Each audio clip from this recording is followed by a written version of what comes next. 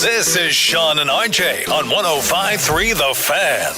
The USA's big star gets nutmegged. Guler still trying to get in.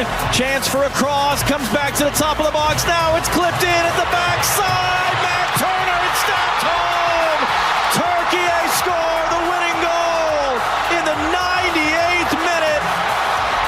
They might be going home tomorrow, but they're going wild now.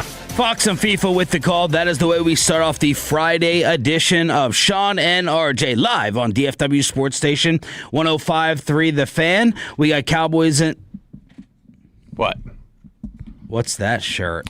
It's after they lost last night, I was like, I should really be more supportive of the game that's going on, and so I decided to wear a Cup shirt, a Ryder Cup shirt, to support the fact that it's been going on. Where'd you get that at? I don't know. They've just been selling a bunch of merch around here for the Ryder Cup. So the Ryder Cup was last year. That's is that not the game that's going on? He's making a joke. Oh. He's making a joke. But I don't think you're allowed to fake support golf either, even with a free T-shirt, given your hatred for that sport. I don't know if it's supporting golf. It's just, like, I don't think if I'm wearing it and I put it on in the dark, because I get dressed in the dark every morning, if you can't tell, then I think that just shows the dismissiveness I have for it. Mm-hmm. And where did you get it? I don't remember. Somebody gave it to me, I think. Okay. Yeah. It's a nice shirt. Yeah, it's a Ryder Cup shirt. Yeah. It's super thin. It feels like it costs $10. My wife attacks Under Armour. My brother's in love with it. My brother swears in Under Armour over Nike, and my wife is like, you're the only one. It's a Maryland thing, with the president. I mean, it's not a Maryland thing, but it's based out of there, created there. Do you guys feel that way? How much Under Armour stuff do you still have? I'm sure I don't even pay attention. I don't even, most of the stuff I have now is Outdoor Voices. That's that Sam's brand where it's like, it's hearing things. No. It's the Sam's brand they have where their shirts are like $8. Oh, but they're those super comfortable, kind of athleisure shirts. Okay, so that's I've fallen off the Lulu train. Yeah, the quality went way down. Oh, it did. Oh, way down. Is that when they started saying it's not for fat people? It went down before then. It had gone down before then, and the fat people really kind of ruined it. But their quality of their and the pricing is still the same. It's actually worse. Whoa. It's more expensive now. It's absurd. Pepe, you got Under Armour and the workout gear? Yeah, I got a couple shirts that I've kept around for years. I mean, I've had them since high school, the same shirts. I just wear them when I mow the lawn, but I'm disappointed, Chop, because I'm one of the Lulus right now. So am I. I got the Reds on. Yeah, but these are the old ones. Is that what drove the price down? Peyton started wearing it. And they're like, oh, God, if Peyton's half my gonna wear wardrobe, it. I mean, almost all of it is now Lulu. This pocket here, right? Half of it's mesh. And that pocket's compromised. I can't play golf. I used to be able to play golf with Lulu shorts. Can't do that anymore. The tee goes right through them. The tee will puncture a hole in them. I need a good, thick pocket. Okay. I think I own one pair of shorts that are Under Armour, maybe. If I don't have shorts, then I don't have anything. Aiden, are the kids wearing Under Armour? Thumbs up, thumbs down? Nah. All right. So. He made a stank face, too. Yeah. Gosh. I didn't realize, though, that's why Eric Abagu probably was the spokesperson for Under Armour, because he went to Maryland, and that company's from Maryland. I didn't realize that until just now. The United States losing to Turkey last night, 3-2. And they reminded us all day it was Turkey, which I refuse. There's a couple of spellings in this World Cup that's making me questioning everything I thought I knew geographically about the world. Yeah, I hate it. It's Turkey, man. It's been Turkey for a million years. Like Turkey, Czechia. It's a Czech Republic. Yeah. What are we doing here? What are we doing? Oh, I just thought Czechia was a country I hadn't heard of before. There you go. 3-2. But the game, and you mentioned this yesterday, the game really meant nothing for the United States. It was about not getting yellow cards for guys that already had one yellow card. It's about resting those guys. It was about getting Christian Pulisic some fitness, some run. And he got that. He was able to. And he was able to show that, I think it was a calf. The calf is fine. And then for other teams, you needed to see, Ecuador had to beat Germany to get in. They did. Certain teams that are waiting. So the way they're doing it this year is it's used to be just the top two teams from the group can make it. But this year, since they've added so many teams, it's the top two plus the top 8 third-place teams from each group, or from the total groups. So you have some third-place teams that are going to miss out. So those teams are sitting here waiting and seeing for the teams to fall and the thing to fall the way they need it to. Some needed Japan to win by 2 or 3 goals. Some needed Curacao to beat Ivory Coast. Some needed this or that. And then, Turkey had nothing to play for either. They were already eliminated. And they still wind up beating the U.S., which I don't know what to take from this. That's the problem with this game. I don't know what to take from it. Like, do I feel like the momentum matters and then the momentum is lost? Or is it like they didn't care, it didn't matter anyway, it's about getting healthy? Or it's about not getting a red card or a second yellow card? So now on to Bosnia. Bosnia. Oh, Bosnia. Herzegovina. Did you look at me for a half second wondering? I was like, wait, does he think that's how it's pronounced? Panama.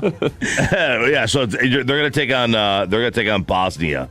So we have in California. It'd be in Santa Clara. It'd be in San Fran. Listen to the Mexican roar. What's it called? State Farm normally? Still California. State Farm or Levi's. Levi's. Yeah. State, yeah. The way it shakes out, the ones we know now, South Africa will play Canada. Netherlands will play Morocco. That's a good one. U.S. will play Bosnia, Herzegovina. Brazil will play Japan. That's a good one.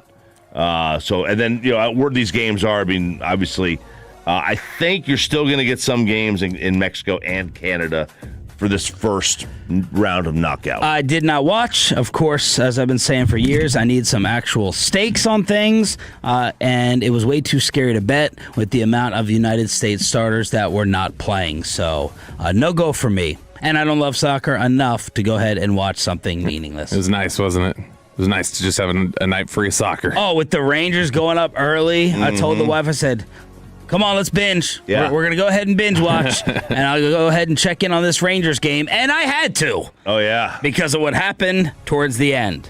1.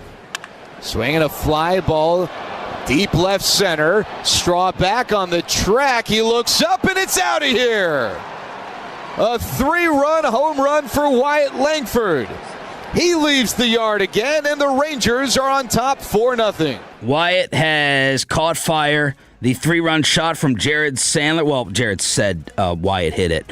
In the third inning to make it 4-0. Berger makes it a 6-run inning with a 2-run shot, number 14, from him in that same frame. And the Rangers hang on to go ahead and take this opener. Yeah, what happened? What has happened to Gausman, who was like, he was one of their prime starters during their World Series run last year. And this year, the dude kind of stinks. I mean, let's be fair. He kind of stinks. His ERA is, 4.5. It's just not now that in general in itself is like, it's but it's okay. But not for a guy who is a top of the rotation or has been thought of as a top rotation guy for the Blue Jays. But they teed off on him.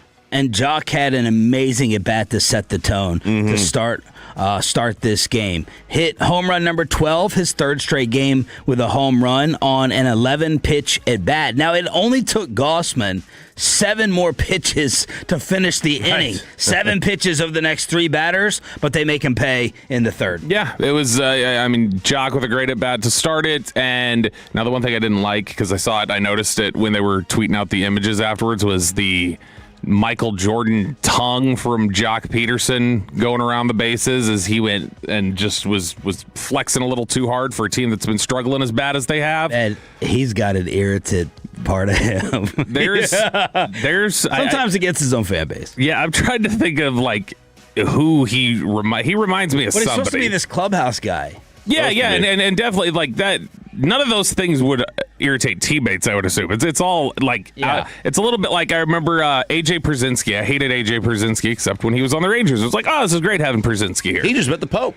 Did he? Gave him the baseball. Yeah, he gave him because I guess the Pope was at the White Sox World Series game, and he gave him a baseball. Yeah, he's a Sox fan. He's also the one who clinching baseball, I think. Yeah, he's also the one who platforms that moron Scott Braun or whatever his name is, the douchebag who wears the chain, who's like G-Bag Nation, some Shack Jack stuff over there, interviewing Rowdy Tellez. Little did he know that was just G-Bag stupidity. It wasn't shock jock. Yeah, that's right. Yeah, but he I don't know if that makes it better.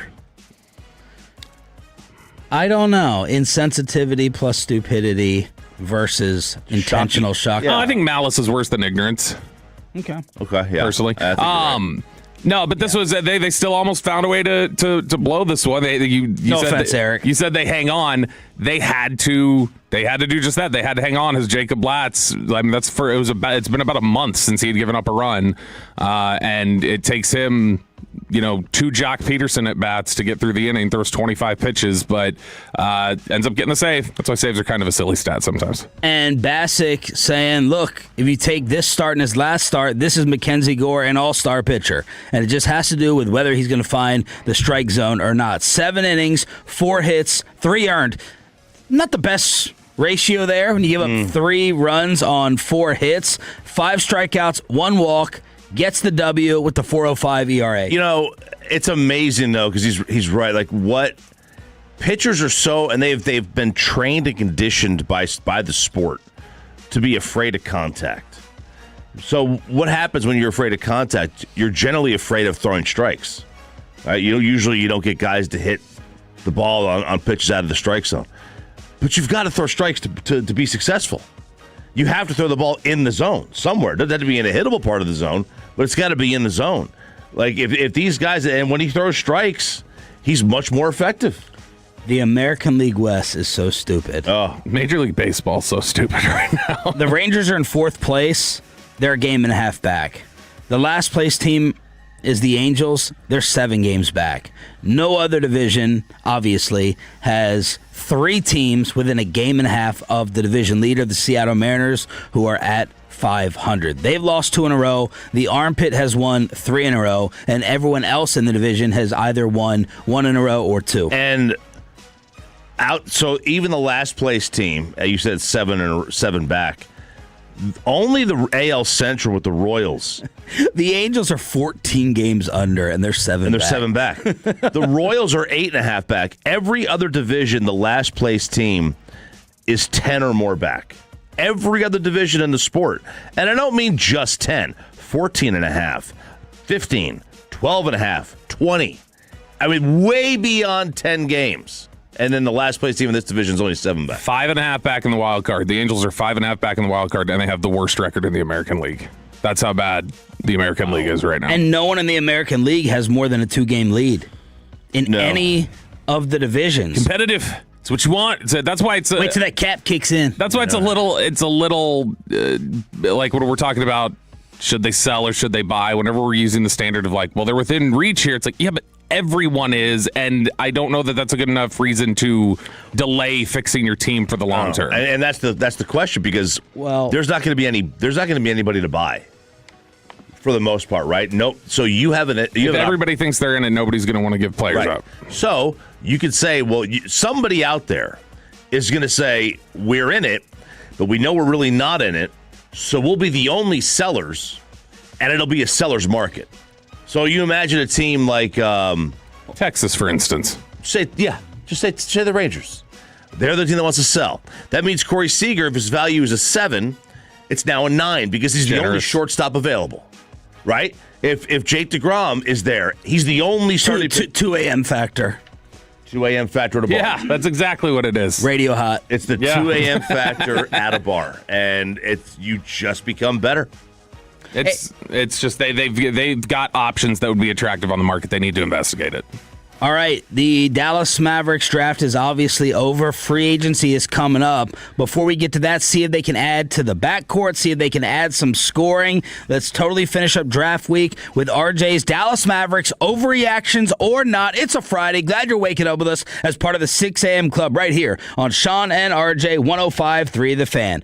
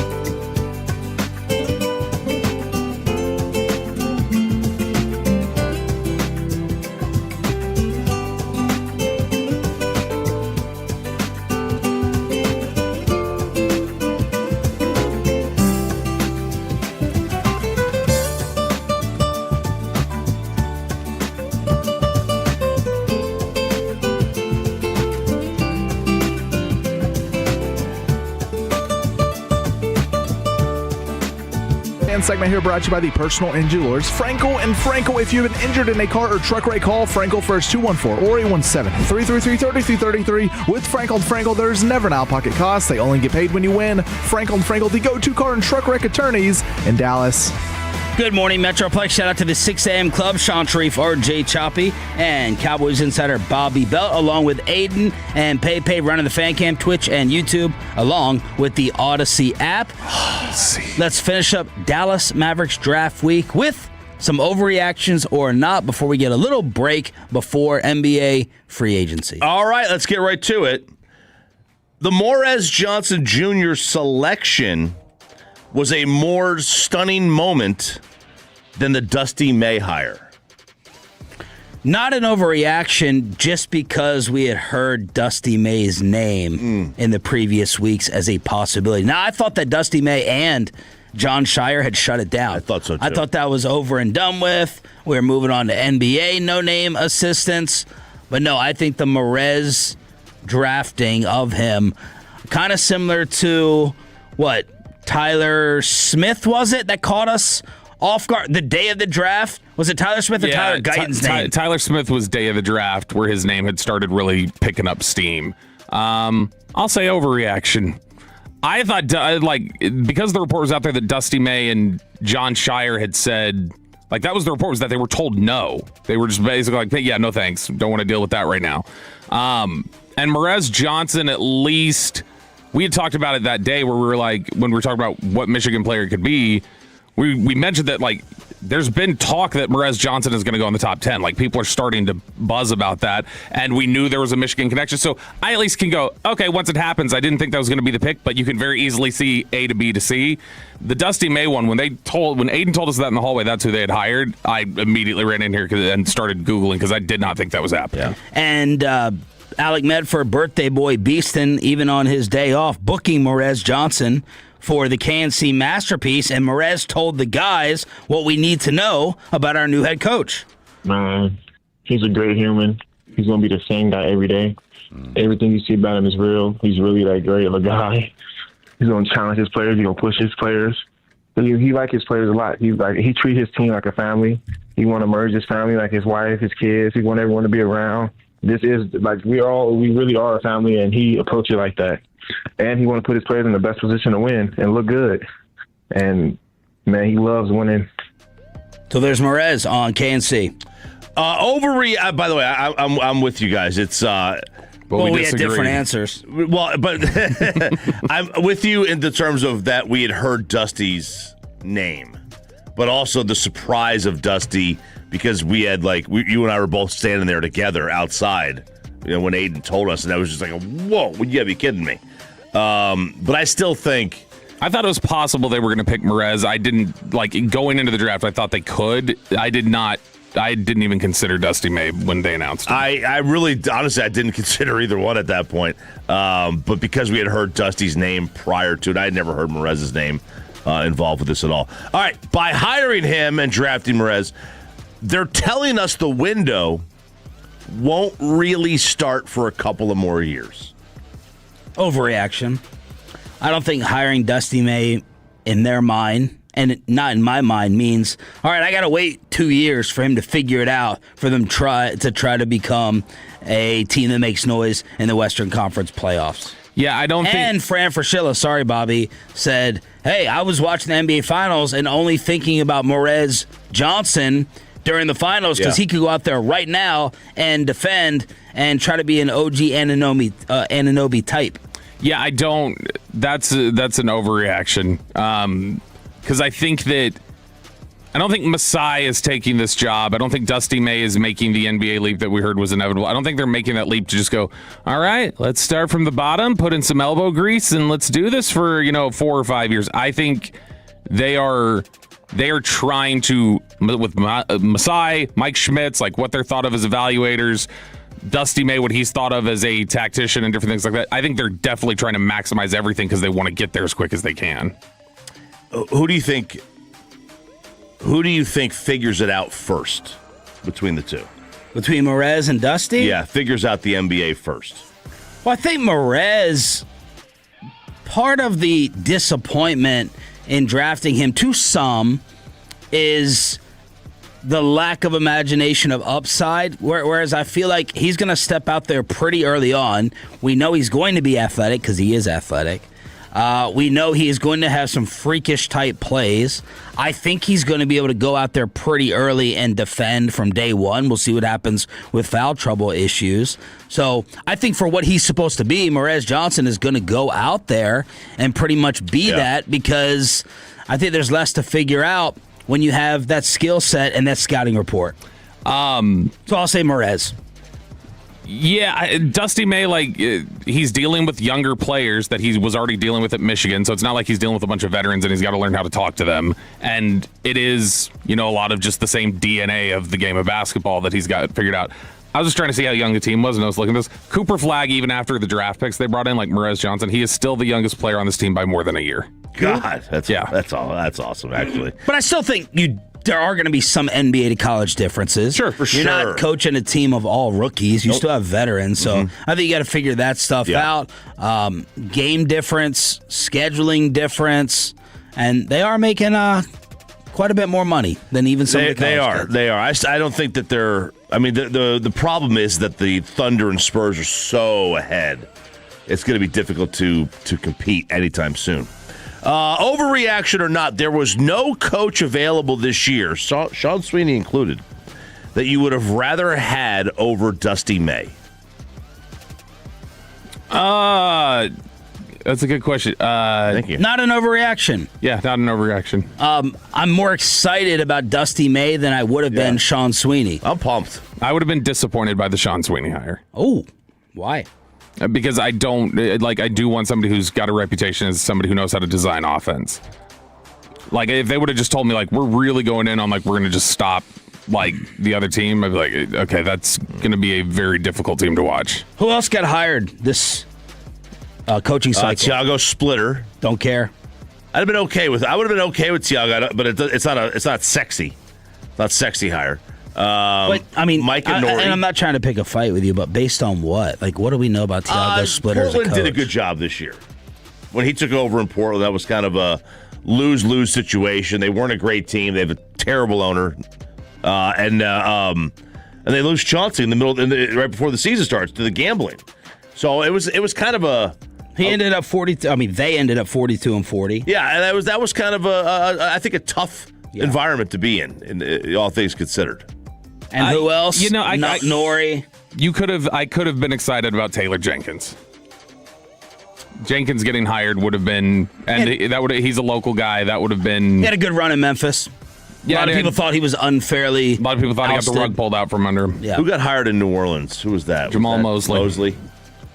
Mosley. No, I'm most excited about Dusty May because of the unknown and the college hype. 1,000%. Overreaction or not, the Mavericks have to take a big swing for a trade.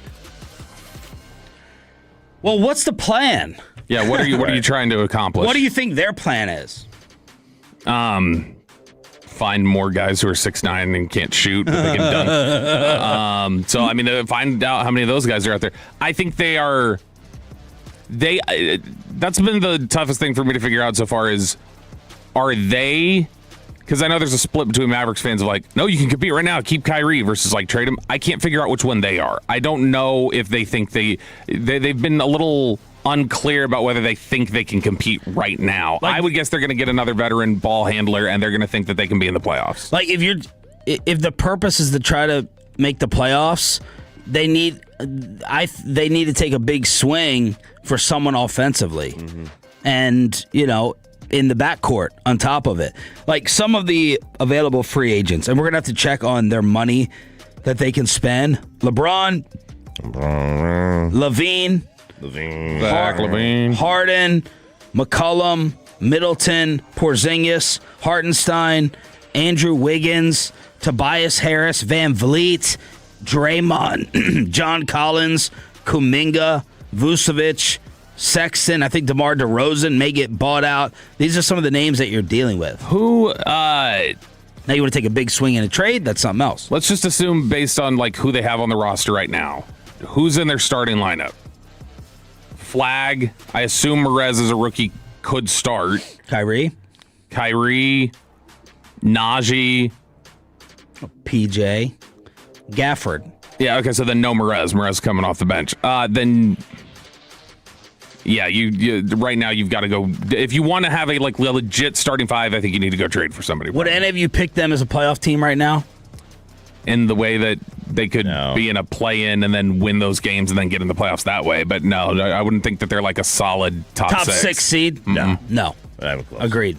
Overreaction or not, after a slow, perhaps rocky start, you are back on the Messiah bandwagon. Nope. Overreaction. Now, I do have a lot of skepticism there. Just because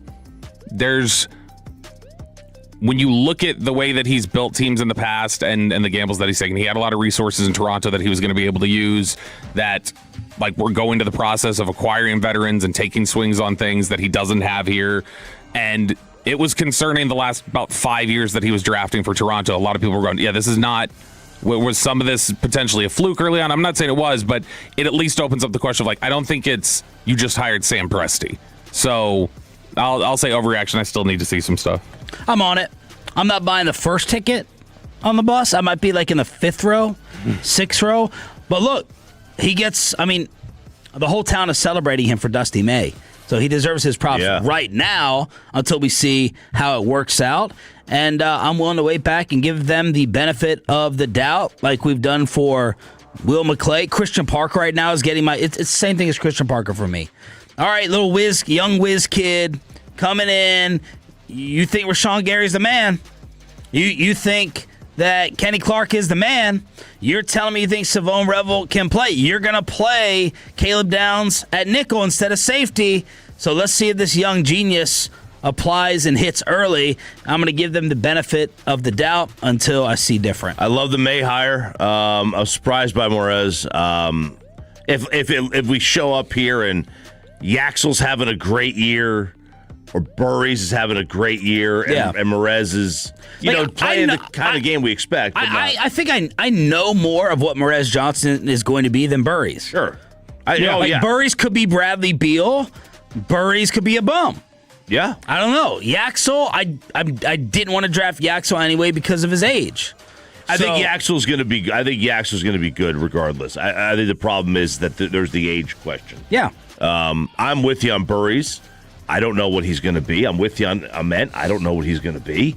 I'm with you on I don't like Ade Mara anyway. It feels like the Merez floor is much higher. The most built in. It's the most stable floor. It's a slab. It's a concrete slab. And when you get a defensive rebounding athlete guy and you don't have to project as much offensively, right. Absolutely. You can kind of say that. This is Merez to KNC yesterday on what we need to know about his offensive game. I like it like that. Keep on underestimating me. I think I'm very skilled, very versatile, able to do everything on the floor when needed. I didn't have to do too much to share mission. My role was very, my role was what it was, So I just want everybody to know that I'm excited to be here, ready to work, and I'm doing whatever it takes to help the team win. By the way, on the Yaxel front, you mentioned how old he was and if they would have picked him. Post-draft now that they've picked the 4 players they did, the Mavericks currently have 12 players on their roster that are younger than Yaxel. Gosh. He would be really close to one of the older players they have. All right, last one. The Maverick, get the Post-it notes out. The Mavericks will be in the conference finals before the Rangers or Cowboys are in theirs. Overreaction, I would pick the Cowboys first. Yeah. Zach Wilczuk already told me they're going to be there. Yeah, which means you just trust Zach more than you trust Blake Elliott. Oh. Yes. But no, I would say overreaction. I don't know how likely any of the 3 are, but I think the Cowboys probably have the best chance. It's not the Mavericks. I'm just trying to debate whether it's the Cowboys. Not the Mavericks. You think the Rangers have a better chance to get to their Final Four than the Mavs? Just because the sport. If we're 2 years into this and the Mavericks and none of them still have, then the answer becomes the Mavericks. Then it becomes the Mavericks. But from right now, the Cowboys. Yeah, probably the Cowboys, although... Would you put Mavericks third behind the Rangers? Right now? No. The Rangers would be last. Game and a half. Man, baseball's so weird. That's the only thing. Game and a half from worst record in baseball. Yeah. The Mavericks definitely have Sweet a baseball, brighter though. future. The only thing that's keeping me there is like just the randomness of baseball. RJ Choppy with the Mavs overreaction or not. We got a final ticket giveaway for you in the 7 o'clock expressway along with the junk drawer on DFW Sports Station. They're starting to come after Robo. We'll tell you the very latest next.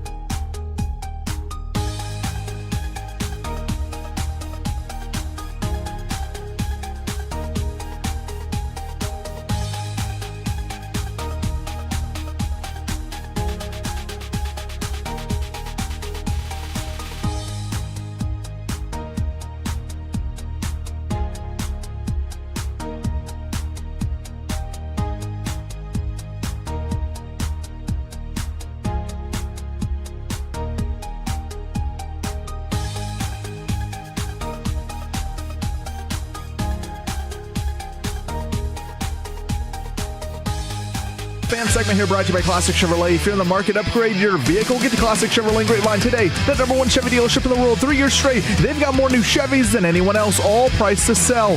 Visit ClassicChevrolet.com. This is Texas. This is Classic Chevrolet. Together, let's drive, relax, enjoy the difference based on new Chevrolet registrations 2023 through 2025. Be prepared for Robo to roll out. Elliot Friedman, Sportsnet with the hockey coverage, said the Seattle Kraken were given permission yesterday to negotiate with Jason Robertson, but he turned down an 8-year contract in the $15 million range. Now, that hockey money is different, but we're talking about $15 million a season. Dallas Stars. Not 8 for 15. So, is this inevitable that Jason is gone? The Stars giving permission to try to work out a sign and trade? If it's at that cost, I think it is. And, teams, some of the reports are saying the Stars have told teams that have inquired about him via trade, they want a Mikko Rantanen package. And for those that don't remember, they gave up 2 protected firsts, 2 thirds, and then Logan Stankoven. Ooh. Who became and he was a good player here, but he became a really, really good player at Carolina, even more so, and a major piece of their cup. So that's a haul. Yeah, there's an appetite for it, though. Yes. It's just Jason Robertson so far has not had an appetite to go to the teams that have been willing to offer it. Right, like Seattle, he had no interest in negotiating with them. And we'll see. I don't know, is he... Contract average annual value, $15 a year. This is from Spotrac. Yeah. Makes him the second highest paid player in hockey. Yeah, Kaprizov is the only one higher. Wow. Yeah, and until Jack Eichel won a cup a couple years ago, you never saw a guy win with over a $10 million contract. Everybody that I saw commentating on it yesterday, like fans and different things like that, they were interpreting this to mean it's not about 15. It's not like I want 16. It's Robertson said, I don't want to play for Seattle. I don't want to play for St. Louis. This is about fit, and I don't want to go to those 2 places. And I don't know, does he want to go to Canada? Because, obviously you got, 6 teams up there? He's an American kid. Does he want to go to Canada and play? I mean, he's an LA guy. He was a Kings season ticket holder. So, where does he want to go? And fit is a major part of that. This is going to be, because they have until, I think, the 1st to trade him. They can just trade his rights. The Athletic is also reporting that Chicago is among several teams that have inquired. And Chicago, with Bedard, that'd be intriguing. That would be one of those new fun teams that the NHL would love that. They would love Chicago to be good again. The offer sheet compensation to the Stars in this type of scenario would be 4 first-round picks as a restricted free agent. Yeah, so if he signs a deal, an offer sheet that's over X amount of money, I think it's over 14, the other team has to give the Stars 4 firsts in a 5-year span. Now, those are all at once. Those are all in 1 year each. So you don't get them all at once, you get them one a year. So, for example, if they were to just trade them today, if there's a team that has 3 first-rounders tonight, I think because the draft's tonight. It's $12 million, by the way. It's not 14. 12 million. Yes, okay. So if there's a team with 3 first-rounders in this year's draft, they could send them all to the Stars. All right now. As opposed to doing just one a year. So it depends on what you want as an organization. So I guess, in my mind, mentally resigned to losing him. Now, how do we get in this position to where they're not paying him? Why? Why are we here? It's just, he's become a much better. He's continued to progress as a player. He saw 2 years ago that he was going to be in line to get this kind of money. And, for whatever reason, the Stars didn't sign him earlier. They had big-time contracts anyway that they were trying to pay for. But also, I thought, if they knew this day was coming, and it's hard to tell they didn't, why didn't you try to move him earlier? Last year I kept saying, let's trade Robo for Brady Tkachuk. Ottawa eventually traded Brady to Florida.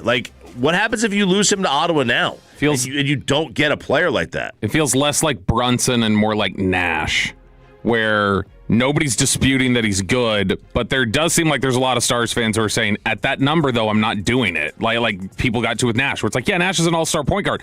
I'm not doing it, though. I'm not going to pay that. And then ultimately you look back and go, man, I kind of regret that. Maybe you'll regret it similarly with Jason Robertson, but they're already paying Harley a lot of money. They're paying Miko a lot of money. They would have, I think, the highest, if they paid Robertson 15, I think that would be the highest paid duo in hockey.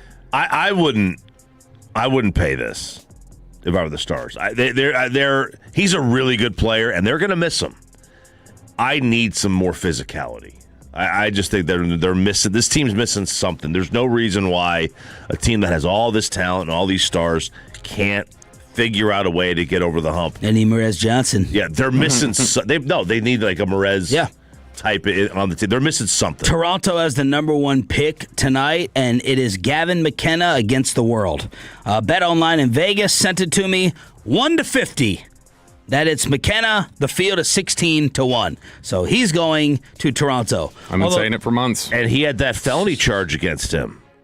Oh. Yeah, he did. What was it? Something with his mom? Let's see. I don't like to throw out felony charges. I didn't know whether you were talking about him or who knows.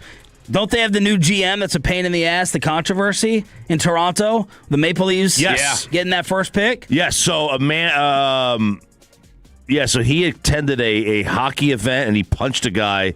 The guy's required surgery. He was charged with first-degree felony aggravated assault. So he did not hit his mom. Let's just be clear about that. I think it was defending his mom, or it had something to do with defending something. I thought I remember mom. Let me look it up. Yeah, let's find it. Good Lord. Yeah, let's not lean on it. Like, how sure he chopped? It's not like a bad 60%. thing. It's not a bad thing. No, I know, but the suggestion made it sound like first like he was whacking his mom. Oh no. All right, Fanatics is telling you if you harass players in sports that you're betting on, we're going to ban you. I think this is fantastic. I think this is great. This is a way for them to try to quiet some of the athletes who are like, man, this gambling stuff has me getting death threats because the under doesn't hit, the over doesn't hit, and then all of a sudden I gotta watch, out for my family as I'm dropping them off at school. Well, now this gambling site is saying we're gonna use this technology to track down your social media, figure out who you are, and ban you forever from our platforms. Does everyone else love this like I do? I do. I don't know. Is this going to be one of these things where it's like a nice policy in theory, and then we find out like enforcement's really difficult, or like their ability to funnel the requests and keep an eye on it makes it difficult? Like, I just wonder I wonder if it's one of those things where it's like it's a nice signal, and in practicality, just maybe it doesn't actually change things nearly as much. But whatever it takes to cool it, because that is the complaint you most frequently get from athletes about the gambling thing. It's just the inundation of aggressive threats that they get and that their families get whenever something's related to that. They're going to launch this during the football season. According to an NCAA survey, 46% of men's basketball players received negative or threatening messages from individuals who bet on their games. And they're trying to go ahead and shut it down and say enough is enough. So this is just social media? Like, if you're at a game and you start like booing a player, like, you bum, like, can you make that shot? The guy. No, this is about threats. I think. I like clearly this sounds more like social you're media. harassing them. Yeah. Right now, it's social media abuse. Then I don't like to necessarily punish people for what they say on social media, but when it's a threat, like an actual threat, I think a threat on social media is no different than a threat in person. Yeah. I mean, they're probably not going to be carried out as much, but they should be taken seriously. Right, because, what you can't totally dismiss it. They're broke. They don't have the resources anymore. They lost their bets. They don't have the resources to get to those people. Because, what are you going to do when Joe 1649325 guy, that's his ad. It's obviously it's a guy who does not want to be identified. Right. Fake name, fake everything. How you gonna police that? I don't think of that as fake name a lot of times. When I see that, I think of like you're an old person who did not know how to fix your Twitter handle, so you took the default one they gave you. Okay, yeah. So next time you harass, talk smack to one of the Cowboys or college football players during the season, just know, at least with Fanatics, you could be banned. New York Knicks championship trash can fallout. Woo! Woo, man. Angie Baez continues to face the consequences of her action during the Knicks championship parade. She is the one that took the trash can, dumped everything out, and then walked away with it. Just a hideous display of humanity was that Knicks parade. But she worked for J.P. Morgan Chase, the same company that had the thing that you read. One day I was out. Yeah. It was Sean read the fake seduction. The seduction. Yeah. That everyone kind of wished was real. I mean, I'm glad we got the transcript for you to read. Is all I'm excited about. So they, what a summer. What a summer for J.P. Morgan Chase. Yeah. So anyway, they found out, they did an internal review, and she is no longer with the company. Is that something she should be fired for? I don't like it. No, I don't think so. She dumped out a trash can. Yeah, I mean, I think it's just it's less that she's fired for the bad publicity. It's one of those like catch-alls, like when the NFL's got to like conduct detrimental. We're just gonna call it that. It's J.P. Morgan just saying, okay, well, we're gonna fire you for conduct detrimental because you've hurt our brand, and now we're having to deal with stuff. She was an executive, though. Your voice this week has been cracking. What's going on? I don't know. Menopause? Menopause, that's right. So she was an executive. She looks like one, yeah. She looks like she would be an executive. That's exactly what I thought she did. She looks like she's actually taking out the trash as her job. It's a fake job. It's the executive director of community and industry engagement. I don't know what the hell that is. The senior role carried significant responsibilities, placed her in prominent public-facing positions. She was promoted. New York. Yeah, she was promoted for card and connected commerce at the investment bank. She was She was a executive director of DEI. Prior to that, at a well-known restaurant review recommendation platform. So her resume is now posted online. They posted her resume online. They're doxing the hell out of her. But yeah, so she dumped this thing out, and the sanitation department of New York City decided they were going to do one final, kind of one-up on her, and they posted it. They posted a photo of the trash can that just kind of said "home" on it. And it's right in front of the sanitation door, and they fined her $175. So their response was to make fun of the homeless, to say this is her home. Oh yeah, well I guess so. Yeah, right. The trash can is now made at home. And then winning the championship is going to cost you at FanFest. Yes, it is. If you want to go to Fanatics Fest to take a photo with a Knicks player, there are going to be 7 players. Landry Shamet, it's going to cost you $142 to take a photo with him. Oh, still less than the fine homegirl got. Jose Alvarado, $169 to take a photo with him. Nice. Same for Mitchell Robinson. Mikal Bridges, $283 to take a photo. Same for Josh Hart. Cat, $338. And if you want a photo with Jalen Brunson, it is going to cost you $935. Will Jalen Brunson take the maximum amount of photos with that charge? Will he fill up his availability? Yeah. I would imagine that. I want to know how they that. Definitely sounds like they had some sort of formula they were doing where they're like 338 for you, Cat. We're gonna do this there. That sounds like they had some sort of equation they were using. All right, let's see if the Friday vibes are ruined because everyone is coming to the defense of her. And I don't want Bobby to fight with all of us about it. The new controversy that has taken over the sports world in the past 24 hours. Next. Let me go ahead and get you set up with Hurtado Barbecue. So...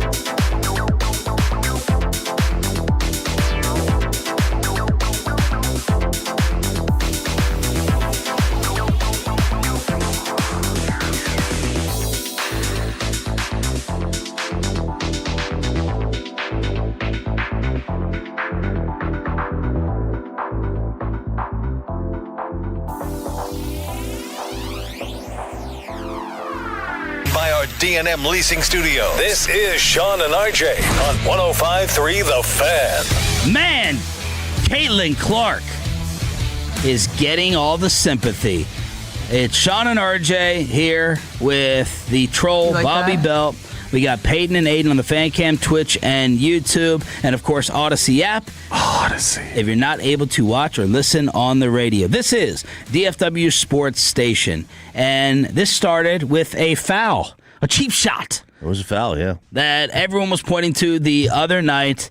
The internet has lost their minds over it, with Caitlin Clark's neck getting attacked. So this is a game between the Fever and the Mercury. And the Mercury, of course, Bobby, are from Phoenix. Alyssa Thomas received a flagrant foul 2 and a 1-game suspension for, quote, recklessly making contact with her fist to the throat area. So Clark was on the ground. There was a scrum for the ball. Alyssa Thomas goes on the ground as well. And then she's kind of like kneeling over her, and she has like her arms like extended on Clark's body. So her right hand, it's in a closed fist, is on Clark's right shoulder. And then when she goes to get up, it pushes down into her neck, and it goes into her neck. And everyone's like, that's the punch. Protect your neck. The punch heard round the NBA. Now, you thought this was incidental. I thought it was. I didn't think it was. I don't like to call it a punch. I'm like, that's not a punch. Okay. Right. What should it have been called? What's the ruling on it in your mind? What do they call when they when you sack the quarterback and you put all your weight on the guy? Personal foul. No. What's the pancake him? No, not leverage. It's not a pancake. It's crap. I can't remember. Driving them into the ground or something like that. Yeah, whatever it is. So it's like she did excessive pushing into the ground. She didn't need to do that. Okay. She used Caitlin to get her to prop herself up, to get herself up. I don't know that she was. So what's the ruling? She's looking at her face the whole time with her hand on her throat. Now, no foul was called on the play. Yeah, no foul was called. They went back, unlike Wemby, and gave her a flagrant foul 2 and a 1-game suspension. She also kind of did something afterwards. She got up. She stood over her. Well, she made contact with her as well. Yeah. So give me the ruling. Stop dodging it. It's a flagrant. I don't think it's a suspension. I don't think it's a 1-game suspension. I think that's a bit much. Flagrant 1? Yeah. Bobby, what is it? Objectively. Yeah, it's a flagrant 2. Technically it is not a punch. She didn't like throw a punch. It slipped. It's a fist that she like pressed against her throat. Like it's yeah. It would meet. Do we think it was intentional? Yes, I agree. Yeah, it's 100% intentional because the dynamic the Wings never wanted to talk about existed here, which was Alyssa Thomas's wife, who she plays with on the court, had just gotten into a scuffle with Caitlin Clark like 2 minutes before, and Caitlin Clark like followed her to the bench. And by the way, this is not just like poor as it. Caitlin Clark definitely comes off like a dirty player to me. Like when you see some of the stuff she does, she is like chippy and like she's an irritating. She's like, purposefully an irritant. I'm ready to fan count. She's 100% like she gets under people's skin. Yes. It seems like it's a tactic that she likes to use. And so yeah, she this is then what'd you just do to my lady? I'm gonna come mess you up now. Yeah. Now I gotta beat your ass. It's at least a flagrant 1. Do you think she's suspended if it's not Caitlin Clark on the ground? Well, we wouldn't know the story because nobody watched it. I think that's a fair point. The big story to all this is everyone, the big national talking point, because it wasn't originally called a foul at all, is why does this league continue to disrespect and not prop up the Golden Goose? Right.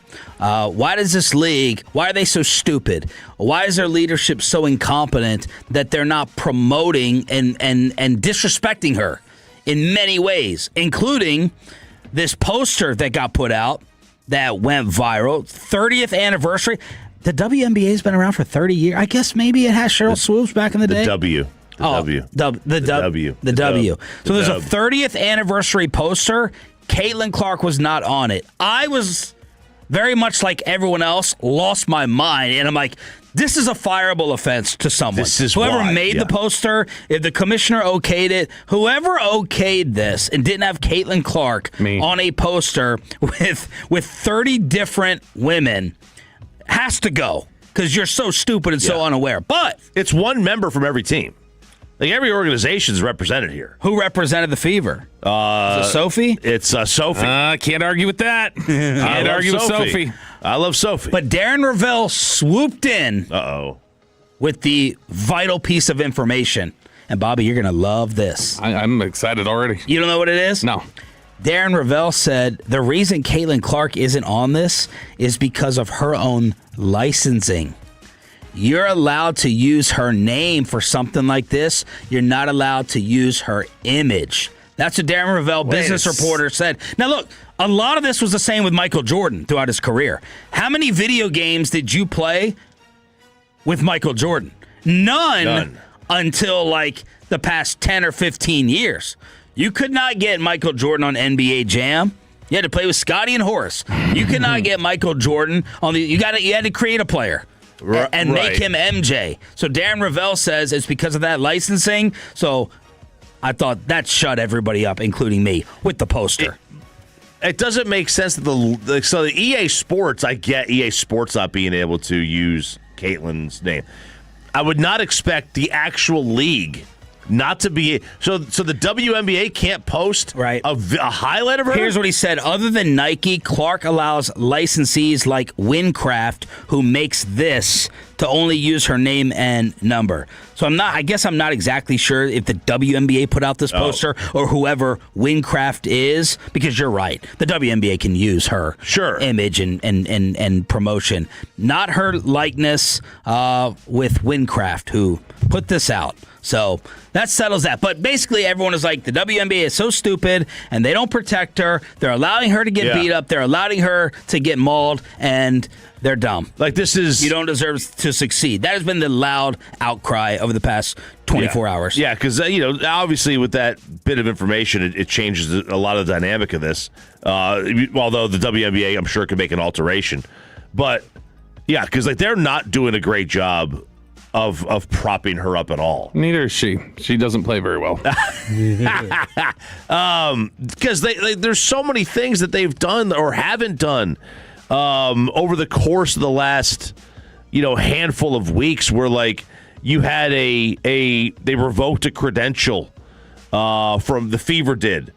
They revoked somebody's credential for an incorrect report.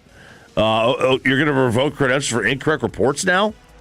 Could you imagine doing that in the NFL every time somebody gets something wrong? Yeah, Clarence would be banished. He wouldn't even be able to put they wouldn't even put the star in his GPS. He wouldn't even be allowed to.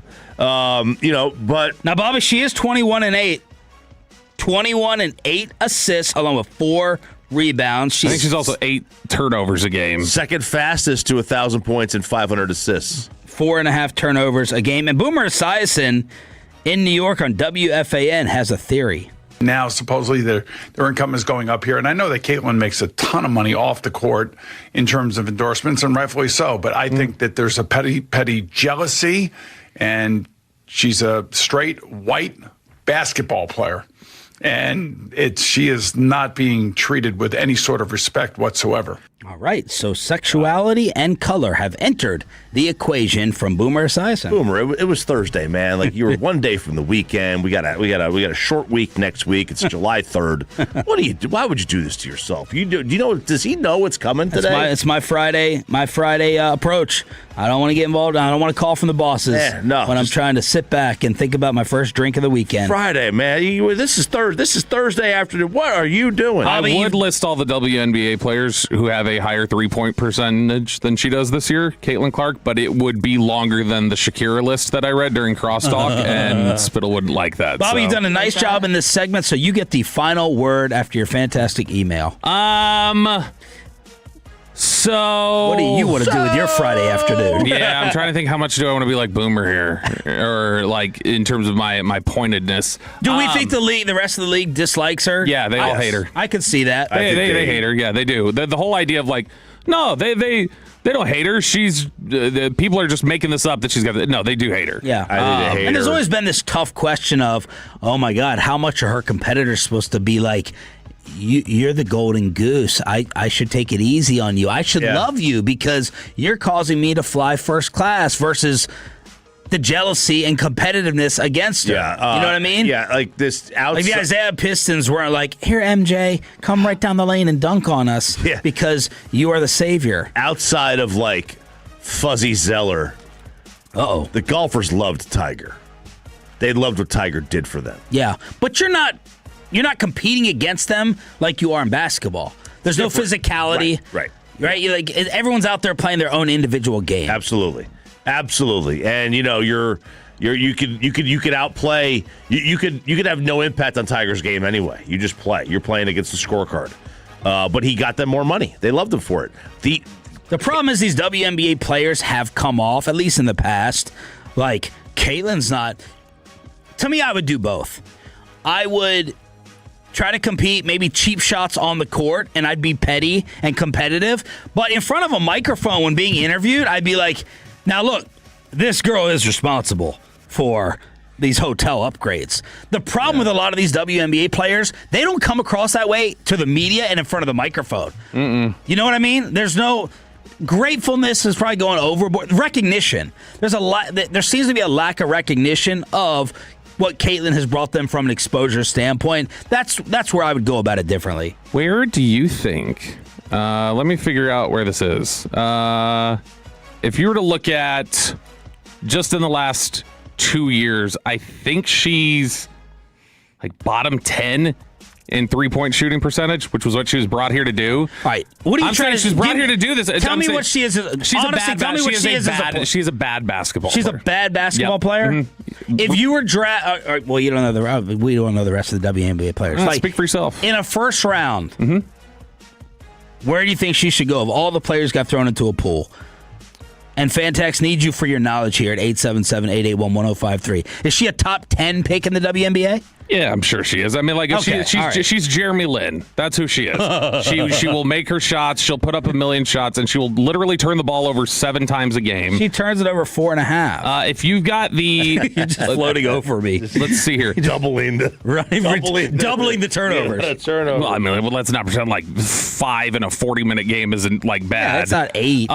She is, out of players that have taken 100 threes in the last 2 years, where do you think she ranks in the WNBA in three-point percentage? Very low. What number? How many? Out of 100, her three-point percentage would take 100 threes. She should be, in my mind, she should be like 30th, 35th. There are 84 players who've taken at least 100 threes during that time. She is the 63rd most efficient shooter. There are 62 WNBA players that are more efficient from behind the line than her. It's just... there's a lot of players who have bad field goal percentages. But I can see why players. the rest of the league would be annoyed. Don't tell me this is my savior, that she changed things, and then she's playing like this. Like and you guys are giving her like a level of respect that she, as a player, has not earned yet. Can you find me WNBA PER? No. Nobody can find that for you. What the hell question is that? Can we find a stat that it would be on Basketball Reference. that we can agree on the most to define how good she is, quality of play, efficiency? I know that Bobby is not going to recognize it if it turns out that she is very high on a WNBA PER. Oh, God. Does this mean they're updating the site, Bob? When it's, let's see. Hang on a second. My God. We can't. Wait a minute. If you just want to take out of those same, because I'm not looking at the whole league, I'm just looking at the three-pointers, the people that I had searched. Out of those people who tried 100 three-pointers, she is outside the top 50 in effective field goal percentage. Okay, what about her PER? assists? Her PER is 20.5. Is that good or bad? It's pretty good. That is pretty good. Let's go. What's that ranked in the league?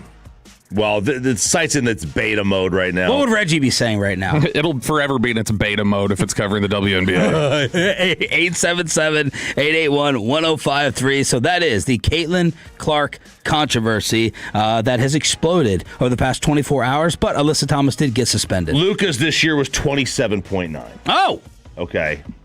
Very impressive. Which still doesn't tell me relative to, like, is 7 the gap or what? Well, I'll give you Cooper Flagg's. Cooper Flagg's PER this year was 17.9. So she's having a better year than Would you Cooper Flag. shut up? No, Shut up! Well, according to the stat, I have not watched a single second of her games. Bobby goes after an NFL list. We have a ton of NFL lists to argue about. Back to sports. What better way to start a Friday? Commercial free in the Expressway with a final ticket giveaway after this. Hi, Babe Laufenberg here to tell you about my friends at Classic Chevrolet in Grapevine.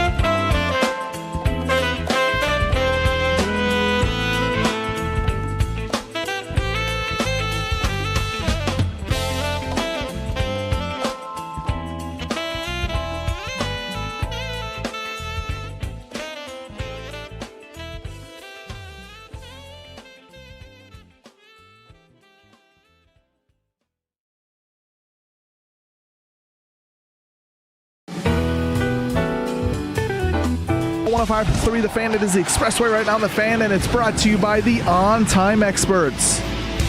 Hey, good morning, Metroplex. Let's stop talking about that. Be aware of the clock. Fred, Sean, RJ, and Bobby on DFW Sports Station 105.3 The Fan. Boy, Kevin Hagelin really did look like he wanted to break Fred Davis. He can't. Fred Davis is one of the people I would not fight up here. But yeah, he was not happy with him dragging out the clock. And that's coming from Kevin, who is usually 2 or 3 minutes late. Kevin Lateland is the way he should be described. I mean, they don't have any commercials, so. Should we just start taking shots today on a Friday? I mean, Kevin's not listening. He never listens to the show. So That's right. All right, we are, I guess, going to take some shots as we have 3 different football lists, and I'm trying to decide where to start. I think we'll go Barnwell, Prisco, and if we have time, the college one. Oh, okay. So, Bob, start us off. Okay, I can only tell you about 2 things on here because I stopped reading after 2 of them. I genuinely have no idea what the rest of this list says. So Bill Barnwell came out with his annual skill position player rankings. And whenever there's a Bill Barnwell list out, I love to take the opportunity to educate the public on the fact that this is the phoniest smart guy in all of sports media and that he's one of the dumbest writers out there. And I honestly think at this point he's either dumb or he's a troll. Like he's one of those things. So whenever we get one of these list articles, I will do the same thing every time. I go to it and I go, all right, where are the Cowboys? And then from there I look who's immediately like in front of them. And I start looking in front of them and I start processing, should they be in front of them or not? Do I have any issues with this? Then after I process that, then I look who's behind them that should be ahead of them probably. And that's how I'll kind of think about it. So he came out with his skill position rankings, which are wide receivers, tight ends, running backs. He's ranking that for every team. The focus is the starters. So you're not going to like, well, their receiver 5 is better than this one. He is focusing only on who he wants for 2026. He is including injury as a part of this value and as part of this ranking. So if he thinks they're like going to get hurt? If you're an injury-prone player, that would deduct points from you. Okay. Receivers are significantly more valuable than tight ends and running backs. So if you have the best receivers and bad running backs and tight ends, that'd be better than if you had the best running back and bad receivers. Right. So that's how he generally goes about this. So I thought about that and went, okay, I'm guessing Dallas will be around 5, something like that. I was thinking 4. I was thinking they'd be behind Cincinnati and Detroit, and I have no idea if they were behind Cincinnati and Detroit. You stop reading it. Let's start at 1. The Detroit Lions are number 1. Oh, good for them. Okay. In the last 2 years, they've been 7-2. I don't have a major issue with this. 7-2 in his. They were ranked 7th in 2024 and then 2 last year. Okay. I don't have a major issue with this. My issue would be Jameer, Amon-Ra, Jamison Williams. And then Sam Laporta. My issue would be Laporta has been hurt. Jamison Williams is also a big hit-or-miss guy. I know that because I have him in fantasy. 2 years ago, he helped me beat Peyton and everyone else and win the championship. And last year, I think I may have missed the playoffs. He had 1,100 yards last year. Not sure, though. He's a big hit-or-miss guy in terms of like the blackjack table and his parlays and stuff, too.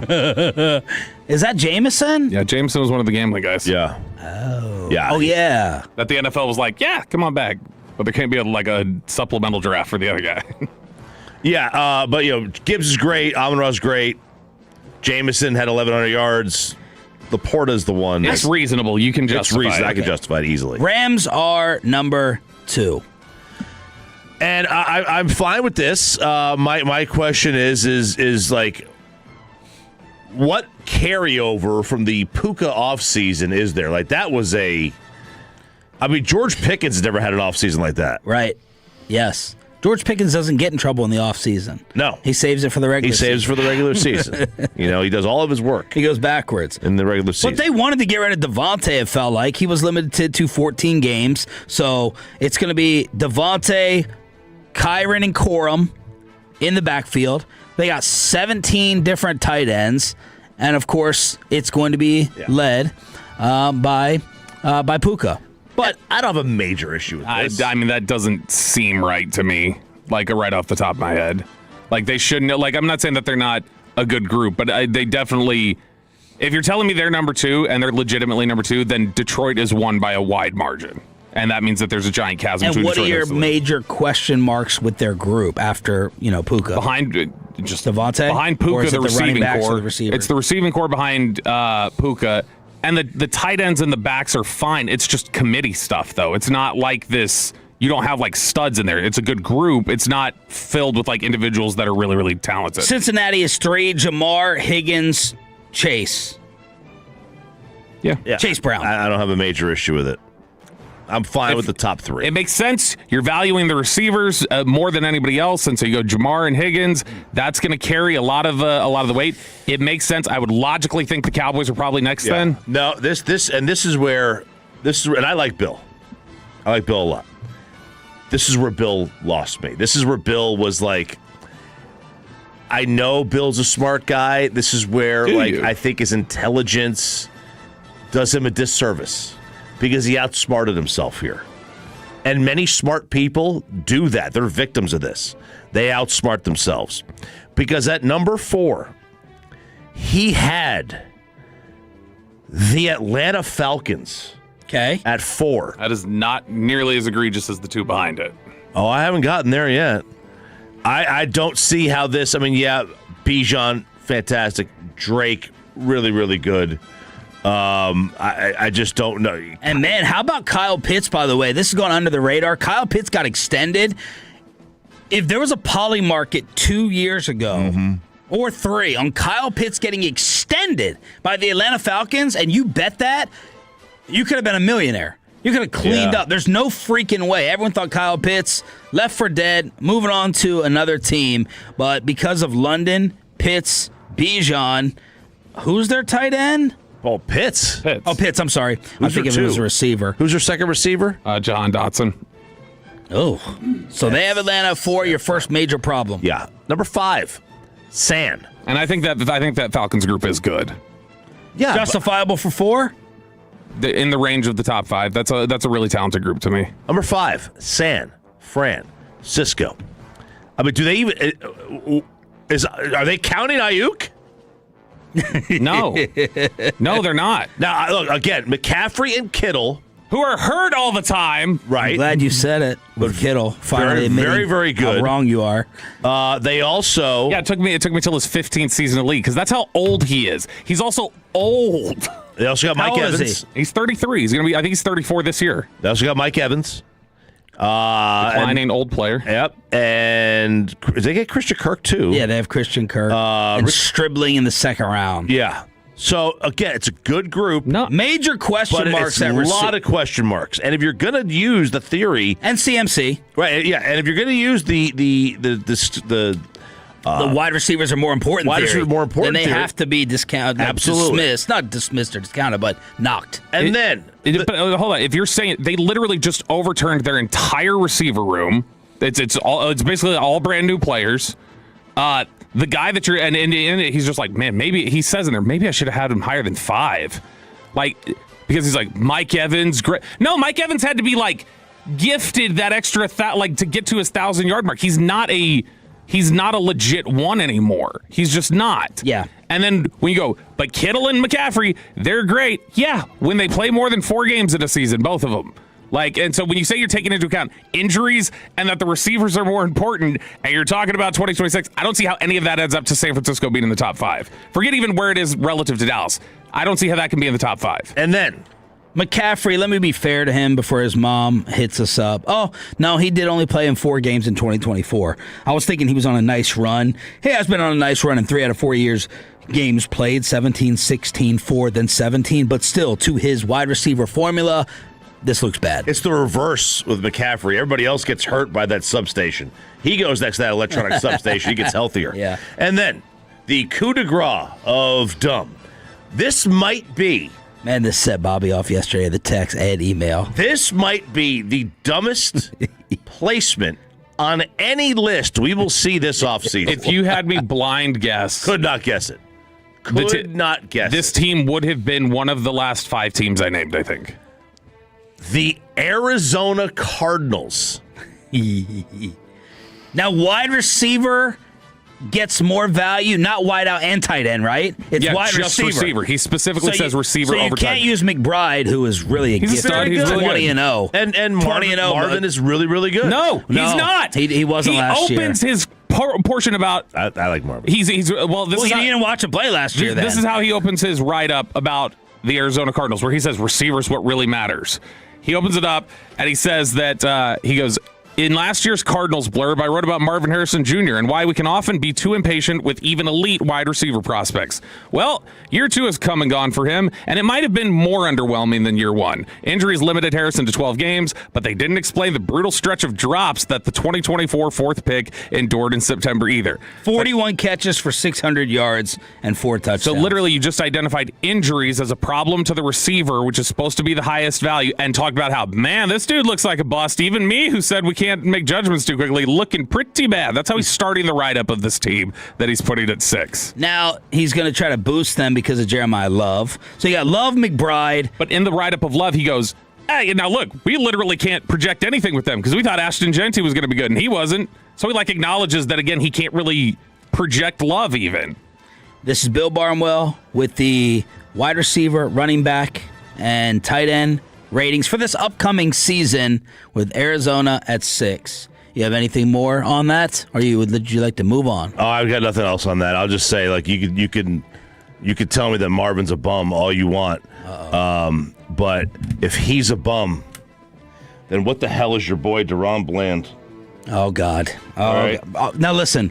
I want you to be calm here. I want you to be chill. Look at that on the ground. RJ, on the ground. RJ, you didn't watch him play. Choppy getting us a copyright notice, playing highlights on the fan cam. Droopy-eyed child, like an armless child. Oh my God! Sitting there on the ground, the bum that he is. Damn! If Marvin stinks, what is your boy? Hey, DaRon Bland. You have to ask Tad for DaRon in our. You got to ask Tad. And we got to replay this. You got to ask DaRon. What you got to ask that?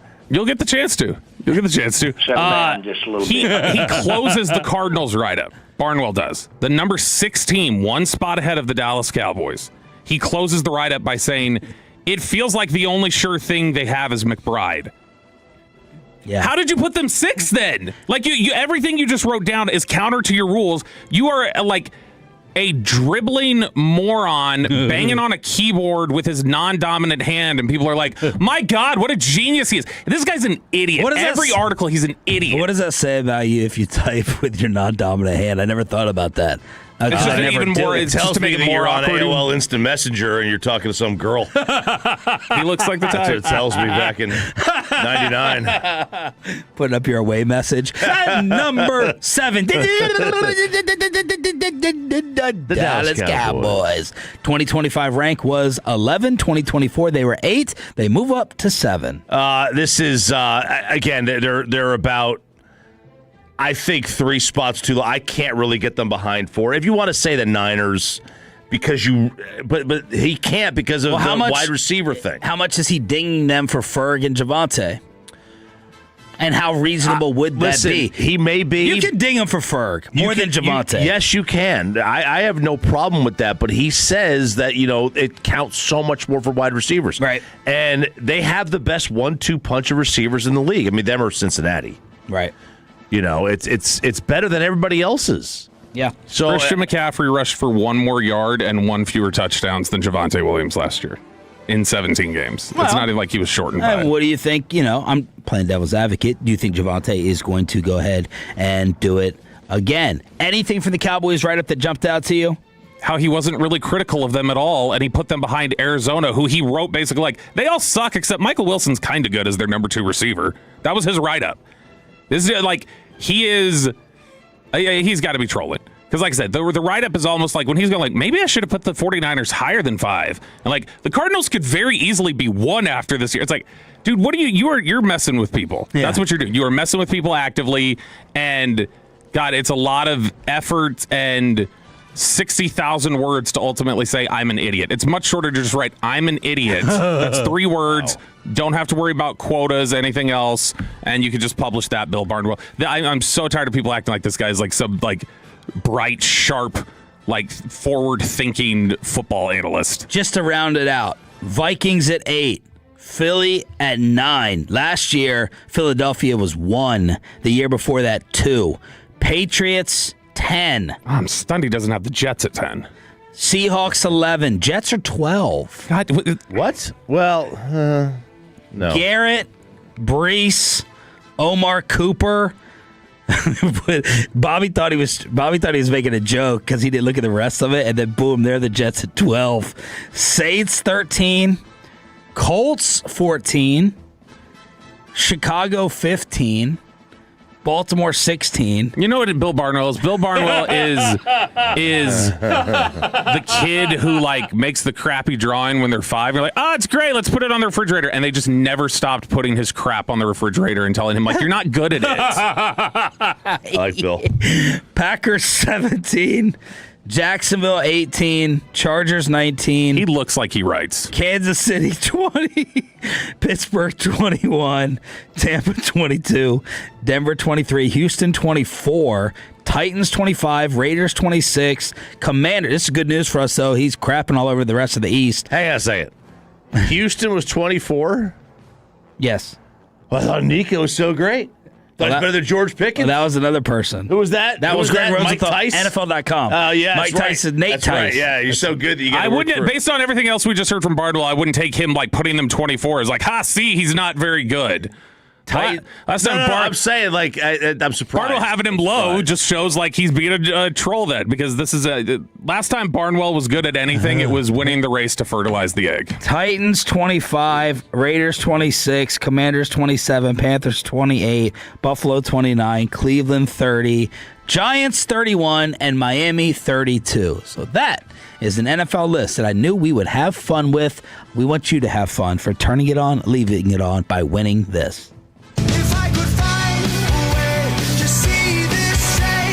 Tolos, that's right now. Call number 10 at 877-881-1053 wins a pair of tickets to see Young the Giant at the Toyota Music Factory on Saturday, July 11th. That's call number 10 at 877-881-1053. It's a spicy Friday. It's a spicy Friday. Let's go ahead. Marcus Mosher walked so Bill Barnwell could walk slower. Let's get some laughs in this and that. Well, I'm laughing plenty. I'm having fun. Let's get to the junk drawer. Did you know that Benjamin Franklin invented the junk drawer? Junkin! RJ Choppy is off to Alabama. I am. Yes. After the show, heading to, we're going to fly to Atlanta, and then we're going to rent a car, then drive to Alabama. Alabama by morning. Bobby Belt journey of fly and rent. It's a 2-hour drive. 2-hour drive to Alabama, to Birmingham. Why the hell are you going to Alabama? Baseball tournament. Hoover, Alabama. It's a big tournament every year. This is the first of many over the next year. We've got Hoover, we have Jupiter, Florida, we have Atlanta, we have Denver, we have New Mexico, and we may have Phoenix, and then Florida again. It's gonna be a wild air miles. I've been saving them up. I knew I was saving them up for nothing. Knew I was saving them up for something, and that's Alabama apparently. Are you going to have any free time? And what have you scouted? Well, where can you go around there to enjoy in Alabama and Hoover? So I am having free time. They play one game a day, so I've got the rest of the day to do whatever I want. And how long are you going for? I'll be there until we get knocked out. So at least until Tuesday. Okay. Because it's group play until then. And then Tuesday starts the single elimination. Who's going to handle our World Cup updates? Oh, I could film them. I could video them. Oh, okay. And send them in. Sure. I'm gonna play golf. Do that app that Tim won't stop emailing us about. That's right. I could. I haven't read his email. Send us an update about the baseball group play too. About how if Lucas' team ties, how great that was. Oh yeah. Okay. They do ties in group play. While playing golf, we have his first game on Saturdays at 3:00. My tee time's at 6:30 a.m. on Saturday. You've already booked them. Already booked them. So I'm going to play a couple of rounds of golf, and I've heard Dreamland Barbecue is the place to go. Dreamland's very good. Is it? Mm-hmm. White sauce? You're not going to want that. Don't get it. I won't get it. You won't let it. Mayo-based. That's a mayo. I'm not going to get that. They ship. They're one of those ones who they'll ship to Texas. So if somebody had You've eaten there? Yeah. Well, I mean, I've gotten it delivered. And so no, it's good. It's good. There's another one down there. You got it shipped from Alabama? Yeah, what's the other one? There's Dreamland and there's another one out there that's big. God, I can't remember what the other one is, but it's like a dispute from people like, which one's better? Which is the I think Dreamland's really good. And I'm going to do something I swore I would never do. Big Bob Gibson. Big Bob Gibson. They have famous chicken. The pitcher. That Big Bob's? Yeah, but they dip it in the white sauce. You might be able to get it undipped. Big Bob Gibson, yep. I am going to tour the University of Alabama. Oh. I said I would never do that. It's a nice campus. Very nice Shut campus. up, Peyton. It's like, I don't they threw all their money in the state to make it look nice. Is Luca thinking about going there? No. Then why are you touring it? Just to see it. I mean, I've been there. I went there for a football game, but I didn't really pay attention to the campus. I was in college. I had one bloodshot eye. Now I have one working eye. I would not go near you at all if I was any of these parents on this trip. You are not treating that thing well. I did go to the eye doctor, and they said there's no infection. It's just like a clog or whatever. So people were saying there's a lot of people. The Robert Trent Jones golf trail. That's what I'm playing. I'm playing 2 of them. The what? That you did not say that. Trent Jones golf trail. I'm going to play a couple of those. So I'll go to Tuscaloosa, check it out. Maybe I'll bring Luca if he wants to go. I'm hoping he doesn't. I'm hoping he doesn't want to go. That way he doesn't fall in love with the place. Right. So, but that's the trip. I need you to rank the pathetic old nature of 3 gifts that I received for Father's Day. Frankincense, myrrh. This is bad. That's good. Well, 2 that I received, 1 that I got. Number 1, Amanda got me a pair of Hoka shoes that your wife forbids you from getting. They're so great. She says that they're, Sarah says they're old. I've heard they're super comfortable. I can see how they look a little bit old. I get it, but the comfort's supposed to be through the roof. You're not wearing them right now? No, I haven't worn them yet. They're good. So, pair of Hoka shoes, number 1. She also got me a new pillow. Mike Lindell pillow? My pillow? It's not a My Pillow. It's not a Mike Lindell pillow. It's a bathtub pillow. God. Okay. How many baths a week do you take? I don't take baths anymore. Oh. I don't. When was the last time you took a bath, would you say?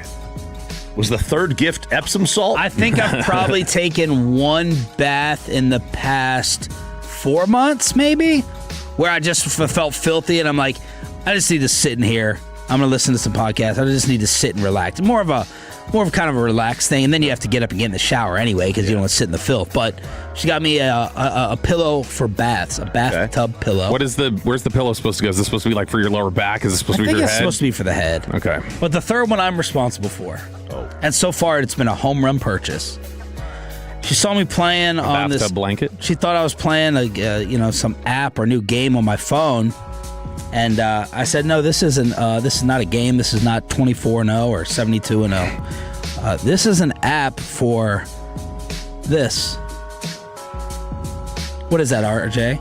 As I'm showing it. A humidifier? That is a humidifier app that I now have to help me with the sore throat and the breathing issues and the dryness. So she busted out. She goes, you know your ass is old when you have a humidifier app on the phone. All right. But this thing, it's 2 for 2. It's 2 for 2. Good. I did the amount of research, the distilled water, non-distilled. So humidifier app, bathtub pillow, Hoka shoes. Okay. For a 44-year-old. Man. The bathtub pillow I know you are going to put as 1 as the worst. Yes, that's the worst. It's also the least used. So wait, explain. Least used. I can't say it's the worst yet. Explain the app to me. What is it exactly? I just turn it on and off and control the fan speed. It shows me, God, he got the modern day version of the clapper right for a now, humidifier. It's 59% humidity in my room. I can schedule it. I got temperature control. What ideal humidity do you want? I guess it's like 60%. That's where it kind of sits. Yeah. So yeah, I can just go ahead and turn it on and off. Now, when I turn this thing off, it takes an hour and a half to shut off because it does a self-dry mode, so it doesn't mold. Ooh. So it's an hour cooling itself down, or drying itself down. Ooh, that is the only reason that's but not. I've always had like nose issues, like, I wake up stuffed up, allergies, the Zyrtec, but I can't get rid of this strep throat because I didn't finish my amoxicillin, another old thing here. I thought we weren't saying that on the air. I told her. Oh, because I got the Z-Pack that RJ. Man, this is a bad segment. Yeah. I got the Z-Pack that RJ suggested. I had to have my dad calling Feeling in. better? Tough to tell. It's really been the two. I started it yesterday. Okay. It's been the two ibuprofens I take at night that make the sore throat go away. But hopefully after this weekend, it's gone. Yeah, no, the humidifier one would be the most. It would be the oldest thing. Really? But it involves technology, so it saves you a little on that front. Yeah, kid. Yeah, the pillow.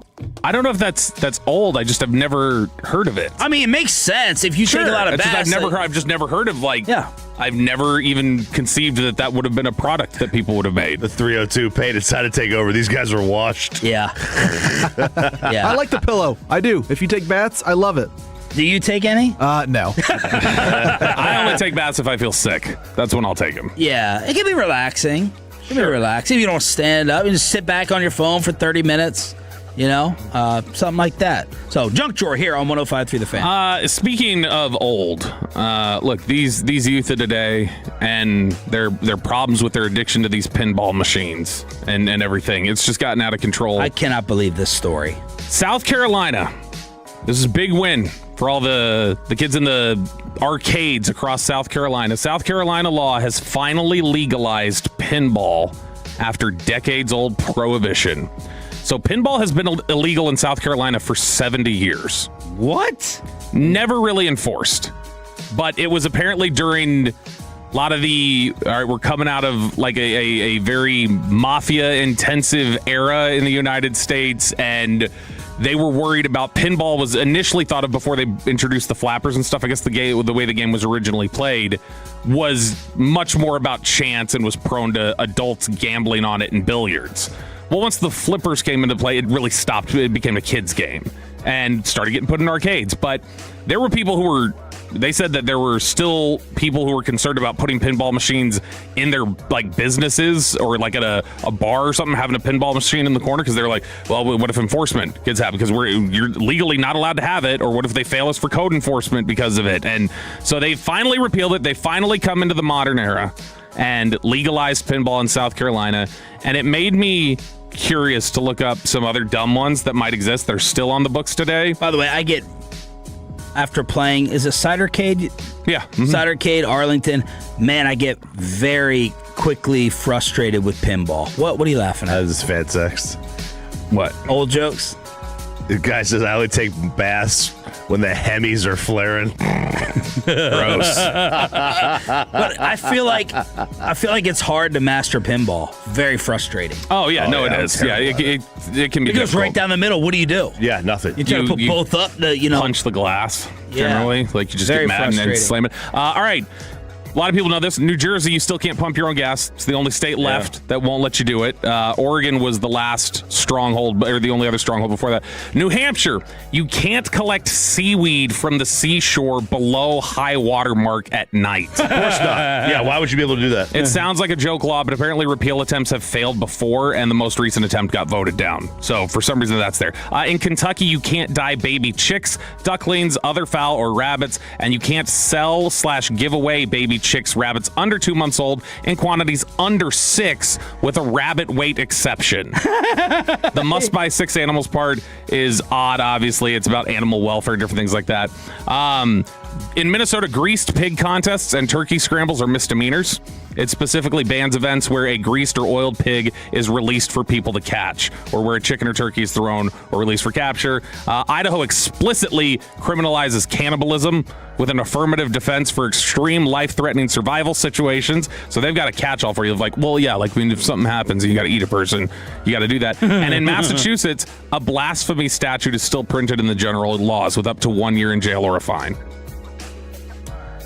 Blasphemy? Yeah.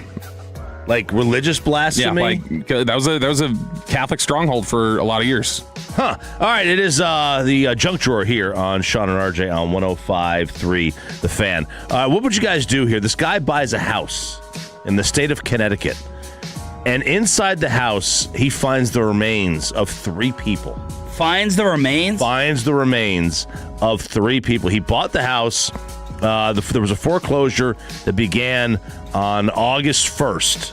All right. The owner had been notified by the mortgage servicer that the property was in default, initiating the foreclosure process. So, Postal Service delivers a letter, yada, yada, yada, keeps going on. They attempt to serve the letter. Nobody's there. So the guy buys the house, and he goes in and he finds there's 3 bodies in the house. You're immediately walking away, right? Are you going to try to remove this? What are you doing? Well, I'm not touching. Am I moving dead bodies? Are you just leaving the house, walking away? Are you gonna keep the house, clean it up, rent it out? I'm probably not gonna live there. I'm probably selling the house. Yeah, I'm trying to get as much off as possible and then rent it out. Right. Yeah. That's what I'm doing. I can't live there. No, not a chance.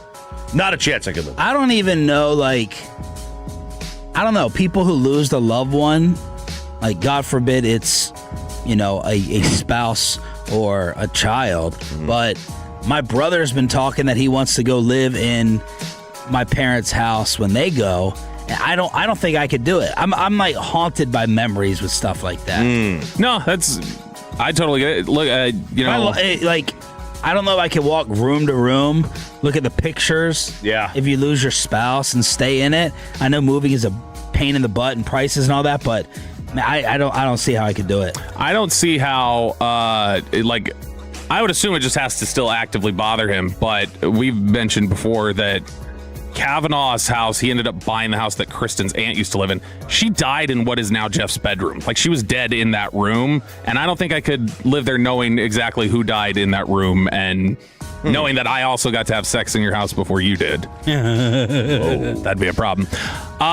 Olivia Rodrigo. She is a superstar. She is thought of as just this staple of just the powerful woman and the powerful femininity. Well, she stopped down and she just had to say, guys, it stinks in here. She just had to drop it there. She gave an interview recently where this new trend, which we've heard of for New Year's Eve, about people wearing diapers in Times Square so that they don't want to lose their place and you can't get to the bathroom. Olivia Rodrigo said she has been at music festivals now, and she says in the front row she has smelled people in their diapers. Dead serious. There's no concert that I would wear a diaper to. She says I've been to certain. She was talking to Kiss FM in LA. She said I've been to certain concerts and certain festivals where people wear diapers so that they can be the front row of the show, and that's been an experience as a performer that I have smelled. And this is something that more and more people are endorsing the idea of.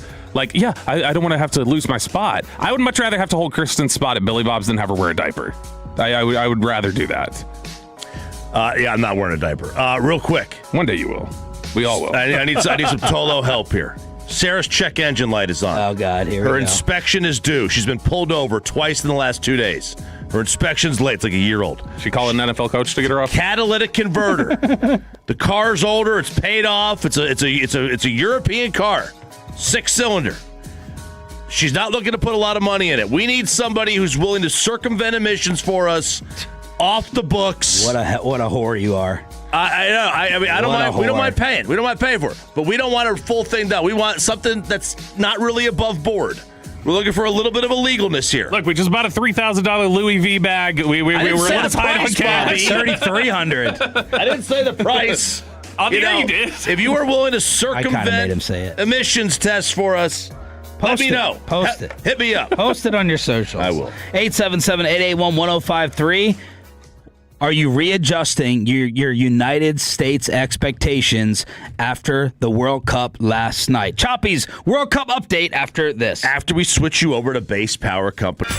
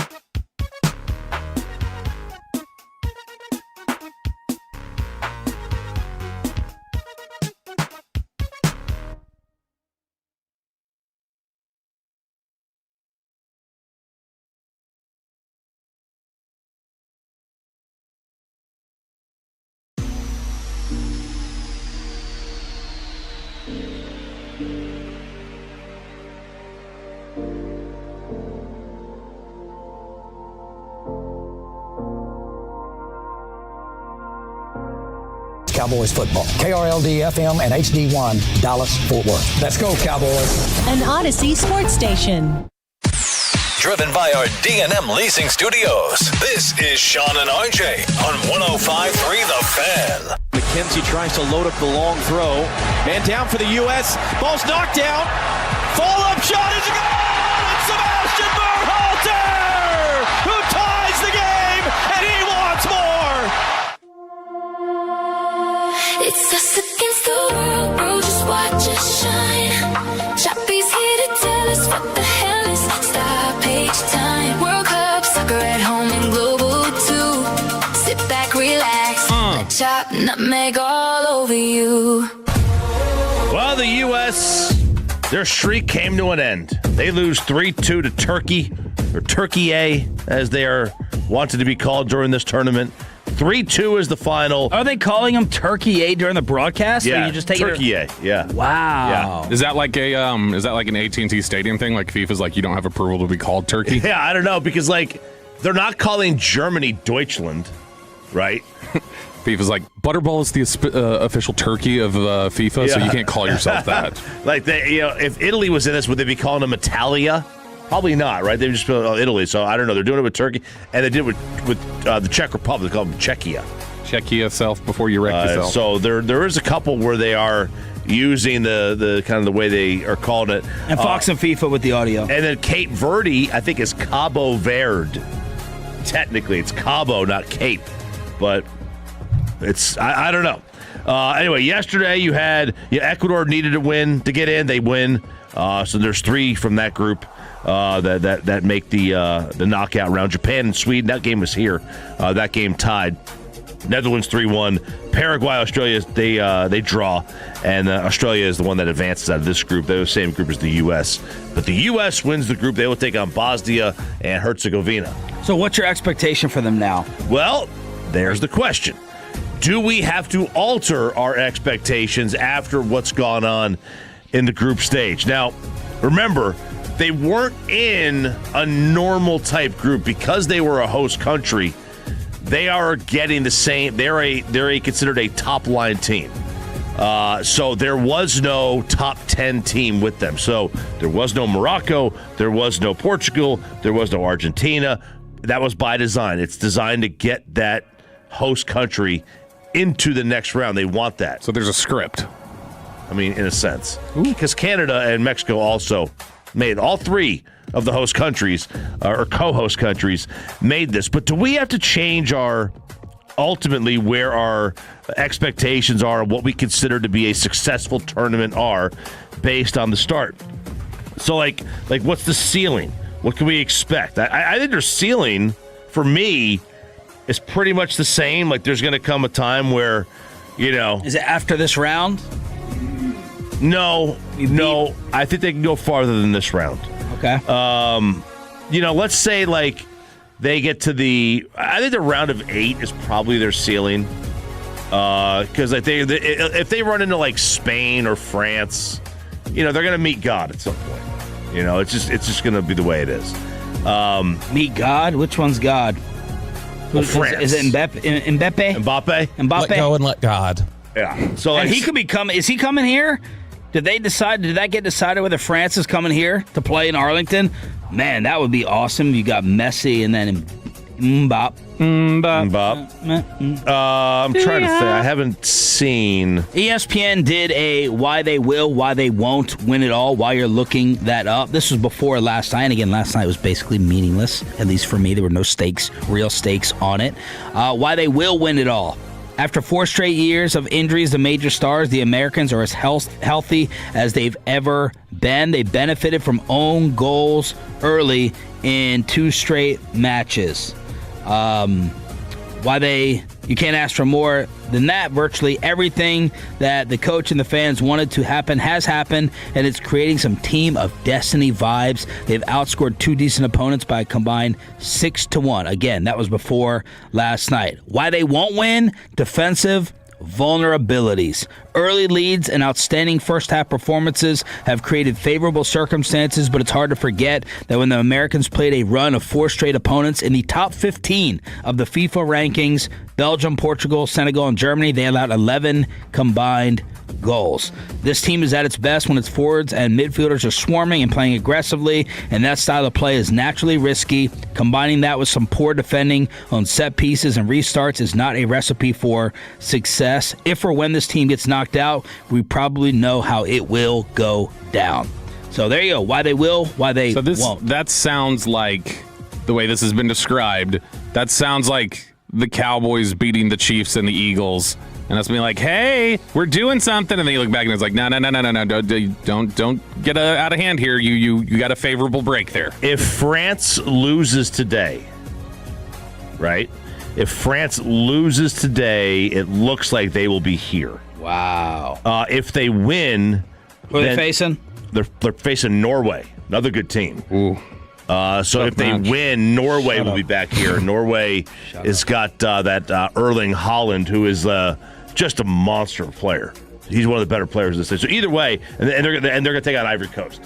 And it was Ryan Hanlon who did the World Cup biggest winners and losers so far. And the United States, without a doubt, has been named as one of the winners. Coming into the tournament, the projections gave the men's national team a 53% chance of reaching the round of 16.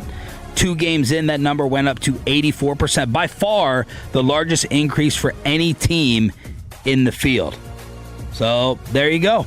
Okay, so were you guys in the birthing room for both of your children? C-section, yes. Bobby? Yep. Unfortunately. I was too. Well, there is a player for Belgium. This was a story that came out. I never got that feeling either of that every father gets where I'm like, oh my God, like this feeling of great emotion and crying is just, are you okay? Yeah. Your eye is so disgusting. You're like that Bond villain in Casino Royale, just crying blood. Yeah. That warmth did not hit me because the C-section drama. I'm like, please, just let it happen. Yeah, it was panic. It was panic because they had to put her under because they were cutting her open and she could feel it, so they put her under. And so she's out. I didn't go on the other side to look either. I didn't want to see that. Well, I did look at Laura's birth, and I was like, you know what? This is not as bad. The whole, like, baby coming out process was not as bad as everybody said it was. The delivery of the placenta behind that, where they popped it out in a, like...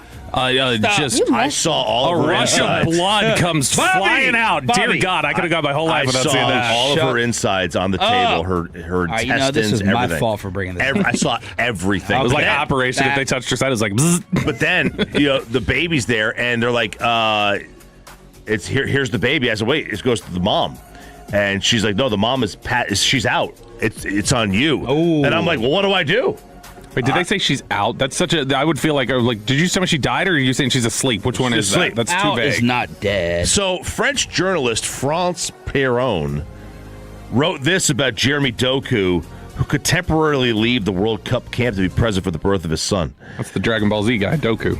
Are you seriously telling me these players have sacrificed everything to come to the World Cup and you're leaving just to cut an umbilical cord? You're lucky enough to play in the World Cup. It's an incredible privilege. Hundreds of footballers do anything to be in your position.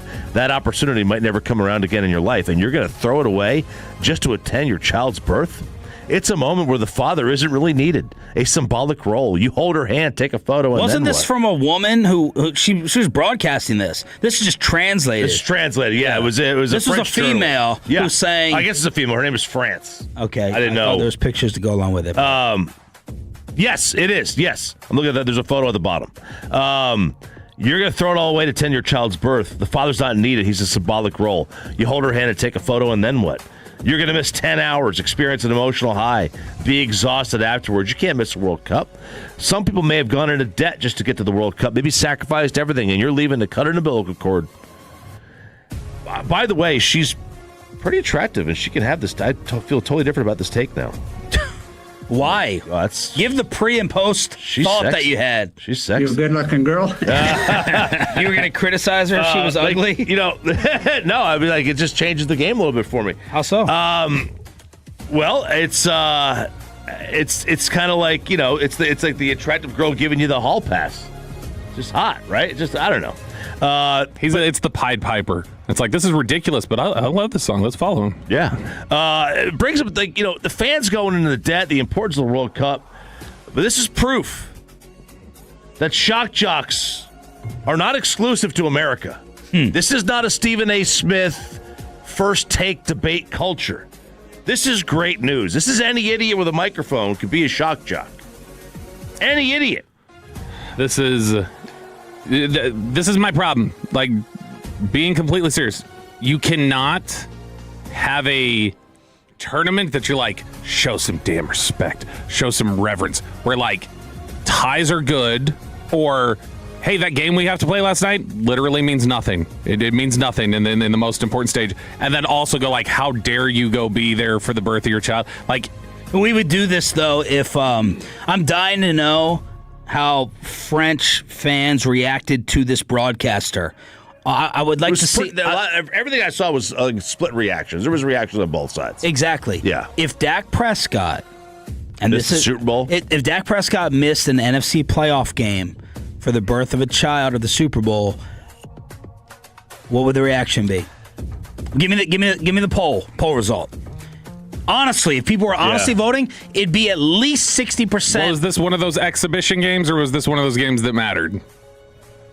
Because I can't keep up. So which game was he playing in? Was he playing in one that mattered? I mean, they all matter. No, they don't all matter. We just watched one last night that was literally an exhibition game that if somebody missed it, nobody would care. The baby hadn't been born yet, so they don't know. They don't know when he would have to go back.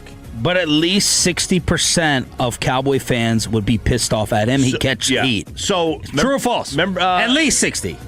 Over 50% would be mad at him. Yes, if it was the playoff game and not the exhibition one. So, Sandy Koufax missed a World Series game for it was either Rosh Hashanah or Yom Kippur. The scheduled start, I'm assuming. It was a scheduled start. Yeah. He missed a scheduled start for one of the Jewish holidays, either Yom Kippur or Rosh Hashanah.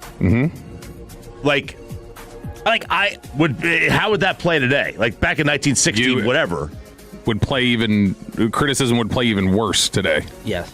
For sure. Yeah, no, I would hope he would skip it, but I would also respect it for your religion. I would be like, come on, can you skip it, please? I want to win the game, please. But I would respect it. Yeah, but if he's on your team, you're probably upset that he's skipping the game. No, I just said exactly how I felt. I said I would want him to skip it. I would want him, but at the end of the day, I would give him props for going along with the religion. Yeah. Let's just say that the game counted. Let's say it wasn't an exhibition. Yeah, friendly. it's a knockout round game. It's round of 32. It's next week. Yeah. Would you be mad at Dak? Honestly, don't give this fake PR answer. Yeah, but that's because football's like interesting. Oh God! Oh God! No, I'm being serious. To me, this is like the Olympics. If Kobe Bryant would have missed an Olympic gold medal game, I wouldn't care. Okay, but to them, our equal is NFL playoffs, and to him, that's a bigger thing. So it doesn't really matter. If that's important to him, then you're free to go. I would be upset if the baby was born at like noon and the game's at 7, right? But if the baby isn't, if she's like actively in labor and the baby hasn't been born yet, like I would, you can't miss the birth. I don't know. That's how I would look at it. The host eventually apologized. What's her name? I gotta see if she has France. Spell it out. France Pierron. Pierron. Yeah, see if she's married with kids. Pierron.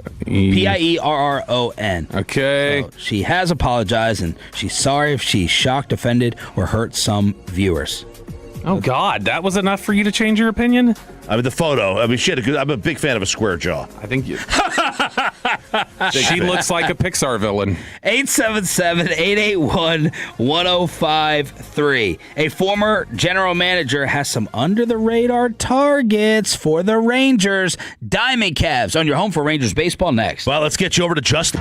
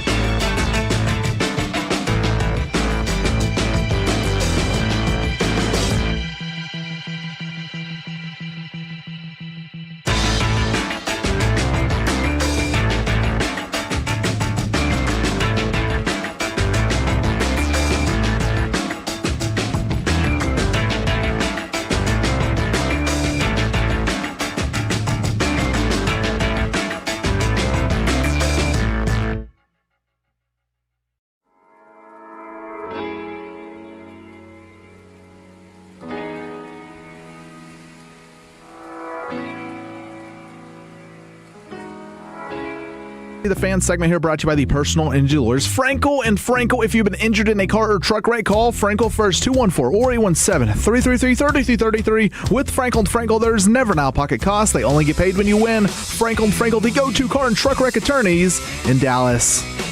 1-0. Swinging a high fly ball to left field. That one's back. Schneider, the track. He turns. He looks. Out of here. Beyond the Blue Jays bullpen. Berger keeps the train rolling. A 2-run home run, and the Rangers have taken a 6-0 lead. You're an idiot and you don't know baseball. Ranger fans, you're not dreaming. How can you not be romantic about baseball? How can you not be romantic about your Mike Trout playing like it? Oh, 8. Thank you. Yep. Wyatt freaking Langford. Bangford. Ooh. No.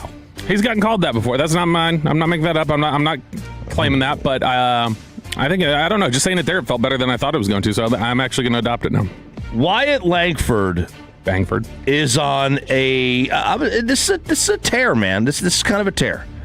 These are the amount of hits he has had in his last, let's just do 15 games. 2, 3, 1, 0, 1, 2, 3, 2, 2, 0, 1, 2, 1.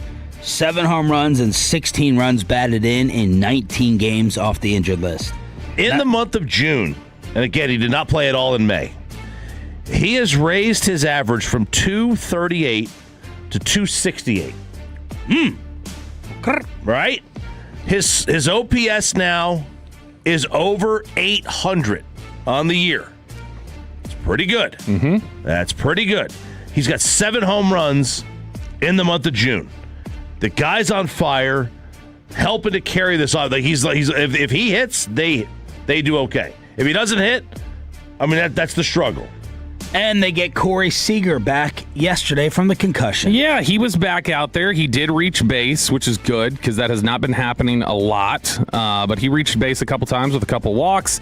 So he is back here. And this is also good news because you need to figure out now if you can either boost his value or salvage him as a player because it's gotten really bad.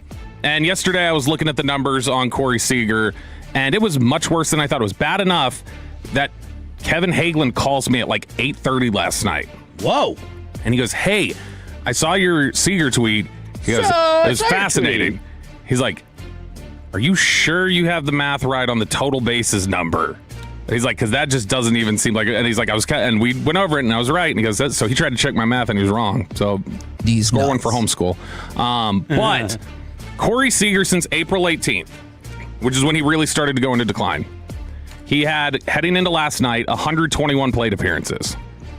He's one of 270 hitters in Major League Baseball with at least 120 plate appearances during that time. His OPS is 551 entering last night during that time. Yeah. That is 261 out of 270 in Major League Baseball. He has one more extra base hit during that time than he does double plays that he's grounded into. And his batting average during that time is 266 out of 270. He has one more strikeout than he does total bases, which is ridiculously impossible. And then a side note that doesn't even relate to Seager as I was looking at those numbers, Evan Carter is 264 out of 270 in batting average during that time as well, and Adolis Garcia is like 260. So if they would have kept Adolis Garcia, they could have had 3 of the worst hitters in baseball. Well, Adolis now gone for the year. Yeah. That's right. Real quick, little housekeeping on this. Did you guys know they're not playing next Friday? You never see a team have a Friday off. Did not know that. They're not playing on July 3rd because there's a soccer game here at Dallas Stadium. So they're gonna take that day off. So if you're expecting the Rangers to play, one of the biggest, they're gonna play Thursday against Detroit, off Friday, and then Saturday, Sunday. And they've done that. They've missed a couple of days where they'll have either a day off between series or one in the middle of the series. But they get the win. Mackenzie Gore, 7 innings, 3 runs allowed for him. Ground ball rate, 10 ground balls. I think that is a season high. Let's see, Sandler. I think it was a career, wasn't it? It's a career high, 10 ground outs. 7 innings, 3 runs, 4 hits, 5 strikeouts, 1 walk. Last 9 games started, a 3.18 ERA and a 2.17 batting average against. How about that? From Jared. Keep the ball down. If you can keep the ball down, if you can keep them from lifting the ball in the air, then you're in a good spot. And they really do need him to pitch well because let's just say, they do find a way to get into the postseason. You don't want to go out there with just right-handed pitchers. You don't want to have a right-handed only starting rotation. You would like to be able to mix a lefty in. And Bobby finding Jim Bowden, former general manager, trying to search for some under-the-radar possibilities. Yes, mortal enemy of one Mike Bassick. Jim Bowden, I don't know if it's Bowden or Bowden. I think it's Bowden. But Jim, whatever, is... Bobby can't say Bowden and Jim say Bowden. Right? Same name. We got to uniform these things. What do you think? You think it's Bo or Bow? Well, I think it's Bo because I would read it and think Bowden. And so I think he's corrected it before and be like, it's actually Bowden. But he's out of the league, so it doesn't matter. Yeah, with all due respect, who cares? So Jim B is writing about the 10 under the radar candidates, and I went through and I was looking at it. I was like, all right, who would be a good value pick here? Mm-hmm. Somebody you could pick up. Now, Jake Berger is listed on these 10 under the radar names that could be traded, and he thinks that there would be interest in the pop that he's got, and some team would look and go like, all right, let's buy on the little mid market. Let's go after Berger. Number 14 last night. But some of the other options that you have here feel like they're under the radar for a reason. So some of the names, for instance, on this list, Zach Gallen is on here. You've got Mickey Moniak, which I know that he would be statistically the one on this list that looks like the best hitter. I always worry about hitters who go to Colorado and either revive their careers or have only spent time in Colorado and built up all their numbers. We've seen so many hitters leave the Rockies and all of a sudden their career just nosedives. And Moniak was a guy who his career didn't take off till he got to Colorado 2 years ago. And in the last 2 years, his home OPS is 270 points higher than his road OPS. So as soon as you get him out of Colorado, he's not going to be nearly as efficient. But there was one name on here that actually kind of got me interested. And that name comes from, where is he playing? Oswald Peraza from the Angels. So, because I was trying to figure out where he was at now. He'll play second, he'll play short, he'll play third. He's consistently been a good defender. He's somebody who's got speed. He's never been really much of a contributor at the plate, but he's having a good season now. This is one of the better seasons that he's had. You don't know how sustainable that is. But if you're talking about how bad the Rangers defense has been at times this year, which I think defensive runs saved, they're still 7th. But we've seen too many times the pop fly that they don't chase down, or just failing to turn a double play, or the poor range soon factor. On the base paths yesterday. Oh God! So this is the dumbest base running team. After he made the turn, were you more upset? You got to pick one. Were you more upset he didn't keep going to second? I wanted him to retreat immediately without the hesitation back to first. Immediately retreat. Yeah, he would have made it. I think he would have made it. So Peraza to me that would be the one that I would be most interested in on this list, where I think you're actually getting somebody who can't help. That's somebody who just about every season of his career has been in the positive range on defensive wins above replacement. And then this year he's been contributing at a really high level. He's 1.3 in WAR offensive this year. It's the first year he's ever been in positive territory. His OPS is 712. So as somebody contributing on the infield and being able to give you another base runner, I think he'd be the one that if you were going to buy, that'd be an interesting name. Diamond Cavs on your home of the Rangers with Sean and RJ, 105.3 The Fan. You got a couple negotiating proposals going back and forth here? Yeah. So MLB yesterday posted on the official Twitter account, and they did this long write-up saying that, the biggest issue baseball fans want solved to strengthen the game is fixing the payroll disparity, cap and floor. So they met with MLBPA, and they agreed, they've accepted MLB's PA's free agent proposal. So basically, if you are a player who turns 30 years old, you automatically qualify for free agency. As of right now, if you don't make your debut till you're 27, they've got you for 6 years, you don't become a free agent. They've accepted the proposal to eliminate the qualifying offer system. So if, let's see, who's a free agent this year on the Rangers? Let's just say Wyatt Langford was a free agent, and the Rangers could put a qualifying tag on him, right? Qualifying offer tag. And if somebody signs him, they get a pick. And it's so it comes with a first-round draft pick. So they increased the minimum salary to $1 million. They want to, I love this one, eliminate deferred contracts. This is right at the Dodgers. Basically, no more. You guys stop deferring your contracts. That is a proposal. And then how about this one? the proposed creation of a cornerstone player, kind of like a bird rights, right? You could keep your player. But here's the one main thing I took from this. They want to cap the contracts at 5 years. So Corey Seager's on a 10-year deal. He would not have signed that. The Rangers would be getting out of the Corey Seager contract like this year, which, I mean, a lot of Ranger fans would be like, cool. Yeah. Right? So that's good for that, but it's bad for the players, right? The players want the 10-year deal. It means that if you're 30 and you get a contract, now you're 35, no one's going to sign you at 35. Mm-hmm. Right? You're not going to get that contract. But if you are a cornerstone player, so if you're with this team, you could get a 6th year instead of a 5-year deal. You get a 6-year deal. So it's going to incentivize players to stay with their initial teams. I hate how long it is that the MLB sets it up to where, like, before you can actually go get a contract as a player. It feels like it's a decade. Yeah. It's ridiculous.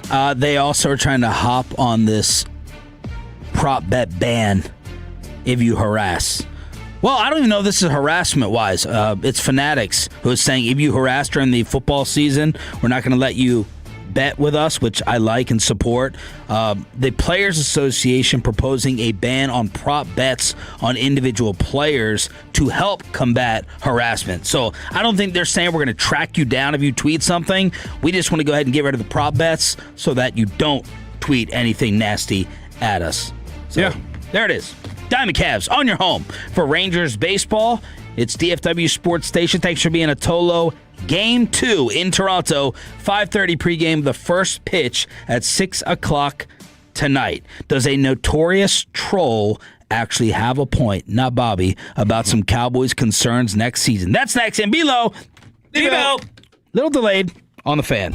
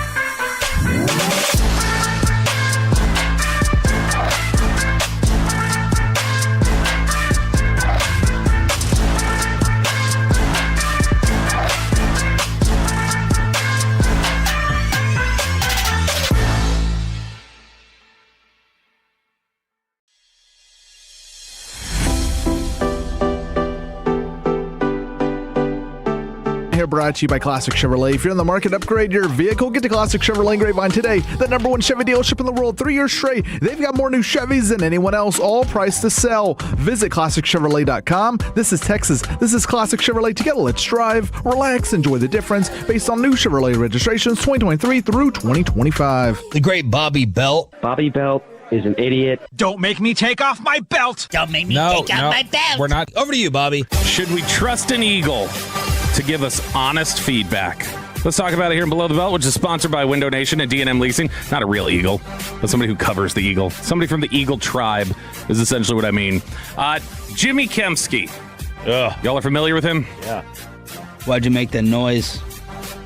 I feel like we've had issues with some of his stuff in the past. He is a troll. Yeah. So he will... Him and Elliott, right? Those are the two? Shore Parks? Yeah. Elliott is just... That Broadus's boy? Elliott's a homer. Like, he's not as much of a troll. Jimmy's a troll. Jimmy will, like, include in his articles over at phillyvoice.com, he will make, like, Microsoft Paint stick figure sketches of things and be like, here's an artist rendering to show you, and he'll just, like... He just is very flippant about the way that he does things. But he can be funny at times. And one of his things that he does every year, I think he does it for every team. He definitely does it for the Cowboys every year, and it's the one that gets the attention. He writes over at Philly Voice, 10 reasons the Cowboys will be a dumpster fire this season. Comes out every June or July, and he just basically goes, hey, we hate the Cowboys here. Here's 10 reasons to be happy that they're probably not as good of a football team as you think. So I always like to look over it because I like to look and see, all right, let's look at outside perspective. He's going to be homering up on some of these, and I know I don't have to take the criticism seriously, but maybe there's a couple in here that you go, you know what, that is a problem, and we need to think about it a little more clearly. So we're going to go over the 10 reasons, and you guys are going to tell me if it's a legitimate or troll point about why the Cowboys will be a dumpster fire. Number 1. Jimmy Kempski says the Cowboys had a lot of things go right in 2025, and they still only won 7 games.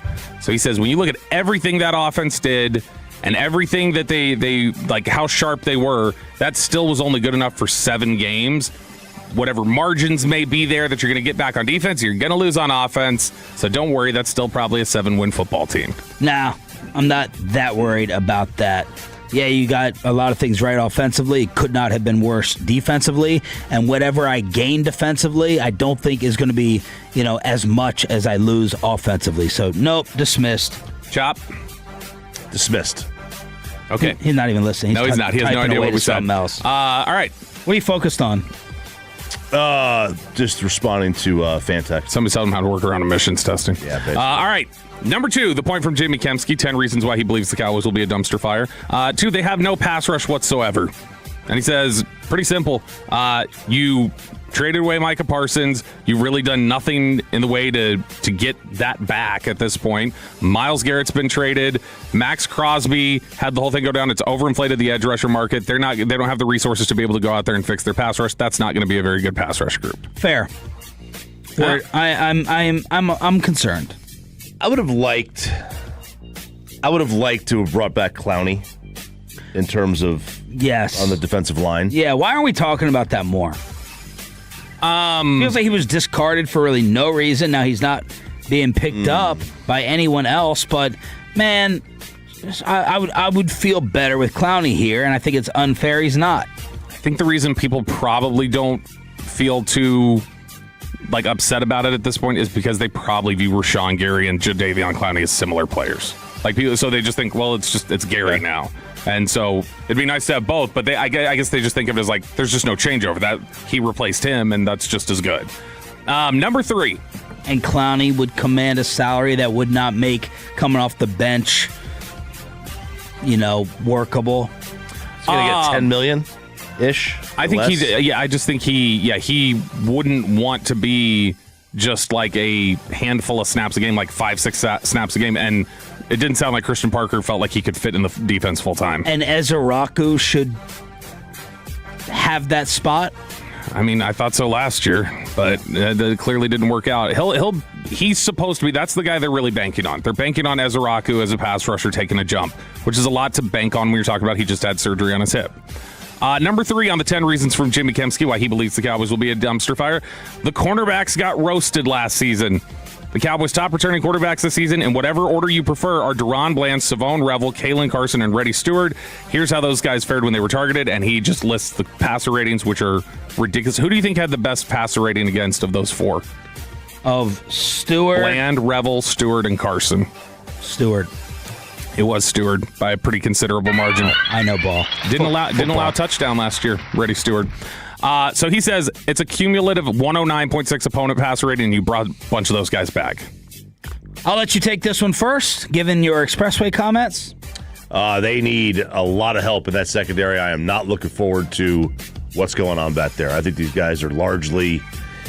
This is a wild card group. It's a wild card. Now, maybe Parker as a secondary guy figures something out with it. He's known to maximize people.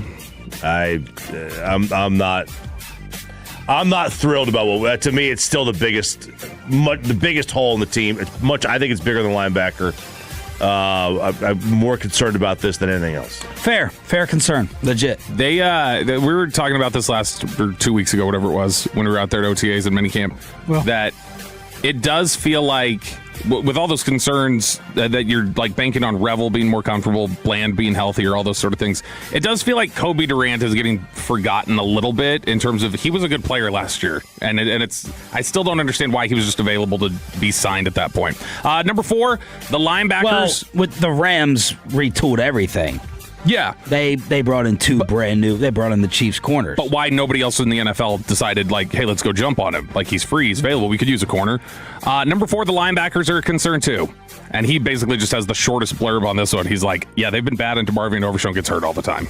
And so he's like, there's really nothing you can count on with the Cowboys linebackers. That to me that's maybe a bigger concern to me than corner is even. I mean, I think everything on the defense is a concern for the most part. Yeah, to be fair, so far he's literally just described 3 of his 4 points have just been, I'm going to describe a different level of the Cowboys defense, which you just say the Cowboys defense wasn't very good. Fair though? Yeah, I mean, look, even if yes, even fair, there has to be a concern even with Parker. He's never called a defense. Yeah. Right, so it's some level of on a scale of 1 to 10. On a scale of 1 to 10, how high is the concern level of just he's never done it? It's 2, 3, 4, 3.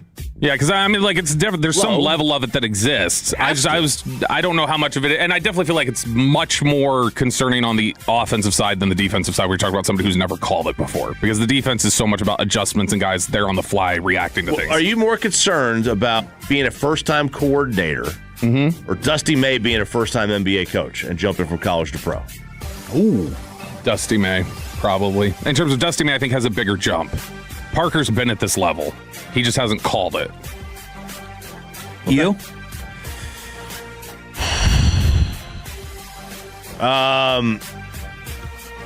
Part of me is blinded by the head coaching's head. If you could head coach, I think I need you to head coach somewhere before you can be a head coach anywhere. But there is a jump. There's no doubt. It's a different game. I'll say May. I'll say May. Number 5, Christian Parker and Caleb Downs can only help so much. And he explains there, he's like, look, even if you want to say that those guys are going to be good right out of the gate, and they like Christian Parker there in Philly, and everybody seems to like Caleb Downs, but he's like, the reality is we just ran through all these different reasons why the Cowboys defense is still in a bad position, so it's likely not going to just be good overnight. So he said, based on all the available evidence, the Cowboys defense is going to be trash whether those guys are good or not next year. I'll disagree. By the way, breaking news, the Mets just fired their manager. Mendoza? Yeah, Carlos Mendoza is gone after a 34-47 start. Thanks to Tolo T. Rainey for that. No, I'm going to liken this, and this is going to be an insult, but I think it's a good analogy, to my kids' Little League team. Whereas I saw my kids... The Army of 9? That is the way too serious team we faced. Oh, you guys got our ass. The Raiders. Let's not give out all the specifics. All right. Thank you for that. Bobby already tries to tell people where I live. But watching our team practice, and then you go out and play the games and seeing other kids, and I thought the way our team practiced was every other T-ball team I heard about.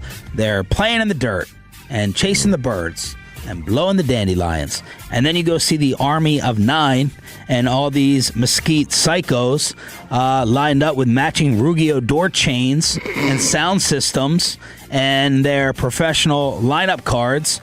And they just know how to line up. So that is what I'm anticipating and putting a great value on with Caleb Downs and Christian Parker, that with them, we're at least going to know how to line up, which is a big jump from last year. It was organization, communication. I expect the Cowboys to be tenfold better, and I'm hopeful because of that. I'm excited for that. Remember when Rob Ryan was here and they would get delay a game penalty? They would get like 12 men on the field out of a timeout penalties, right? I don't think that's going to be something that happens. Now you may have like the first couple of weeks, you may have like a fire drill kind of thing, because it'll be the first. There will couple be of growing weeks. pains. The first few weeks we'll have problems. But as the year goes on, I think you're going to see, like Sean said, more like kind of adults taking control. The 10 reasons the Cowboys are going to be a dumpster fire, according to Jimmy Kemsky. Number 6, the tackles. He just flat out says that Thomas was awful in replacement for Guyton last year. Guyton has shown no ability to be the guy, and Terrence Steele has always had his problems. That's a question to me. I don't know if that's like that's a guarantee they're going to be a problem next year. Yeah, I agree with that. Chop? I'm a little concerned about the tackles, but I think more of my concern would be on the right side. Number 7, the Cowboys have another high-profile contract situation as always. He believes that one of the reasons they could be a dumpster fire this year is the distraction of the contract situation, which so far the early returns say no, as Pickens seems okay. Yes. I do think it could be something. Let's see if David Mulugeta is able to execute their plan throughout 20 weeks. I'm going to guess that George is as good as last year. That's what I'm going to guess right now. I also think he's very happy here and content and likes his teammates. Number 8, the Cowboys and Dak Prescott have failed to be a consistently good offense ever. 2019, they were number 1 in total offense. 2020, they were 13. 2021, they were 2. 2022, they were 10. 2023, they were 4. 2024, they were 17. 2025, they were 2. How much of those is injuries on the quarterback? Did he factor all that in when Dak missed games? Dak got hurt for most of 2020, and they finished 13th. If they finish in the top 10 there, that's 5 years in a row in the top 10, and he's trying to say they haven't been consistently good. That's a troll point. Yeah, that's a reach. Unless he's saying like they haven't been consistently top 3, which I wouldn't. If he was going to say for the playoffs, okay, or against really good teams, okay. Otherwise, no, incorrect. Number 9, the Cowboys' second-place schedule is harder than the Eagles' first-place schedule. He says the Eagles get the Bears, Panthers, Steelers as their cross opponents. Cowboys are going to get Packers, Buccaneers, Ravens. He thinks that the Cowboys are in a worse position than the Eagles on that front. I think that's fair. And then finally, number 10 from Jimmy Kemsky. Reasons the Cowboys are going to be a dumpster fire, according to him. The Cowboys are the owner/GM's hobby and an unserious franchise. He says that they will never be truly committed to winning until Jerry goes, which, whether you believe that or not, that's ultimately just a mail-it-in troll point to me. Why? Because you're like wrapping it up as just going like, you can't find a 10th reason to just say this year what's a problem with them. Yeah. There are other problems you can find. Instead, you just go, he doesn't care. They're unserious. What you're talking about. I will say this. Calling it a hobby might be the perfect description. Oh, no, Jerry would tell you it's not. Jerry told you he bought a profession, not a hobby. Okay, he bought a family business. Yeah, he bought a business. Yeah. Again. But he bought it because he loved it. Right? He loved the sport. He wanted to be that. And because the Chargers were tied to the Mafia. Yes. I don't put stock in it that much because of the other people who are really running it. He delegates a lot. Mm-hmm. Yeah. He delegates a lot, and he just basically And you believe that Brian Schottenheimer has more influence than past coaches at this point. I think Schottenheimer, there's a case that could be made that says Schottenheimer's the most powerful person in that building. Is it Becky Hammon for not apologizing to Jalen Brunson? Is it Richard Jefferson for an insensitive motorcycle joke? Is it Kevin Durant or Bobby hating soccer? Worst take, nominees in The Biggest Loser. What a loser. Next. After we get you over to basepowercompany.com/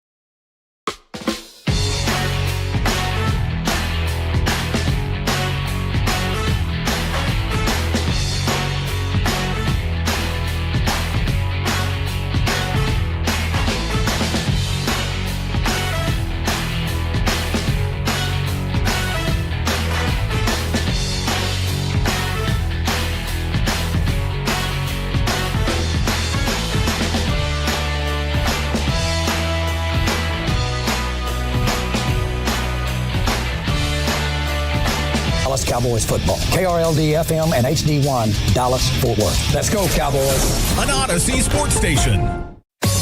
Driven by our D&M Leasing Studios, this is Sean and RJ on 105.3 The Fan.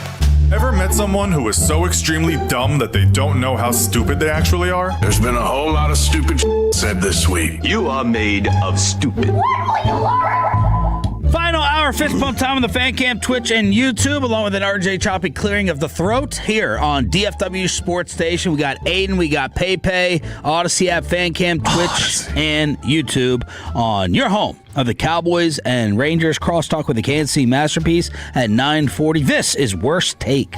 I think this is one of the better collections we've had in a while. All of these are really good, and I hate that the weakest one is probably going to win on the fan text, which is me. Like mine will probably win, but it's really the best of these takes, I think. So we're gonna kick them off with this. This is a lot of basketball heavy this week. The first one is this. I've been waiting to play this all week. I've been so excited for it. Kevin Durant went on a podcast this week, and he was talking about his decision to go to Golden State, which you remember, it got killed. We had the report later where he told his agent, he's like, "Why did you make me ruin my life?" or whatever he had said about it. So he says that he went to Golden State because he wasn't joining any sort of a dynasty, you guys. The organization never been a winning organization. When I was in the league, right, nobody liked Golden State. So it felt like still like an underdog to me, because I'm looking at it as I'm looking at the totality of the franchise. I ain't looking at what happened in this last 5 years. Right. Like, you never been a perennial winner in the, you know what I'm saying? Absolutely. In the NBA from the 50s on up. Mm-hmm. So I'm like, damn, this is an underdog franchise. So it's so bad. He'd rather go to the Chicago Bulls right now than the Oklahoma City Thunder. Isn't this similar to an RJ Choppy take, though? Well, it's from the standpoint of I don't understand your point. Well, the your Bulls comparison. The Bulls are historically, right? They got 6 titles. You know, they're a great franchise. You know, it's the Celtics. You'd rather go to the Celtics in the 90s when they were bums than go to a really good up-and-coming team that hadn't had the history the Celtics had. That's what he's talking about. I mean, the whole thing is so stupid, and it makes Bobby's continued defense of Kevin Durant look bad. No, this is bad. Well. I'm not defending this at all. Like, oh no, it doesn't matter what you are in the moment. It's what you've been in the past 10 years. So, like, the Spurs, I'll use that as the example. Like, hopping on board San Antonio, right? Well, the Spurs are a bad example because they've had a good history. Chicago, when they were losing to the Pistons. No, like, hopping on board with that team after losing in 6 or 7, that's not a bandwagon move, because Chicago had a bunch of drug addicts before they drafted MJ. Oh my gosh, Kevin. It's really bad. And look, overall, I think he's gotten a bad rap most of the time. Not early on. Early on, he brought a lot of it on himself. But I think as he's matured and gotten older, most people, I think, have enjoyed the way he's dealt with, like, the fans here in Dallas that were taunting him, and he's like, just show some respect. I think a lot of people have felt and like he does call out trolls a lot of times who deserve it. This was pretty dumb, though. This is taking 10 steps back on your likability here, Katie. So that's the first one. Next up on the nomination list, and there's no actual audio for this one, but a few weeks back we played the flashback audio of Becky Hammon, where she had said, boy, that Jalen Brunson, he's a 1A. That's not a 1, which a take a lot of people had. The problem is that most people that involved went, man, we were wrong. Before the final, she got asked about it, and she's like, no, and he still hasn't won jackass, basically, is what she had said. Well, she got a follow-up, again, from the New York Post, said, hey, Becky Hammon, now that this has happened, would you like to revise your statement on Jalen Brunson and how he's not worth it, and he'll never basically be a champ, and he'll never be one? And she said, all he did was prove history wrong. Oh, that's it? He proves he's an outlier, so you can put his name next to Steph Curry and Isaiah Thomas. God, what awful company to be in. She says, apologize? I'm never going to apologize for having an opinion. That's what ESPN pays me for.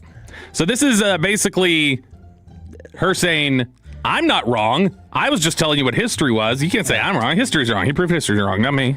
Man, this is right up my alley. Hey, I was just about to say that. You and Bobby. Yeah. Both of these are, because again, you will say like somebody's got to change their perception before you'll accept them as a dynasty. No, it's the technicality of an apology. Yeah, because I don't believe opinions are wrong. It's an opinion. It could be a bad opinion, but it's not wrong. Necessarily. Well, that's incorrect too, because I was wrong. I said Jalen Brunson would never be an All-Star. That's a wrong opinion. Factually, my is an opinion. all-star, My yes. opinion was proven incorrect and wrong. Yes, but at the time, Jalen Brunson will never win a championship as the best player. That got proven incorrect and wrong. But I also believe that opinions are only relevant at the time you make them. Not if you give a future prediction. I mean, look, Becky Hammond. You might have me cornered here. She's being technical. Okay, you don't have to apologize. Just admit you were wrong. Right. You don't have to apologize for it. Just admit that you had a wrong opinion. It'll make you more likable too, Becky, because this does the opposite. It makes you unlikable. She's literally saying her opinion was still right. He's just an outlier. She's like, no, I'm still right. That's analytics right there. And if you wanted to say little guys can't win titles, you shouldn't build around little guys most of the time. But you said Jalen Brunson couldn't be a 1A. Wrong. Mm-hmm. Incorrect. I was wrong about it too. Right? Yes, because like in historically, yeah, she's right. You don't generally want to build around 6'2". I think I'm going to do this as a but bet it doesn't next. mean that and there are outliers. This is a very analytics opinion. Analytics will say, well, we weren't wrong. There was still a 20% chance that it was going to be Kenny Atkinson, right? Victor Wembanyama. Yeah, it's the way they do things. I'm going to set this up as a bet next week. I think all next week I'm going to set up areas where I can be wrong in a disagreement with Kristen, and I'm going to record myself trying to tell her why I'm not wrong. The history was wrong, and see how many times it takes before she snaps on me. Yes. All right, another basketball worst take, and I think this is the one that's going to win. There, like for most people, I'm going to win because people love soccer for some reason. But Richard Jefferson just making things incredibly uncomfortable with Jay Williams during the NBA draft. Hey, why such a big ovation for you? Was there something? That was loud. Chicago, I don't know. Well, most of the people that went to Duke are from New Jersey, New York. So, well, they also didn't see the future coming, so they were cheering kind of preempt. Sorry, I apologize. Wow. Hey, listen. Wow. The guy was a unbelievable talent. He was okay in college. He was okay. He was okay. And his career trajectory would have been a lot different if he didn't like motorcycles. Yes, that's on record. I wrote a book about it. Yes. I try to beat everybody to the punch. Yeah. I guess everybody that goes to Duke isn't that smart. Wait, he wrote a book about it. I'm agreeing with him. If you can't be that smart, if you write. Why is Kenny Smith getting the pass in this? What Kenny Smith did, this whole thing has been about Richard Jefferson and Jay. What Kenny Smith did was worse. He started it, at least with that clip, and I pulled that clip. So what? Kenny Smith is the one who said if he didn't love motorcycles, he'd have a different career trajectory. Yeah. But this whole thing is between Richard Jefferson and Jay Williams. Yeah, it is. I think. Also, we don't know. I don't know how cool they are with each other. We don't. I mean, if they're as cool as we are with each other, this is a non-story. Well, Jay went and followed up and said it was awkward. Yeah, I was going to say, Jay Williams said, I've known him for a long time. That was uncomfortable. So it's like, well, okay. That's. But Kenny brought it up. Yeah, but I think the difference is like the Kenny spirit. Kenny what was do you mean? first. You can be oafish in the way that you're trying to defend somebody, but Jay Williams, all I was going to hear is Jay Williams definitely seems like a tone guy to me. Like your words don't actually matter; it's your tone. Yeah. And so Jay's like, he's clearly defending me, and he has my honor. Yeah. And Richard Jefferson's going like, dumbass got on a motorcycle, took a turn too fast. It was also like it was piling on. Like Kenny did the first one, then you're piling on. And the first, I found Kenny's. Also, the other take of mine, I don't know if it's right or not, but like if you're funny with it, you can get away with a lot more. I thought what Kenny said was funny. If you didn't like motorcycles. I don't think Kenny was trying to be funny. He wasn't trying to be funny. I thought I chuckled when I heard that. And then Richard was like just piling on. Oh, I guess Duke is smart. God, when he said like it's so Richard going, guess they couldn't see the future, knowing why his career. I mean, Jay Williams was awful his rookie year, so I mean that doesn't. Hey, I love Jay Williams in college. Shut up. Oh yeah, I remember when he missed those free throws against Indiana. That was hilarious in the tournament. I've never been happier watching somebody miss than when Jay Williams did. That was equal to Wemby missing those 2 free throws in the finals. But no, when Richard Jefferson knows why. his career turned out the way it did, and he still goes, guess they couldn't see the future, guys. You know what I'm saying there? Yeah, y'all know what I'm hinting at. I'm not even coming close to voting for Richard Jefferson. Really? Not even close. I got to know how cool they are. Again, if it's us and you make that joke, I think we all laugh and it's funny. Mm-hmm. It depends what type of guy humor category you're in. Are you going to be worked up and sensitive to it, or are you going to be like us on the group text? Peyton makes that joke twice a day on the group text. Yeah, absolutely. Yeah. There's nothing wrong with it. That's how he feels about the handicap. I have, before we get to mine, I have one more submission. Bill Barnwell's getting nominated for just his ridiculous article and how stupid it was that he thinks, I can just throw the Cardinals in at 6. I think what he does now, I'm convinced, is he just spins a wheel and randomizes what teams he's going to put where, and then he goes like, all right, how can I justify this? I'm going to write a write-up that justifies it. You got to nominate yourself. I'm nominated for...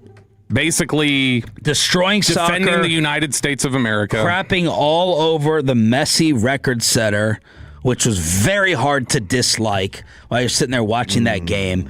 The moodiness of the delivery when you were grouchy on Monday. Bobby Belt's Monday soccer performance has been nominated. It was Tuesday. Was it Tuesday? Yeah, because Monday I watched the match. Yeah. I watched the things on. I watched that 70 seconds of action on the pitch. Any other nominees? The only other one I would have, and we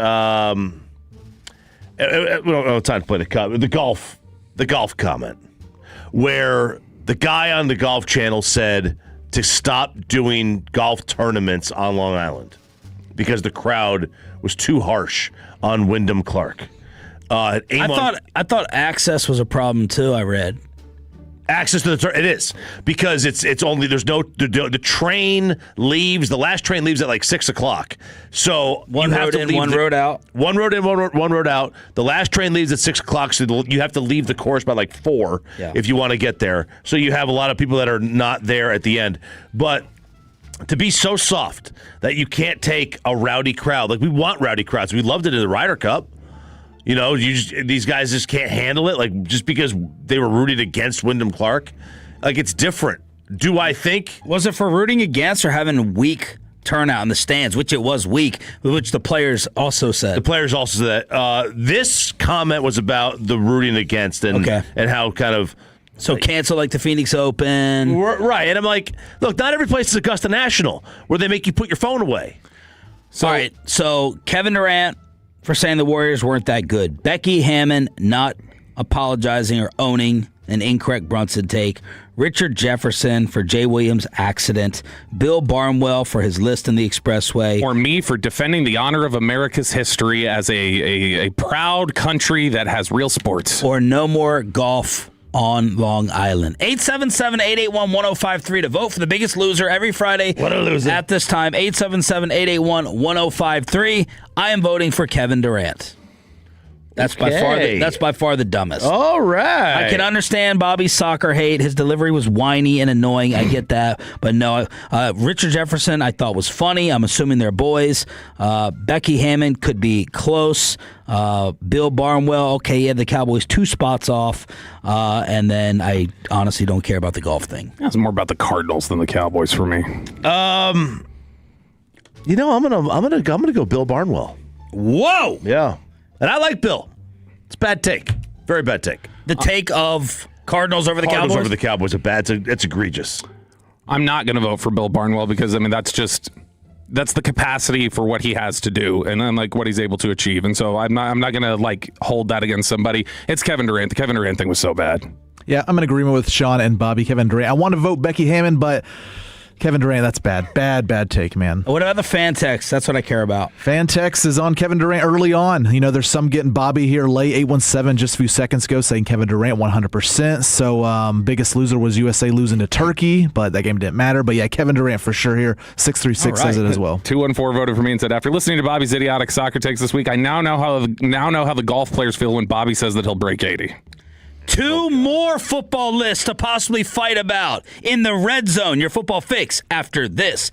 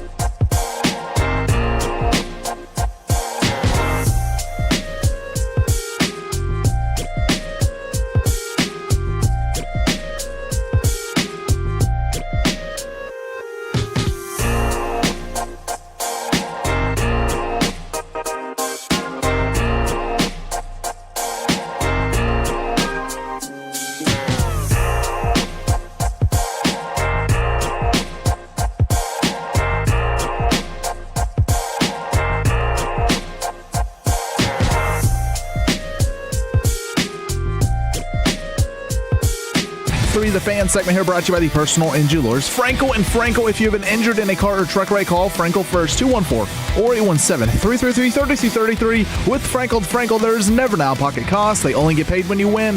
Frankel and Frankel, the go-to car and truck wreck attorneys in Dallas. How many people want to eat a W tonight? You know what I like about the media? They think you can just dial 1-800 and get a quarterback. The Red Zone, your football fix every day at 9:20, brought to you by Jess Love Coffee in Grand Prairie and Arlington, here on DFW Sports Station 105.3 The Fan. Sean Sharif, RJ Choppy, Cowboys Insider, Bobby Bell, Peyton, and Aiden. What? You just got a beautiful compliment on the fan text. 512. Sean, you're legit so good at your reads. Got me over here considering dropping all this money to go get some steaks. Eric in Austin. Thank you for reading that, Bobby, and thank you, Eric in Austin. I oftentimes say I don't know why anyone else would pick someone to do their reads for advertisements here on the station. I'll do a read, I'll crush it, and I'll be like, why? Why don't I have every single read? Who else would you want to advertise for you more than me? Somebody whose throat isn't still being cleared. Well, I'd rather have coughing panic attacks than your nasally ass freaking blogger voice. My Micah reads. That's right. Okay. Unfortunate news to an ESPN draft analyst. Matt Miller was in a terrible accident where he had to get his arm amputated. Yeah, it was a horrific crash. The photos of this thing. Oh, no. Aiden, don't put them up on the Facebook. Well, and, he posts on Twitter last week I was involved in a serious accident in Missouri. Airlifted to Mercy Hospital, deeply grateful for the exceptional care I received from the first responders, the doctors, nurses, medical staff, incredibly fortunate. And he went on to disclose the extent of these injuries. I sustained significant injuries, multiple fractures, broken ribs, and underwent a life-saving amputation of my left arm. Dang. Long road ahead, focused on recovery and taking things one day at a time. That is awful. Awful. Terrible. All the best for that recovery. Bobby was triggered by a Bill Barnwell NFL list in the 7 o'clock expressway. Did the same thing happen to RJ Choppy from Broadus' boy, Pete Prisco? Yeah, I did get pretty upset with Pete Prisco. He has his top 100 players in the NFL out. Now, one of the things I like to do when I see these lists is I just go to I just put in the name of the team. So in the baseball, I just put Rangers in it. So I want to see, what they if they're saying anything about the Rangers. And for this one, it was just Cowboys. It was just Cowboys is all I wanted to see, right? So where do you think the first Cowboy on this list? Have you seen? You got either one of you guys? Heard about this? Yeah, I saw it. You did? Yeah. He said, "Don't open it." I was doing my prep, and I saw my email. All right. Okay. I opened your email. I saw it after I did my prep. Is the first Cowboy in the top 10? No. That's correct. It's Myles Garrett, number 1, Stafford 2, Josh Allen 3, Jamar Chase, Joe Burrow, Penei Sewell, Patrick Mahomes, Justin Jefferson, Puka Nacua, and Lamar Jackson. Is the first Cowboy in the second 10, 11 through 20? Can I guess? No. Oh. I'll say Quinnen has a chance, but I'll lean no. Okay, no is correct. Micah's in it. He's at number 12. Patrick Surtain is 11. JSN, Aiden, Hutchinson, Fred Warner. So some of those guys are in the second 10. Is he in the third 10? Is anybody in the third 10, 21 through 30? No. Yeah, I'll say Quinnen or Lamb. Quinnen or Lamb. Okay. 21 is Jahmyr Gibbs. Let's see. By the way, Bijan, Trey McBride, McCaffrey, and Simmons, rather, you're 20. Jahmyr at 21, Tristan Wirfs at 22, Creed Humphrey at 23, Devin Witherspoon at 24, Trent Williams at 25. Uh-oh. Garrett Bowles at 26, Brock Bowers at 27, Kyle Hamilton at 28, Christian Gonzalez at 29, and Jordan Mailata at 30. Okay. Wow. Is there a Cowboy in the next 10?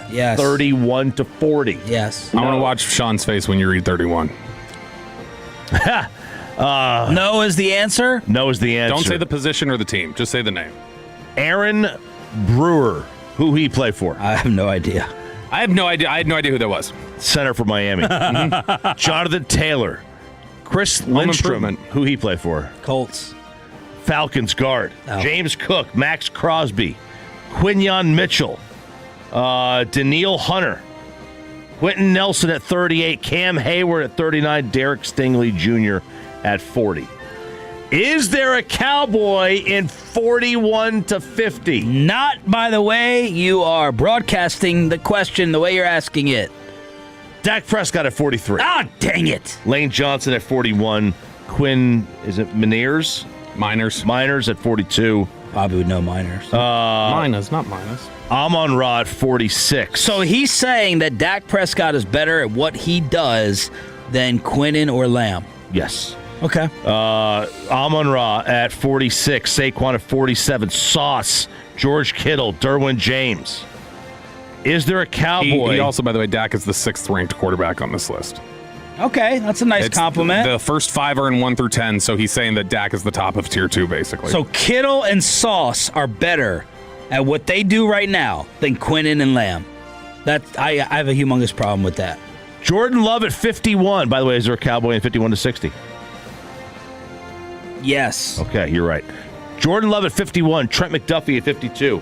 Josh Hines Allen at 53. Quinnen Williams at 54. Number 2 defensive tackle behind Jeffrey Simmons. Whoa. I'm surprised he's still up that high. Good for us. Joe Tooney at 55. Jared Goff at 57. Leonard Williams at 59. C.D. Lamb at 60. Above your boy George? Above George. Right above Drake May. Is George Pickens or any Cowboy 61 to 70? No. George is 66. So he is 6 spots below C.D. Lamb, ahead of Herbert. Who were the C.D.'s ahead of Herbert and May. All right, this is a great list then if Herbert's that low. Who were the quarterbacks ahead of Dak? It was Lamar. Let me go there. It was Lamar, Josh. Stafford, Mahomes, Josh, and then who's the other one? Lamar, Stafford, Mahomes, Josh. Who am I forgetting? Burrow. Wow. Yeah. Okay. That's a hell of a compliment. And then CD was receiver 6, and Pickens was receiver 8, because A.J. Brown is between CD and Pickens. The ones ahead of CD, I don't think are huge complaints. Okay. I would probably fight about Amon-Ra, but it's Amon-Ra, JSN, Puka, Justin Jefferson, and Chase. Okay. You can make arguments. Yeah, you can make cases for CD over half of them. You can make the case for those guys over CD. I don't have a major, but only 4 Cowboys in the top 100. Tyler Smith, man. I thought Tyler Smith was going to be locked in to these lists from everyone moving forward. Last year was just not great for him.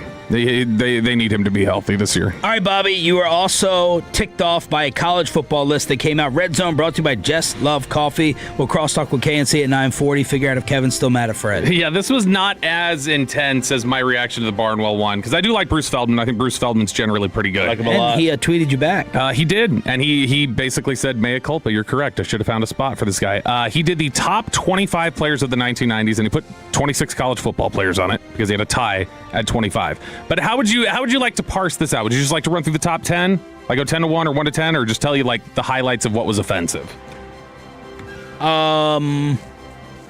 Let's go. Well, how would you like to do it? You're the college guy. Man, 1's pretty offensive. Let's go 1 to 10 and then talk about the offensive ones. Number 1, the player of the 1990s. Actually, let's go 10 to 1. All right, we're gonna go 10 to 1 here, and actually, let's go 10 to 1. Number 10, Champ Bailey, corner, wide receiver, kick returner at Georgia. Number 9, Peyton Manning, quarterback, Tennessee. Does that feel low right off the bat? No, Peyton of just the 90. Great college career. Number 6, Marshall Faulk, San Diego State running back, who put up ridiculous numbers when he was at San Diego State. I didn't watch him as much because he played there. Right, because he didn't play real college football.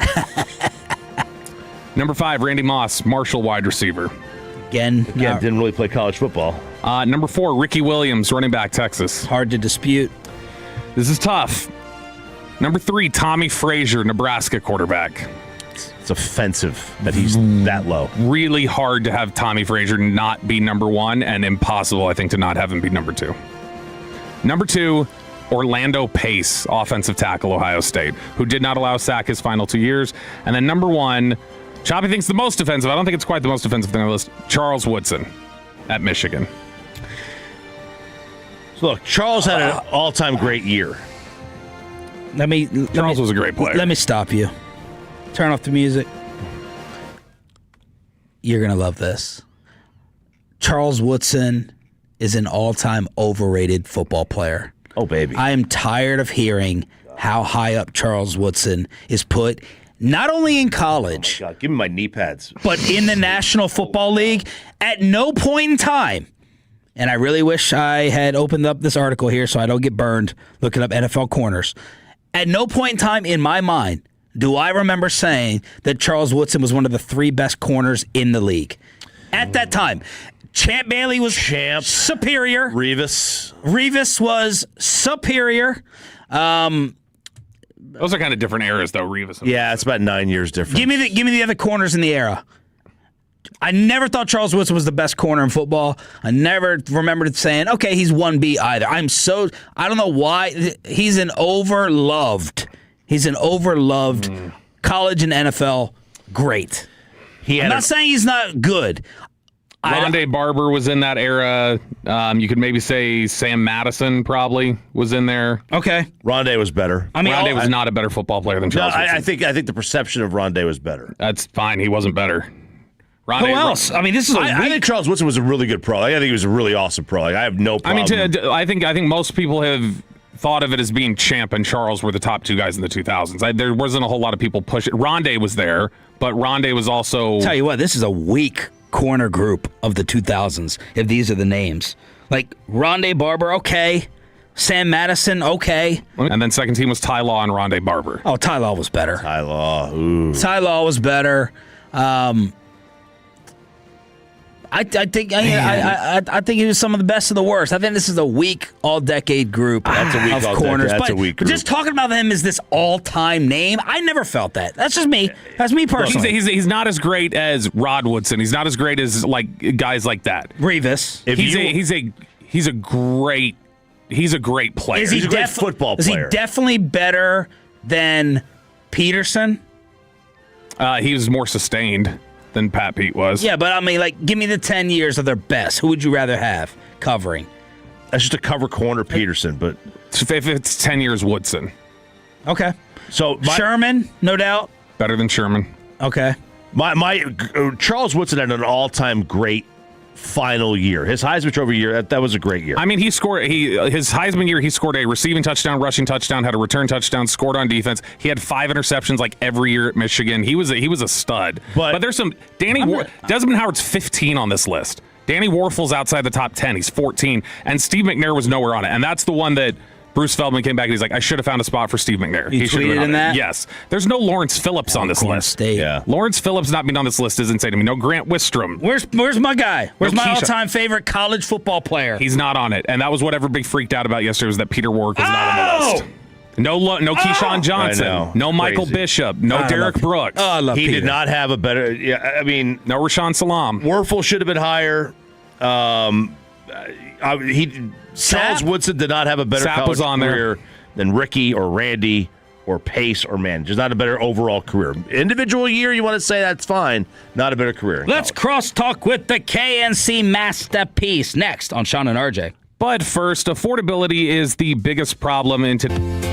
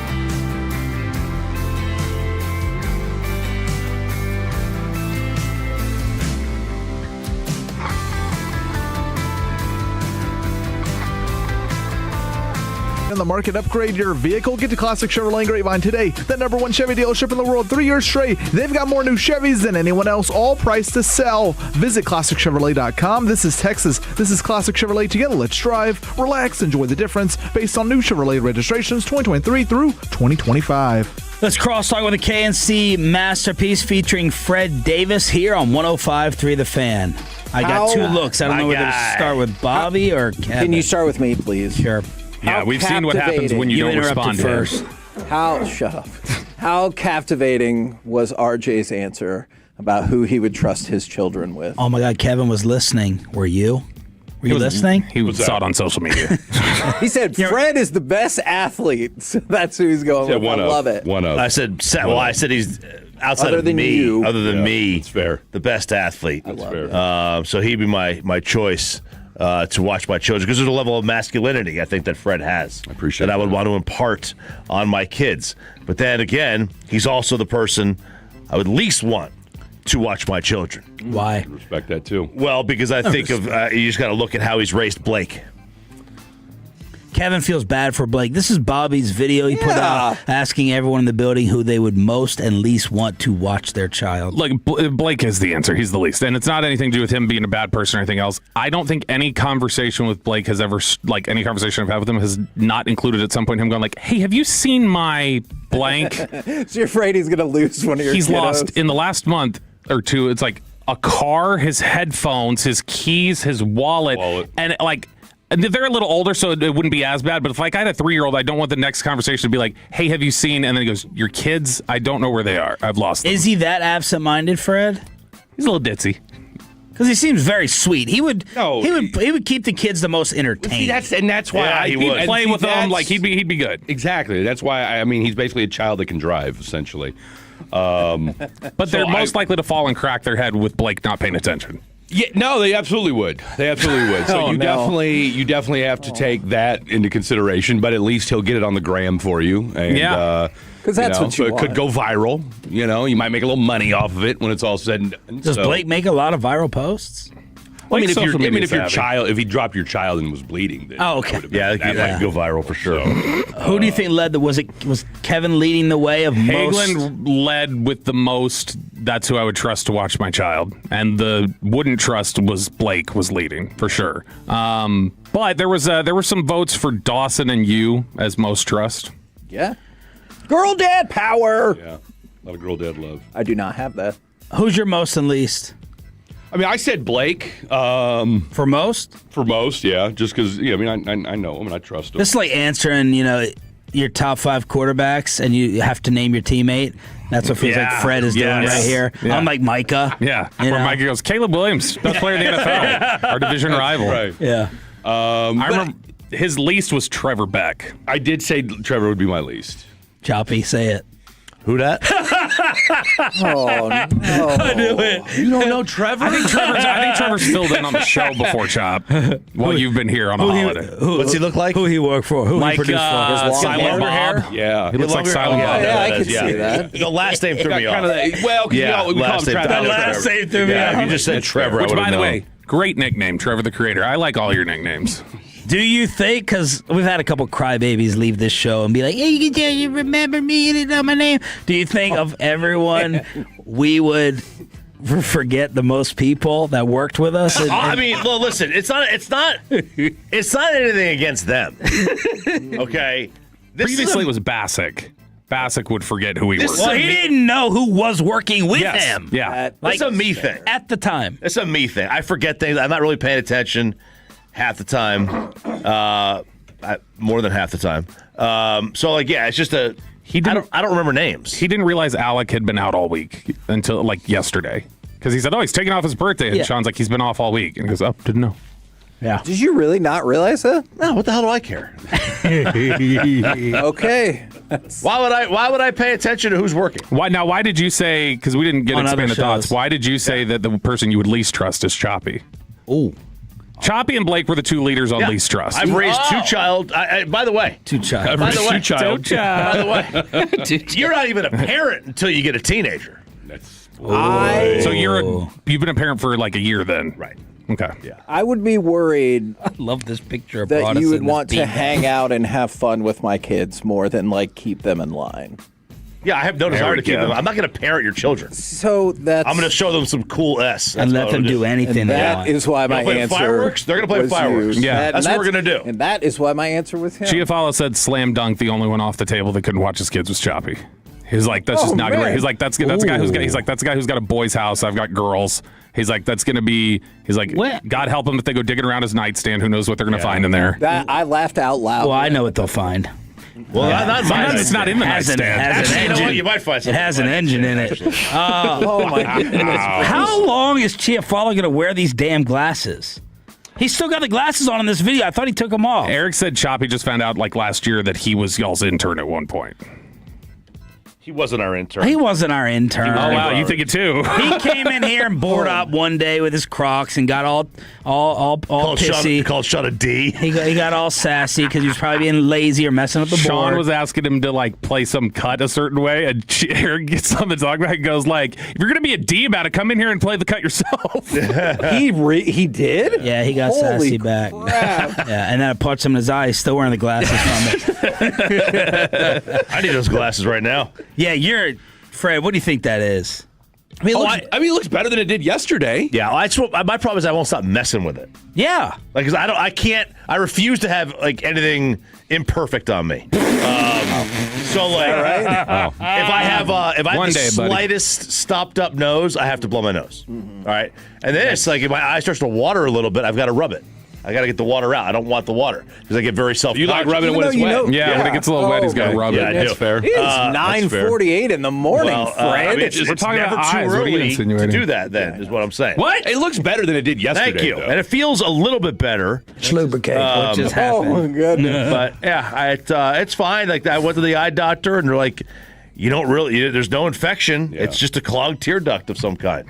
So But there's it's not nothing really- wrong. That's just your face. That's it. My face. What's coming up on the show? Oh, man, that is a good question. Obviously, we're going to talk about the potential of that robo trade, U.S. Turkey A, and that's what it's called. I know. And at 12:20, Hate Watch, Call it Deutschland, combo then. platter. Give us a sports opinion, and then what's the last movie you watched that you really, really didn't like? It could be an old movie, it could be a new movie. What's the last movie you watched that you really, really didn't like? Brendan Fraser being that real obese dude. Fat Oh, the whale. The whale. Yeah, I didn't like it. I was uncomfortable. You know? What was the point? I was probably eating the fried chicken at the time, too. I don't know, because there's like very few movies that it's just like I think to myself, irredeemable. I hate it. Like I mean, there's some movies I don't like. Like there's a lot I of movies I can't don't get like. through a full movie anymore. I walked out. Kids? I walked out of one And movie. being old. I walked out of The Pursuit of Happiness. That was such an awful movie. Who's in that? Will Smith. It's the one where he has the like internship and he's like struggling to get by or whatever. It's just the whole thing is like an hour and a half of go like, Like are you Chiafalo. crying yet? Are you crying yet? Look how sad this is. Are you crying yet? It's like, okay, this isn't working. Was it part of the message of that movie how you could change somebody's life, and instead of changing a young actor's life, he just cast his son? Yeah, that. And Or it's like, it feels like that's kind of against the message of what you're shooting Or for. here he is. He's got this unpaid internship, and he's having to hold him tight in a public restroom. Meanwhile, the actual real guy that the story's based upon was receiving like $2,000 a month to do the internship, and was not actually like holed up in bathrooms trying to prevent drug addicts from getting in. So it's also a fake movie. Fantex says the new Scary Movie. Ooh, First okay. one was hilarious. So mine is an old one, and it's based off of, I just watched the movie The Rocketeer in the last week because my wife said it was one of her favorite movies. That movie sucks. Who's in that? Nobody. It came out in 91-ish, and so it was her favorite movie as a kid. I paused it halfway through, and I was like, this is your movie? What's an awful movie that you like really do like though? Like you like enjoy watching it because it's so bad? Because that was Killer Clowns from Outer Space for me. The Room. The Room is good. Especially if you go to midnight showing. It's the most fun I've ever had at the Congo. Whoa. Oh, yeah, I could see that. Such a bad movie. The watched, talking gorilla? Yeah. I hated that movie. It's terrible. movie. Because of you, I watched Lake Placid? Lake Placid, So yeah. bad, It's right, another but bad good. movie. It's another bad movie. It could just take it kills 2 hours. It was very much in the vibe of Congo, and then it made me think, what happened to Bridget Fonda? Where did she go? She just disappeared. Jane's kid, right? I've got know. Peter? I've got a Maybe problem Peters? Or are they with together? Oh, Peter Fonda, yeah. I've got a real problem with Hagee's assertion because I just looked up this movie, The Rocketeer, where he's like, "There's nobody in it." I don't remember. There's Hold on, Jennifer wait. Connelly, Alan Arkin. They both won Oscars. There's Timothy Dalton, Paul God. Sorvino's in it. Billy Campbell's in it. Man. Terry O'Quinn's in it. There's a good- lot of people in this. That's right. I do remember Jennifer Connelly because she decided, hey, should I date this high school kid or whatever, or go hook up with this old man? Talk about a Which fall was off. Weird. Jennifer Connelly? Better than what she did in Requiem for a Dream. Well, there was What is that. she doing that? Tell you what, Marlon Wayans was good in that movie, too. Have you ever seen two cars backed up to each other? Two cars backed up. I have, yeah. Yeah. There you go. Oh. I got nothing else here. Nothing? Nothing. I was going to do Stars trade. You teased that. How's your week been, man? I've got something. I think the week went by pretty fast. I'm going to unleash tomorrow. I got babysitter coverage. I told the wife. I said we need to go out. We need to dominate. Gotta let So loose it's a gonna little be bit. it's gonna be an all day rager tomorrow. What are you going to do? I've got something. Drink. Oh. Why were you so hatefully getting on Fred Davis for abusing the clock during the 1040 segment That yesterday? was chilly. that was chilly. You didn't think it was funny? You didn't look like you were You smiling. didn't look like I was smiling. No, laughed we about watched it the video. afterwards. Maybe in the break, not Yeah. on air. What happened? You were like crushing the break time? I mean, I didn't even notice. Kevin, to be fair, you're not the absolute best either. I know Fred is like supposedly. I'm the worst. I mean, hands down. Here you go. We laughed about it afterwards. But nobody else can see that. We saw on the air. We saw the fan cam. We didn't see the commercial break. We saw this. I'm a big Louis Curvello guy. How about you be a stay on the clock guy? Whoa! Masterpiece right no here. One of my smile. favorite fan. Coming up You've next. lied 3 times in this crosstalk. What were the other ones? I'm not lying. We more laughed harsh about than it Richard Jefferson. afterwards. What's that? He's more harsh than Richard Jefferson. That's right. I'm not lying. We laughed about it afterwards. So, all right now we're supposed to break at 9:54. Yeah. What would you usually break at? Oh, I'm not breaking for at least another 4 minutes. And your commercial breaks? I don't know. It's difficult on the night show because your breaks are like a minute long. That's why you can watch So that that's show. why you get That's why their used to it. TSL so high. That's why you get used I to need to it. eliminate some of these. Plus, I have a theory that we've started putting more commercials in our breaks. So, Well, you're more popular. Yeah. no, okay. Thank you. Oh, you'll accept that. Okay. You're fine with that. The KNC Masterpiece is next. Everyone have a fantastic weekend. Fred, you look like you're going to have something witty to end it with. No, I'm just smiling. Just glad to be here.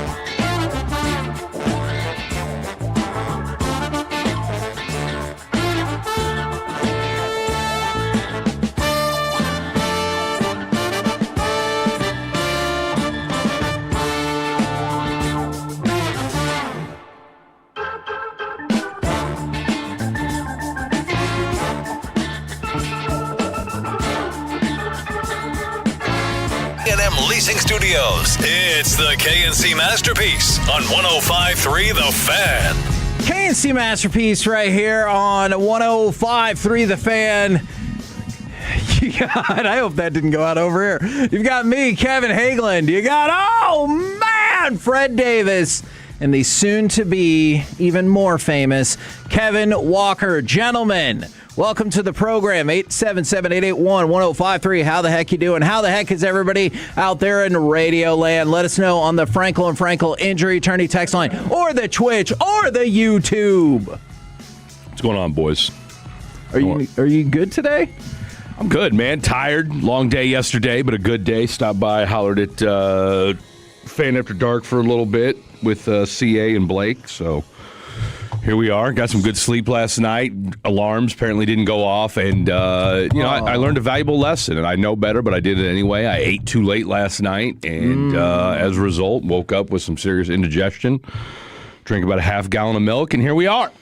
Are you a one-alarm person, multi-alarm person? I got 3. Oh, my goodness gracious. Okay. All right. I got 3. And did you say half a gallon of milk? Give or take. Oh, my goodness. I was out of Tums. He's a big milk guy. I was out of Tums. Harbaugh. Love milk. Okay. Mr. Walker, how are you doing today? I'm doing quite fantastic. Excited that it's Friday. Guys, I made a probably not very smart purchase, but I don't regret it. Let's hear it. Me and my fiance are going to the Ariana Grande concert tomorrow night. And it costed a pretty penny, but we're going. More expensive than a World Cup game? That's what I was just thinking. Not as expensive as a World Cup game. Was there any family blowback for you yesterday since you put all their business out there? I did tell my dad. Yeah. I was like, hey, this is briefly what happened in the segment. Did not describe everything. He said briefly. And I said, I think it's in your best interest if you don't go back and listen. I said, if you do, I can't be held liable. I mean, you only threw him under the bus. I did not throw anyone Call under that the bus. Call that as marital. I got a lot of nicknames habits. for yesterday's segment, by the way. Not good ones. Not ones that I like to share. Yeah, I did. Oh, man, I remember this from the 469. Why hasn't Fred called anyone's kid a loser this week? Yeah, I saw that text. Whose kid did I call a loser? Oh, my God, I remember this very vividly. We talked about if you only had one friend or no friends at your birthday party.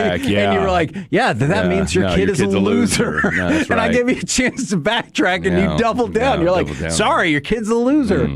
That was amazing. From the 682, milk is the only thing that stops my heartburn. Oh, interesting. All right. And they said usually about a quart each time. Ball knower, 682, ball knower. Have you ever tried to drink an entire gallon of milk?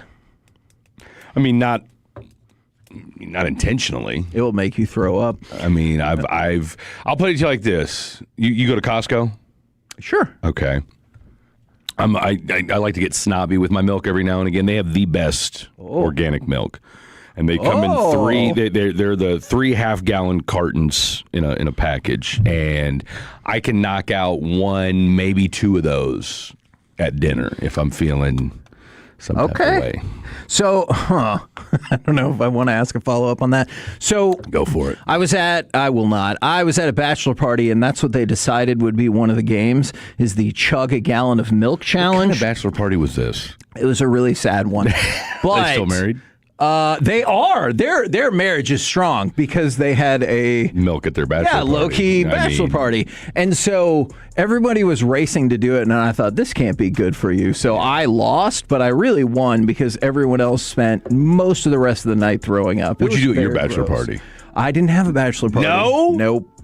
My life's a bachelor party, you know what I'm saying?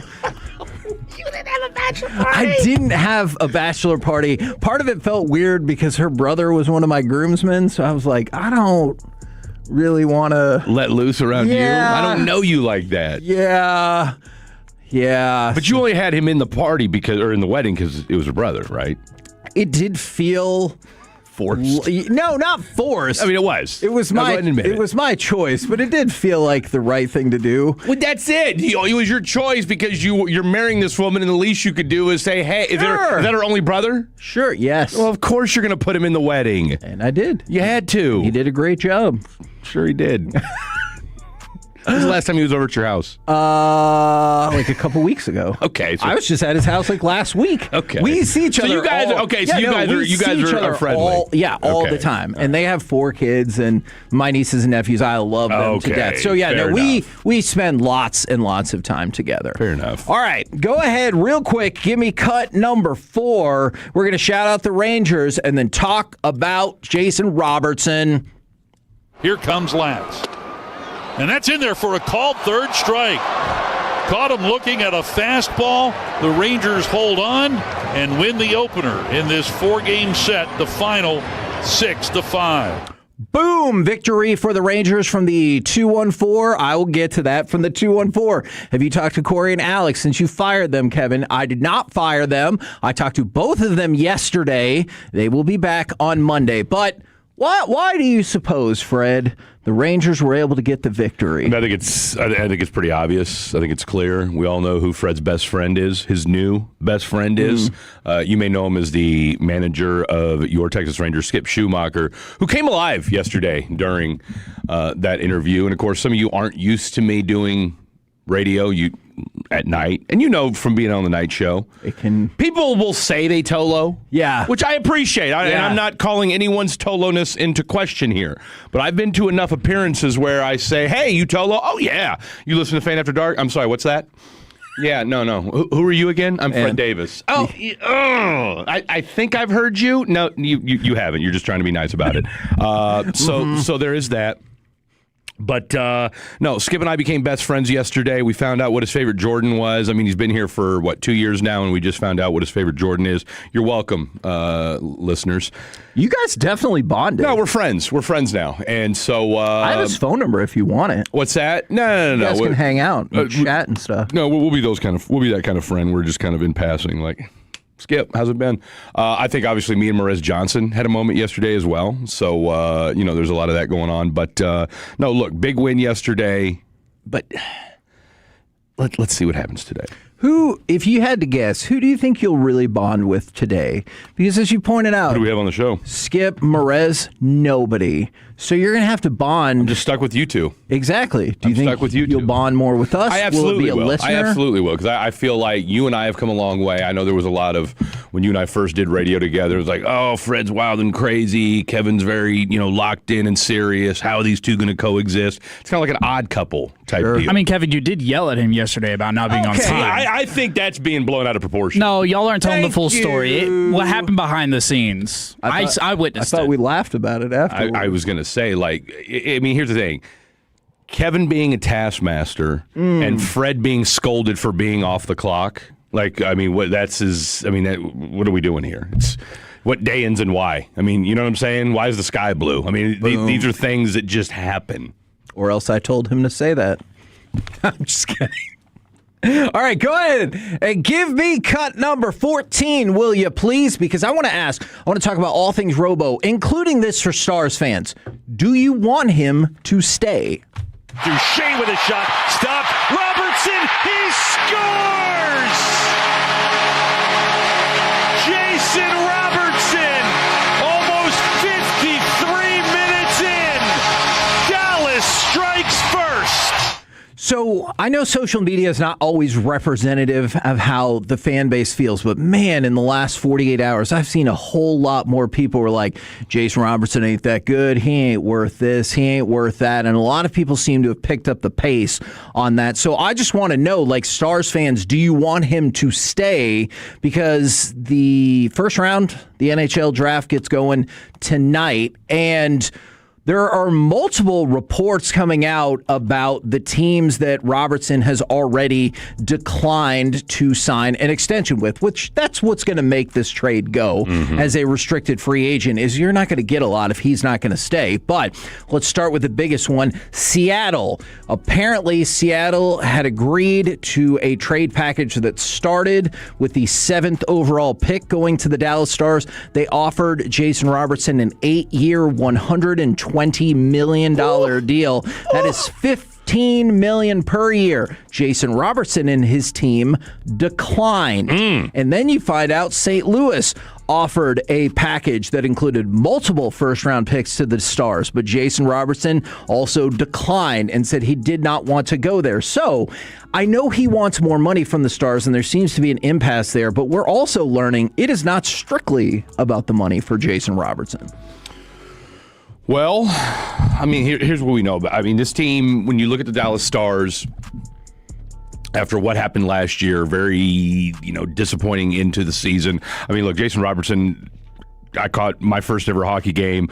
He damn near hit a hat trick while he was there. He's a vital piece of what this team is moving forward. I guess my question for you, Hagee, is when you look at what Florida's done, when you look at the teams that are reloading, when you see what Ottawa's trying to do, are you comfortable with running it back, or do you feel like with Jason Robertson, is it still just a little more fringe work on the on the outside, right? From a what I mean? I would argue at the very least Jason Robertson had the second best season of his career, and I think you could make a legitimate argument that it might have been the best season of his career. Now, I realize you go back 3 years, I want to say. 2022, 2023, almost the exact same numbers. Yeah, and I know there's another season that popped off in terms of setting the Dallas record for most points and everything like that, but I thought he was significantly more well-rounded this season in terms of actually getting involved at times in the cross-check, getting involved defensively. I thought he became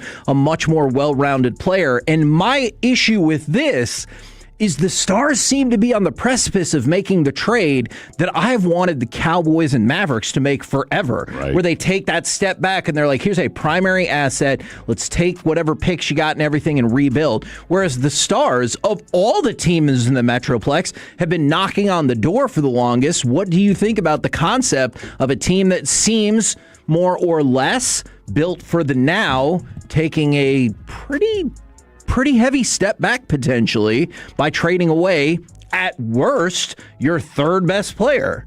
And I think he's better than that. Well, and here's my question for you is, when it comes to hockey, right? And I'm still learning as we go. Are you going to find guys that can be as impactful in the first round? Because I know that's one thing, you can get up to 4 picks if you trade them. Yes, but which is weird. The thing about hockey, I will say this: I am fascinated by how hockey works. You want to be even more fascinated? Of course I do. If you pick him up on the restricted free agent tag by going over slot, which any team would do, it is the 4 first-round picks, but it doesn't start until next year, and it's 1 per year. So you couldn't do when Ottawa now Ottawa could just make the trade straight up. I'm saying if you get to restricted free agency, it's very incremental like that. So here, okay, it's just strange. All right, but here's what so they say, all right, we give you 4 first-round picks. Like who the NHL? Who's giving them the 4 first-round picks? They come from the team that signs him. Wow. Right? So you can't just sign somebody and keep your... what's the point of that? Not unrestricted, because he's a restricted free agent. If he's unrestricted... Okay, so it's kind of like a tag. If you sign somebody, exactly. Boom, I get your first 2. Okay. That is exactly what it's like. From the 2-1-4, do I want him to stay? He knows the Stars don't have the money because of the salary cap. He only plays well in contract years. That is wrong. That is factually incorrect. I get it that this was theoretically a contract year, but he's also still a restricted free agent. But his best season he had of his career point-wise was on the first year of his new contract. So he had already gotten paid, and his best season was the first season of his new contract. So I disagree with that, but also the second that they traded for Mikko and gave him the 8-year, $96 million deal, I kind of wondered if that meant Robo's out the door. You look at what he's done since 2021, 79 points, 109 the year you mentioned. Yep, that's the most in Stars history. 80, 80, and 96. So, to say that he's only been good in a contract year would be a little disingenuous. Yeah, he's a point-a-game guy, sometimes more. And like I said, I've seen a couple of people text in about the toughness you need for the playoffs. I agree with that 100%. I thought you saw significantly closer to that optimum level of Jason Robertson this year. If he would have been soft in the playoffs again, I would have been like, I get it, time to go. I didn't think that was the case at all. I thought he stepped up for you in the playoffs. I thought he played more physical all year long. He had 5 goals in 6 games. Matter of fact, he had more. Put it to you like this: he had more goals in these playoffs than he did last year in 11 games. Well, see, there you go. And then you add that level. I mean, of physicality. I'm no Gavin Spittle. These aren't stars bars. But I'll tell you what. Enough with the robo disrespect. Exactly. Okay. Now, the Stars, per Pierre LeBrun, are circling back to teams that had previously shown interest in the winger, but they're still keeping dialogue open trying to sign him. So I think the gap is, from what we understand, they want to offer the exact same as the Miro deal. Yeah. 8 years, $96 million. That's $12 per year. He wants $14 million per year. Them bridging that $2 million per year gap seems to be the issue, but they're still trying to negotiate. So I wonder if we'll get to a point where Jason or his agent go back to him and is like, he actually doesn't really want to leave. Can we find a middle ground here to make it work? I don't know if that will happen, but the brilliance of the hockey draft is they do everything at the same time. So not only is the hockey draft tonight, it's also like essentially their winter meetings or their summer meetings, if you will. So They're efficient. Like, exactly. They're like, let's just get it all done right now. So if it's going to happen, it feels like today would be the day, or maybe tomorrow. You mean to tell me we can rent this Red River Inn conference room? Man, back to knock the Red out River. the draft. We'll do the winter meetings, and can we go ahead and start free agency while we're here too? Yes. And go ahead and let's get it catered. All right, because Lord knows we love to eat while we're doing all three of these at the same time. I support all that. If you had to predict, Robo is on the Stars next year. Should he stay or should he go? No. Will he stay or will he go? I'm going to say he goes. I think I'm inclined to agree I'm going to with say you, he goes. But I would not mind it at all if he stayed. By the way, in case you're curious what they're looking for, one NHL executive who inquired about the availability of Robo said the Stars are essentially seeking the Mikko Rantanen package that they sent out, which was 2 protected first rounds, 2/3, and Logan Stankoven. I feel like if you're going to ship him off, you got to get people back, right? You got to get at least 1 or 2 guys. For sure. Somebody you can use right now. Man, Jim Nill, only in hockey can you be the GM of the year for however many years in a row and not win a title. It's interesting. He's also like win me a chip. Do you know how many coaches he's hired to? 6. We're the KNC Masterpiece right here on 105.3 The Fan. Coming up next. It's a lot. It is a lot. Agreed. U.S. Turkey leads off our brand new World Cup segment for kicks and giggles. Next right here on The Fan.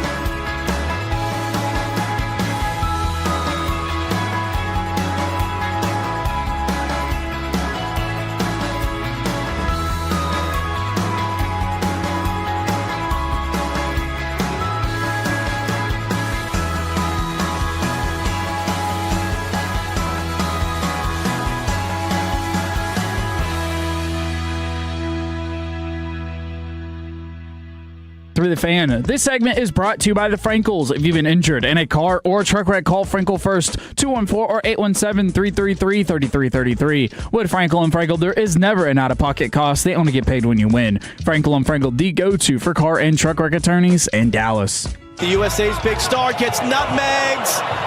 Guler still trying to get in. Chance for a cross. Comes back to the top of the box. Now it's clipped in at the backside. Matt Turner, it's stamped home. Turkey score the winning goal in the 98th minute. They might be going home tomorrow, but they're going wild now.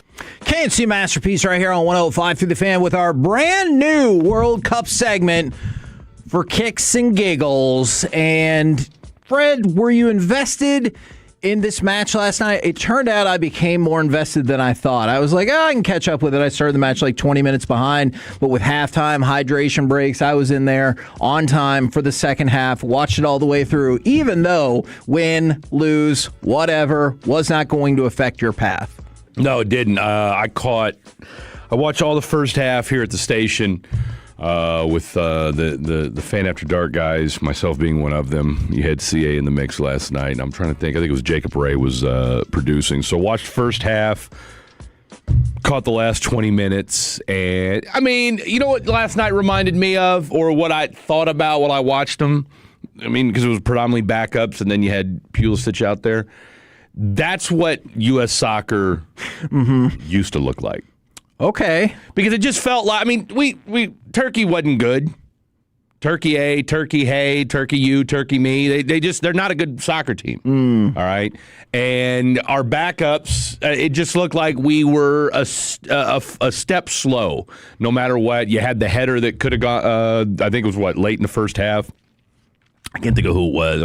Was it Trusty or might have been Freeman? Either way, had a perfect opportunity for a header. Great athletic play. I mean, he was. He was a good half a foot above everybody else. Just missed it. Went a little high. So, look, it's you didn't have your starters out there. That's the beauty of where we're at right now with U.S. soccer is we didn't have to play. But hey, you got Bosnia-Herzegovina coming up, and here we go. Here on out. What do you think? Whether it was Pulisic or Herzegovina, and he did not look good, by the way. Which one do you think you said more incorrectly in that run of words? See, I don't know that I've heard anybody say Pulisic's name. I mean, I've heard like 4 different iterations of it. And what are those? I just gave you 2. Okay. The other 2 will come to me later. Okay, got it. So, and for Bosnia-Herzegovina? I'll give you that one. Okay. I'll give you that one. I knew, but I'd already... Oh, yeah, Lionel I'd Messi. already... Well, I think of like Lionel Richie. So if it's good enough for Lionel Richie, it's not good enough for Lionel Messi? I mean, get out of my face with that. Okay? Easy like Sunday morning, okay? Do all names of people in the future, do they have to be tied to previous people who have the same spelling? So, like, what if somebody in the you're talking past... about maybe the greatest songwriter of all time. You tell me that I can't call Lionel Messi Lionel Richie, okay, or vice but like versa? if for some reason instead of Fred Flintstone, it was like Farrowd There's Flintstone, no other way to pronounce my name. Would you It's have Fred. gone by just like there's no other way Davis? Just like there's no other way to pronounce Kevin. Okay. There is no... I've seen different spelling. You can spell it whatever you want, but there is no other way to pronounce y'all's name. I was called a Kevin once. Well, then who was that person? He was a substitute teacher, Exactly. like elementary school. Funny story. I had a teacher, a substitute teacher in high school. Her name was Miss. She said her name was Mrs. H. I said, "What's your first name?" Preparation. I was promptly asked to leave the classroom. How old were you? I was probably 16. Okay. All right. She asked me to leave. Yeah. So you've always been a problem, right? I mean, I thought if she hadn't thought of that, that's on her, not me. It's a fair ask. Okay. It's a yes or no answer. Right. Is it? I know. I get it. And she had me leave. Told me to go. Yeah. I can't imagine. We'll never know. Can't imagine why. We'll never know. It could have been as we try to figure that out. All right. So back to the match. Back to U.S. soccer. Are you worried? I'm not worried. That reluctance in your voice, though. But I just want to say this. I did not like, and even the coach said this after the fact, the coach said that he thought it was a little bit sad that no reporters congratulated him and the U.S. players on clinching the group after winning the first 2 games. My argument would be, first of all, that's not really what a reporter should be doing. No. But also, wouldn't that have happened, I guess not directly after the second match because you didn't know just quite yet. So I kind of get that. But he didn't understand why there were questions about the possibility of lost momentum. I think... And I'm not saying they're going to lose momentum. I think it was the players' faces. Like, I know everybody, the commentators were all jumping on, even whether it was on Fox. By the way, shout out to Fox Sports and FIFA for letting us play that highlight. Whether it was on Fox Sports, whether it was on ESPN, they were all like, doesn't matter, doesn't matter, doesn't matter. Look at those players' faces after that goal gets given up and after that match is over. It sure as hell mattered to them. Yeah, no, it did. I mean, I get what they're saying is like, it doesn't matter in terms of like your seed or your road to the title, but it seemed like it bothered them. Now, did it bother them to the point where their like confidence is shaken? Or did it bother them to the point of, I hate this feeling of losing, it's not going to happen again, and that's going to be the spark that leads them through these knockout stages? That I don't know. But the idea that it didn't matter at all, I'm calling bull on that. I don't disagree with you there. I mean, I get it. Soccer is a different beast in how it's presented, I guess, for lack of a better phrase. Here's what the American sports fan knows. Most times when you lose, your season's over. Right. In a tournament, in a cup, in a playoff scenario, all right, we are trained to believe in our feeble American mind, all right, with our ranch dressing and our unlimited refills and our peanuts on the ground. This is what we know. If you lose, it's bad. So from our standpoint, it's, you know, we're watching it last night. And for the soccer diehards last night, I get it. Which, by the way, the Drake Toll Sports Minutes, what are we doing? My God. Hey. They're horrific. It's better than having that douchebag That's Jim the Rome guy? on. Oh, no. Jim Rome is 10 times the broadcaster Drake Toll will ever be. He's still a piece of Jim Rome. What's your beef with Jim Rome? My beef with Jim Rome? Yeah, tell me. Is So when I need to attended hear Texas this. A&M University in 1999, and the you're old. bonfire fell, and Yes. people died, Yes. and then Jim Rome went on and joked about hillbillies getting drunk and dying. F him forever. He said that? Yes, he did. And he still has a career in broadcasting. He'd get canceled for that in this day and age. Well, I'm sorry that he said that. I'm a Jim Rome fan. I don't like that part of Jim Rome. Okay, good. Okay, I do not like that. No. I don't. No. That was because look. I remember. I mean, I wasn't in Texas at the time, but I do remember when that the bonfire incident happened. I mean, that was a sad deal. But I didn't know Jim Rome said that. Yeah, could have just said nothing. That hurts my heart to hear that. Okay. Anyway, back to Well, U.S. I don't soccer. want your heart to be hurt. It's not your fault. All right. No, it's not. But Back to the soccer. But being a big Jim Rome fan, that hurts. Look, we're going to be fine. We're going to be fine. Our best players weren't playing last night. I say You that only had 2 real starters kind of go through there. I say that, but I will temper it with this. Pulisic, whatever the hell we're calling. Let's just call him. Let's just call him Christian. Let's just call him Christian. Let's call him CP. No, you can't do that here. Can we call him Chris Pull? That's better than what you were saying.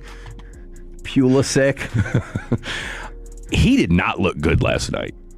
Okay, now I get it. He's coming off of a calf injury. He hasn't played in 2 games, so I understand that aspect of it. But man, being the guy that's supposed to be the guy, he did not look good in one-on-ones.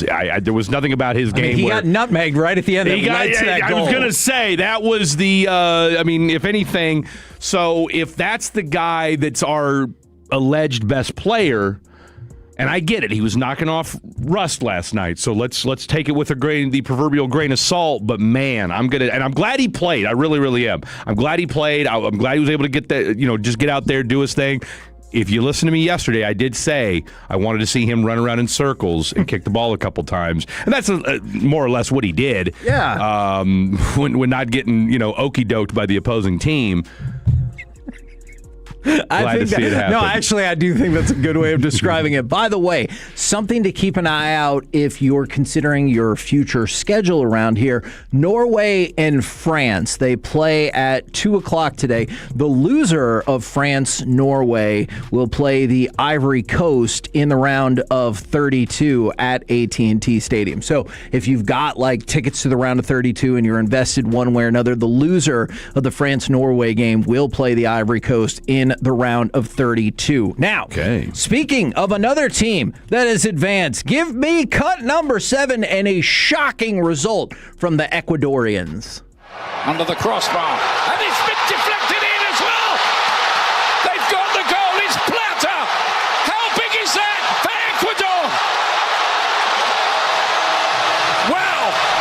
Now, Germany still advances as well, but for Ecuador, they get a fairly stunning result with that goal in the 77th minute. They defeat Germany. They are in to the round of 32 as well. So I don't know if you have like strong feelings about this one way or another, but we're going to get to the round of 32, which used to be where the World Cup started with 32 teams. Have you liked this 48-team format since you've kind of gotten some more of these like upstart countries? Obviously, we talked plenty about Cape Verde along the way, but like some of these smaller countries who probably would not have even been in it otherwise. I don't know that I cared enough going into this, right? I mean, for me, hey, more soccer. I mean, who hasn't enjoyed having 4 soccer games on every day for the last week and a half? Absolutely. And I believe there are 6 today. 6 today. There were 6 yesterday. Okay, we can argue, should Uzbekistan been in it?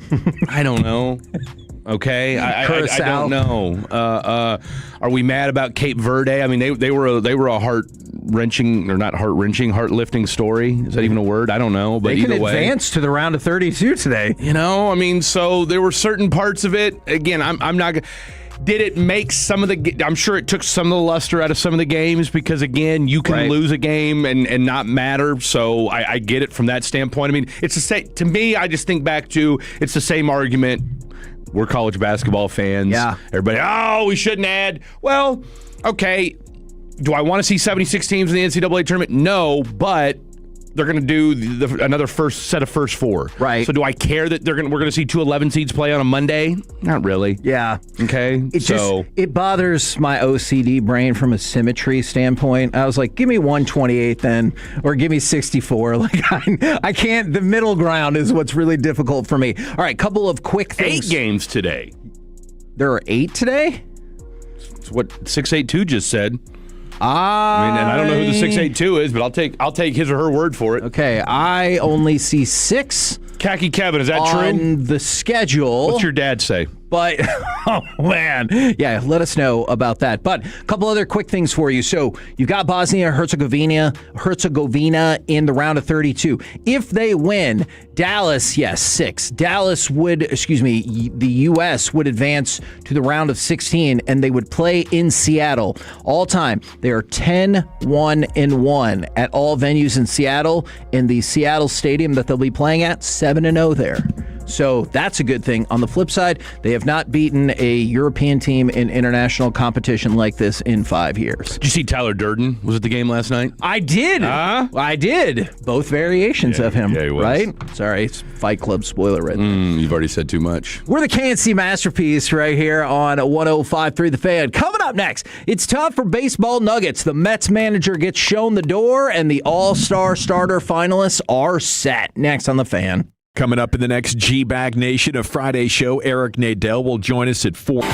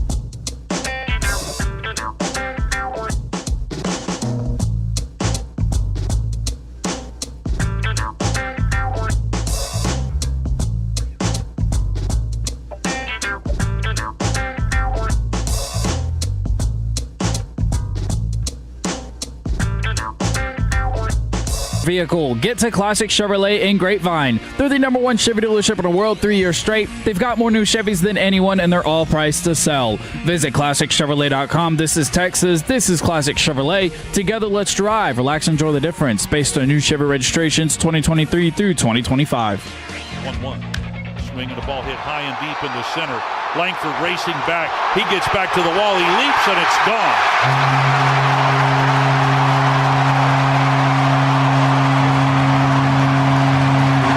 Toronto's home run leader, Kaz Okamoto, hits one over the wall in dead center. His team best 18th home run of the year to make it a one-run ball game here at 6-5. KNC Masterpiece back here on 105 through the Fan. Right now, it's time for some baseball nuggets. And we start with the god-awful Mets. The Mets went out and, well, did their manager no further favors last night. They lost their 6th straight game, 4-3 to the Cubs. That is the highest current losing streak in Major League Baseball. And the Mets were like, can't do this anymore. Carlos Mendoza, you are fired. 34-47, just 2 years removed from making it to the NLCS, though. I appreciate what they said. Carlos has led this organization with passion and grace and is beloved by everyone who works with him on a daily basis. Unfortunately, we know we are falling short and change is necessary to move forward. Nice guy, but he can't win. Yeah. Bye, Carlos. Yeah. It's always weird when they're like, he was the best manager. And you're like, but not really, because you fired him. Good people person. Yeah, but had to go. So former Padres manager Andy Green will step in as interim manager for the remainder of the season. We'll see how that goes. Now, you'll be excited to know that the betting odds are out for the next manager to get fired. And your guy, Quintero, gotta go. Yeah. Get him the hell out of here. Should have been gone. From Kansas City is currently the favorite, followed by Kurt Suzuki from the Angels, AJ Hinch with the Tigers. Ooh. They're all kind of bunched up together, and then there's a pretty big gap from there. But Kirk Suzuki, I think he's kind of in a tough spot since his general manager is like, no, we're fine. We're turning it around. You just watch. So if his GM doesn't really have any good comprehension of what the team is up to or that they suck, then I don't know how much of that is on the manager. And Angels, correct? That is correct. And there was a lot of pushback on whether he should even been a manager to begin with. So, I mean, this dude's playing with house money to begin. Yeah. I mean, Artie Moreno doesn't even know what he's doing. Agreed. Is Artie Moreno even aware that he owns a team anymore? Because he was going to sell it, then he took it off the market, then Artie Moreno, if you're listening, 877-881-1053, what's going on? Now, you probably won't be surprised to know that the Royals and Angels are tied for the second worst record in all of I am baseball. not surprised to know that. Behind only, or I guess ahead of only, the Colorado Rockies. One of the 5 worst teams in baseball. Indeed, for a long time. They haven't been above 500 in multiple years, and the last time they were above 500, they were 2-1. Todd Helton's not walking that door, Peggy. And if he was, I don't know what good it would do. Would that be the answer to their problems? Larry Walker isn't walking to that door. And if he was... Don't you kind of think Larry Walker could figure out a way to make it work? I mean, I think Todd Helton could if you just need him to DH. Yeah. How do you think they would get that done? Here's my question for you, because I know you've worked with a few professional athletes in your day. Football players love to say, because I've worked with a few back in the day, football players love to say that they've got one drive left in them. Yes. Doesn't matter how old they are. I can give you my boy Henry Thomas. I did years of radio with him. My boy Teddy J did years of radio with him. They'd always say, I got one drive left in me. Okay, I got 8 to 10 snaps left. Randy White told us not too long ago he had one more tackle in him. Absolutely. He's 73. Yeah, exactly.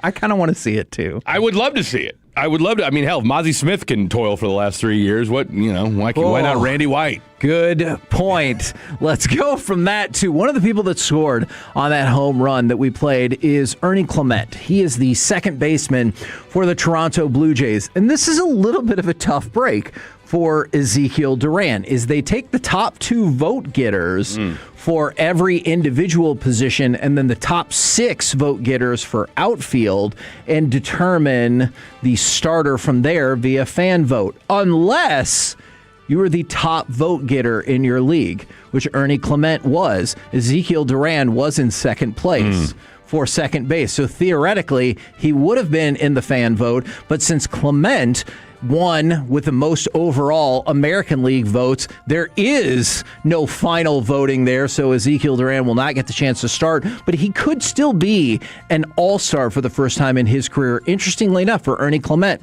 he finished 119,000 votes behind Shohei for the most in baseball. Damn. Which is crazy because, seriously. everybody knows Shohei. I mean, Ernie Clement's a good player, but I wouldn't know Ernie Clement if he walked in this studio right now. And that's what I was going to say. And I bet there are plenty of casual baseball fans who are like, who?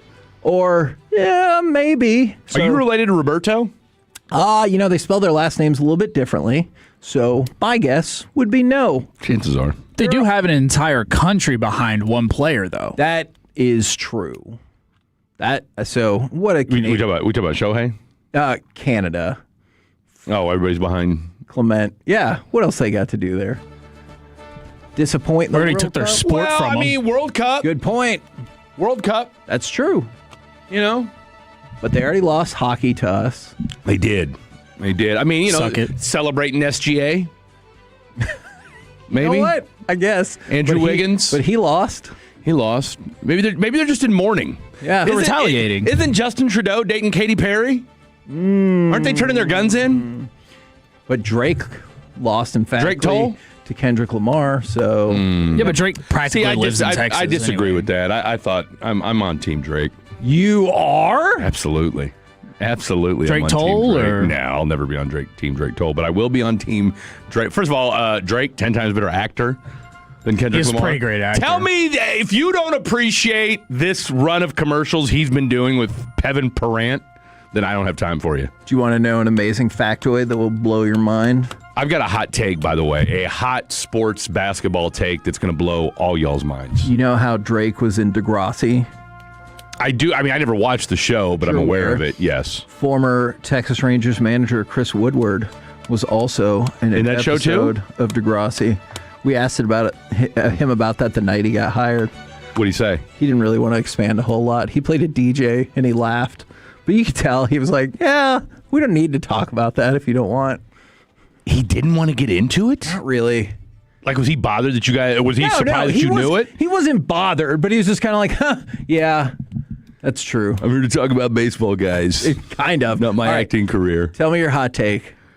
But it's basketball related. I don't know if it's. Well, then I don't know save if it's. your hot Well, that's what I'm take saying. for just a second. I was kind of all over the place, but I figured.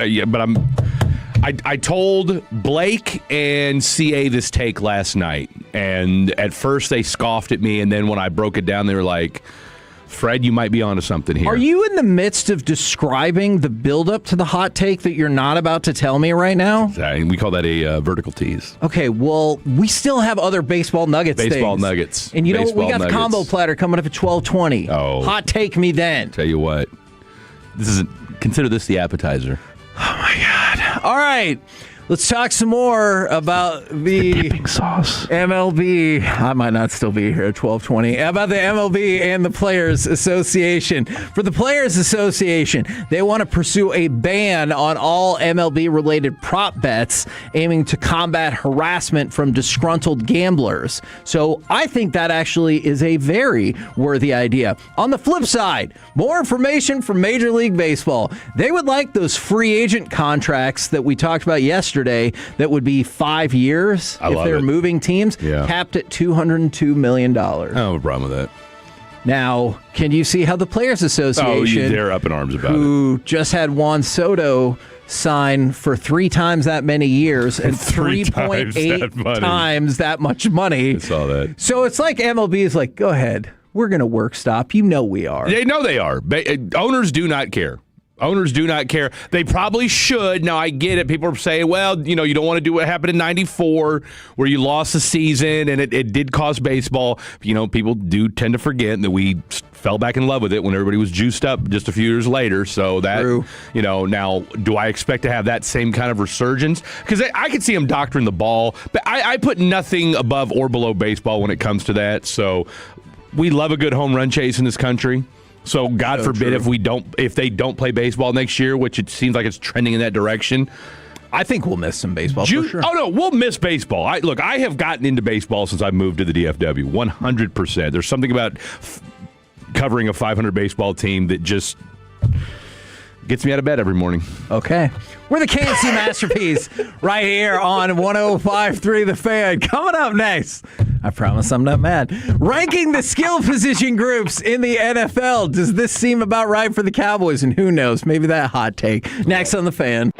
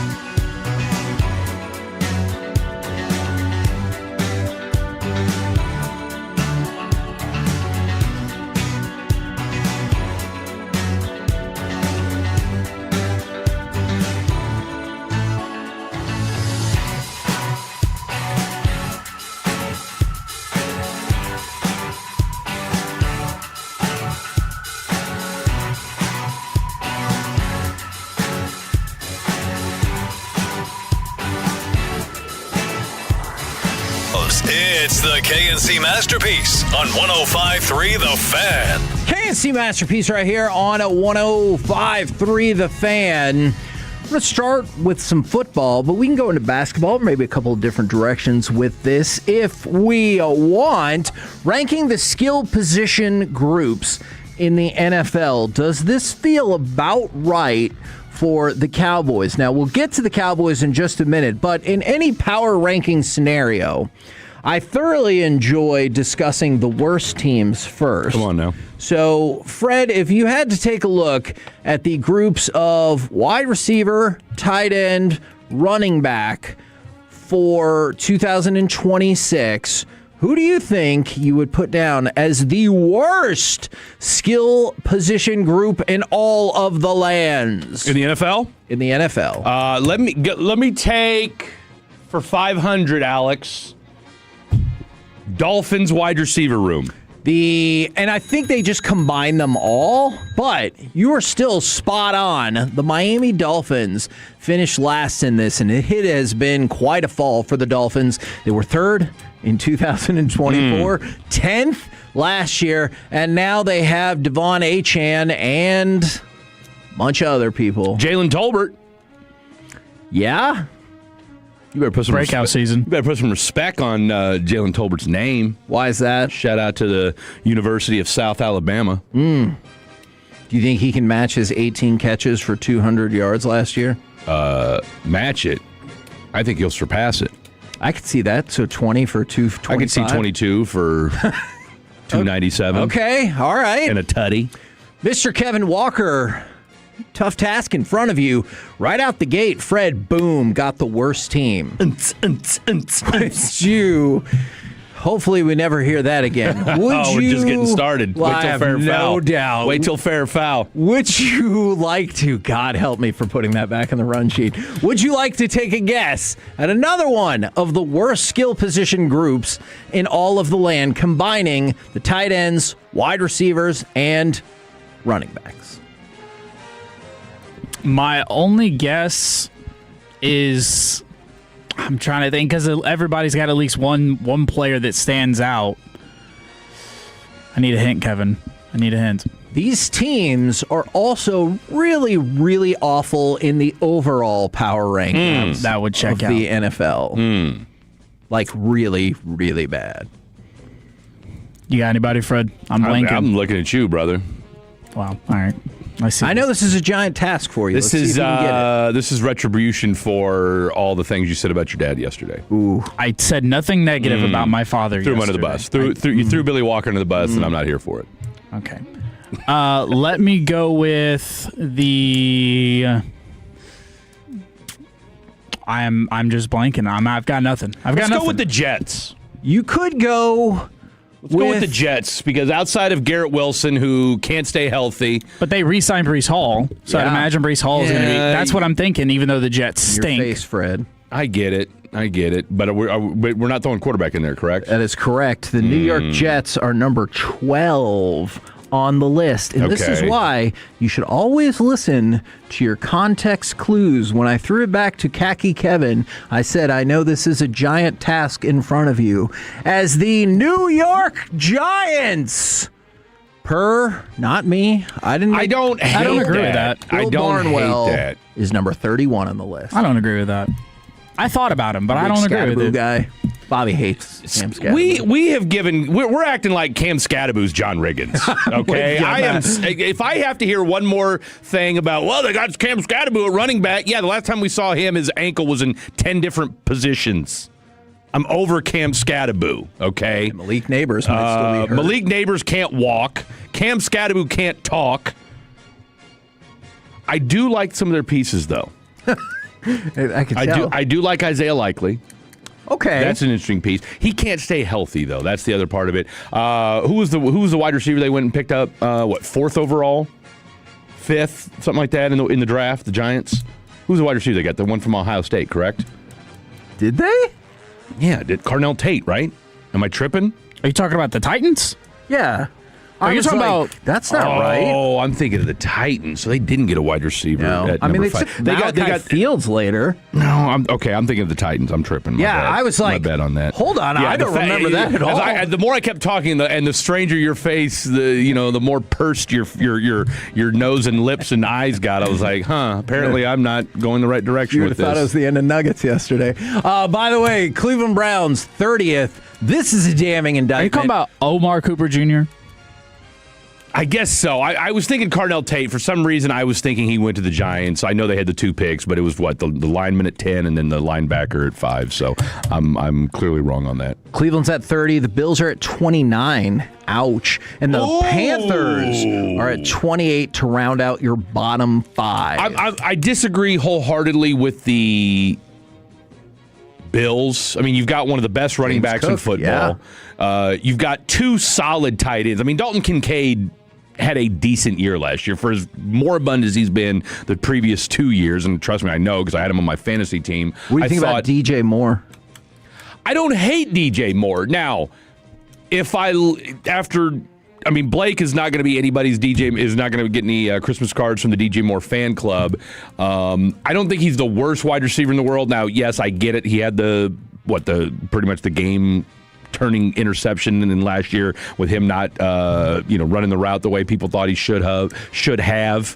But I wouldn't say that they're the worst or bottom 5. Right. Okay. I mean, now I will say, is Keon Coleman going to step up this year, especially after they pretty much just clowned him, unmercifully last year? So I don't know. I have a hard time saying that they're bottom 5, though. Now, go ahead and give me that audio, and I want to know where you would put the Cowboys in the hierarchy of this. At the Dallas 35, there's an encroachment in the line, no flag, and Prescott going deep down the right side, and the ball is caught, and there's a flag, and Lamb held on anyway, and that's a big play. Where'd you put the Cowboys? I mean, I want to say my gut tells me top 5.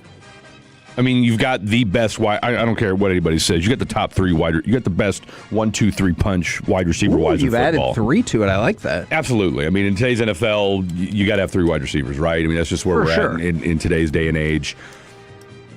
I think you'd be hard pressed to find a better wide receiver 3 than Ryan Flanoyer. He's certainly in the conversation. I think when you take a step back, you know nothing about your backup running backs, all right? Yes, Phil Maffa. Yes, Jaden Blue. We talked about it last night on the show. Malik Davis, who I don't think is going to make the opening day roster. He'll probably, look, he's lived on the practice squad. He'll be fine. And I don't know what to make of Jake Ferguson anymore. Yeah. Okay? I mean, yes, is he a good pass-catching tight end? Sure. So is Mark Bavaro. All right? Mm-hmm. I mean, that's kind of how he plays right now. You don't necessarily need a late 1980s tight end running your offense there. You know what I'm saying? I mean, gotcha. His yak is yuck. So I'd love to see, all right, I'll tell you what, can he put as much effort into running with the ball after the catch as he did his ranch fountain? That's what I want to see out of Jake Ferguson. All right, so you say they make it in the top 5 or no? Give me number 7. Ooh, Kevin Walker, would you put the Dallas Cowboys in the top 5? Number 6. Ooh, you know what, Fred? There was a time not that long ago when you thought Carnell Tate was on the Giants, and it really confused me, and I was worried. It confused me, too. About the future of the rest of this show. Don't feel bad. Then, Fred. There are times when you say the Cowboys are number 7, and Bill Barnwell, who agrees. I don't know if you always want to agree with him, but this time I think it's fine because he also puts the Dallas Cowboys at number 7. Let's go. And let's go. I mean, look, Javonte Williams, Jake Ferguson, they're putting their work in, but there's no doubt, to your earlier point, that the combination at wide receiver is what's going to propel you into the top 10. They were number 8 in 2024, number 11 last year, number 7 this year. Where do you put them? I would probably put them at 5 because I very much disagree with who is at number 6. I was going to say, give me who does our boy B Squared have? Barnwell has the Arizona Cardinals at number 6. I cannot explain to you how much I disagree with that. Look, I don't hate that, though. Marvin Harrison Jr., man, that's great. He should be this. He should be that. Then you watch him play, and he's still this. I think that is a vast overrating of the team because of that. And I get Jeremiah Love and all. I understand that. But I think Marvin Harrison... Who's the other wide receiver? Michael Floyd? Is vastly Michael Wilson? Michael Wilson. Michael Wilson, I'm telling you right now, he was a late ad, or he was one of those waiver wire pickups on fantasy last year. Michael Wilson went off in the second half of the season last year. He had a better season than Harrison did. Trey McBride, maybe the best tight end that nobody talks about. I mean, Trey McBride is if you gave Trey McBride a real quarter, tell you what, put Trey McBride in this offense. They'd be one. They'd be one. Okay. Trey McBride, Jake Ferguson is Trey McBride is what we thought Jake Ferguson could be. Ooh, okay. I could kind of see that. Trey McBride is a dog. Top 5 from there, San Francisco 49ers. Then we go, you approve of the Cardinals, but not that one. I mean, I could see. I mean, I would take the Cowboys over the Cardinals, or excuse me, I would put the Cowboys over the 49ers. Okay. Ooh, interesting. And I would put the Cowboys over the Cardinals. All right, so 49ers 5, Falcons at 4. I think Kyle Pitts remains vastly overrated, but I get it. I think Bijan Robinson's the best running back in football. Don't feel like that's a particularly controversial opinion. No, I don't either. The Bengals are at 3. The Rams are at 2, and the Detroit Lions are at number 1 on the list. Amon-Ra St. Brown, Jahmyr Gibbs, Jameson Williams. You can't. Sam Laporta. I mean, now that I'm thinking more about I said 7. I was trying to just be, I was just trying to be even keel about it. I mean, I'm sorry, but the Bengals don't have a better offense than we're not. I mean, you're telling me that they're. I mean, who's their running back? Chase Brown. So we think Chase Brown is a better running back than Javonte Williams. Yeah, I do not. Who's our tight end? Mike Gesicki? Really? That's who. I mean, again, and look, like I said, I mean, I didn't get an invite to Jake's wedding, but you're not going to tell me that Mike Gesicki is head and shoulders above Fergie Ferg. And what, T. Higgins and Jamar Chase? Love them both. But you don't think that's a better combination? There is no way in hell. Okay, so if CeeDee Lamb is our wide receiver 1, I will give them Jamar Chase is better than CeeDee Lamb. All right, I'll give them that. There's on nobody's list is T. Higgins a better wide receiver than George Pickens. Fred, there's no chance an accusation is being made from the 512 that perhaps you've cheated with the Cowboys ranking. Would you like to address that accusation? I mean, I'm looking at. Do you guys want to know what I'm looking at right now? Full probably disclosure. not. Full disclosure. No, I do that late at night, not during working hours. Goodness. Not during working hours. Gracious. You guys want to know what's on my computer right now? You ready for this? Are you ready for this? 2026 NHL mock draft projections for the top 32 picks. Okay, we'll take it a step further. What's on Fred's other tab? MLB.com. Let's go look at Fred's other tab. Jason Robertson's bio. Oh. Okay, this was from whoever was texting this in last night. This wasn't my page. Is 8 goals a group stage record in World Cup play? I don't know who said that. Wasn't Fred. Here's my other one. It is for the United States. FIFA World Cup bracket. I looked at that like 3 days ago. Mets fire manager Carlos Mendoza after 34-47 start. And then last but not least, the text page, which I accidentally just closed. So there you go. They're just accusing you of listening to the morning show. That's all. I mean, I don't want to be. I hate to be a ball buster here. I rolled out of bed at 8:15. See, I was going to give you credit and say that you were busy show prepping with me, but you went a different direction with that, didn't you? I did. We're the KNC Masterpiece right here on 105.3 The Fan. Coming up next, the Trailblazers again. WNBA stalkers, Becky Hammon, and then maybe still Fred. Do any of these folks deserve Forgiveness Friday? Do you? 877-881-1053. We'll do it next right here on The Fan. When your friends say, "Hey, did you hear?" you can proudly say, "I heard."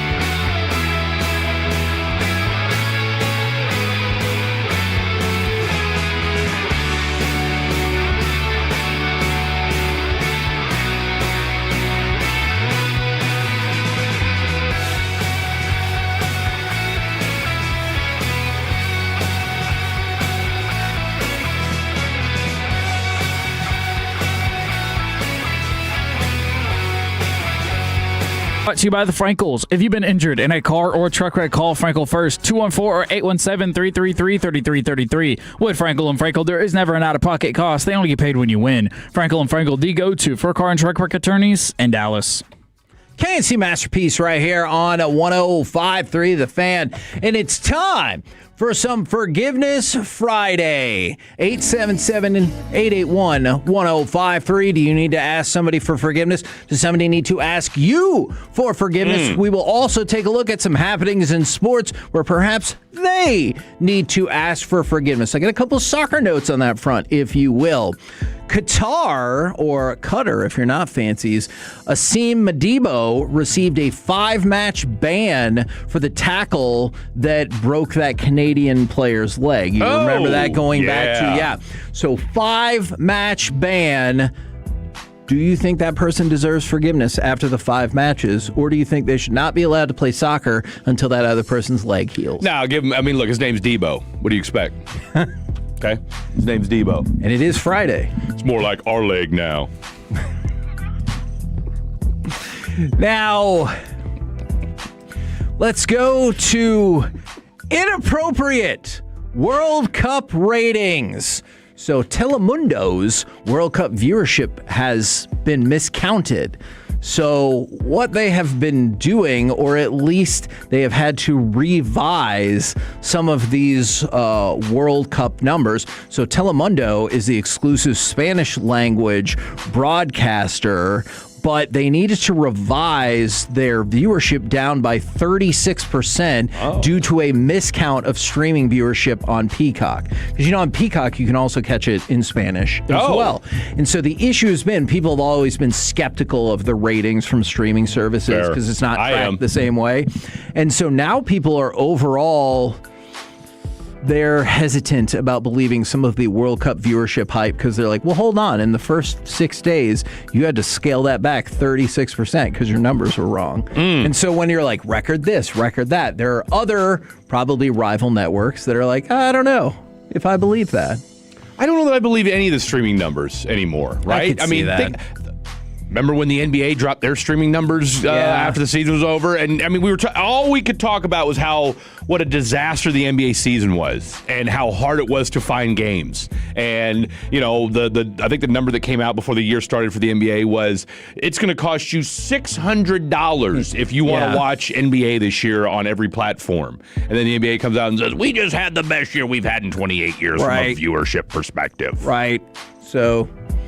either that. Who counts these numbers? I mean, who counts them? You know who counts them, right? The streaming companies. Streaming people.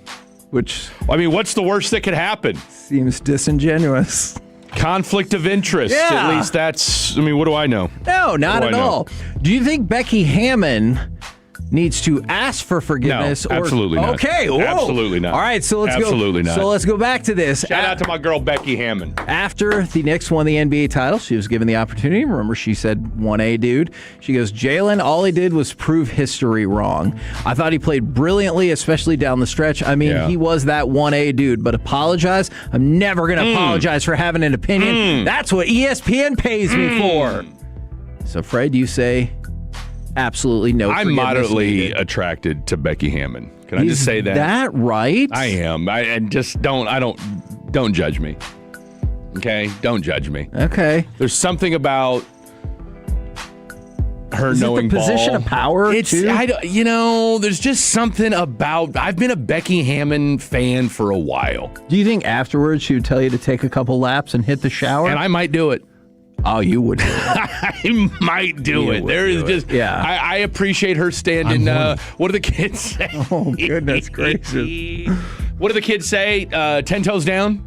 I mean, I can't stand that saying. I am not a kid, and I do not know what that's saying. You would be simping is the word, Fred. You would be simping for Becky Hammon. I ain't simping for nobody. No, that's literally what you just described. I am not simping for Becky Hammon. But meaning being fully committed, steadfast, and loyal. That's definitely not going to happen. But would I situationship with Becky Hammon? Absolutely, I would. Absolutely, I would. Okay. I was not familiar with that term. What, situationship? No. 10 toes down. Shut up. Are you kidding me right now? Don't you have how old's your son? I mean, which one? One's 21 and the other's That 3. one. Okay, I don't think the 3-year-old is hip to the lingo these days. Well, that's what you have to remember. The 21-year-old. If you ask me break down a Toy Story 5 or the new Danny Go video, I would be able to give that to you. I don't know. And see, I do forget, all right, because Corey's what, our age? Yes. Because we're all in our mid-40s. So Correct. see, I have the benefit of working with my harem of young producers who are all of our kids' age. Please okay, don't say it like that. Then we've got Blake Elliott, who, as we all learned, nobody would trust with their children, except for me. I'm the only person that said I would let Blake watch my kid. So that's where the 10. So I'm hip to the new lingo is basically what I'm trying to get to here. But shout out to Becky Hammon. Not only did she not reverse course, she doubled down and said, yeah, so what? I was wrong. I get paid to have opinions. Get out of my face. Good for you, Becky Hammon. Good for you. I actually would like that you guys dated. I would love to see those arguments. That would be a white man. Do you think that would work out with all your past WNBA comments? Look, I can be persuaded. I can be persuaded.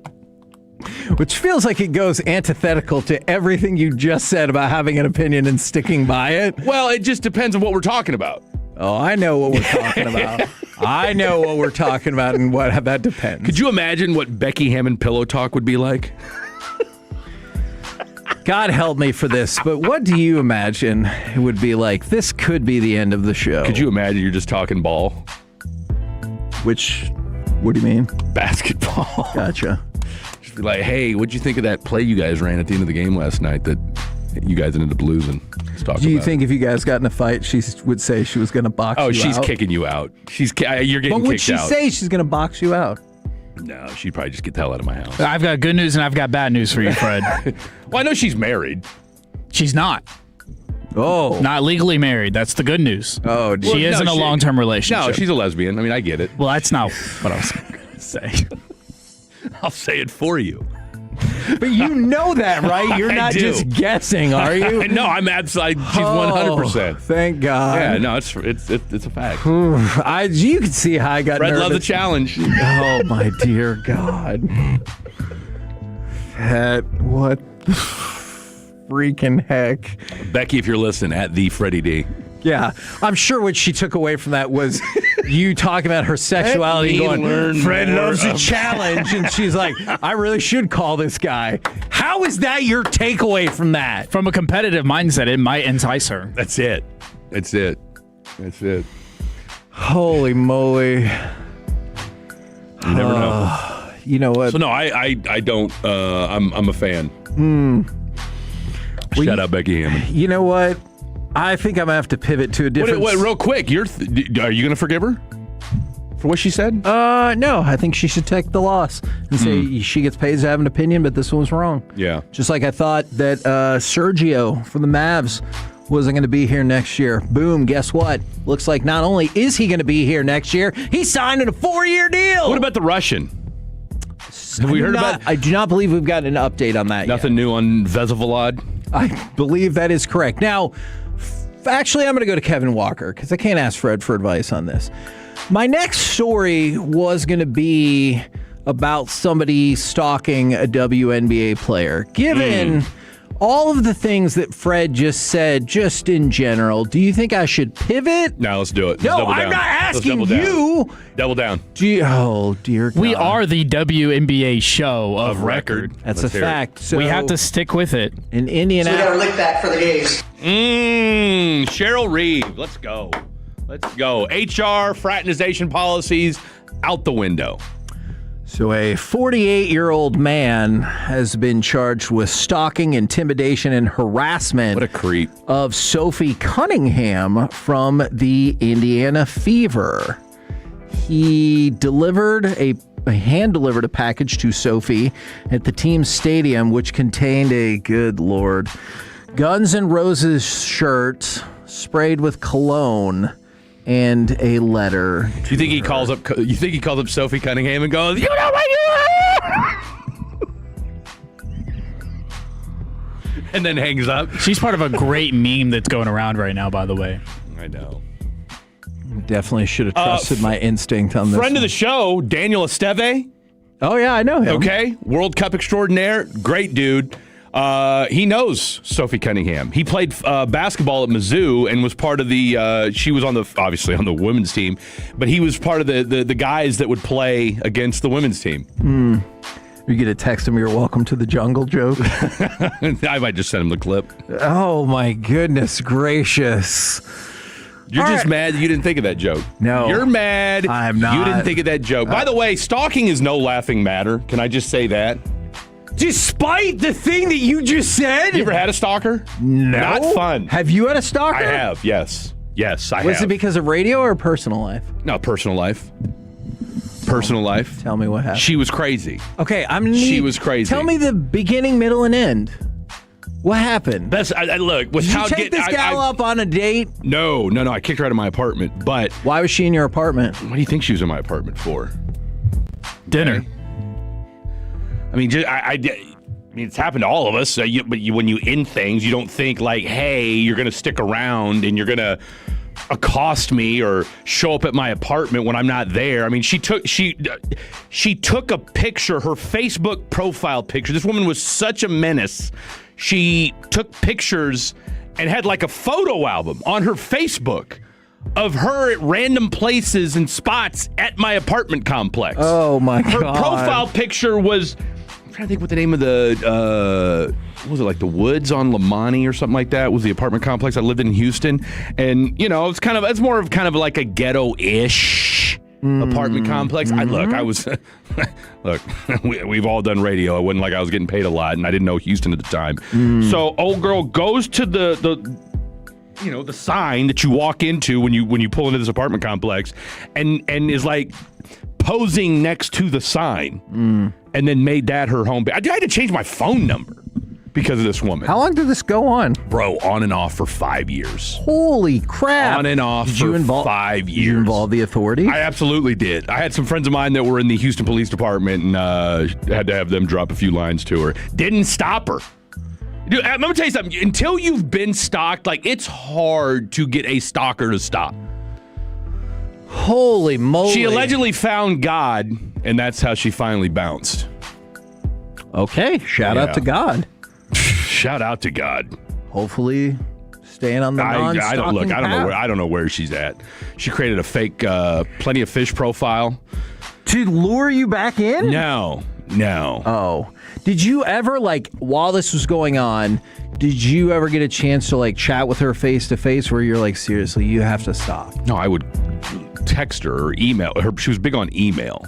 Oh. Yeah, she was a creep, dude. She was a creep. But no, the final straw was she had created a Plenty of Fish profile using pictures from my Twitter.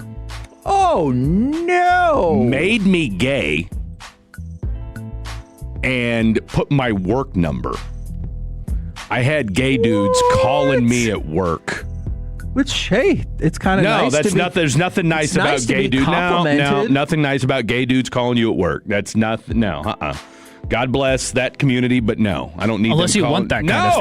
No, I don't. Not you, but people out there that want that kind of thing. I don't even think if you want that, that's the time or the place. Because you don't want to be called at work. You're working. Exactly, especially when they're calling you up like, "Hey, man, what's up?" I'm sorry, who's this? Because the thing is, my shout out to my girl Diane, who was the office manager. She's like, Fred, you got to, phones blowing up. She's like, Fred, you got another call. I'm like, what? Hello, this is Fred. What's up, man? What? Who is this? Really? You don't remember? No, I don't know. We've been texting back and forth on POF. Oh, no, we haven't been texting back and forth on POF. Man. Who is this? And then the plot thing, and then she'd email me. You like all the attention you're getting? Yeah. Holy moly. Psycho. Well, so yes, hopefully stalkers she heard the Jesus podcast. I'll tell you what. Well, I don't know. I'm not going to reach out to her. Hey, check out this podcast. Maybe she's already found it. Yeah, probably for the best not to reach back out. So anyway, God bless anybody that's ever had to deal with that, because it's not fun. Oh, yeah. Man. Lesson learned, bro. Lesson learned. Went down a path I did not expect whatsoever. You and me both. Coming up next, it's time for Gridiron Gravy and the NFL MVP Showdown right here on The Fan. Coming up in the next G-Bag Nation of Friday.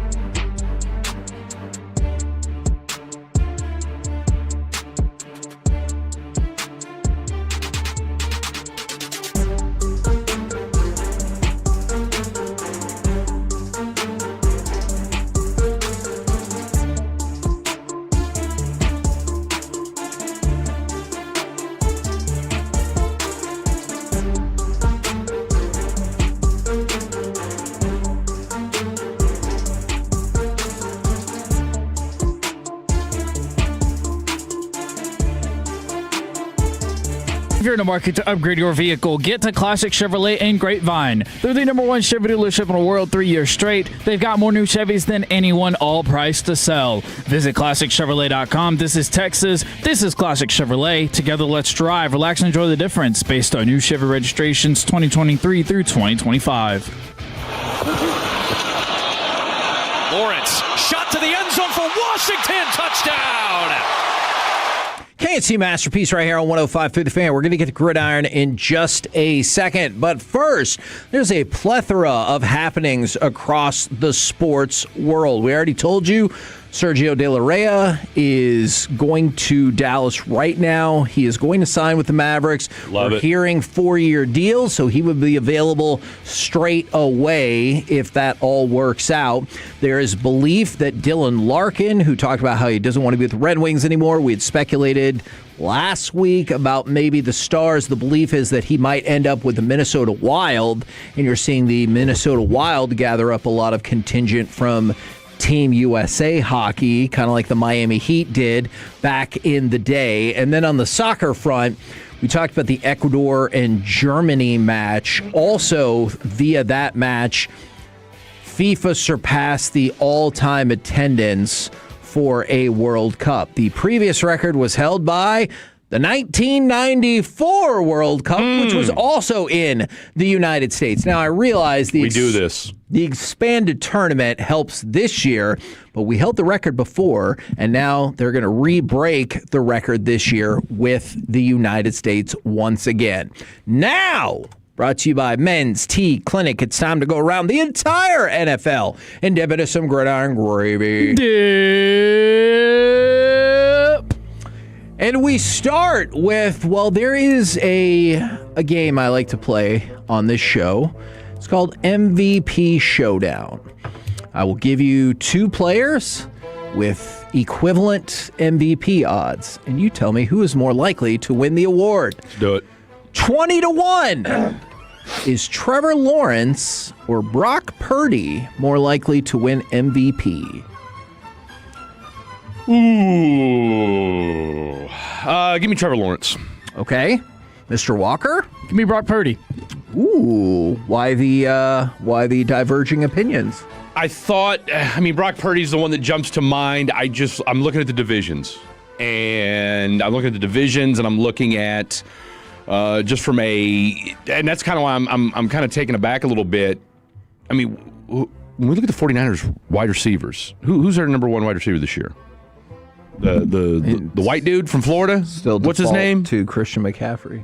You know? Yeah. I mean, that's what I'm saying, right? And so I just feel like in the AFC South, the Jacksonville Jaguars coming off of last year, I like Liam Cohen. I think it's gonna be another good year for them, and you're not gonna necessarily surprise anybody. Now, do I think Purdy's a little more accurate of a quarterback than our boy Sunshine? Yes, I do, but I think he took a step in the right direction. I've always liked Trevor Lawrence. I really have. I know people have questioned, how bad does he want it? How much is but I think you got Brian Thomas. Who was the kid they added last year from the Raiders that kind of changed everything for him? The wide receiver. It'll come to me here in a second. Former Patriot. Either way, give me Trevor Lawrence. All right, at 175-1, who is more likely to win the MVP? Christian McCaffrey or Derrick Henry?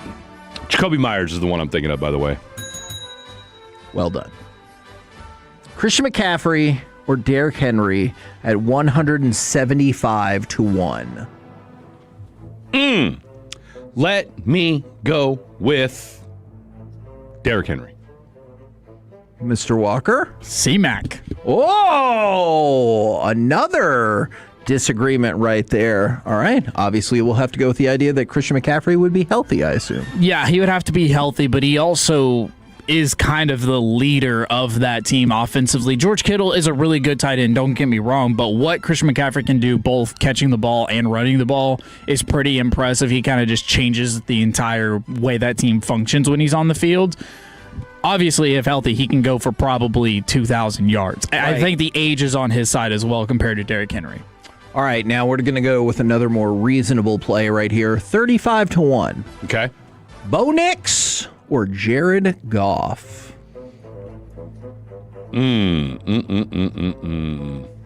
I'll take Jared Goff slightly. I mean, I wouldn't be surprised if Bo.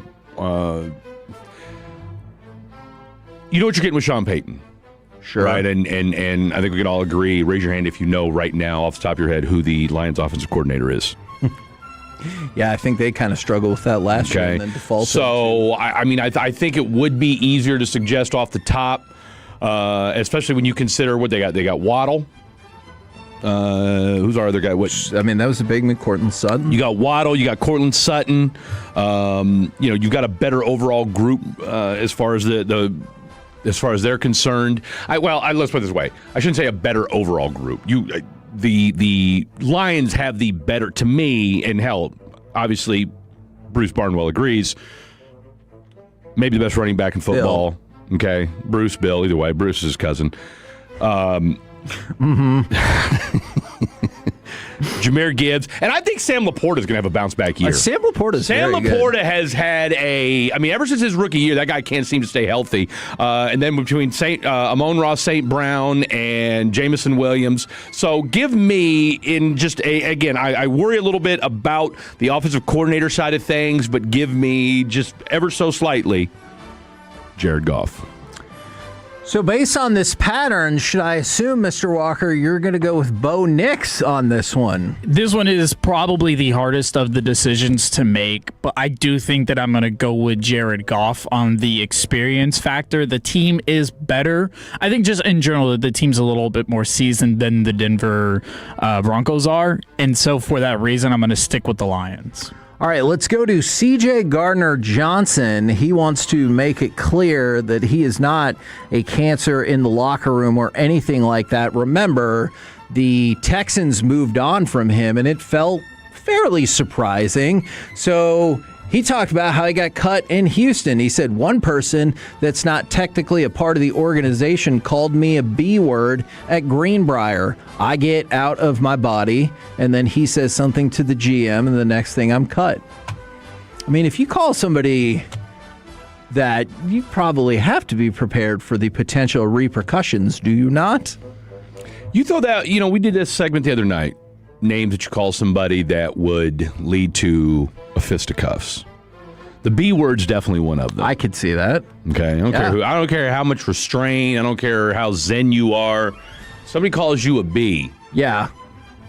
Be ready. Yeah. No, I'm inclined to agree with C.J. that. Gardner, hasn't he been with like 3 or 4 teams in the last half decade? He is not a cancer, is the point. I mean, he wants you to know. Kind of feel like if you have to publicly claim that, then you might have to. You might be one. You might be one. You might be one. Yeah. Okay. You might be one. All right. Just saying. All right.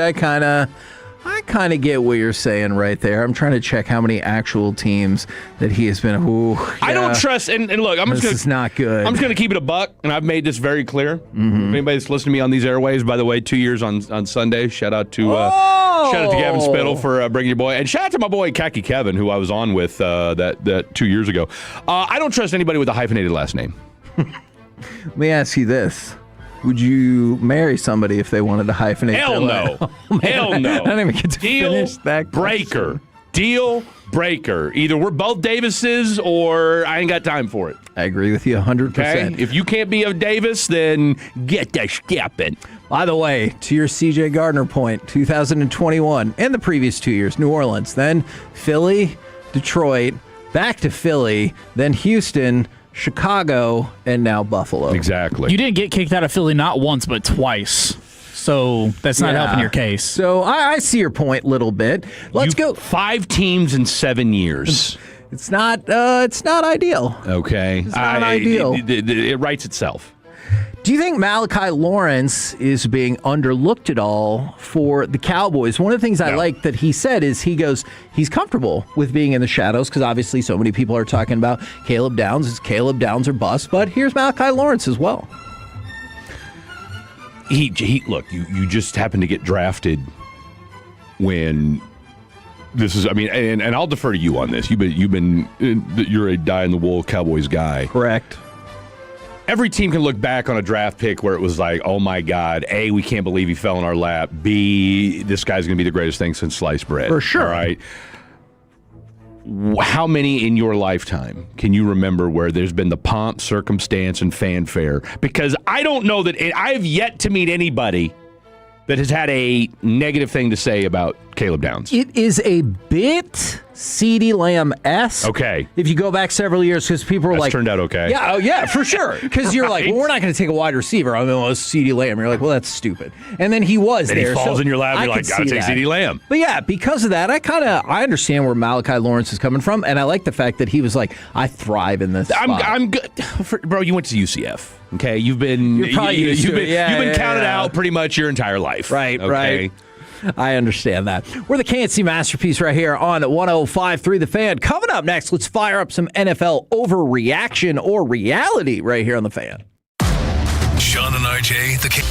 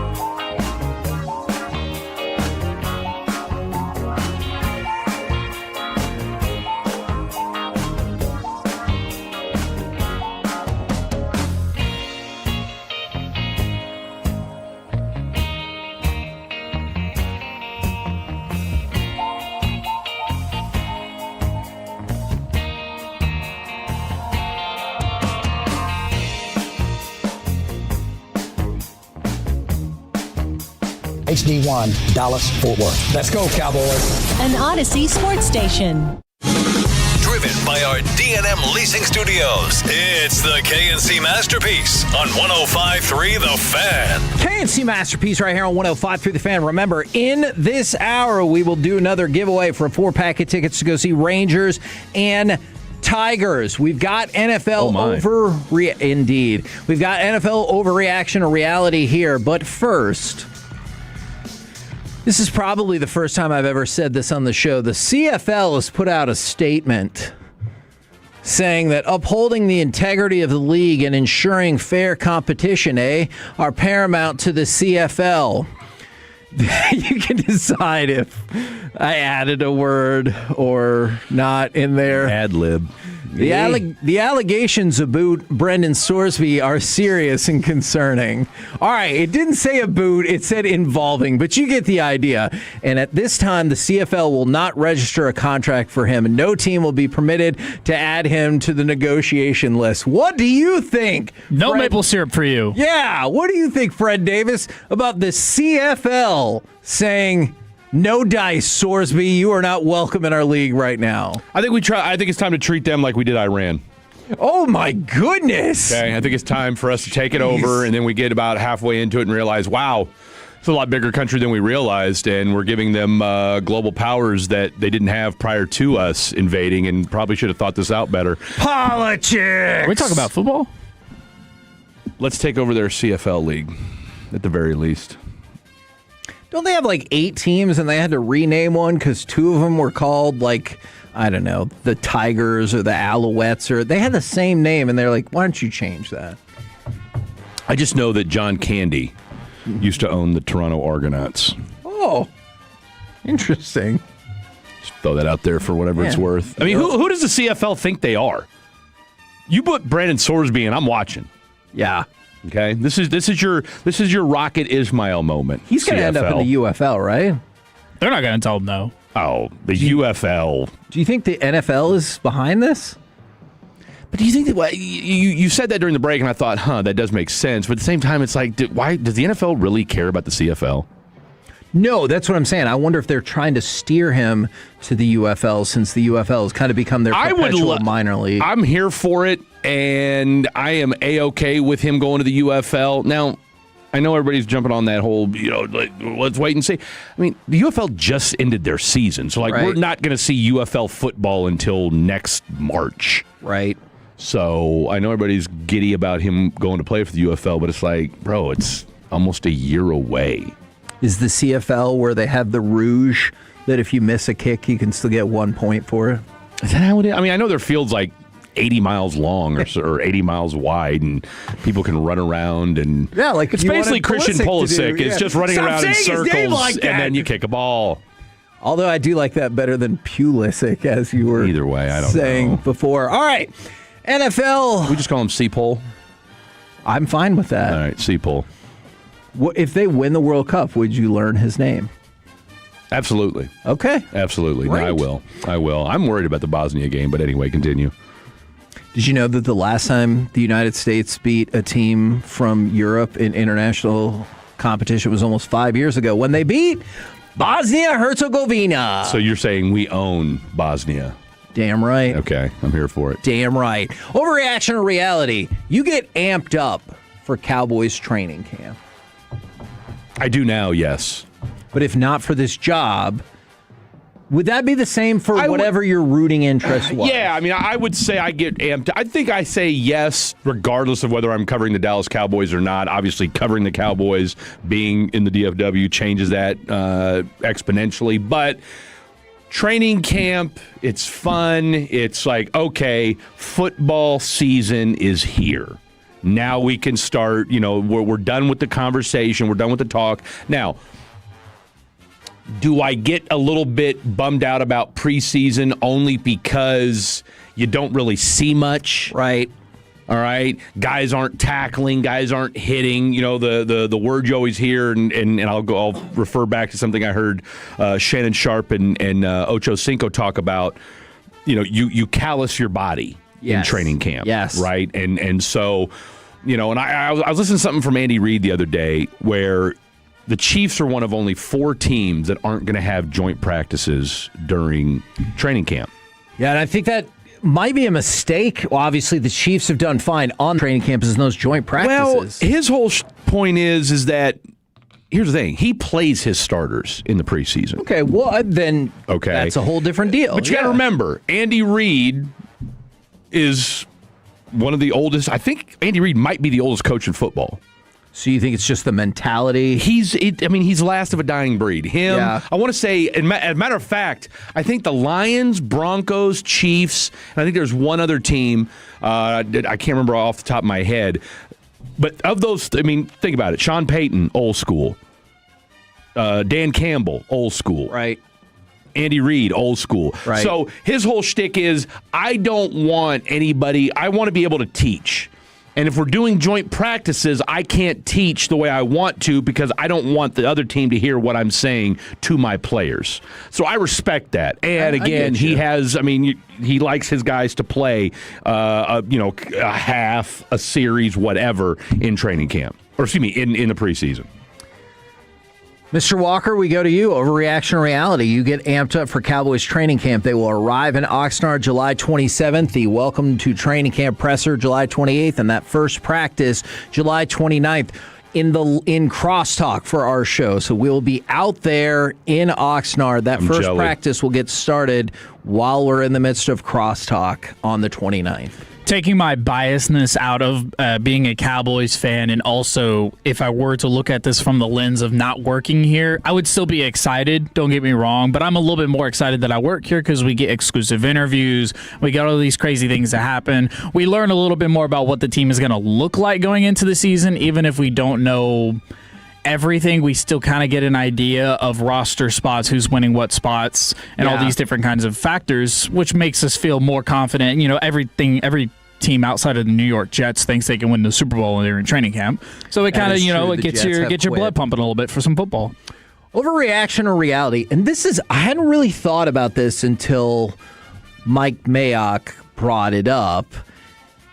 The NFL Network gave up draft knowledge for name recognition.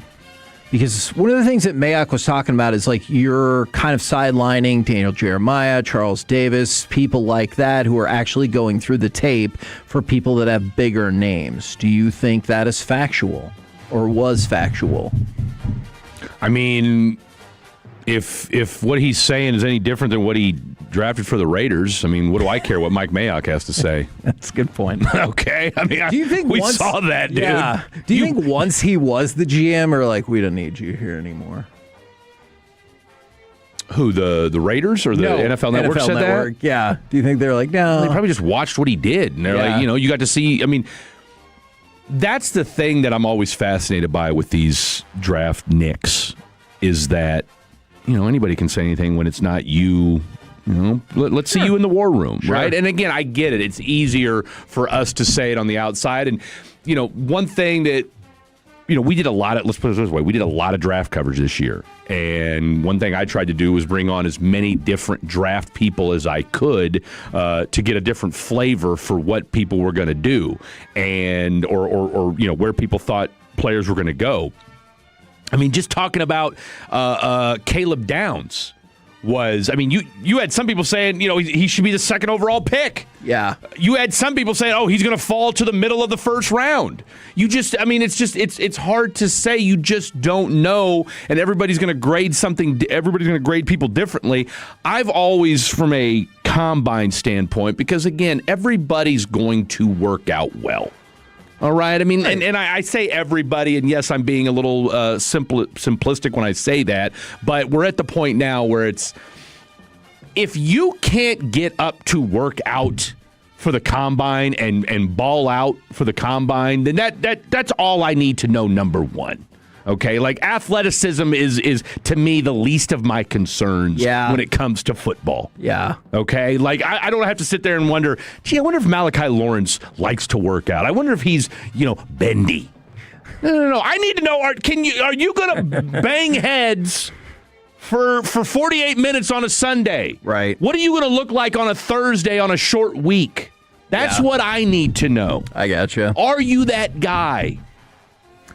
NFL overreaction or reality? Besides Myles Garrett, Kyler Murray to the Vikings is the best move of a player with a new team. By the way, NFL.com listed Kyler Murray. I wouldn't say it's the best move. I would say it's the most intriguing move. What do you think is the best move? I mean, I'm going to get hammered for saying this. Kenneth Walker to the Chiefs. I mean, first of all, the guy's he's a Super Bowl MVP. Sure. All right. He's playing with one of the top 2 or 3 best quarterbacks in the league, and he's got a coach who is as good as anybody when drawing up plays for running backs, both whether running the ball or out of the backfield. And oh, by the way, you're going to a team that's never had anybody of your ilk, of your ability yet in the 10 years that Pat Mahomes has been the quarterback. So I would say Kenneth Walker to the Chiefs is the best move. But as far as from a could you rehabilitate your career? And, oh, by the way, by default, you mentioned this yesterday, will it prevent Justin Jefferson from saying, you know what, get me the hell out of here? Yeah. Because, you guys really got me J.J. McCarthy? That's where we're going with this? No. Yeah. No, I'm with you on that last part especially. So Fox Sports said Myles Garrett to the Rams, obviously, followed by Murray to the Vikings, Dexter Lawrence to the Bengals, A.J. Brown to the Patriots, and Trey Hendrickson to the Ravens to round out their top 5. And then Jalen Waddle was 6. We talked about him just a little bit ago. Overreaction or reality? Deron Bland will be a high-level player for the Cowboys this season. Overreaction. I hate it, but I think that's where I'm at, too. I'm going to tell you right now, I wouldn't be surprised if he starts this season on the PUP list. Yikes. Yeah. You think this is his last year with the Cowboys, then? They can get out of his contract. I just wonder if it's going to be his last season in football. I mean, if you can't, look, if you can't walk or if you can't run, if you can't move, I mean, what, well, even though the Cowboys couldn't use you, maybe you'll look good in a Jets uniform, right? Maybe your foot will work a little bit better in New York than it did in Dallas. Yeah, I mean, it's like you can't. It's one of the more disappointing evolutions of a football player, like 2-3 years ago, boom, 5th round pick, and it sets NFL records. What's our guy that was on the other side, number 7? Why can't I think of his name off the top of my head? Trayvon Diggs. People thought, hey, this is your secondary of the future. Yeah. You got lucky and you got 2, lock-ish down guys. Now we found out, okay, maybe they're not lock-ish down, but are they very opportunistic, which is a huge part of being, a good defense. Bend don't break, so to speak. I think that's one thing that we have not talked enough about with this defense in 2026. I think we're going to see a lot more turnovers because that was one thing this last 2 years. This team couldn't buy a turnover the last 2 seasons. I think that's one thing you're going to see more out of in 2026. But no, I have look, I loved Deron Bland. The one thing I appreciate about Deron Bland, especially being a locker room guy, is he's one of those dudes that will talk to you after a game, win, lose, or draw. All right, that is one thing. You want to get Fred's respect, be the guy that talks whether you win or lose. There's something to be said for that. Deron Bland's definitely that dude. I would love to see him be 100%, but there's just something about ever since the last 2 years, it has not gone right for him. And maybe that foot, a la Derek Lively. Yeah. Feet, man, I'm telling you. Don't mess with the feet. You can say what you want about knees. You can say what you want about ACLs. I'm telling you right now, a bad foot will end your career quick. Ask our boy Yao Ming. We're the KNC Masterpiece right here on 105.3 The Fan. Coming up next, it's time for the Combo Platter Hate Watch Edition. Give us a sports opinion, and then what is the last movie you watched, new or old, that you really, really disliked? Next on The Fan.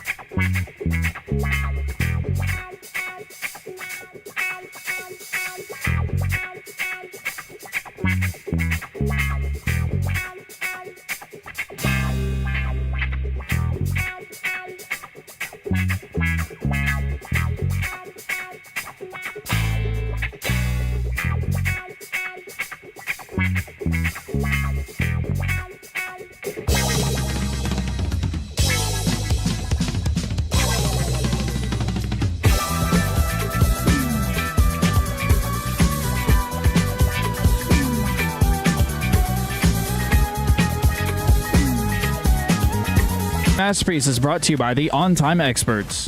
1. Swinging a fly ball deep left center. Straw back on the track. He looks up and it's out of here. A 3-run home run for Wyatt Langford. He leaves the yard again, and the Rangers are on top 4-0. They would hold on to win that game 6-5. And your fun MLB factoid of the day: the Rangers are currently in a 4-way tie for the final wild card spot with Houston, Toronto, and don't call me Oakland, the Athletics. 4-way tie, all 3 games below 500 for that final wild card spot. Now, it is time for the segment that I have been told will quote-unquote piss some people off. It is the Combo Platter Hate Watch Edition. Give us a sports opinion, and then what's the last movie you watched, new or old, that you really, really disliked? 877-881-1053. Would one of you like to start? Would you like me to go to the fan text? And I do want to point out, I don't know what either one of y'all's movies are. Oh, you're going to know it after I say it. Or will we play the cut first? We should play the cut first. Yeah, give me a sports opinion first, though. Oh, here's your sports opinion. You ready for this? Yeah, I've been ready for an hour and a half. You ready for this? The Mavs need to go out and trade for Ja Morant. Really? Absolutely. Holy moly. Absolutely. No, the Mavs need to go out and get Ja Morant. And let's see. Ja Morant is 26. He'll be 27 in August. Okay. Can't shoot anymore. Well, you can make the argument. You can make the argument. Still shooting blanks. He's not. I see what you did there. 26 years old. Be 27 when the season starts. All right. So still a young guy. Still well within his prime. And sneakers would go crazy though. Look, everybody loves his shoes. God bless him. I get it. A little bit of a malcontent off the court. You got to get his dad right, okay? You got to get his entourage around him. You got to make sure they're locked in as well. We all know that his time has run out in Memphis. That said, and I'll go back to something that piggyback off something that the morning show said. You and I talked about it briefly yesterday. Who's the third best when Kyrie comes back, and we know he'll be back this season? Who's your third best scorer on this team? PJ? Najee? Yeah. Okay. Like literally, that's it. Clay. No. You'd love for it to be Max Christie. And then Max Christie. I mean, I think his ceiling is what 16, 17 points a game, give or take, somewhere in there. Yeah, okay. That's right. You need and I don't know that there's anybody else. I mean, yes, are there other players out there that you can go get, but I don't know with the limited resources that you have. Here's the thing: you're buying low on Ja Morant. Yeah. If LaMelo Ball just went for Naz Reid and a bunch of pick swaps and a pick in, the future, you can get the same bottom barrel price for Ja Morant. There were rumblings before the draft that other teams wanted the Grizzlies to throw in picks, draft right? picks. So I heard that last night. So here's my point in all that. Who better to help rehabilitate Ja Morant's career than Kyrie Irving? Okay? If you're Ja Morant, all right, you need as much of a makeover of your personality and your play and your whole being. Would you run him off the bench then, or in cooperation with Kyrie? Let Dusty May figure it out. That's above my pay grade. I don't care. Okay. Here's what I say. All right, he's 27 years old. You figure, he's got 2 years left on his contract. You need a scorer and you need an heir apparent for Kyrie Irving. And there's no reason in my mind why if John Morant can get his mind right and turn his career around, and who better to help show him the way than Kyrie Irving. And oh, by the way, look, you're playing alongside Cooper freaking Flag. Like, what better? And no disrespect to Memphis. Okay? No disrespect to Memphis. But this is the DF Dub. Last I checked, y'all street ain't going to Memphis. Right. Whew. Kind of sounds like GP3 to Dallas. And but I mean, he's got more. Here's the thing, though. We know he's got more pelts on the wall as far as what he's, accomplishments. It's not an exact comparison, but, there's a little comparisons there with, reshaping your image. Here's where I would say, here's the biggest difference, though. GP didn't have any off-the-field stuff. Like, we didn't know. I mean, I've said for the last 2 years, because when the trade went down last year, and everybody's like, oh, here we go. I was like, no, GP will be fine in Dallas. John Morant has been a little bit of a knucklehead on and well off the court. Right. Okay. Again, I go back to Kyrie Irving was persona non grata in the league when he came to Dallas. That's fair. Okay. I mean, and now Kyrie can do no wrong. Like, when we look at the maturation and the 180 that our boy Kyrie has done since he's been in the DF Dub, it's pretty remarkable. It really, truly is. Where he was at COVID era to where he's at now, like, that's all dust in the wind. John Morant comes to Dallas. He's your third best guy. Maybe he morphs into your second best guy behind Cooper Flag. Suddenly, you've got a starting five or a rotation of Coop, Kyrie, John Morant, Merez, Derek Lively, Gafford. Maybe you probably have to trade PJ Washington if you're going to make this trade happen, and maybe throw in somebody else there. But I feel a whole heck of a lot better. And now, if he does, because look, by the way, if he doesn't pan out, okay, great, see you later, bye.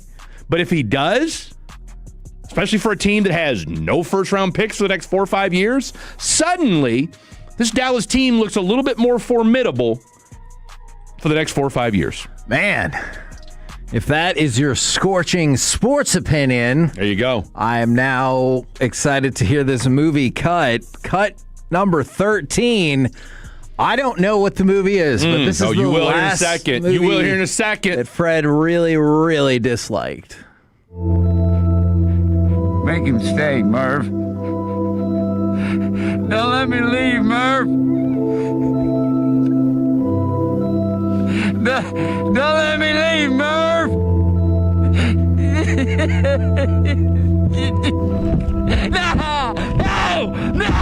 No! Stop it. It was you. Fred thinks this is the funniest scene in the history of movies with the way you react. I love it. Take that, Interstellar and Christopher Nolan. Not a fan. I mean, yeah, aesthetics, cool. All right. Yeah. I mean, so is Dora the Explorer. Okay? And my face with Interstellar. Did you just end the Explorer with an A? Yeah. Oh, I did. I did. Kind of like considerate of you. Kind of like I rhymed my haiku the other night. I just think Interstellar is wildly overrated. Wow, we're going back in time. Cool. I get it. Oh my God, we got to save humanity. Oh my God, the water's big. Oh my God, here comes a wave. Oh, Matt Damon's bad. Oh.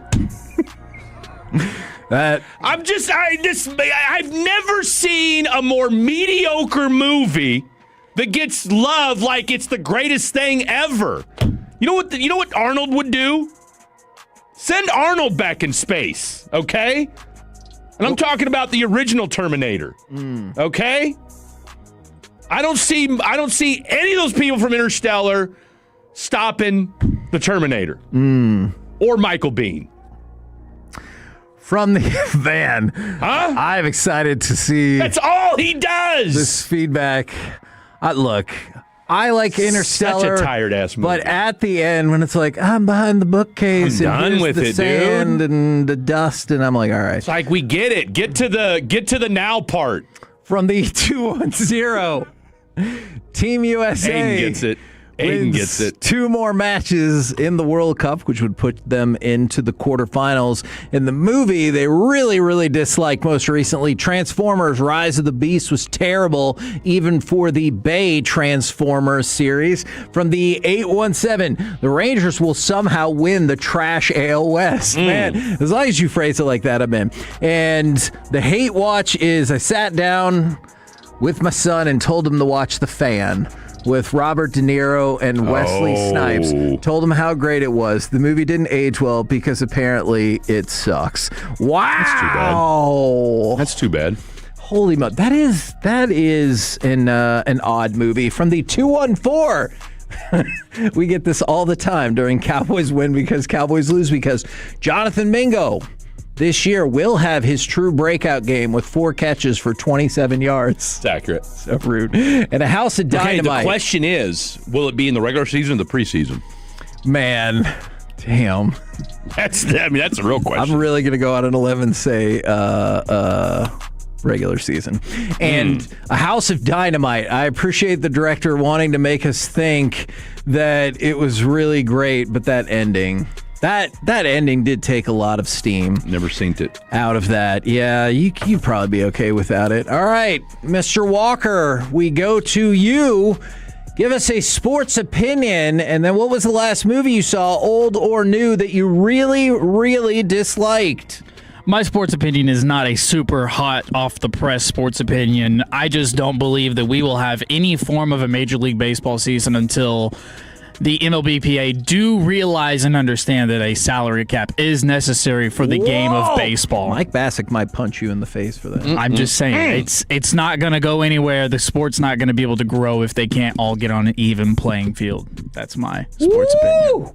All right, and I also do not know your movie. I guess we are going to cut number 11 for the movie that you really, really dislike. I have a purpose. Okay. Let me ask you something. Do you make money at this little table tennis thing? Not yet. Do you have a job? No. Backhand! Backhand! Forehand! How do you live? Well, I live with the confidence if I believe in myself, the money will follow. And what do you plan to do if this whole dream of yours doesn't work That out? doesn't even enter my consciousness. Maybe it should. That is the ping pong movie, sort of. Marty Supreme. That's the thing, Kevin. It's not a ping pong movie. It's not a at all. Okay, is that why you dislike it? Because you thought it was going to be a ping pong movie? I dislike it because for those who have seen it, the opening scene of this movie is so insane, and I like what A24 does. I think they make really good films, but this one, and I'm a Timothée Chalamet fan as well, so I was coming into this movie expecting this to be great, and everyone had raved about it. Everyone had loved this movie, but the opening scene is whack, just to say the least, and I can't even describe it. So for those who have seen it, great for you, I guess. The movie has no real direction at all. It's maybe has 5 minutes of actual ping pong being played. It's not even about sports whatsoever. There's just no direction. It's just chaos, insanity the entire time. And it's just, I hated it. It was awful. It was nothing like I expected it to be whatsoever. So I just saw this movie a couple months ago. I was so excited to watch it because my older son said it was the best movie he saw all last year. And then somebody at my church said it was the worst movie they had ever seen. And I was like, oh my goodness, I'm so excited. I liked it. I didn't dislike it at all, but it was definitely not as good as I was kind of hoping it would be. Kind of had that Uncut Gems vibe to it just a little bit. Whoa. What do you mean by that? In terms of you're kind of sort of rooting for a person, but they continually make poor choices. You're like, why are you doing this? I can't root for you if you keep doing these things. Why am I rooting for you? What'd you think of the movie, though? Uncut Gems or Marty Supreme? Uncut Gems. I loved Uncut Gems. I think the ending is just fine as well. And I know that ending's a gut punch. I know a lot of people hate it, that gut punch. But did it make you kind of dislike Kevin Garnett just a little bit, even though he's just acting? No, I think Uncut Gems, even though it's kind of a sports movie, sure. If we're going to put it in the sports category, top 5 of all time. Okay, top 5 sports movie, hands down, the best Adam Sandler movie of all time. This is coming from somebody who loves him some Billy Madison and Happy Gilmore. Yeah. But Uncut Gems? I thought it was really good. I thought Love it that was. flick. I thought it was very, very good. From the 817, the Dodgers will unfortunately three-peat, and the new Disclosure Day movie was absolute trash. So, fun thing to know about me. Yeah. I always want to clap or cheer when a TV show or a movie says their title. And just because I think the movie? because I think it's absurd. And I just saw this movie. I was the only person in the theater. And so when they go, "This is Disclosure Day," in the theater, I go, "Woo!" But there's nobody there. So you went to the movie by yourself? Of course. Really? Yeah. What's wrong with going to the movie? Nothing. I mean, look, I eat out by myself quite a bit. I have yet to go to a movie by myself. Yeah, I like going to the movies just fine by myself because there's movies that maybe I want to see that perhaps my wife does not so much want to see. Disclosure Day. That was the Alien movie, right? Yeah, you know what? It's interesting. Since he said, "Is it the ping pong movie?" I will look to you and say, is it the Alien movie? Or did they market it like that to get you in the door? And it's not. I mean, it is, but it's not. I will default to your description of ping pong in Marty Supreme and say that is a very similar description to Aliens in Disclosure Day. I get where they were going with it too. It takes so long to get there. And I was like, I got it, Spielberg. Let's pick up the pace. Yeah. How long was that movie? Disclosure Day. 220. Yeah. Something like that. Marty Supreme was also, as much chaos was happening, it was so slow. It took forever to get through the movie. Yeah, I'm with you. That's frustrating. Does this count as a sports opinion built into the movie one? Tinker Tailor Soldier Spy is as boring as watching the Rangers. I don't. Tinker Tailor what? Soldier Spy. It is a movie. What is that? I mean, I would assume it's a movie about spying. I can't say that I Tinker have seen Tailor it. Super Spy? Soldier Spy came out in 2011. I mean, who's in it? I've never even heard of this movie. John Hurt, Gary Oldman, I believe. I am a Gary Oldman fan. Colin Firth, who is also in Disclosure Day. I do like Gary Oldman. Come on, who doesn't like Leon the Professional? Goated flick. Indeed. Man, I don't want interesting cast for this movie. It is an interesting cast. You do not need to bring Ja Morant to Texas because they said it's a pro-gun Yeah, I get state, it. I get and it. that I is, get it. What they're I'm thinking of my concerned basketball about. team. From the 972, after they scored the first goal last night, the U.S. men's soccer team looked like jackass. They hate The Last Jedi because they killed their favorite Star Wars character, Luke Skywalker. They will never watch that movie again. Look, I'll defer to anybody but me when it comes to Star Wars movie takes. I know Harrison Ford and Billy D. Williams. And then what, Jabba the Hutt? Yes, Jabba the Hutt is in some of the Star Wars movies. Yeah. Did you know Billy D. Williams was going to be Two-Face if they made a third Batman movie with Tim Burton? I had heard that. But second one didn't do so well, so they're like, nope. From the 817, such a good sports take to the worst movie opinion, Fred. I appreciate that. I mean, I get it. It's the Interstellar disdain that I have is controversial. I mean, it might be the reason why me and my son aren't talking right now. I don't know. He got mad. Blake got mad. Man. I mean, and I stand by it. I mean, I watched that movie with open eyes. In the words of Creed, with arms wide open is how I watched that movie. Let me ask you something. If somebody says something factually inaccurate about Interstellar, should I just text them back or just say it on air? Say it on air. From the 469, Matt Damon is not in Interstellar. Yes, he is. Like that ruined your whole take. You're done. I can't take anything you say about Interstellar at all. Man, there's some harsh... That's your opinion on Interstellar Night Show. Dang, Fred might have the worst take on Interstellar I've ever heard. Dude, I'm telling you right now, Interstellar, you could say the Cowboys are going to win the next 5 Super Bowls. People are like, you're an idiot, Fred. Say something about Interstellar, and people are like, I want to come and kill you. Don't let me find you in the parking garage. Like, wow. For the 817, thanks, Fred. Now I don't need to watch Interstellar, #spoiler. Yeah. Dude, that movie came out like... Seriously. 12 years ago? No, it was like 2011 Also Timothy Chalamet in that movie. Oh, he's the kid, isn't he? He is. Oh. Yeah, Timothy Chalamet stan over here. Man, okay. No, I just randomly remembered it. Okay. All right. Wink, wink, nod, nod. All right.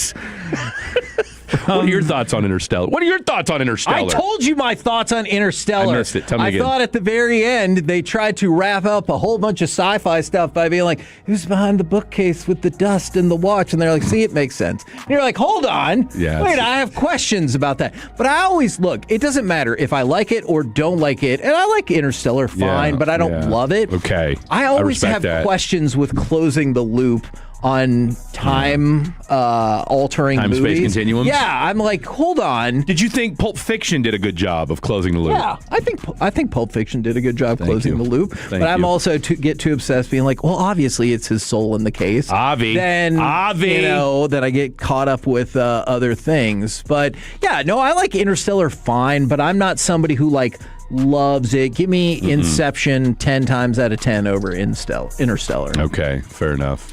Now, we go to me. My sports opinion, the Mavericks will look radically different in the next week. And I'm talking about 2 players in potentially that will play big-time minutes, 2 players out that you were used to playing big-time minutes. And then the movie, this is what kind of spawned this idea. It's going to be cut number 12. My wife said this was one of her favorite movies. I'd never seen it in my entire life. We watched it. I paused it halfway through. And I was like, really? This is your movie? And she goes, yeah, it is not as much fun as I remember. And then we got to the end. I was so glad it was over. And I looked at her and she goes, yeah, it's not that great, is it? Take it away. Are you out of your mind? What are you doing Will here? you just listen to me for a minute? Jealous. You found out that I was here with Neville and you No, said... I'm not jealous. Listen, Jenny, Bigelow's been murdered. Murdered? You remember at the studio what I told you about the rocket we found? Well, the people that are looking for it murdered Bigelow to get to me. And now they're after you. They have your picture. Cut it off. I can't take it anymore. It's not Bam Bam Bigelow, but this is the scene where what clearly appears to be a high school girl is debating whether or not to get back with the high school boy who has found this stupid rocket pack in the Rocketeer, or just go ahead and have an affair with an adult man. I do remember this movie. Movie sucks. It's not fun. It's ridiculous. They kind of want to put Nazis in there as the bad guys, but they don't go all the way with it. This movie is not good. I don't understand why it is so beloved by some. It is trash, trash, trash. The Rocketeer, big fat thumbs down. From the 903. What was Billy Campbell ever even in? Well, and that's what I asked her. I go, did you just love this movie because you thought that dude cute? Was really hot? Yeah. And she goes, you know what? That might have been it. He's kind of heartthrobby. From the 903, Stars get Robo signed within the next week, and my son wanted to go see Backrooms. It was the dumbest S I've ever seen. Oh man, wow. I kind of wanted to see that movie too. So maybe I will not go ahead and go see that. From the 945, I really think the Dallas Cowboys are going to win the Super Bowl this year. Oh my goodness.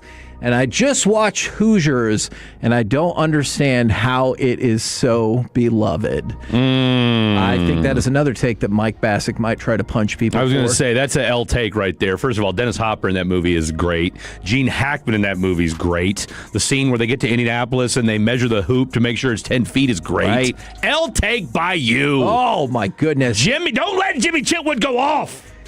Jimmy Chitwood was a bucket. So something I realized, because I just Awful take. saw that movie in the last, probably 2 years for the first time. And I thought while I was watching it, then I had to reframe my thinking. I was like, man, there are so many cliches in this movie. Yeah. And then I realized many sports movies cliches all they are. come from Hoosiers. Hoosiers put some of those cliches set the in scene. place. So I gave them more credit for originality. Absolutely, dude. No, Hoosiers is a legendary flick. So congratulations. But, let's try not to dump on people's movie takes too much, except if it's yours. No, you can go ahead and dunk on them, but we're just going to dunk back. That's true. That is very true. All right. Do you guys want to go ahead and fire up a little bit more Rangers talk? Dude, Billy Campbell was in nothing. He's aged well, though. He did earn a Golden Globe for Best Actor in Dynasty. I can't say. I mean, I know what Dynasty is. I can't say I've ever seen an episode of Dynasty. What's your goated? If you had to, give me one, and this, you should know, all-time favorite soap opera during the day when you were sick. I used to really enjoy General Hospital. Okay. Yeah, all my Okay. children in General Hospital were my go-tos. Okay. I mean, if you're not a Young and the Restless fan, then I don't have time for you. Oh. All right. Yeah. Maybe the greatest Would you intro. prefer- Dun, dun, dun, dun, dun, dun. That is- I mean, is Victor's still on the show, isn't he? Victor's like 90. Was it Days of Our Lives that did the hourglass? As like sand through the hourglass. okay. So are the days of our lives. Would you rather meet somebody who loves Interstellar or has no time for Young and the Restless? Best question of the day, Kevin. I mean, they're the same person to me. You're the same person to me. Okay? Mm-hmm. I don't want you in my life. Oh, my goodness. I don't want you in my life. And then from the 945, hey, I hated Disclosure Day too. Hated it. Hated it. Wow. I will say, though, I can endure somebody who likes Interstellar. First of all, my son thinks it's one of the greatest movies ever. So, and I can't get rid. I mean, I guess I could get rid of him, but and I'm stuck with him. You guys really have a fight about that? No, no, we've been beefing for other things. And then Blake is a big Interstellar fan, and that's my road dog right there. So I will put up with people that like Interstellar. I have no choice. But if you tell me you don't have time for Days of Our Lives, then I really don't have time for you. Do you think Blake likes Interstellar or LaMelo Ball better?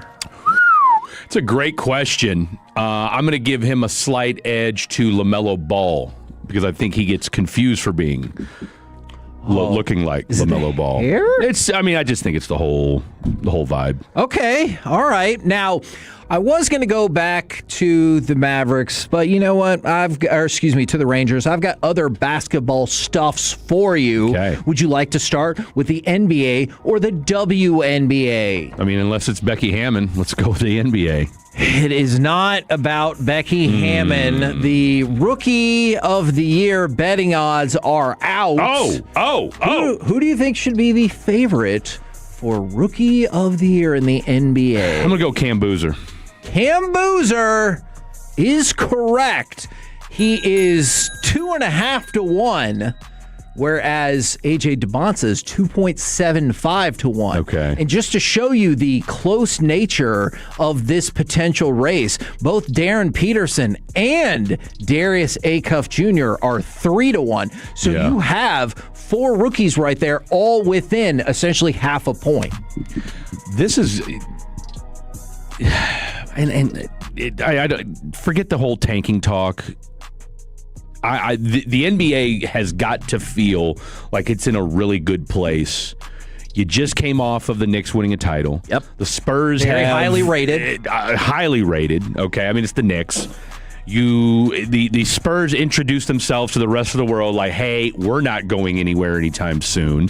You've got a determined Oklahoma City team. You've got a wide open Eastern Conference. You've got the West that is going to be shuffling for the next week and a half, trying to figure out, okay, we're jockeying for position because now the Spurs are the target to go after. And you just had maybe one of the most intriguing top 10, not just top 2 or 3 picks, but top 10 picks of the draft. I'm with you. That you've had in a long, long time. Absolutely. So the NBA, I know we think that, Adam Silver may be a shapeshifter. I don't know.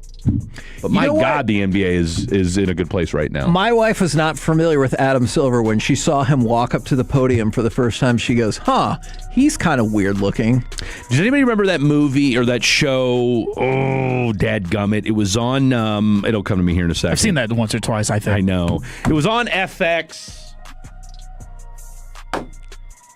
Why can't I think of the Legion? show? No. Okay. No. It'll come to me. Talk amongst yourselves. Okay. All right. So on the WNBA front, while he searches that down, by the way, if you wanted to know, Morez Johnson Jr. is tied for, I believe, 13th in the Rookie of the Year betting odds at 75-1. But as he said with us yesterday on the KNC Masterpiece, go ahead, keep doubting, keep questioning. That's what he likes.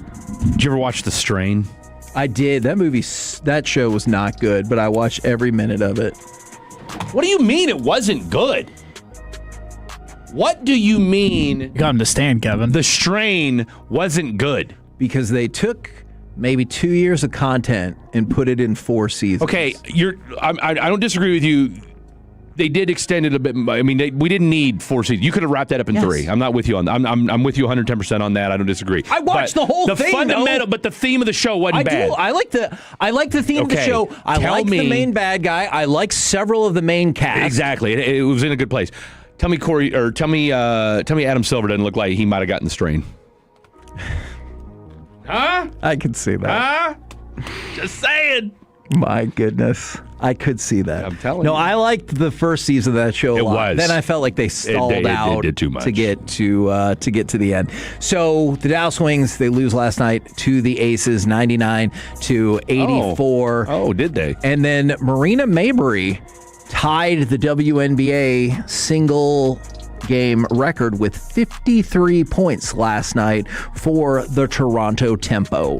We're the KNC Masterpiece right here on 105.3 The Fan, and I feel like it might be about that time. Let's give something away! 877-881-1053, caller number 10 right now will win a 4-pack of tickets to go see the Rangers play the Tigers next Thursday, I do believe, July the 2nd. I almost forgot what date was which real quick. The first 10,000 fans will get a Corey Seager bobblehead where you can buy tickets via Rangers.com or you can win them for free right now. Caller number 10, 877-881-1053. And coming up next, Fair or Foul right here on The Fan.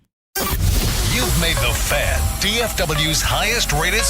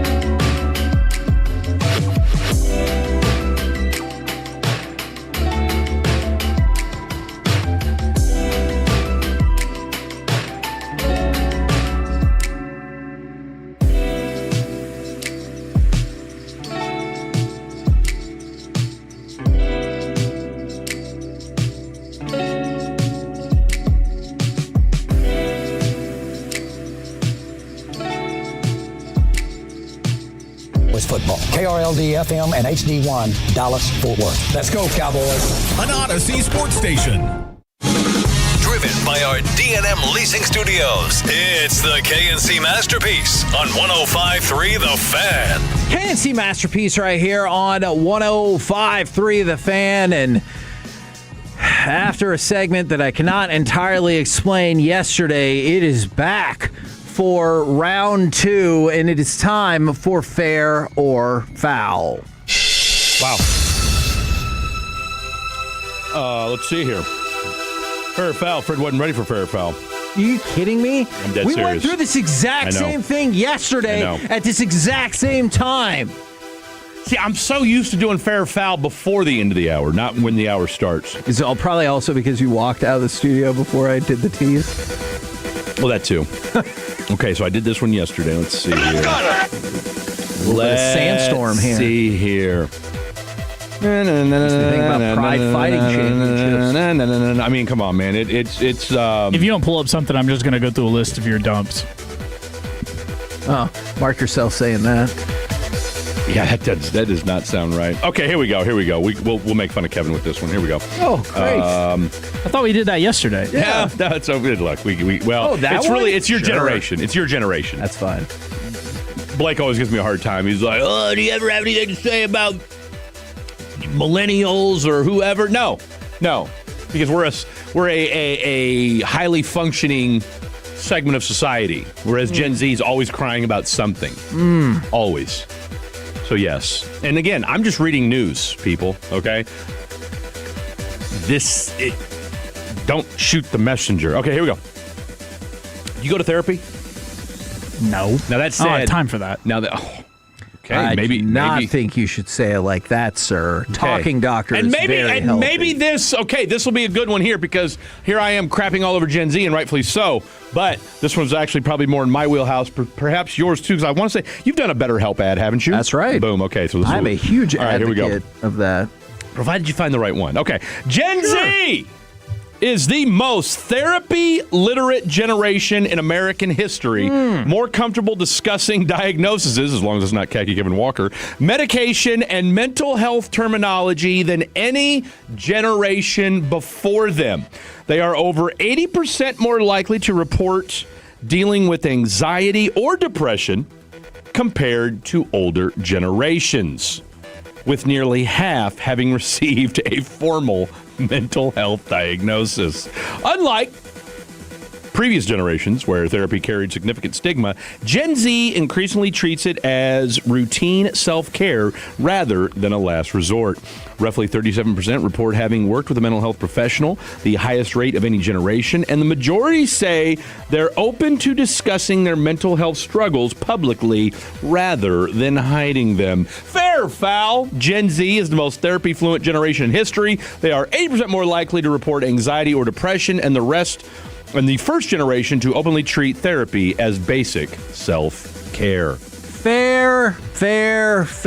I am a huge advocate of the talking doctor. Did a national show that included Dak Prescott. I told him about that phrase. He was like, ooh, I like that. The talking doctor. Okay, what now? Say that again. So when I was in middle school, I had yet to be diagnosed for depression and OCD. Sure. Which are you still OCD? Yes. Really? For sure. What's the biggest OCD? See, it's gotten a lot better. I used to need to touch things 4 times. Okay.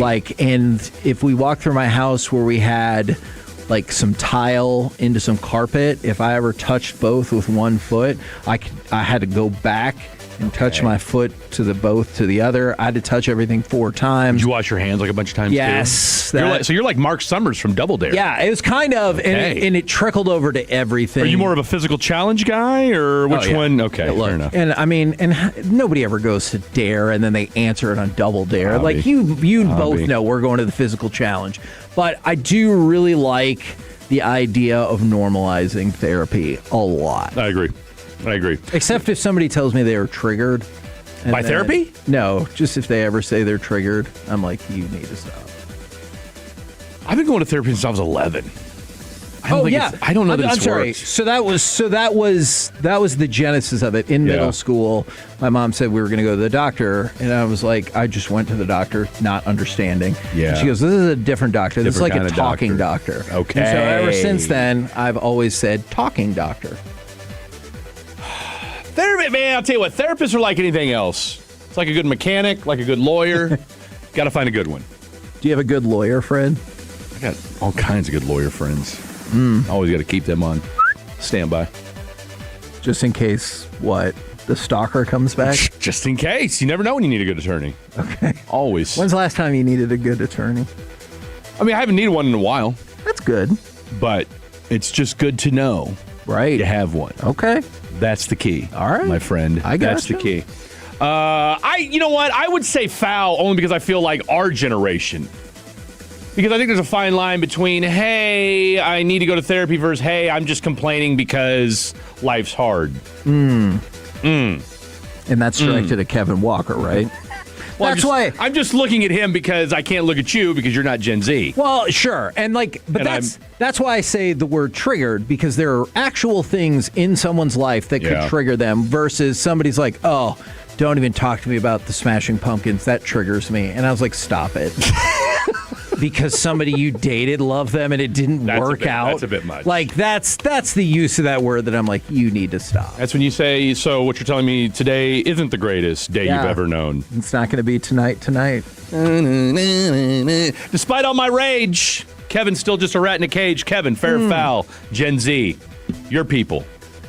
Fair all day. I have gone to a talking doctor in my past. As I said yesterday's program, I dealt with divorcings from my parents. Oh, yeah. So, therapy was needed here and there. I never hated it at all. And I think, since I dogged my dad and my mom yesterday, according to you, Fred, I'm going to give props. I think it was more Daddy Walker. I'm going to give props to my parents. Let's go. Because they have become very progressive in this new era. And we have all been, divorced or not, we have all been very open in communicating. Me, my brother, my mom, my dad, we all talk to each other daily basis kind of stuff. Small things, big things. Is there a Walker family group chat? Ooh. There is. And sometimes I'll blow it up just to annoy my mom and dad. Just to be that guy? Sometimes I'll be on the phone with my dad. I'll be at my mom's house. I'll put him on speaker. I'll be like, "Mom, say one nice thing about dad." That's really fun. If you want to do that to your divorced parents, it's really fun. Have you ever asked your parents to power rank their marriages? Like, just the ones where they were married to each other. Was the first one better or the second one better? I might. Now, I'm going to stop you here, Kevin, because I'm not going to let this become about my parents and divorce. Okay? No, I'm just curious. I would love. I will table that, and I might ask. I would love to know by the double marriage. Oh yeah, and I told Jess about that last night. Not that it's bad. I just want to know everything about it. Like, I want to know you told me for your parents, but I want to know, like, what was the breakup reason the first time? Did it work out the second time? I said I would tell you off the air yesterday, and I didn't. Oh. So remind me off the air today, and I will tell you. But if you ever get a chance, please ask one of your parents if they like the first one or the second one better. Great one. If I had to guess, I would probably say the second one, because me and my brother were a little older and we were much more self-sufficient by that point. Yeah, a little bit. Yeah, definitely by that point. But no, as far as the talking doctor and therapy goes, it's a double-edged sword, because I do think that our generation, speaking from Gen Z, is better at talking, is better about being open about what is wrong with their life. I think the only issue with it is some people take it to their advantage. And some people want to complain because they want to be, they want that attention. And I think you have to be sure that you're not, I'm complaining because I want attention and all these different things. It's a fine line between whining and actually trying to come up with actual, like, what are we doing? Right. What are we doing? That is true. Can I ask you a fair or foul? Me? Yeah. Absolutely.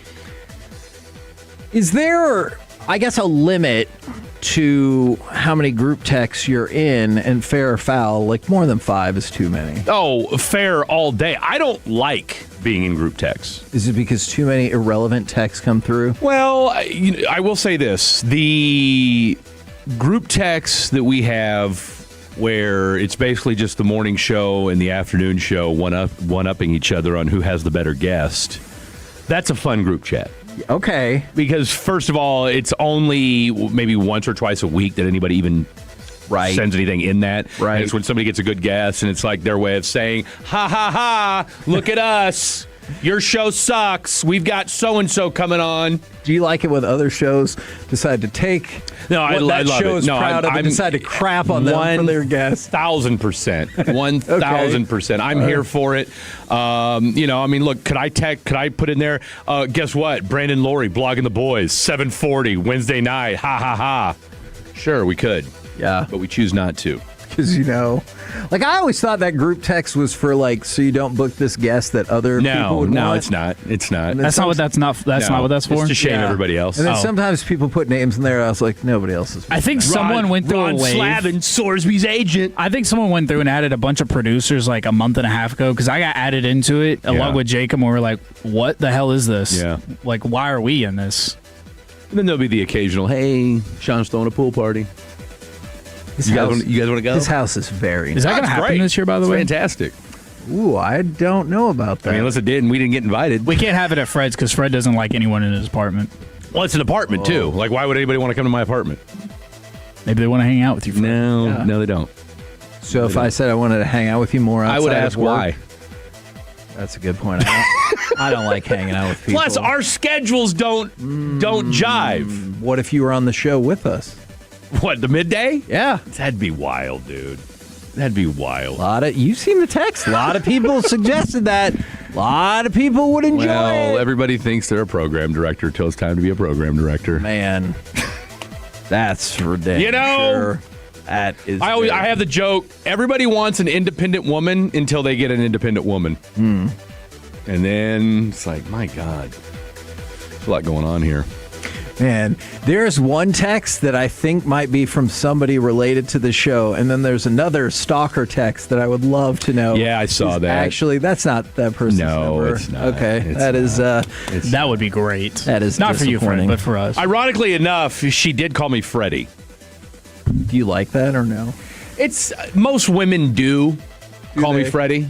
Why do you suppose that is? I don't know. It's kinder, softer, gentler, maybe. Only when they're mad at me do they call me Fred. Do they ever call you Frederick? I hear Fred more often than Freddie, yes. Is your actual name Fred? No, it's just Fred. Okay. Just plain old Fred. F-R-E-D. Does anybody ever try to call you Frederick?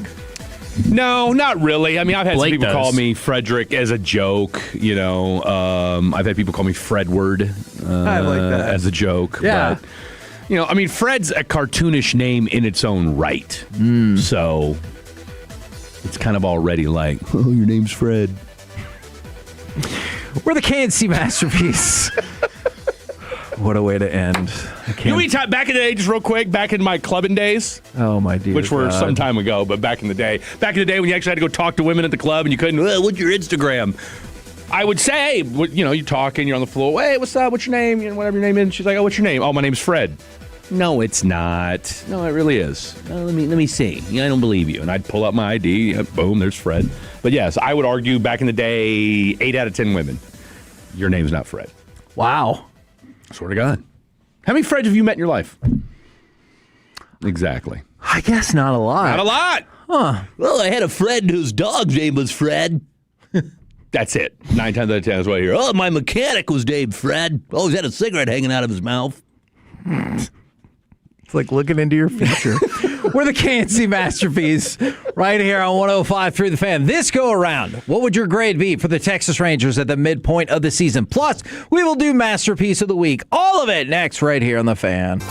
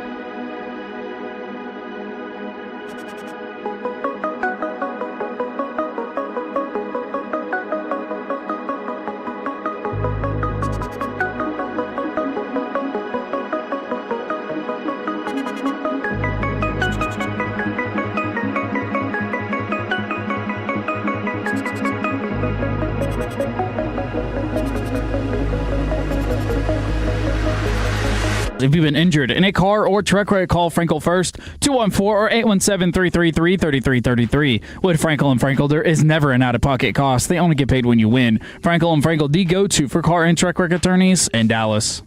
Wind up and the 2-2. Swing and a miss. He strikes out Schneider on a biting cutter, and that ends the inning, and likely Mackenzie Gore's night. A quality start for the lefty. KNC Masterpiece back here on 105 through the Fan. We got Masterpiece of the Week coming up in just a few minutes. Going to get to the Rangers real quick. What would be your grade for Texas and the Rangers at the official midpoint of the season? But a few more things to go over as well. Erling Haaland reportedly is not going to play today, which could obviously pave the way for France if Norway loses, or I guess whoever loses that game is going to face Ecuador, I believe, on Tuesday at face the Ivory Coast on Tuesday at AT&T Stadium. Toby Lawal, another one of the Dallas Mavericks draft picks, is going to wear number 33, and Coach Pochettino for the United States has apparently been offered a contract extension to take him through the next cycle of the World Cup as well, after setting all kinds of records in group stage for the United States. I don't want to be a Debbie Downer, but let's just be realistic for a second, and I think we all agree we expect them to beat Bosnia on whenever they play next week. Wednesday. What a Debbie Downer and or kick in the crotch it would be if somehow, some way they lost that game on Wednesday. Would we have would the vibe still continue, or would we be like, well, the same old U.S. soccer again? Yeah. No, football. That would be the end of it. It would, right? Yeah. I mean, I'm not saying the end of soccer. I'm just saying, that would be the end of the hype train, because you'd be like, oh, neat. Yeah, so the good vibes are over. You got nowhere. I mean, seriously, previous World Cups had 32 teams. If you lose in the round of 32, then you're like, what have you done? Good job. So you beat Australia and you beat Paraguay. Early on, the United States has been installed as a minus 250 for that match against Bosnia-Herzegovina. That will be Wednesday at 7 p.m. at Levi Stadium in Santa Clara. That's good. We will be geeked for that game, though. Absolutely. We will, because they all matter now. That is very true. We're going to go home. Yeah. How far do you think we're going to get without having seen the entirety of the finished bracket? I know. Which just makes it tough. It does make it tough. We'll definitely beat Bosnia on Wednesday. That I do feel confident about. All right. I like that. And that would put you in the round of 16. You'd be playing in Seattle Stadium, where you're 8-0. So hopefully that will be good for the round of 16. Now, what do you think is a reasonable grade for the Texas Rangers at the official midway point of the season? Now, they were victorious yesterday because, in large part, of Fred's interview with Skip Schumacher yesterday.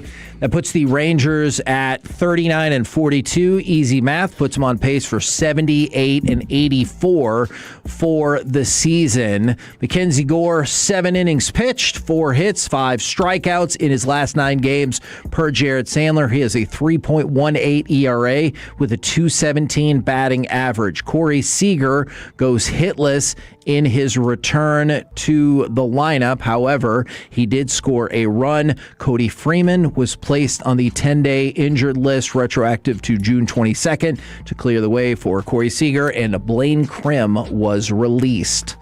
Now we go to you. What feels like a reasonable grade? C. Okay. Not a C minus, not a C plus, a C. Yeah. Because this team is average.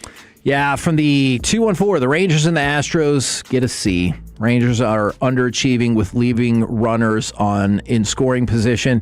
You saw it again last night, since last Friday against San Diego, which is where you got the big first inning after you gave up a big first inning.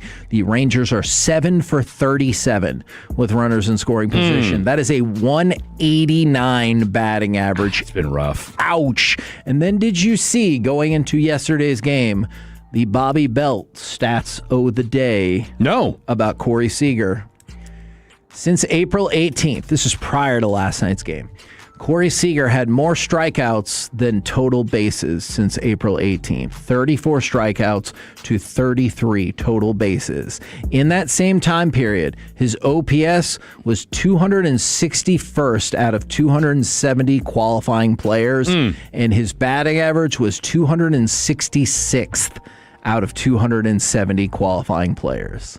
I mean, he has not been good. No. He has not been good, and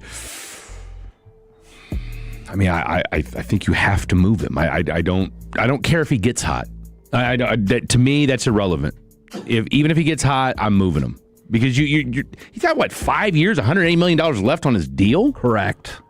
I mean, he's not getting any better. And plus, after this year, the ability to trade him it falls off a cliff. Yeah, it becomes a lot more difficult. From the 817, I'm going to give him a C+ because they're still in the race. We talked about this earlier. They're in a 4-way tie for the last wild card spot as we speak. From the 817, C-. I gave them a C- as well. I know you said C Straight for up C. average. They are a little bit below average for me, just when you look at the record, when you look at the run differential, when you look at their place in the division. I'm going to go with a C- because, I mean, we've talked a lot about the offense and runners in scoring position, but let's face it, this starting rotation has taken a step back. Oh, Now, I agree wholeheartedly. Is part of that because that was always going to happen, or was it because you had the most successful pitching coach in history, and because he wanted a little bit of extra money, you let him go somewhere else? No, that's so that was what it came down to? Yeah. Just a little bit of cheddar cheese? Correct. See, that sucks. I mean, that's when you think about how vital Mike Maddox has been, 100%, and what he's meant to this pitching staff, and I get it from a CY perspective. I'm guessing his hands were tied when it comes to the owner. I think that is a fair way to put it. Because CY is too knowledgeable and has been too good at putting pitching staffs together. Now, shout out to Jordan Teagues. He's continued to get better. This is his first full year as a pitching coach, correct? I mean, he's been a couple other places. Has he been one other place? Yes. And so I don't think it's officially his total first full year, but I'll double check. I was going to say, he's been like an interim at another place, something like that. Yeah. So here's the point in all that is this. He's not a neophyte to this role, but he kind of is in a full-time, okay, you're the man. And the one thing we do know, and this is why, just a quick sports correlation here. This is why I've been such a big John Shire fan, because it's hard to replace legends. Now, I'm not saying Mike Maddox is a legend, but he was highly successful here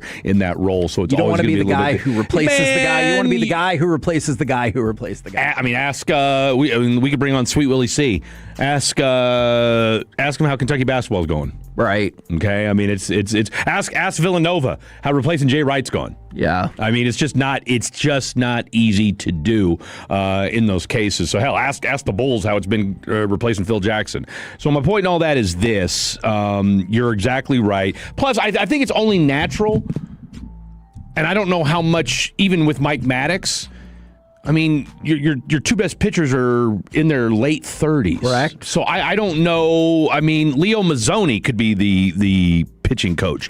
I don't know how much that's going to factor into Father Time is undefeated, and oh, by the way, DeGrom, who had a problem giving up first inning home runs or just solo home runs last year, and has carried that over into this year. And then the slide back of Jack Leiter, I think, has been particularly egregious. I don't disagree with you, but I wonder, because he didn't start off bad. He got off to a good start, and then he turns his ankle. And I think if you coincide with when he got hurt, had that funky deal in the on-deck circle, I feel like, to me, that's when there was more going on, and when he kind of started to take a nosedive as far as his productivity. So hopefully then we'll get a good feeling for that when he comes back. Because Jacob Latz hasn't missed a beat. Yeah, later in the season. Yeah. Yeah, no, and really, for being honest, I mean, Evo hasn't been terrible. I mean, Evo. No, I'm not saying terrible at all. It's just both of them have kind of slid back. Jack Leiter, I hear what you're saying. I still thought you started to see elements of the slide before that. Now you're not going to get them till later in the season. Late in the season. You haven't seen the total advancement quite yet for Rocker, but it feels like you've seen some progressions. I mean, he's better. He is, especially when you don't pitch him in the first inning. which is bizarre. It is as a starting pitcher. Bizarre, isn't it? Okay. Like, I mean, as a starting pitcher, and that's your guy. That's our guy. That I mean, and I've said this a couple different times. You know, how much better would this team be right now, or what would this team look like if you just said, all right, we're going to go ahead and instead of, giving up 5 prospects for Mackenzie Gore, if you'd have taken 5 prospects and given them up for a big bat in the lineup.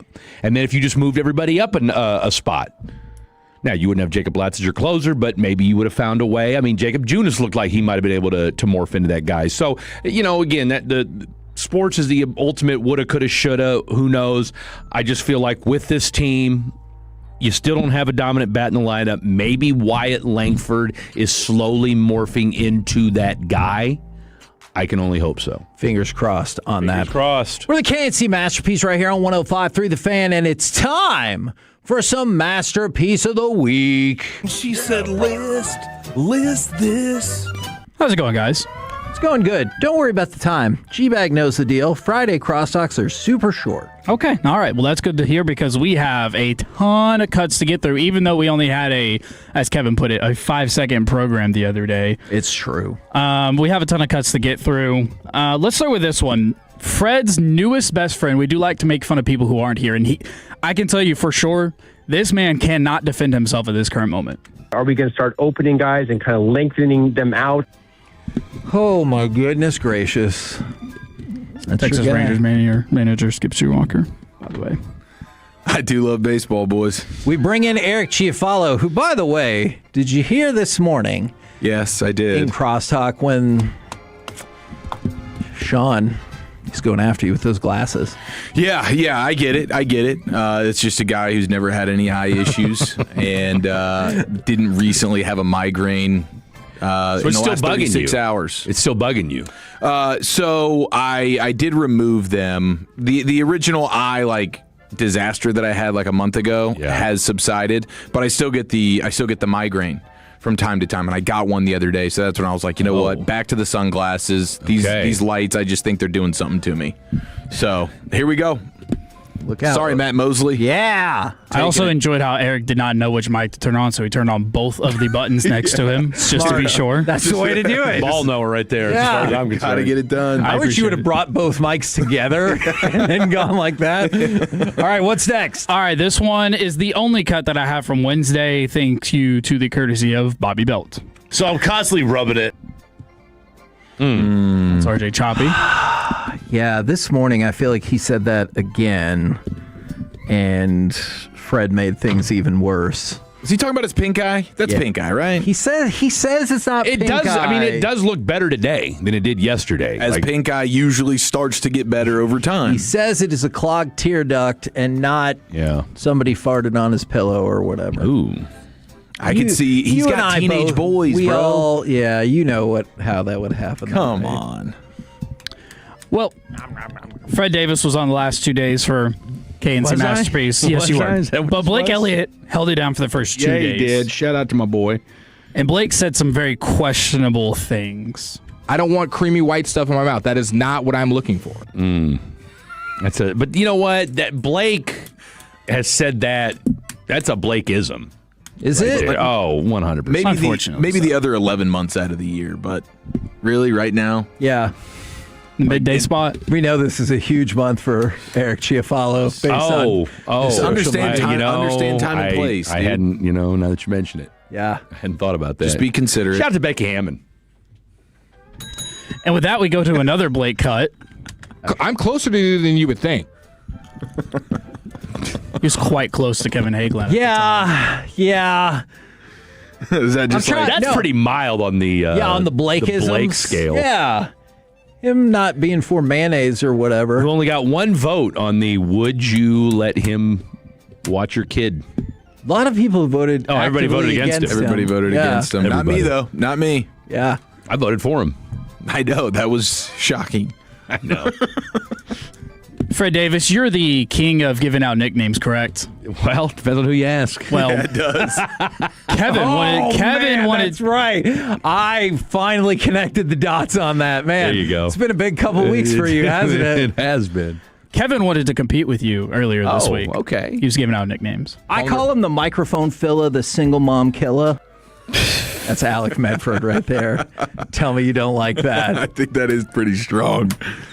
He's cleaning up in Mansfield, dude. The single mom killer. Man, that's right. Right now, there's some woman. He's rifling through out some there in woman's the world pantry as we speak. With her precocious 3-year-old who just don't know. You mind if I eat these Cheez-Its? Yeah. Can I eat these Cheez-Its? Oh, Lucky Charms. And a juice box. Thank Guess you. what, little Jason? Alex about to be your daddy. That's right. Or at the very least, your stepbrother. Yeah. My goodness. There was some moments this week where Kevin Hagelin was a little aggressive, though.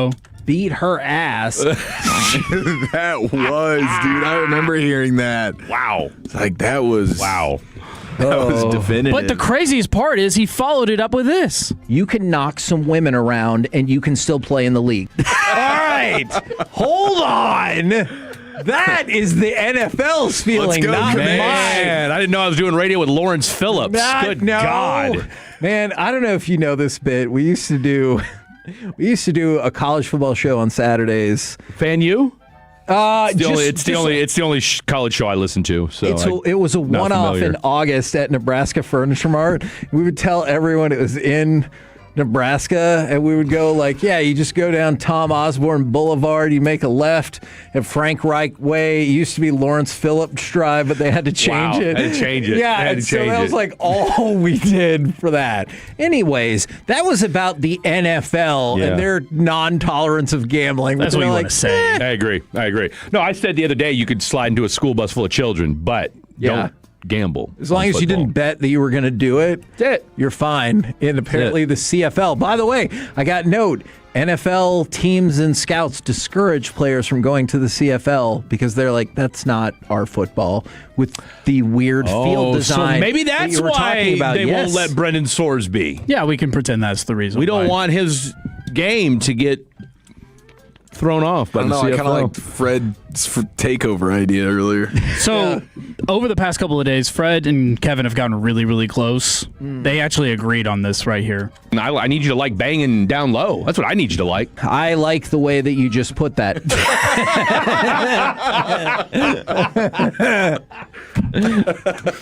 I will tell you this.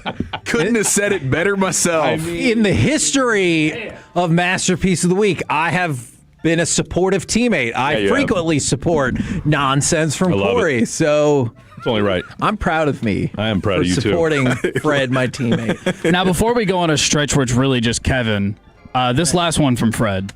96. Wow. Still whipping it. To this day. That's about his grandpa. That was about my grandpa. That's exactly what it was. Shout out to my boy Jerry. And then this last one from Fred. This one's from earlier today. I had gay dudes calling me at work. That feels like a brag. That feels like, it's not. Can we mash that up with the Lynx head coach and see what we can put all together? Man, who knew? Put that on. Too much. Did you get your lick back? Yeah, I got her to stop leaving me. To leave me alone. From the 817 OMG, Terrible. the banging down low clip has to win 100%. That's my vote. Yeah. All right, continue on, I guess. All right, I got just two more. If for some reason it got stopped, he's just going to put it right back in. Oh, dear. It's fair. Also, this last one from Kevin. Shout out to God. Ended on a light note. Agreed. That's a good one, though. That's a good one. Agreed. That's a good one. It's a good bow. You know how they have a Never mind. I'll tell you this joke off air. I was going to make a joke about. How about the fact that Alec Medford just sent me that? Oh, he's listening. Eating Cheez-Its as we speak. Alec Medford. Ask him if he's bonded with her kid yet. Well, he's probably listening, so he probably just text me back and answer. good point. Or have you bonded with the child? I bet the kid's playing video games with a controller that isn't plugged into the console. Oh, I love it. And Alex like, shut up, this is my guy. I'm obviously going to vote for Skip Schumacher telling us what he's looking for. Are we going to start opening guys and kind of lengthening them out? Wow, that's hard to top. Pulling out all the stops, man. It's a desperate team. We didn't get anything good from Morez Johnson? No, nothing questionable that we should be Nothing adding. that jumped off the table. Go hit that Odyssey rewind if you missed it, though. You know what? Let's just keep it simple. Shout out to God. Hell yeah. Shout out to God. Shout out to God. Eric, you have one you want to throw in here? Question mark there. Yeah, it was. I'm going with the Hagee stamp of approval with the Fred basketball analysis. I need you to like banging down low. That's what I need you to like. I like the way that you just put that. I have questions about if that was edited or like not. AI. But it sounds like AI Fred and Kevin. I have questions about if that was edited or not. But Kevin Walker, what say you? I just can't believe that this was your opinion. You can knock some women around and you can still play in the league. It's just so appalling to me, Kevin. Oh, he was a lover, not a fighter. That's our commish right there. They have a statue up of Jim Brown. That was his favorite pastime. Yeah, it was. Other than gracing the cover of Playgirl. Yeah, but for whatever reason, Jim Brown's fine. We're the KNC Masterpiece right here on 105.3 The Fan. Coming up next, it's time for our chit-chat with those fellas from the G-Bag Nation right here on 105.3 The Fan.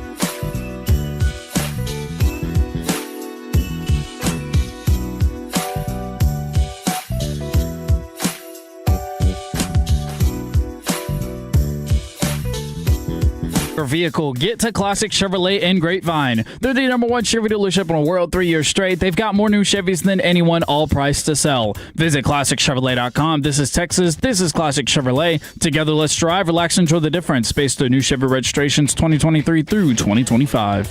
McKenzie tries to load up the long throw. Man down for the U.S. Ball's knocked down. Follow-up shot is a goal!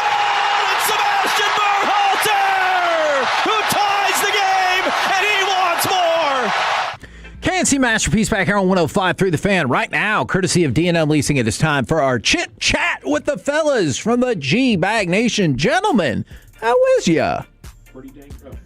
Pretty dang good. Hey, how are you? All right, I'm good. I'm looking at the bracket. We know Bosnia-Herzegovina in the round of 32. If you win, advance to the round of 16, you're 8-0 all-time at Seattle Stadium or Lumen Field if you prefer. You would either play a number of different third-place teams or the winner of Group G. Right now, the team leading Group G is Egypt. Keep an eye out on Iran. They're in that bracket as well. Then if you made it to the quarterfinals, you could play Spain or potentially Argentina, but my guess might be that Spain would be the pick to click there. So, look, I know you got to win these matches. Last night, the very end was disappointing, but it's not like a murderer's row in front of you to get to, like, even the quarterfinals. I realize you'd want to keep winning, but that'd be a heck of an accomplishment. You know, I think the take there would be your favorite to get to the quarters. And, I think you're right. You know, you can't overlook Egypt. That is a good team with a powerful offense. And if this defense doesn't play well, I could see them giving up 2 or 3 goals to Egypt. So I don't want to overlook them, or Bosnia, who scored some goals there to advance in their final group stage, even though they are still starting a 40-year-old. Right. You know, which is usually a Tom sign Brady? for a team that lacks depth. He is their Tom Brady, actually. He By the is way, their GOAT. Egypt and Iran play tomorrow morning. So if they're, Iran would have to win that match straight out to take the. We're throwing sanctions on the loser, aren't we? Might have already done so. Okay. I hadn't thought about that. It's an all-you-can-eat situation. Yeah, that's a buffet. Yeah. That is the voice of Fred Davis, who we learned earlier in this show used to have a stalker. So now I must ask. How many? Have any of y'all ever had like a legit stalker? Because Fred's was a stalker. I have, and he's in this room. Won't leave me alone. And you guys been that way for about 8 years. Oh, did we? Yeah. I thought it expired finally. I'll see you in court, sir. Crap. By the way, did you hear Sean going after Chiafalo this morning for his glasses? Yes, and it didn't surprise me. I take back everything I said. I like it, you know? I do too. I think Sean watching my kids. Yeah, you didn't S-talk me. He's just don't get sensi here. So this kind of started for medical need, and then he pulled it off, Well, and then I So you went think away. it's no longer medical need? I went away from it. That's medicinal. I didn't disclose my Wednesday night migraine that I succumbed to. Kind of a Miko situation. Like, you've been hurt, but you're just not telling anybody. Yeah, just trying to, just battle through. So I was like, and that was a day where I went no sunglasses in the studio. And I was like, okay, maybe these lights are affecting my situation here. So I'm just going full-time sunglasses now. So this is giving where we me are. Rip Hamilton after he broke his nose with the Pistons, but then even when it healed, he kept wearing it. Yeah, like you start getting buckets in some kind of way, superstitious. I don't know. I mean, do you think your radio's gotten better with those sunglasses on? I do. I think collectively, them not having to actually look me in the eyes when they give me bad takes. Rana seems skeptical about that as he stares you down. You did use the word malleable twice this week. 3 times. So We're trying to fit it in every show now. And I was thinking maybe I should have gone adaptable instead of malleable, but they both play. But you're malleable, so why not? Yeah, That's right, Absolutely. What about Pure gold. any of y'all ever have stalkers? Very malleable. No. No, I don't think so.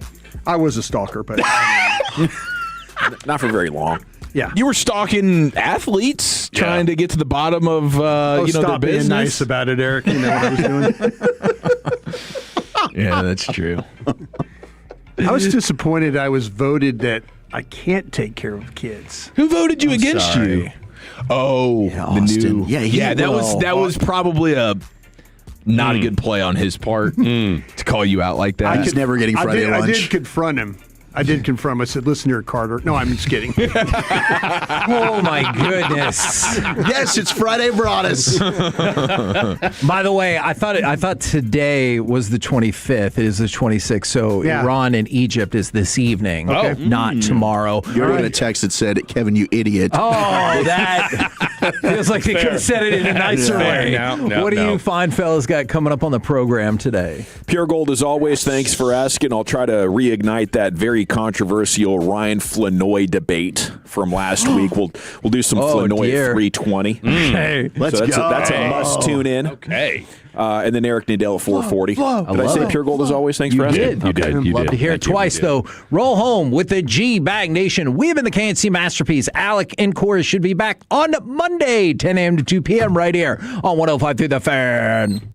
I had gay dudes calling me at work.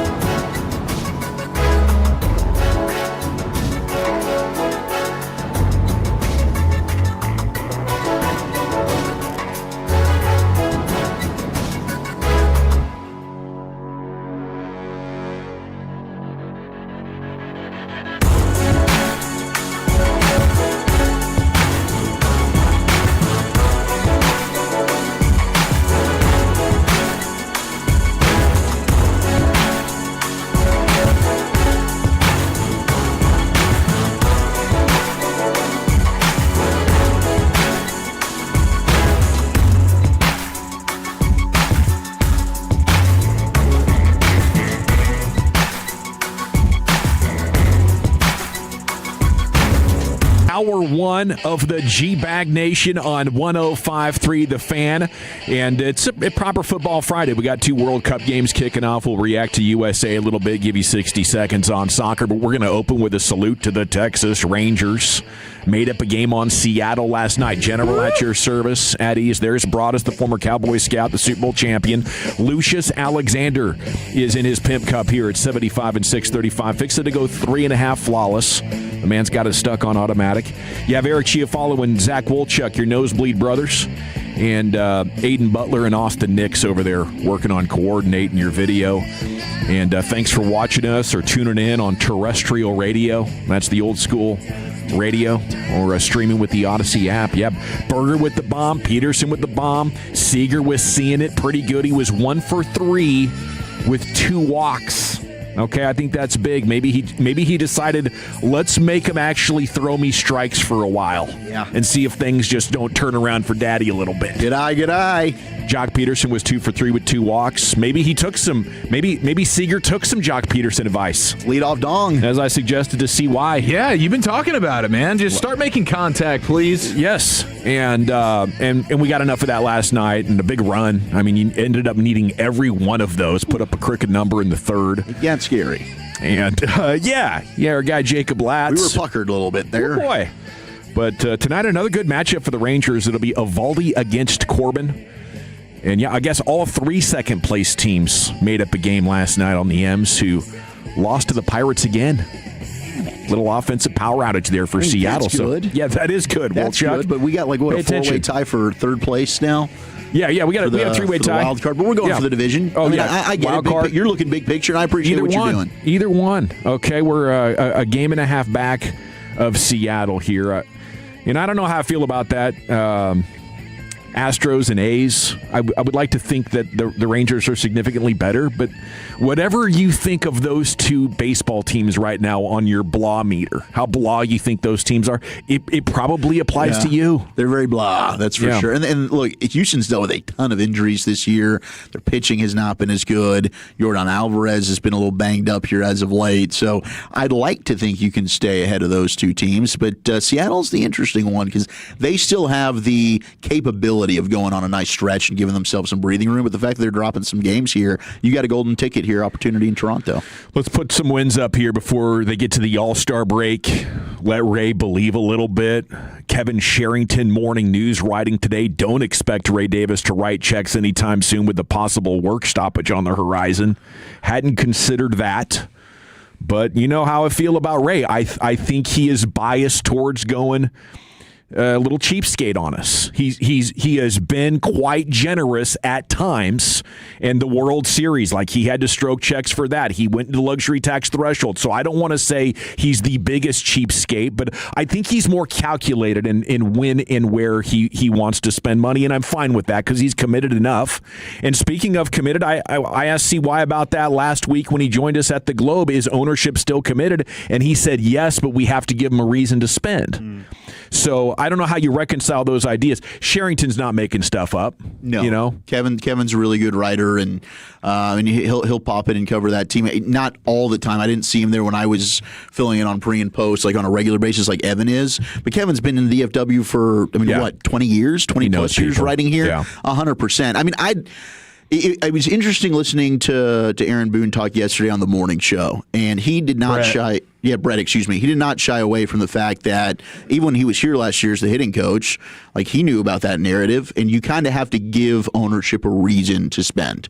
And he made the point of, like, all right, this month, like, this, if you want that, and as players, that's kind of what you're always wanting. And then if you don't end up getting that, it's like, okay, well, we're up a creek without a paddle. It's all on us, guys. We don't have the support. But you need to go and give them a reason to be aggressive. You need to give CY every bit of autonomy to go in there and say, this is what I need. Let's do this, Ray, because this team's ready to go and make a run. And maybe get one done now. That's what I'd be saying if I'm CY. Like, at the break, let me talk with people and get aggressive, because yes, we could try to just be significantly better than we've been over the last 15 combined months of baseball. We could just hope that this is our month to finally break out offensively, or we could invest in this a little bit. We have a couple of pretty big needs in the lineup, and if you give us an extra 25 games with said player, then maybe if we get to the trade deadline and it has done something, let me spend a little bit more. Yeah. Okay, and the great thing is, it's not like the farm system is super rich, but they got enough prospects and they got enough space under that competitive balance tax to do stuff. I like everything you're doing here, and we've seen CY get ahead of things before with Aroldis Chapman, but being in the league right now where everything is so close, everybody's in your shoes where they kind of feel like, we don't want to be sellers yet because we feel like everything else around us is so bad. If we can just get hot, all of a sudden we're a playoff team for sure. Yeah, how many teams can you really engage with right now? That's a great Boston. Boston's really the big one that's already kind of looking like, okay, are we going to wave the white flag here? Are they and the Mets?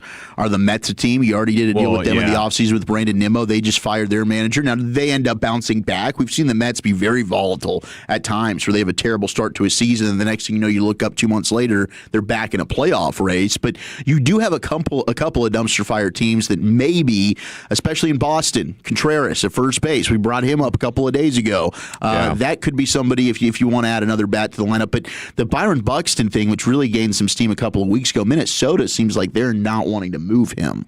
So I don't know if that it is interesting. I mean, it's a good point because you do have a lot of teams that are kind of all thinking we've got a chance if we can maybe add here or there. But for a bat, I think Boston might be your best option. All righty. Well, there's no way they'd part with. We got a goal already. France just tallied against Norway. Okay, I have news on that here for you in just a second. And Senegal had a goal as well. Okay, off a corner kick. Yeah, we're off and running. Yeah. Do we have reason to believe in? Is it just the old guys you think from Boston, or can we dream big? Like, who would you like to like the outfielder Abreu? I think he's got 10 home runs. He's hitting around 280, and he's only been in the bigs for like 3 years, so he's a player under control. I don't want to get a guy to fix it for a couple of months, like a stopgap dude. Yeah, you want somebody let's get a quality player for the organization. No, I like that, and I think Contreras is a guy that's under control for one more year after this. I wouldn't be against a big swing like that. Why not call? I mean, clearly I think what Boston's got right now is not working for them. I just don't know what assets the Rangers have to be able to pry a young player like that away.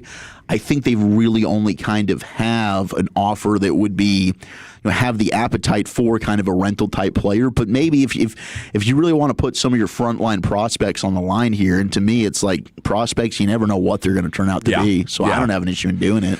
Okay, salute to the Blue Jays fan last night. Caught the bang bang home run, gave it to a young Rangers fan who was there. Kind of a heartwarming moment. It was like a peace offering between the fan bases a little bit. Yeah, that's the way I took it. I was like, man, after everything that's happened, to do that, I wonder if that guy had that stuff in mind, or he was just, being a great guy.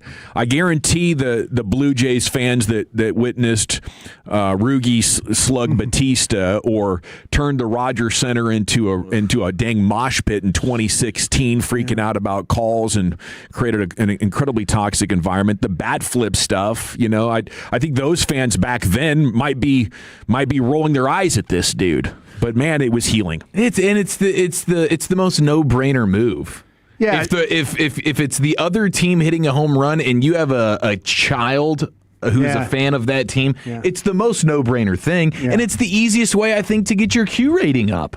I think anybody who's going through a PR crisis, you got to figure out a way to catch one of these balls and just turn around and give it to a kid, and you become the most likable person in the sports universe for a good 12 to 24 hours. How do you handle the... I could use one of those right now, Brian. That's a PR... Yeah. That's how you figure it out right there. How do you handle the situation where there's two kids, same family, and you hand the ball to one kid? Well, we're just going to saw the ball. How do we do that? I mean, that could be a little daunting to think about it. I'm going to leave that up to their dad. Yeah, that's their dad's problem. That dad needs to be malleable. So you immediately just hand the ball to dad and say, "You make the call." Yeah. I think the first kid I see is probably getting the ball. So, are you telling me you're handing that thing to Astro fan? Oh, absolutely. To junior Astro fan? Yeah, that guy can. I think if you get a foul ball, you immediately hand it to a kid, regardless. Astro I mean, fan. for what's been happening to people out here that have the ball and there's kids nearby and they keep the ball, they end up getting beat up out here online. Yeah, you can't show your face in public. They find out you work at FedEx in the front office and everything. They tell your whole life story. That's a great point. It's not even about the good PR that comes from doing it. It's about avoiding the disaster class of the PR where they're going to unturn everything in your history. All your skeletons are going to come out and they'll be on page 6 in 5 minutes. They're going to call for you to be fired just because you didn't get the damn ball to lose your job. Kid. Lose your job. Come after you. Full Rossini. But I think I'm finding Rangers fan to give that not to. Not necessarily the full Rossini, but okay. All right, we're going to hold back a little bit. You're not giving Astros dong ball to Rangers kid fan. It only works for Astros dong to Astros kid. But that's the question I'm asking. Like, aren't there some fan bases that are so hated? What if that dad's been annoying for 3 innings? We're punching him in the face. That changes things. I'm turning to a different. There's got to be another kid. This isn't the only kid in the family or in the building. I'm going to find a different one. Because you're going to have to go live on your Instagram and tell them, well, the dad's been a jerk for 3 innings. Well, and this is after they've dung off everything you've ever done. It's already over for you. I would love that. Hand the ball to the kid and say, I would love it. I think I'd fake out the Astros fan. Oh, ball. Oh, here you go. Rangers kiddo over here. I got you, bitch. Yeah. And then Sports Center top 10. Yeah. And then I think the cherry on top is the Rangers kid taking that Astros dong ball and throwing it back onto the field. Yes. I think that's the perfect way to stand up on the field. Now the kid's the bad guy. Nobody's going to hate the kid. And then the kid flips the bird to the Astros kid fan, and then everybody just it's chaos. Yes, that's what I would like. But I would hope the better part of me would find a way to appreciate the good vibes that we could create. But there are some teams out there, like anybody that walked out of the Globe in 2023 after Game 5 with those Astros fans hooting and hollering like they just came and took your stuff in your place. How could you have lived through that trauma? Or the Yankees winning Game 1 of the 2010 ALCS, and you're walking out of there with these poser Yankee fans. With that, they were the defending champs, weren't they? They had like World Series type of energy, and they were bringing that Eastern Coast toxicity to you. No way I'm giving one of those junior bombers a ball. The Thunder forced to trade quality depth in order to free up space, and a DFW-based superstar is getting some shooting as Isaiah Joe has been traded to the Detroit Pistons for 2 second-rounders. He turns 27 next week, shot 41.5% from 3 over the past 4 seasons. This guy is a knockdown shooter, and now he joins DFW's Cade Cunningham up there in Detroit. Hopefully gives him the firepower needed to take the next step in their journey. We are on Stars Trade Watch.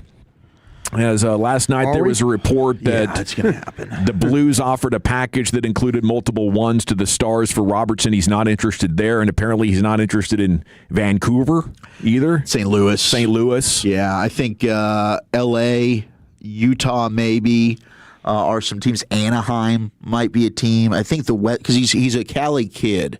So I think the West Coast, which Seattle, I mean, he must just not like what's going on with that roster. But, dude, they're offering you a $15 million 8-year contract, 15 per year. Connor gets better than that somehow? McDavid's making 12.5. Like, you're awesome, Jason Robertson. I get it. The Stars can't pay for this, and I don't even want them to go that high for you. So Seattle, I guess, had the 7th overall pick in a deal. The Stars were going to flip that to Matthew Knies from Toronto, who's another really good left winger that's an up-and-coming player. And Seattle was willing to structure the contract that it was going to be so much money for him that it was given even before the state income tax in the state of Washington. He ends up still making more money than what the Stars were willing to offer him. So I guess this is going to end up being where Robo either has to agree on the team that they're going to trade him to, or it could go to arbitration. I've seen some people say, like, he could sign the Stars offer sheet. This goes to arbitration. Maybe that's the way it goes. But this has ended up in kind of a tricky, messy contract negotiation that Jim Nill, I can't remember ever being part of. Okay, what do you guys think on the text about this? I know there's Stars fans out there.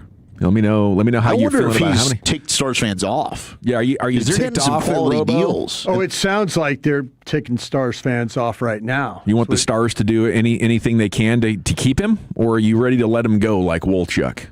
at 877-881-1053. France leads Norway 1-0, and Senegal leads Iraq 1-0. I guess Erling Haaland is not playing. The manager resting 8 starters. Probably going to impact his chances at the Golden Boot. After scoring 4 total in the first 2 games, he was on that list of superstars who've scored multiple goals in multiple games with Messi and Mbappe and Haaland. But I guess he's not going to play here.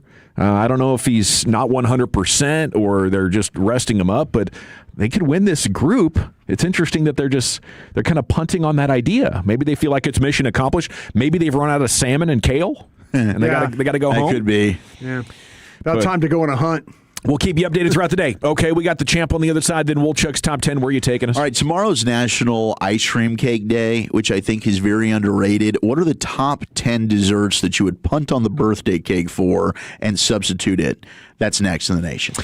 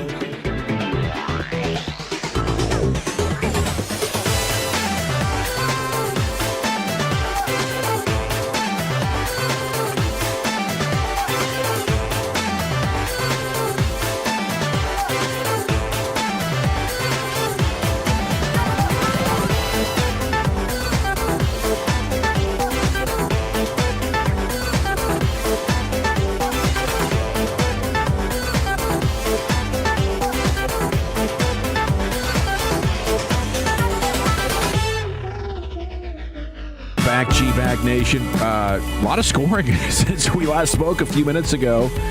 France tallied Dembele with his second, and then Norway came back and scored. So it's 2-1 France in that game, and Senegal leads Iraq 1-0, 21st minute over there, and an Iraqi has gone off with a red card. Yeah, got pulled down a Senegal attacker in the box that was clearly beat, and really the official went to the VAR, really not debatable at all. So, yeah, Iraq playing with 10 men. Thank you, Brian. Segments brought to you by the Frankels. If you've been injured in a car truck wreck, call the Frankels first, 214 or 817-333-3333. There is never an out-of-pocket cost. They only get paid when you win. The Frankels are the go-to car and truck wreck attorneys in Dallas. We'll get the top 10 in a moment. Let's go into the Pimp Cup where Lucius has the champ.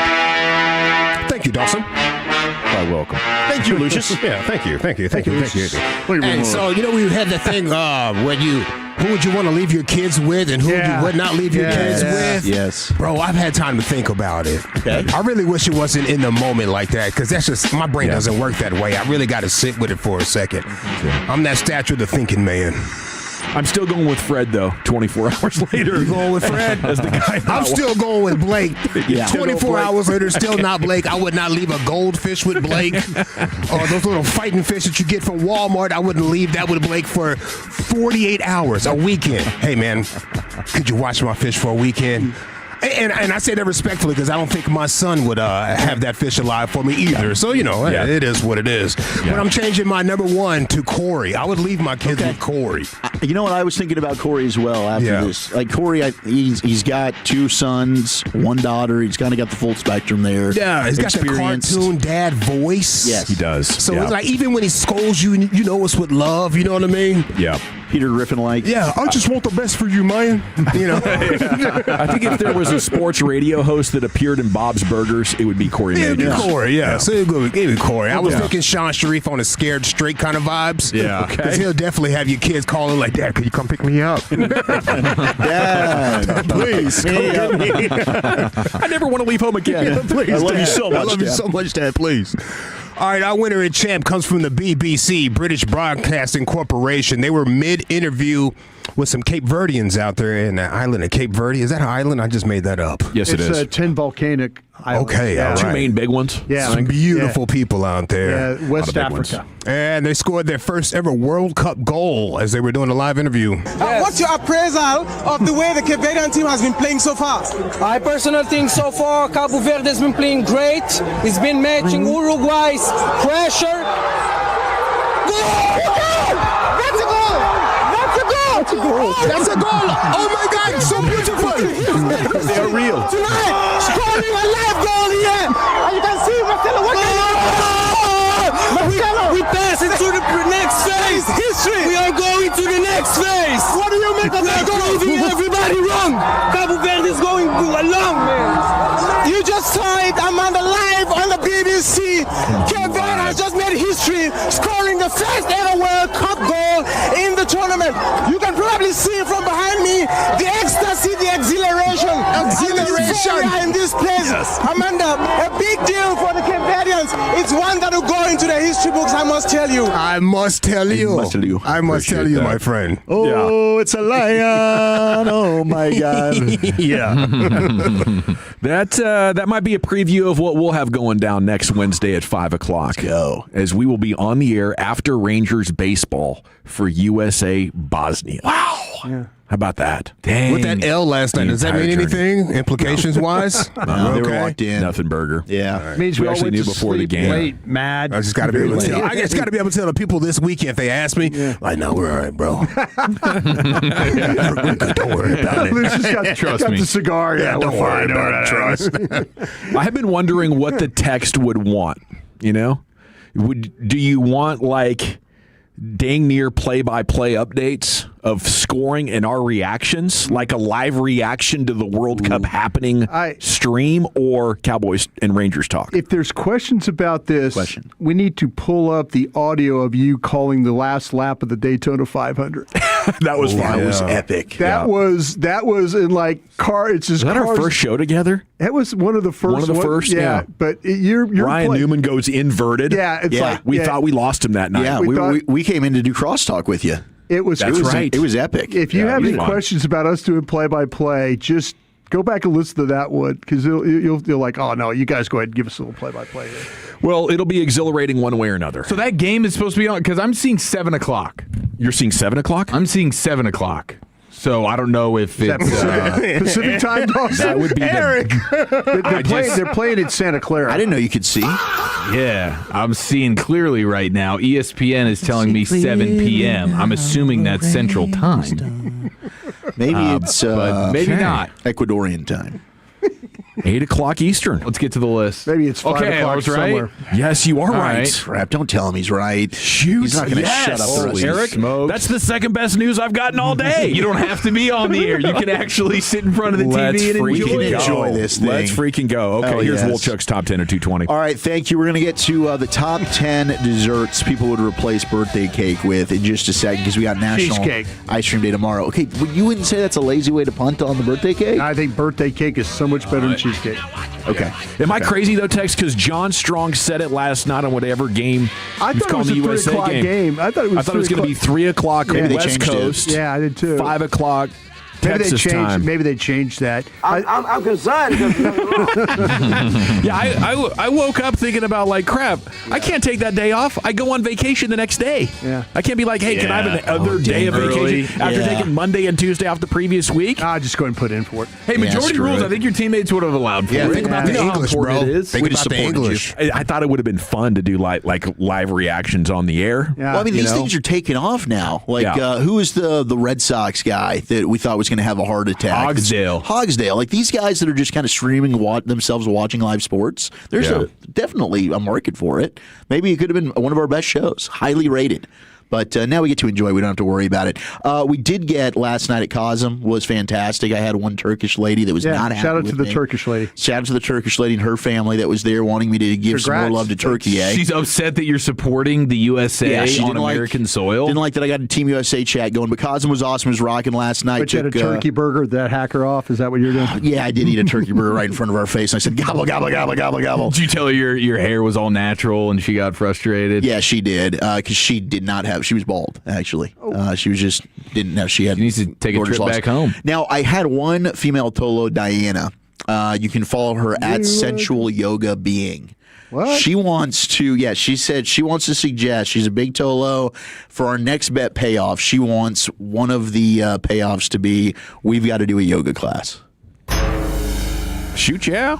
And I said, I think that everybody would be in on this. I would try, but yoga is tough. It sounds horrible. Is it the hot one? I don't think it's hot yoga. Because I would die, because my heart. But I thought the sensual yoga being threw me off a little bit. I was like, what kind of yoga are we talking about, Diana? Yeah. But she said she'd come up to the station even. We could do it here. Oh, no.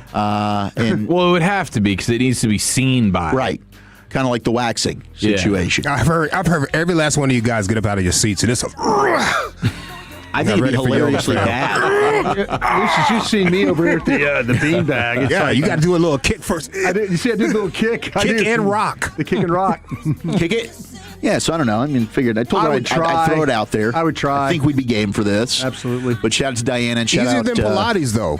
Pilates. Easier than Pilates. Pilates will go ahead and wipe you off this planet. Okay. Tear you up.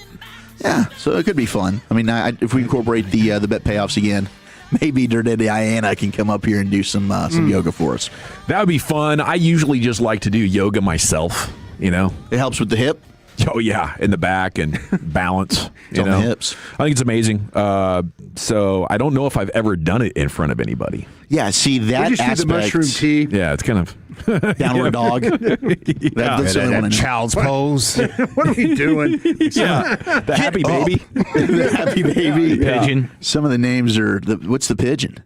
You get like one leg out in front of you, I think. Jeez, one leg's back. You're getting wild. All right, let's slide into the top 10, shall we? A cigarette while we're doing this? Yeah. Can I get a stogie, please? Maybe a scotch. All right, the top 10 desserts that people would sub their birthday cake for. 877-881-1053. The honorable mentions here that didn't make the top 10. You've got banana pudding. You would sub your cake for banana pudding? Yes. Yeah. Yeah, especially from these barbecue joints. Tell you what, Bucky's banana pudding, not bad. Is that right? Bucky's banana pudding. Right? Not bad. Nice. Not bad. Trust me, I've always looked at it and thought about it. It's not bad. I just haven't dabbled. Yeah. And whiskey bread pudding. is number 11. Yeah, it's really good. Have you guys had the whiskey cake from Whiskey Cake? Yeah. That's damn good. It's outstanding. That is delicious. Did you have anything? Oh yeah. I was kind of like trying to peek. Like, are you away? Yeah, I'm just loading up the for the next hour and everything. Staying abreast of what's going on in here. Anything Oreo cheesecake. There you go. Anything type of Oreo cheesecake vibes. I'm with that. Red velvet cakes. The only way to ruin Oreos. Just shut up, fool. Dude, Oreo cheesecake's delicious. All right, you step right out of I'd here. rather have that than a birthday I cake. love that Oreo crust. That Oreo crust. We go around the room. What is your favorite birthday cake item, though? If you had Like specific birthday cake? Yeah, like I'm like a German chocolate guy. Yeah, German chocolate cakes. It's like you make me a German chocolate cake. I'm your friend forever. Totally in. Yeah. But it's hard to sub out for that. Yeah. I mean, I'm not going to sub many things for that. Yeah, I guess this would be more like if people don't like the birthday cake. And I also think it could fall in line with your pro tip of for a kid's birthday party, do the cupcakes, don't do the birthday cake. Yeah, don't waste. Don't just Which is a good get move. cupcakes and get the little cups of ice cream. Like the Bluebell ones? Yeah, just throw those away. Yeah. You're not taking scooping it home all a bunch out. of Yeah. crap. Which is smart. Oh, and Bluebell's got a new, did you see the Bluebell orange swirl, summertime kind of vibe? I thought about you, Brian. The you orange Julius. Yes. I was like, Brian's punting on this. He's not going to do this. But it's orange swirl, creamy vanilla ice cream swirled together in the refreshing orange sherbet that's now available in pint size, but only available for a limited time. So get it while it's hot. Does anything pass the eye test quite like that? I mean, that just looks incredible. I think it looks really good. Yeah, I would definitely give that a dabble. Number 10, you've got donuts. People would sub their ice cream cake for donuts. I think that's always kind of good, but like, why not do both? Hit the you should have morning with donuts that morning. Maybe at a swim party or something like that. Okay. I don't know. Yeah. I guess I don't know. I don't feel like that. I feel like you're doing something wrong right there. I don't like that sub either. Yeah, I don't like that. I'm not into it. Yeah, and for the record, I don't want to substitute anything for the birthday cake. I love the birthday cake. Yeah.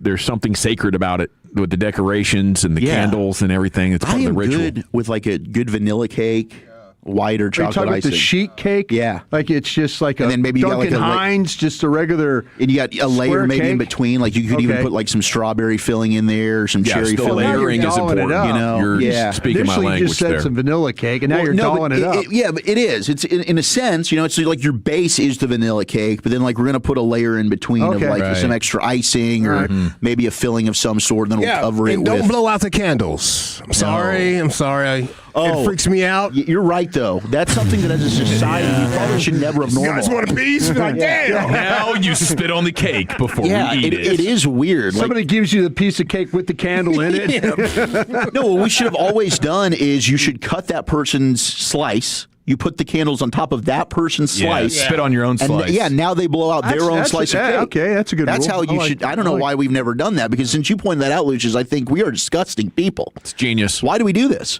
9 is lemon meringue pie, which I can be into. Yeah, I like that. I can like be into. that. I think it's refreshing. I do think the ice cream cake, though, really is the one Oh yeah, seed. I would agree. Ice cream Yeah. cake is the one. That's what had me do this, and it will be Baskin listed. Robbins. So damn good. Baskin Robbins. Yes, Got to figure it theirs out. is incredible. Hey, Specifically with the frosting they use. Yes. Crazy. Yeah, because the frosting is important on because not all of them are good. So I think that's a hell of a tip. Chocolate chip cookies come in at 8. Yeah. Put the ice cream between the cookies. That's even better. I told you, man, at training camp, I spent $100 easy on But you're not just doing only cookies. You have ice cream to like accompany ice cream that. with the 2 cookies. Yeah. Like, you don't eat all day to do that. I'm not very familiar with this. Really? Flan or flan? Flan.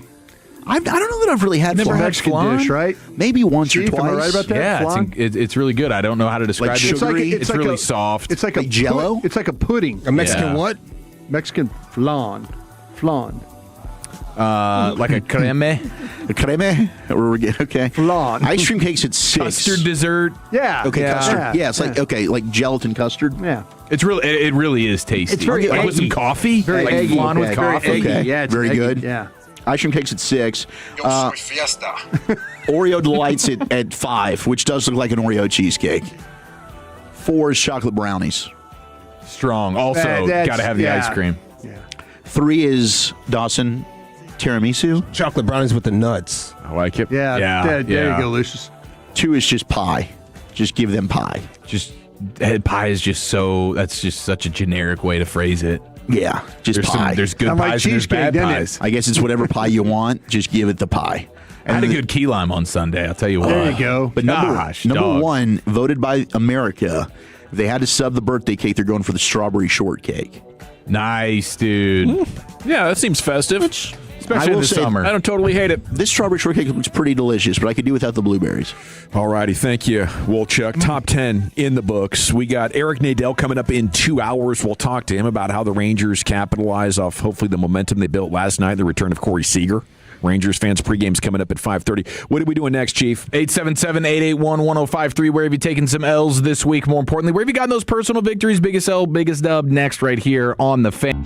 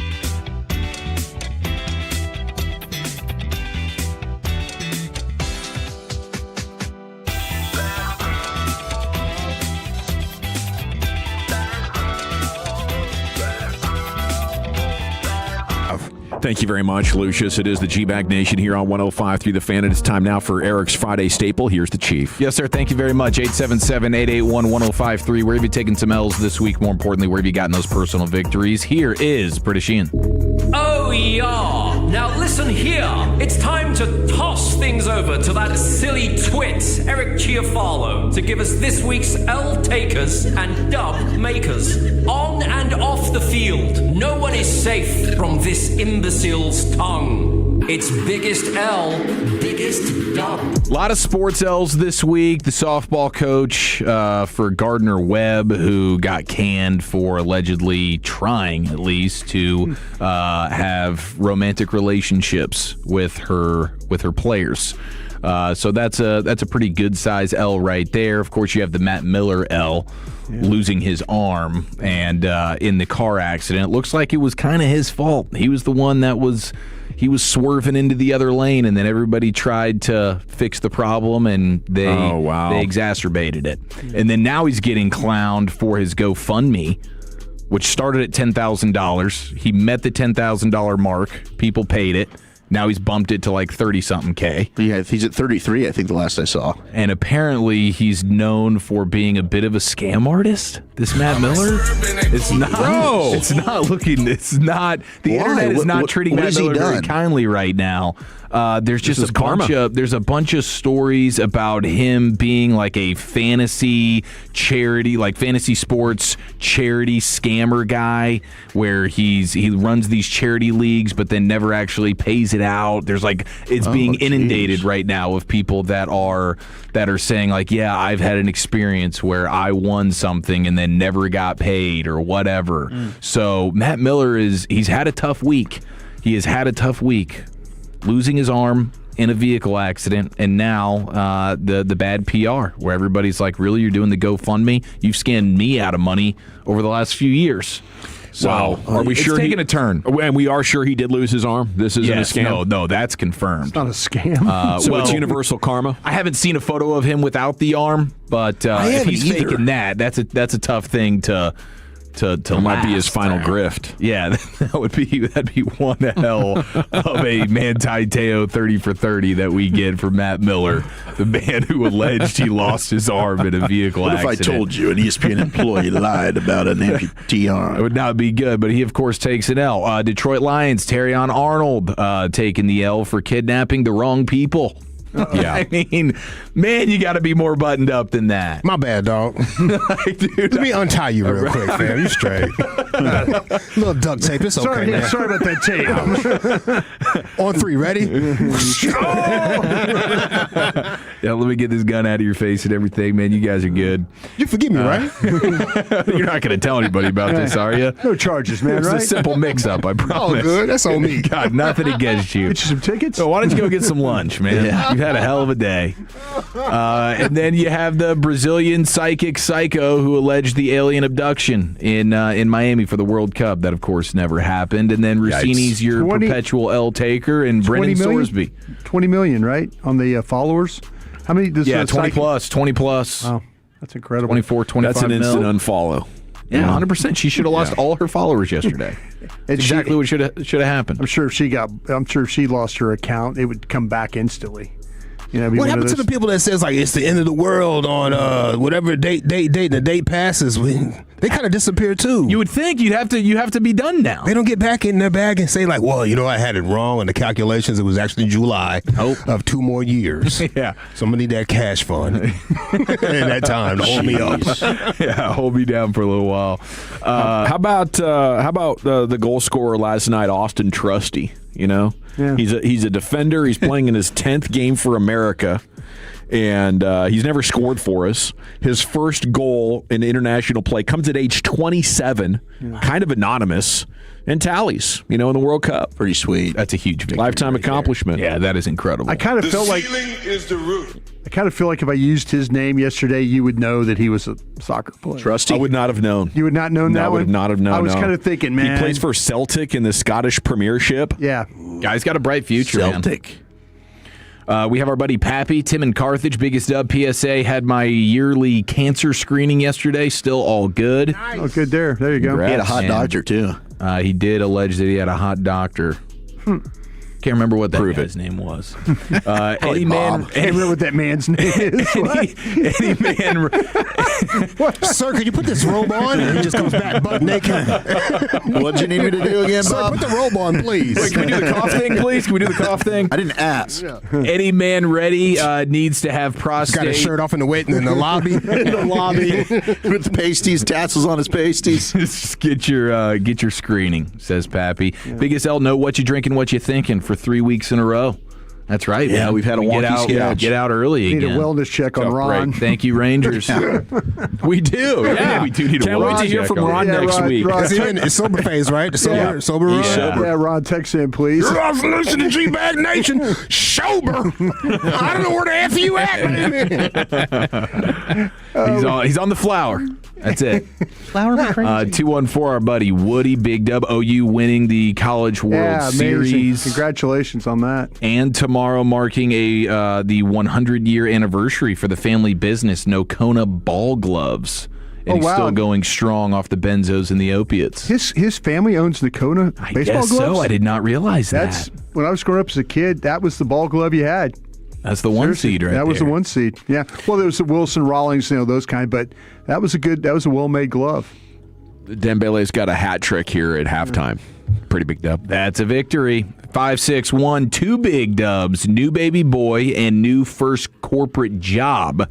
Big L still don't know what I'm doing. Yeah, I see that with a lot of people. New job, the excitement's there, and then they're just getting absolutely crushed for 3 to 6 months. You're just following trying someone to around. figure out exactly how and what to do with all this He's saying if you hire responsibility. someone to have a plan. Yeah. Well, yeah. You need to have a plan. Usually it's a lot of responsibility, little to no training. Yeah. Please freaking figure it out. Don't forget about the bottom line. Like See you Monday.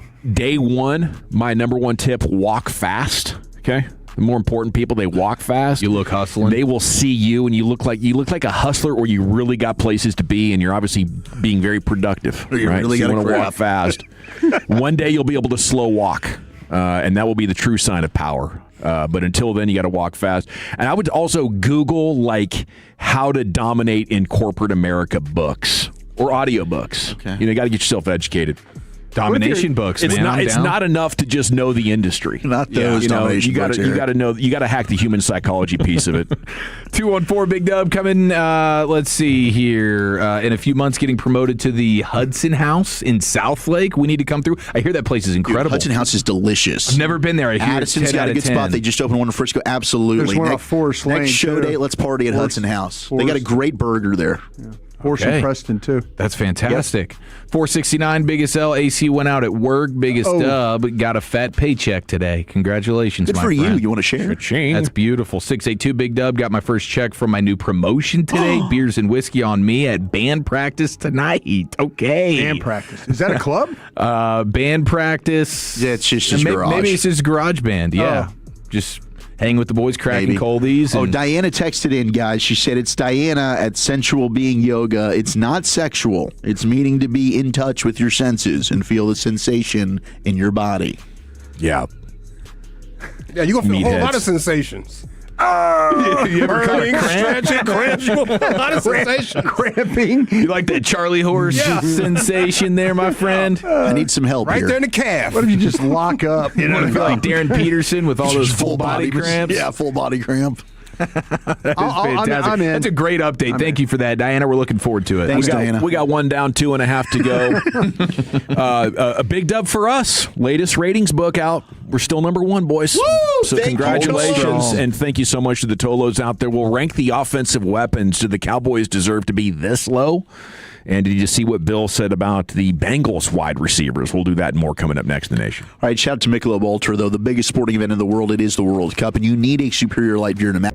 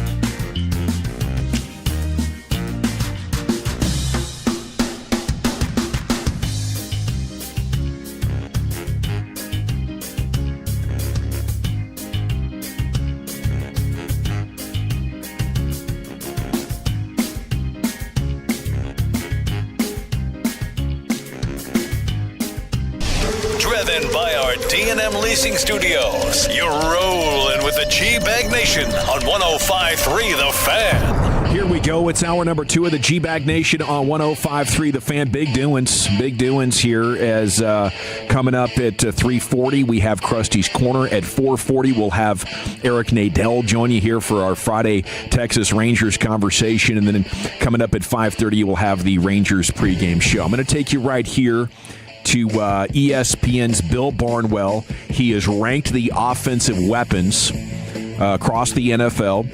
Is it fair where he put the Cowboys? Do you agree with what he said about the Bengals wide receiver duo? Those are amongst the questions I have for you going in after reviewing things. But he's just looking at wide receivers, tight ends, running backs, and to just flush out his criteria further, he is weighting more heavily to wide receiver. He does say injuries count. I appreciate that. Let's not pretend like injured players are just going to magically get healthy and start staying healthy. And he says the focus is on the top 5 playmakers. He puts the Cowboys at 7. Okay, and, by itself, I got no problem with that. Seems like a reasonable spot. But then after reviewing the 6 teams ahead of him, I just thought, that could get interesting. And I wonder, am I being a homer if I would rather have the Cowboys' top 5 weapons as opposed to Arizona, who he's got at number 6 with Trey McBride, Marvin Harrison, Jeremiah Love, and it was Michael Wilson emerging in year 3 last year after being a 2-time 500-yard receiver. He became a 1,000-yard receiver for them somehow. That's crazy to me. I mean, look, Marvin Harrison Jr. can be a good player, and he's had good moments. Specifically, the Cowboys game last year was a good one, but he's been underwhelming and honestly has not lived up to expectations. Trey McBride is very good. Jeremiah Love hasn't played it down in the league. I think you can make a case that CeeDee Lamb and George Pickens are both better than any of those players on Arizona. Absolutely. Yeah. Therefore, the Cowboys should be ahead of the Cardinals, in my opinion. I mean, Jeremiah Love's the only one that's got a shot to be as good as CeeDee Lamb and George Pickens. And Trey McBride is a really good tight end. Very good. Right, but not as dangerous, and that's why the top of the tight end market is about half of the wide receiver market. Amen.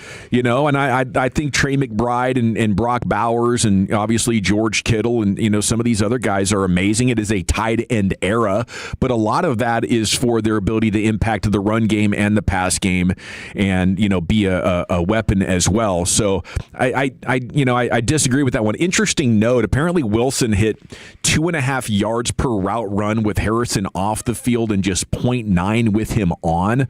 So they got to get that figured out. And they do have a better offensive mind taking over now. They're the head coach, Mike LaFleur, in his first season. Maybe he can tap into that on potential that Marvin Harrison Jr. Seems very hot takey to me. Hot takey, yeah. I think so. I think it's one of those things that, and I kind of admire what he's trying to do here. Kind of throw somebody ahead of the Cowboys, make them, oh, really? Yeah, this will get him talking. Oh, yeah, this will get him, Eric. But you got to throw somebody in there that has got somewhat of a legitimate offense. I think Arizona does, but to say that they're better than Dallas's offense, I don't think you can go there at all, but he's being very hot takey right there. I'm not convinced Jeremiah Love is going to be great in the NFL, but a lot of people are. I don't know if I'd be willing to put him over an accomplished player in Javonte Williams already. Like, a lot of things can go wrong as you try to make that next step up. I would love to have him here. Yeah, I'm not going to lie. I would take him. But I'm interested to see if, in fact, how they use him in Arizona. That's what I think. That's where I'm at right now. But I don't look at Barnwell as a hot take guy. I think he's a guy kind of like Nate Tice that we talked about yesterday that does his best to accurately assess the situation. I think I think in the June way of doing things before training camp, you're kind of looking for the spark. Let's throw something out there. Let's just lob this grenade in the middle of the room and see what happens. And then you get paid per click. You get paid. All of a sudden, it's like, well, you see what that Barnwell guy said? Yeah. And it's like, well, he might be right, but you really, it's very. I think it's kind of hot takey. And I like to say what I believe 100%, and but if you could put yourself in the shoes of a writer, and the editor comes back and says, hey, really like what you did here. How about we create this clickbait thing? And it's ESPN for you. And if you hit these metrics, you're going to get a significant bonus. It's like, you know what? I might put Arizona ahead of Dallas. Yeah, you know what? I actually think I do believe Arizona's higher now that I think about it. What you could do is you squint real hard and you see come it. up with an offense that people are. It's kind of like they'll fight you on, but they're like, oh, there's no way. So you're kind of creating it. Well, maybe. Yeah. But then in reality, it's like, you wouldn't take Arizona's offense over Dallas's offense right now. No, and it's funny because the way he lays it out, where he's like, injuries count, wide receivers are weighted more heavily than running backs or tight ends. Yeah, like what are we doing? What are we What are we actually talking about right here? Marvin Harrison Jr. has been an absolute disappointment to this point. Yeah. Okay, number 2. Does this apply to them as well? The 49ers. They added Mike Evans. They added Christian Kirk. They have Ricky Pearsall. They have George Kittle and Christian McCaffrey. No doubt about it, they're better at tight end and running back. And significantly more so if Kittle is healthy than Arizona because of what Christian McCaffrey has already put together. But also, injuries are a part of this. He laid it out on the front end. Injuries matter. Well, when you think about Kittle, Mike Evans, and Christian McCaffrey, Christian Kirk. Yeah. Like you're getting quickly to they're banged up guys. Yeah. So I don't know. I don't think it's homer to say the Cowboys should be at least 5. The first 2 teams. Yeah. I'd much rather have the Cowboys collection than those guys. I mean, McCaffrey and Kittle are very close to the end of their careers. Yes, right? For sure. Yeah. Okay, let's go to Atlanta. Could the Cowboys move up to 4 in our updated Bill Barnwell media watchdog weapon power rankings? Drake London, Bijan Robinson. Drake London does belong in the conversation with Lamb and Pickens. Bijan, obviously, he's probably the number 1 running back in the league. Kyle Pitts, better than Jake Ferguson and Spanford and Scooney. Bijan, put together. Sure. But they really need somebody to step up in the depth department. Jahan Dotson, Zachariah Branch, Zacchaeus, the other wide receivers. So I think they're very top heavy. Yeah, and I don't think London's better than Lamb or Pickens, personally. And I think London's good. I'd rather have, like, if I'm drafting a team, I'm taking the Cowboys over him. So, like, Bijan's the clear cut, this dude's better than anybody the Cowboys have. Yeah. But otherwise, I think you could say because of Pickens and Lamb, I'd take what Dallas has over Atlanta. And impact-wise, I think a lot of teams would definitely take CeeDee Lamb before they took Bijan Robinson just because of what the wide receiver does. But, I would rather have the Cowboys' weapons than Atlanta as well. Brian, Chief, where do you weigh in on this? Yeah, I would too. I mean, Pickens and Lamb, to me, is better than Robinson and London. No question. Man, I'll tell you what, that Robinson. He does a lot as a receiver, which I do think we need to factor in here. Yeah, that's what I was kind of thinking. And yes. But, gosh. I mean, let me just... Javonte still had a very productive season. Yeah. So you'd rather have Pitt. I guess where's the drop off? You'd rather have Pickens and Lamb than Pitts and London. Yeah. You'd rather have their running back. I love this stat that I saw from NFL Researcher. The highest yards per attempt among quarterback receiver duos last year. Dak to Pickens was 4th in the league. Dak to Lamb was 6th in the league. Wow. Yards per attempt. Every time I throw a ball your way, on average, George Pickens, we're getting a first down because you're over 10 yards, and we're about to get a first down because Lamb is just over 9 yards. Wow. Yeah. Yeah, I would love to get Barnwell on and sort of ask him about this. Not hold his feet to his fire because I'm sure he's got a good process and he would defend himself. But can you big football brains help me out with Barnwell's thinking here as we get to the Bengals at number 3? He says, as you already know, the Bengals are the only team in the NFL that can credibly say it has 2 wide receiver 1 caliber talents anchoring the offense. Wow. I guess I'm just totally out to lunch on George Pickens. I don't understand what's going on here, but maybe this explains why the league's not willing to pay him or trade for him. Like, is this a thing outside of Dallas where George Pickens is looked at as a wide receiver number 2? I guess. There's so much Pittsburgh carryover coming in, and it's like last year never happened.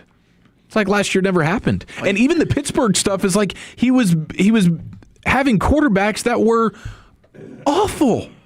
He was playing with backup quarterbacks year in, year out, and he was still putting up respectable numbers. You get him with a legit quarterback, and all of a sudden he's one of the most productive receivers in the NFL last year. Okay, so here's the pushback on that thing with the Pickens that I would say for people that want to argue the wide receiver one. If you're a wide receiver one, it doesn't matter who your quarterback is. You're putting up the numbers. CeeDee's done that, right? That's why I would go CeeDee over George. CeeDee's done it with Cooper Rush. He did it with Andy Dalton. It didn't matter. I think there's wide receiver one, and then there's like top tier wide receiver one. There's a spectrum. Okay. I think he is in the category of wide receiver one, though he's not Justin Jefferson, Jamar Chase. Because him and Higgins, I think, are on the same level. So for Barnwell to say this, like Chase has done it, Joe Flacco comes in, and all he's doing is throwing to Jamar Chase. Like Chase will do it, he's quarterback proof. T. Higgins, I'd have to look into more. I don't know if T. Higgins is quarterback proof. Clearly, GP isn't. I mean, GP put up solid numbers in Pittsburgh with subpar quarterback play, but to me, it wasn't the same as the upper echelon. So that's fair. If you want to say that there's a higher tier, and that's where like CD and Chase would be, and Jefferson would be, who's been quarterback proof. Fair. But Pickens and Higgins, I mean, I think that's pretty close. Pretty close comp. Yeah, if I'm Barnwell, I'm saying there's two teams in the league, you know? And if you want to say the Bengals are better, I'm not going to fight you too hard on it. Like Chase Brown's a good running back, Yoshivas, Gesicki, like Higgins. I would probably still rather have the Cowboys' overall weapons because you get to add Flanoy. And I think, Jake Ferguson has value. So if I was just picking which one of the two groups I'd rather have, I'd take the Cowboys. But I'm not going to think you've lost credibility for putting the Bengals there. But when you say they're the only team with two wide receiver ones, it's where I gotta throw a flag on that, Brian. You got something to add to that wide receiver one combo? Yeah, I just find it really hard to believe that. To me, the Pickens and Lamb just. And even if they can figure out even more ways to get Pickens involved, and just how basic the routes and stuff. Just think if he had the same type of, and I think usage is what Lamb or how they use him. I mean, that would be an unstoppable combination right now. I just feel like you got one guy that's kind of plays like a traditional X, and the other guy is just this dynamic player that moves all the places. But if you got both those guys playing like how Lamb plays, I mean, there's no question you'd have the two of the best receivers in the league. I don't care what Cincinnati's throwing out there. Rams, Nakua, Devontae Adams, Kyron Williams, Blake Corum. I think Adams had like 13 touchdowns. He's not what he was. Still productive. Yeah, maybe Terrence Ferguson can get unlocked down the field from the tight end spot. I know they threw a lot to him last year. Didn't complete a lot of balls to him, but they've invested heavily at tight end. Shoot, I think Cowboys are comparable to that. Would you rather have Nakua and Adams or Lamb and Pickens? Kyron Williams better than Javonte Williams, clearly? Yes, I think Kyron is. Yeah, I mean, Kyron Williams led the league in really success rate last year, and he was top 10 in missed tackle rate last year. Yeah, I think by a hair I'd probably lean with this Rams group because I think Puka's might be I'd have ranked higher than both CD and George, and then I'd put CD, George, and then Adams, but Kyron would clearly be ahead of Javonte. So I think by a hair, the nod would go to the Rams. I mean, I'm looking for like wide receivers who block their asses off to continue to get big bumps in how the world of football looks at them over the next 2 to 5 years, because coaches on both sides of the ball are obsessed now with providing conflict. Are we running or are we passing? And on the defensive side, they're really trying their hardest to get guys that can play run defense while also covering to stop the big plays. I just don't know where the limitations of that idea is. Like if you had 100 points to break up with your corners and you have two categories, pass defense and run defense, how much is the pendulum starting to swing towards we need guys that can tackle, to make sure we're stopping the run, and how much of it is it just like we need guys that can stop the big plays? Yeah, I mean it's an interesting question. I think especially for your nickel player, that guy has to be just as good at stopping the run as he is playing coverage. But then you also have, so we're trying to limit the big plays, so everybody's throwing underneath. So now you're having to make tackles as a corner 5 yards from the line of scrimmage. Because now offenses are like, okay, I got to try and get as much yak as I can because you're putting the shell on me. I can't go explosive through the air for the most part. So now I'm trying to create ways to short catch, long run. Yeah. So defenders got to be able to tackle. And if you want explosives out of your run game, your wide receivers getting downfield and taking a last opportunity tackler out of the mix. Is that a safety? Is that a corner? I don't know. And it doesn't have to happen all the time. But if you're never trying to do it, we're not going to have those massive runs. Our runs are going to be capped 10 or 15 yards unless, our runner is just so gifted at, having that vision and that ability to make guys miss at the next level. The Lions, number one, obviously Amon-Ra St. Brown and Jamison Williams and Laporta and Gibbs. And I guess their fifth best is Isaac Tesla. Yeah. And Tesla is a sneaky good player. That guy at Arkansas, it was amazing, though. Yeah. Just such bad quarterback play, and all he did was make plays, downfield play, across the middle plays. Yeah, his ball skills are incredible. Just throw it up to him. Good. He is a freak athlete. Yeah. We're going to hit you with the C-Note, Cowboys news of the evening when we come back and get you up to date on everything that's being talked about with the Cowboys. Maybe reignite a Ryan Flanoy discussion here for you coming up next on The Fan.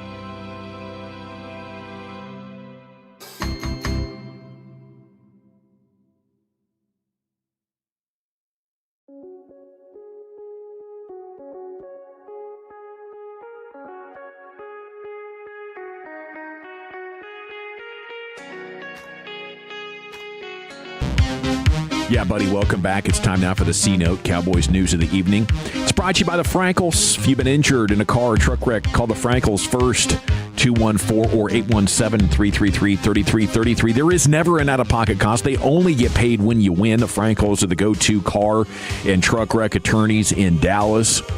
You know, speaking of Dubs, they found that giraffe down there in the hill country. Yeah. It's living. About 4 miles from her home ranch. I was worried about that giraffe. I don't know if they. Gracie. Yeah, Gracie. I don't know if they looked that hard for her. I know 2 weeks of a missing giraffe. Just 4 miles away. How hard is this? How hard is that to find? Maybe the camouflage was really good in the desert, mountainy environment. Gracie's got some skills. Yeah, maybe there's just not a lot of hills, traffic. some trees. Yeah, I don't know. I don't know. I think maybe they got a helicopter in the air.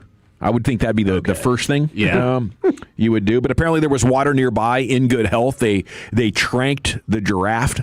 They tranquilized it. Okay. And they learned from the Harambe incident. Taking it home now. Have you guys seen Lucius? Have you guys seen the taser to the face video? What? Yeah. No. Have you I saw the guy go down. What happened? What happened after? I don't know what's happened to the guy. I just know that there's a viral video going on. There was in San Diego he got hit right at some bar, and the security guy who looks like to be an official law enforcement kind of dude who's playing the bouncer that night. This patron is screaming. Oh, that is close distance. And it's point blank range. Wow. Taser to the face, bro. Dang. That's tight quarters right there. That's not cool. You'd want to hit the torso, just out of common courtesy. For that close. Dude, bring it down a little bit. Unless you're wearing leather, Okay, if you seeing that, dude? Yeah, that's a body armor. That's the only way I'm shooting your face with a damn taser, dude. Oh my God! It was like a Nerf dart type of shot, man. Yeah, right to the face. Right to the face, dude. Yeah.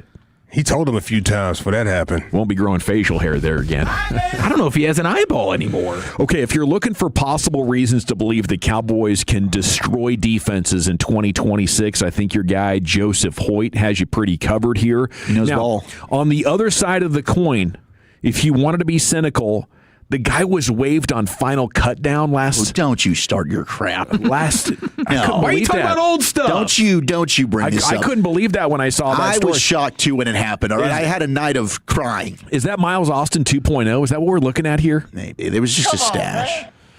Yeah, I mean, he cleared waivers. Nobody else liked him. Yeah, because the rest of the league does no ball. No, they cut ties with their staff. I'm sick and tired of this crap from you. But how good could you really be? How much could the coaches really believe in you? Headline, I've got a voice now, how Ryan Flournoy has taken the next step both on and off the field. Cowboys wide receiver has impressed Brian Schottenheimer with his play, but even more so with his leadership. And Ryan says, I really think coach said Ryan Flournoy is really taking the next step. I think he has a chance to be a terrific receiver in this league. Terrific. Okay? Flournoy's quote is, I got a voice now.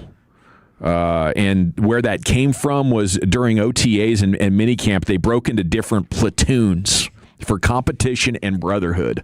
And apparently, Shotty chose Flournoy as one of the leaders of said platoon. And he says he earned it the right way. He earned it through special teams. He earned it by doing the run blocking, doing the things in the run game, the dirty work, if you will. I said off, yesterday that I think this was off air that I thought the offense kind of comes down to Dak and CeeDee and Pickens being surrounded by some pretty average dudes. You add a third wide receiver, though, I think you're legitimately talking about making it not matter if you don't have great running back depth. I don't know how much if Flournoy can be a terrific NFL player and you got three dudes, it's great to show on turf time. Mm-hmm. It is who cares if we can't get out of 11. Yeah, I mean, even when you say greatest show on turf, you still have the Marshall Faulk factor. I don't. Javonte Williams isn't Marshall Faulk now. You Debbie Downer. Hey, no, I'm actually bullish on Jaden Blue as well. So there we go. But I hear what you're saying. I still think in order to get through, you want to have some level of a threat there versus certain defenses. Just remembering what Brian Flores and the Vikings were able to do to you. where they can suffocate you, and Dak is going to be standing there in the pocket not knowing what's going on. There are some select defenses. If you're trying to reach the bold prediction of Wolchuk's NFC Championship game, you're going to have to go through some teams there where if you have no threat of a run game, you're probably going to be in some trouble. Yeah, and I think a lot of that comes down to the tackles. Like, I remember that game was probably one of your worst that you had your tackles play 100%. But so week can to you week, get better tackle play? Week to week, in general, you got these three guys, and Flanoy is even scary. better than what he was last year. Yeah, that is going to be some special offensive Sundays. Yeah, I'm trying to create something out of this in the preseason and early in the season to make defenses have to worry about all three of these really guys. Respect them. Yeah. You're already getting the most split safety looks. They're terrified of bringing a guy down into the box, which is helping your run game with a third wide receiver. Getting active. I think maybe this is the most realistic, and maybe that was the point Bobby Belt was making last week.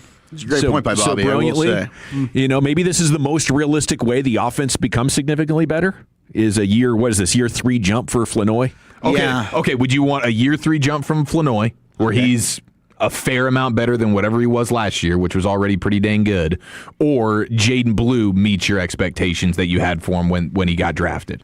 Jaden Blue's not fumbling. He can handle the ball 8 to 10 times a game. Like, what would you rather have here with the explosiveness of Jaden Blue? Could I throw another thing in there, though? What do you think, boys? Can I throw another? Hell yeah, you can. How about your left tackle being just a badass? That's huge. If you said if you gave me a choice between your left tackle being a badass or your wide receiver being a badass, I go left tackle. I live in the trenches here. Okay, but you're just talking about but for the skill position. What would you rather have? I think it's a fair question. Give me Blue. I would rather have Blue because I think Flanoy, what he did last year is already good enough. It's already good enough. Like, I mean, when he had to step up and be the wide receiver too, he's getting you 100 yards. And what Blue does in the passing game, like if he's actually meeting the level of that we thought he could be in the passing game, he's going to make a huge difference there as well. I also think, like, if you want to focus on the 11 personnel, and I get it, like the 13 personnel grouping with the 3 tight ends because of McVay and everybody's copycat kind of league, but the Cowboys have to continue to be good at running with the 11 personnel sets. Sure, 100%. And last year they were one of the better running teams, but I think you saw that start to fade. Part of what you're talking about, like specifically in that Minnesota game, some of that does have to do with Williams. And if you get Jaden Blue to live up to expectations, now you've got a fresher Javonte Williams. That's true. How much better does it make Javonte Williams throughout the rest of the season? For sure. I mean, all that. Yeah. I heard this morning from Bobby Belt as well. This Eagles. Why do you give him so much damn credit? Screw that guy, all right? He's doing a great job. I'm sick and tired of this Bobby Belt love. Is Bobby Belt on our show? Hell no, he's not. We're fighting for our lives over here, boys. Cowboys Insider. Pat ourselves on the back. There's only one Cowboys Insider. That's fair. So Dawson doesn't expect MVS to be wide receiver 3. Ask the 321 LMAO. Oh, no. He's probably going to make the team, though. I think MVS is here because they want Turpin to focus on kick returning, Brian. I kind of feel like that you're going to maybe get your rookie that you drafted, Smith. Oh. I think that's going to be your final guy. Okay. That's who I East think. Carolina guy? Is that what that was? Yeah. Speedy dude? He can stretch the field. Yep. Yeah. I think that's going to be your final guy. Probably be active every week.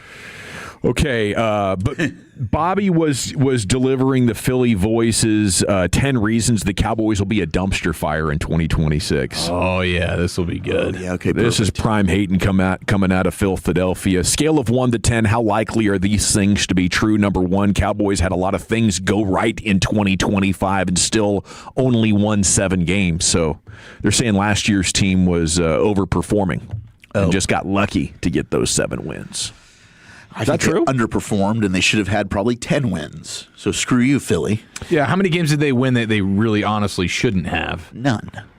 Kansas City? I mean, the Chiefs weren't even a playoff team. The Chiefs just ended The up. Giants game? As you look back, beating the Chiefs isn't that big of a deal. Not anymore, Beating the Eagles but at the is time pretty standard.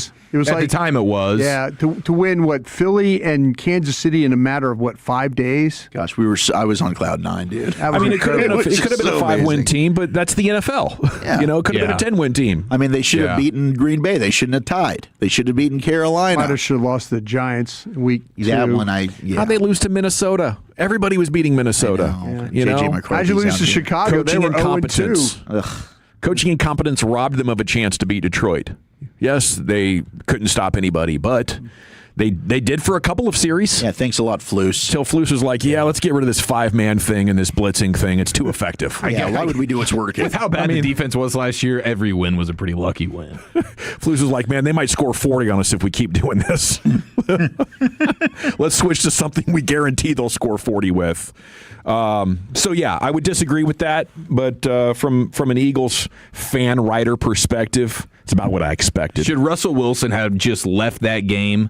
Yes. And gone right into the CBS That was his Elway moment. That's what he still might make been. the Hall of Fame if he did that. They could have carried him out on shoulders right up into the booth. Just next to Nance and Romo. done like the post-game press conference with the CBS blazer on. 100%. That would have been right there. Mr. Unlimited. Number 2 reason the Cowboys would be a dumpster fire, according to the Philly Voice, they have no pass rush whatsoever. Screw them. Do they know who James Houston is? They actually do reference James Houston. Okay. And his 5.5 sacks. Okay, do they know who Malachi Lawrence is? Because he's about to have a double-digit sack season as a rookie.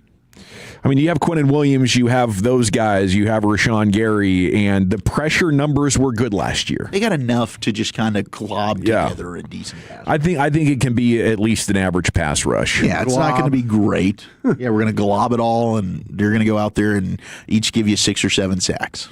Number 3, the corners got roasted last season. That's true.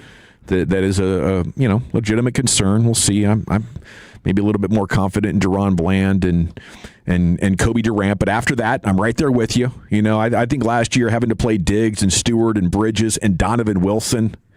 But yeah, I mean that's one that could be bad.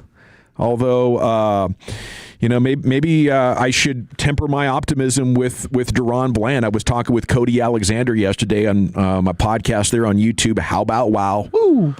And he was saying if you go back and watch Deron Bland's interceptions from 3 years ago, a lot of them were just horrible throws. Like he's trailing a play, he's out of position, and the quarterback threw it to him somehow. Wow! So he was just Larry Browning this. Yeah, he was actually saying it's the talent more than the scheme that kind of troubles him with the idea of Deron Bland. He just doesn't believe in Bland at all. He's just not a good player. I guess so. Well, this isn't good news. I know. I was like, oh, geez. That's not good. Okay, the linebackers are a concern as well. Here from the Philly Voice. They can eat bleep. All right. What about your linebackers, guys? You just lost to Kobe Dean. Yeah, Zach Bond's not even that good. Yeah, go F yourself. We got our own Zach Bond. His name is Jayshon Barham. Get to know him. Number 5, Parker and Downs can only help so much. Yeah, whatever. Caleb Downs is the best player in the freaking draft. You wish you had a safety as good as him. You got to hide your damn corner, Cooper DeJean, and play him at safety because he can't play corner. And he's dating a Cowboys cheerleader. Get sexier chicks on your sideline. I think a lot of things are just an incremental update, an upgrade. And, yeah. They're not factoring in Otito? I mean, they're not factoring in Kobe Durant? Obonia? Come on now. Number 6, the tackles are a concern. Oh, wow. Low-hanging fruit. What about your tackles? They're old as hell and their backs are breaking. Wow. That's the fair points. Maybe the most homeristic thing I've heard all off season. When it comes to the that lot is a garbage player. He sucks. All right, go back to New Zealand. Why don't you play for your team in the World Cup? Oh, wait, you didn't qualify. Do they do the haka over there? They do. Just ask our guy, Jay Toia. Number 7, another high-profile contract situation there with Pickens. Although I think media's burying their head in the sand on this one. Yeah, I think that article's crap. And the editor who let it come out is garbage. That's why I don't read the paper these days. Yeah, we know, Mike. Number 8, Dak and the offense have failed to be consistently good. That's hogwash. Number 9, the Cowboys' schedule is more difficult than the Eagles. Oh, bull. I guess they get Packers, Buccaneers, Ravens. Don't we play the same damn teams? Well, let me find They're out. Slightly here. different. Oh, slightly? And number 10, the Cowboys owners run this team as a hobby. It's an unserious franchise. Oh, you know what? Why don't you go eat with them at Nobu and tell me if it's unserious? Because that crap is delicious. According to Warren Sharp, the Eagles have the 7th easiest schedule in the league, and the Cowboys have the 29th easiest schedule in the league. Okay, well, what does Warren Sharp know? All right, not a ton. He doesn't even read books. Let's call him and Barnwell out together. Gosh, what do you Warren say? Sharp, I Back do to love back. your mustache. That is a quality lip ferret, but don't spare me with your crappy schedule takes. Warren Sharp's preview is out, by the way. There you go. So prepare yourself for a flood of analytics onto the NFL timeline nearest you. We got Krusty's Corner coming up next. Brian, where are you taking us? Going to play a game called Hope or Reality. We'll do that next. Well, if you want to have more hope when it comes to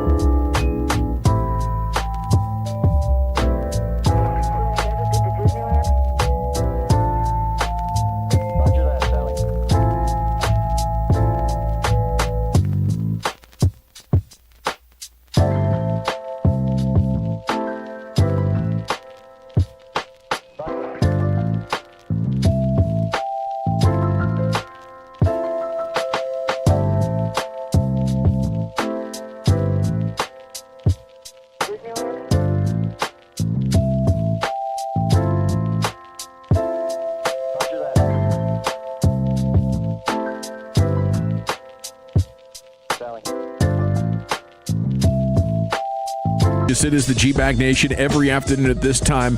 It is time for Krusty's Corner, and here he is, the Super Bowl winning scout, Broadus. Hey, kids! Your old pal Krusty's gonna teach you 5 new words. You're not wrong about that. From Dallas, Texas, number 55, Brian Broadus. Thank you very much, Lucius. Always appreciate you playing that. Can I ask you guys a quick question here? Floor's yours, man. Quick question. Give me what you would consider to be a win for Jadon Blue. Just give me, what do you think would be a win for him this season? It would be no fumbles. Give me 600 yards from scrimmage, rushing and receiving. Give me 4 touchdowns. Okay. Yeah, I think the fumbles thing, 100%. Proving that you are running back 2. Okay. And then I mean, like the yardage, that sounds fine. I mean, what did he have? 250 rushing yards last year? I'm not so much worried about the yards or the touchdowns. I think it's more so solidify your. We're not worried about the production. I asked the question, Dawson, you want to answer it real quick? I mean, do you have an answer for that? I mean, earning the trust of the coaches. Yeah. If you wanted to talk about something outside of measured production. Right. Sure. I think that's step 1 for him because I think he's got enough talent. He will make plays. Yeah. You know, I think around what Eric said would be great from a yardage and touchdowns. I talked to Voch Lombardi about this morning on our show, and he said just be active 17 weeks. Which I think that's too low of a bar. Like you need to be production active from 17 weeks and do nothing. Like, I don't know if it's do nothing, but it's a start considering how he didn't do anything. I think that's the lowest level of expectation. You can be active on the roster on game day. That's like the lowest level of expectation. But I think this offense needs somebody with his skill set. I'm trying, and we want this to be the best offense in the league. I want some production out of him, and that's not asking too much. Yeah, like 600 yards from scrimmage and a handful of touchdowns. No. All right, let me ask you then this, Eric, about that. What if I told you, and Zach, I've asked you this question because we've had a show this morning too. What if I told you, what if I was in the situation where he becomes the starter and you use Williams as that third down backup guy? Is there a chance that Jadon Blue could be a starter this year? I don't see that. I'm bullish on Blue, but being a starter, I just think there's a lot that comes with that. And I don't think he's ever really been that guy, even going back to college, Wolchuk. Like you've mentioned that plenty. Like he's always been kind of the complement. And I think that's fine. Like you can have a great role as being the complement. Mm-hmm. That'd be a huge jump to get to the starter role where it's like we actually trust you more than Javonte. Dawson? Yeah, I would say that is a very long shot at this point. I think Tony Pollard eventually got there around, year 4, year 5? Right.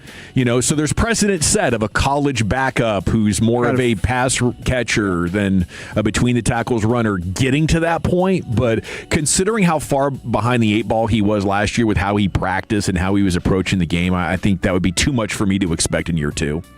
Zach? I know I asked you the question. Yes. No, So the way that you will lay it out, you kind of had me thinking differently on this. Sure. My initial reaction was no, because I think Javonte Williams is a very complete back, and I don't think that Jadon Blue is like the bell cow kind of player. But you have an interesting kind of way of viewing this. I think that you actually get more out of Williams doing all the things of the catching, pass blocking, short yardage, tough runner. Third down back, and let Blue be the more explosive, hand him the ball, try and stay ahead of the chains, make some big plays. But where I think that Blue is better in a starting role than he is as a third down role or backup role. And I think Williams probably will do everything you need him to do as the backup, but do it in a way where like the offense actually benefits from him being on the field on third down, handing him the ball, throwing him the ball, the blitz pickup stuff. His role might be that of that type of a guy, as opposed to the starter, where you could split time with Blue. You could take Blue off the field and put Williams on the field. Right. But you get the benefit of having everything with Williams that he does that Blue can't do. So you're going to go run play action on early downs and release Blue so he doesn't have to pass protect? Yeah. I'm thinking of ways like we saw Williams get wore down at the end. Yep. And I'm trying to think, what's the way I could keep him fresh, but do all the things I need him to do? He probably catches the ball just as good as Blue does. He surely is a better pass protector. And when you have to get dirty or tough yards, he's probably going to get that more often. So to me, I'm kind of like play to the skill set of Blue, as I mentioned, of let him start, hand him the ball, let him average if he could get that 4.5, 4.8, 5 yards a carry kind of thing, and then use Williams in all the things that Blue can't do. It's definitely an interesting thought. Because Williams is just not explosive. Right, and especially like this team at times, it kind of alternated, but they were slow to start games. It needs a back like this that. Can give you some juice to start games, and it did make me immediately think of your 2007 Cowboys offense, where Julius Jones was technically your starter, but really Marion Barber was your standout running back on the squad. I think it'd be an ideal thing to shoot for all the reasons that you mentioned, Brian. I think you laid that out well. After you give Javonte that contract, do you think the organization will be thinking? No, they won't. No, they won't do that. It would just have to happen. Yeah, and be so stark. What if Blue is so good that you can't? I know Jerry Jones got mad at me one time because I said, "Do you feel like you wasted Pollard's career?" He got mad at me for saying that to him. And I wonder if maybe if we start to see things with Blue, I wonder if it's going to be like, well, maybe he's better being the starter and then letting Williams handle all the really tough roles that you need, because we know he can do that. Well, hopefully Blues is as dynamic as Pollard was. Yeah, and you get that great year of Pollard Zeke together where they combined for over 2,000 yards. That was awesome. Sure. That's just a thought. All right, I got a couple minutes here. Okay, Chief, I'm going to ask you this question. I mean, it's hope or reality. I'm going to give you a couple players, okay? You tell me if it's hope or it's reality that this player is going to be the player we think he is. Okay. Is it hope or reality? Brevin Spanford, hope or reality? I think it's reality as long as your expectations are set appropriately. This guy's not going to become one of the best tight ends in the NFL, but in terms of what his role is in being a dominant blocker and then being a guy who can give you something in the passing game, yeah, I'm very confident in that. I think that's reality. How about you there, Dawson? I like what Eric said as far as if you have your expectations in line, because I think he's one of these guys that can be a prototype type of tight end that we're looking for to punish these teams when they get into nickel. And I hope it's real. What did he do in college? He had the 1 year with 497 yards with 42 catches. I think there's more to be harvested in the pass game from him as well. Yeah. How about you there? Yeah, I think it's reality. I mean, I think that he's a guy that put in the work last year. You saw him be way more comfortable catching the football as a blocker. I think that's one of the areas that he's the best tight end you've got on the roster. So he probably is in a position to start to earn more and more playing time, and maybe even put himself in a position of like, are you going to usurp and be tight end one potentially down the road? Can I ask you one more real quick? DaRon Bland. Hope or reality? I'm hope there. I'm just hoping. And the main hope comes from Christian Parker being able to figure out a way with his expertise in the back end to get something out of him. But the injuries and just the moments that you saw last year where it looked like a completely different player. I think he was playing hurt last year, so I think from a health standpoint, it's reality. From a hoping he's ever all-pro or something close to it again, that's hope. Yeah. And that might be Cope. How about you there, Will? Yeah, it's hope. Unfortunately, I'm worried about the foot stuff. Yeah, I think I am too. And I'm hopeful that he can get back to it. But it's going to be fine. We got to see It's a it. bone. I hope it is. Yeah. Bones heal with time. Size 14 feet for a defensive back. Oof, it's big. Yeah, a lot of torque on him. A lot of torque. Yeah. Thank you, guys. Appreciate you. Thank you, Broadus. Krusty's Corner every afternoon, 3:40 here on The Fan. It's football fix time. Let's do it. We got some Stafford advice. And who's your most interesting team for 2026? Plus a Sorsby update next in the G-Bug Nation.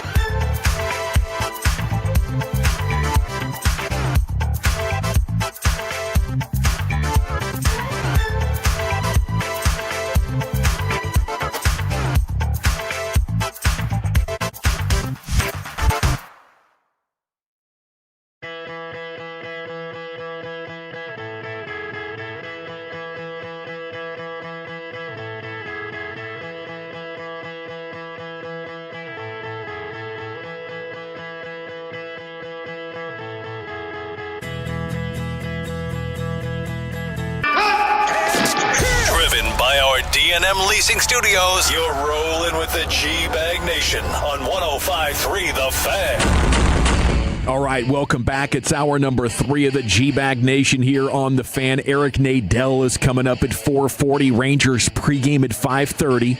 Offense looking pretty good last night, and tonight, nasty Nathan Eovaldi. It's amongst the subjects we'll have for Nadel here coming up at 4:40. Here's your Wooly Bully with his fix. Let's get our fix right after this. You think football is still fun? Yes. Sir. Wrong side! Left side! Wrong side! Left side! I use these for acid indigestion. So what are we going to use these for? Intimidation. You know I got to get my fix, man. The Canadian Football League will not, capital N-O-T, permit any of its teams to sign Brendan Sorsby in 2026. Quote, the allegations involving Brendan are serious and concerning. Who's this? The Canadian Football League. CFL, they're out. Okay. They're done ski with him, at least for this year. At this time, the Canadian Football League will not register a contract for him, and no team will be permitted to add him to its negotiation list. So, Brendan, this is what you're going to have to do. Just sit out the year. Is the XFL still around? This is the XFL. UFL. Yeah, it's the UFL. They just finished their season. Yeah. So their new season wouldn't even start until like right around the next NFL draft. Yeah. So for him, it's you're sitting out the year. He's sitting out the year. And then you go through the whole process of you do your pro day, you hopefully get a combine invite, and you just try and prove to the league that you have taken accountability and responsibility for what's happened. You've made changes. You've put yourself and surrounded yourself with good people. And maybe you get an opportunity to be in the NFL next year. But this is clearly a punishment now from all of the major football leagues that they're like, dude, we're not taking any part of your services this year. Yeah, I think you go on a speaking tour talking to kids about the dangers of gambling on your own sport. Make some money. You know, you can, or I can put him on charge a fat fee, or I can put him on Crown. Here's my fee. I can put him on Crown, and he can have a gambling podcast. There you That's go. what we can do. Yeah. He can help out with Prize Picks. That would be awesome content. A Brendan Sorsby handicapping Local show. guy, dude. You should reach out to him, Brian. That'd be amazing. That could be the pivot, like big picture. Yes. If the football stuff goes by the wayside. But he's also kind of the what not to do gambler. He was betting moneyline Indiana in 2022. I wonder, hey, we got July 4th coming up quickly here. I wonder if he's going to be betting on that hot dog contest again. I mean, listen. He's got the itch. You got to scratch I'm it. putting all the wood on Joey Jaws. As you should. As you should. Even with the allegations against him this year, he's still participating. And he's still probably going to slap somebody. No big deal. It was more of a mush than a slap, right? Did we see the video? I didn't see the video, but... Congratulations are in order for our guy, Brandon Aubrey. Him and his wife, Jen, have announced the birth of their baby boy. That happened yesterday. So congratulations, future highest paid kicker in the NFL, Brandon Aubrey's kid. He's going to follow in his dad's footsteps. I can't wait. In 20 years, we'll have the next Aubrey kicking for the Cowboys. Butter 2.0. Yep. By then, we'll be kicking like 90-yard field goals. The cyborg leg.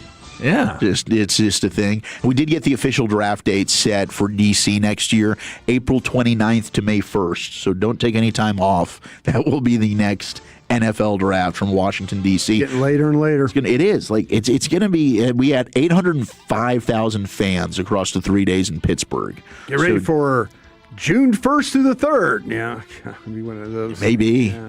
Would you rather them move it up or, do you like it where it is? Move it up. Yeah. I would rather the draft before free agency. Yeah, that's what I was going to say. It'd be kind of fun. NFL Players Association will never agree to that. No. Yeah.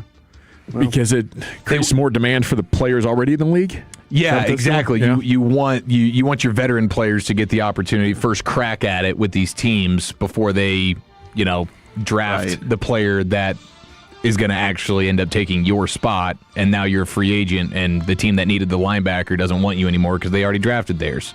In free agency, it's like, well, we don't know if we're going to be able to draft a linebacker, so let's sign this guy. Right. Yeah. Makes sense. Yeah, and then you're trying to get the most money possible. I understand.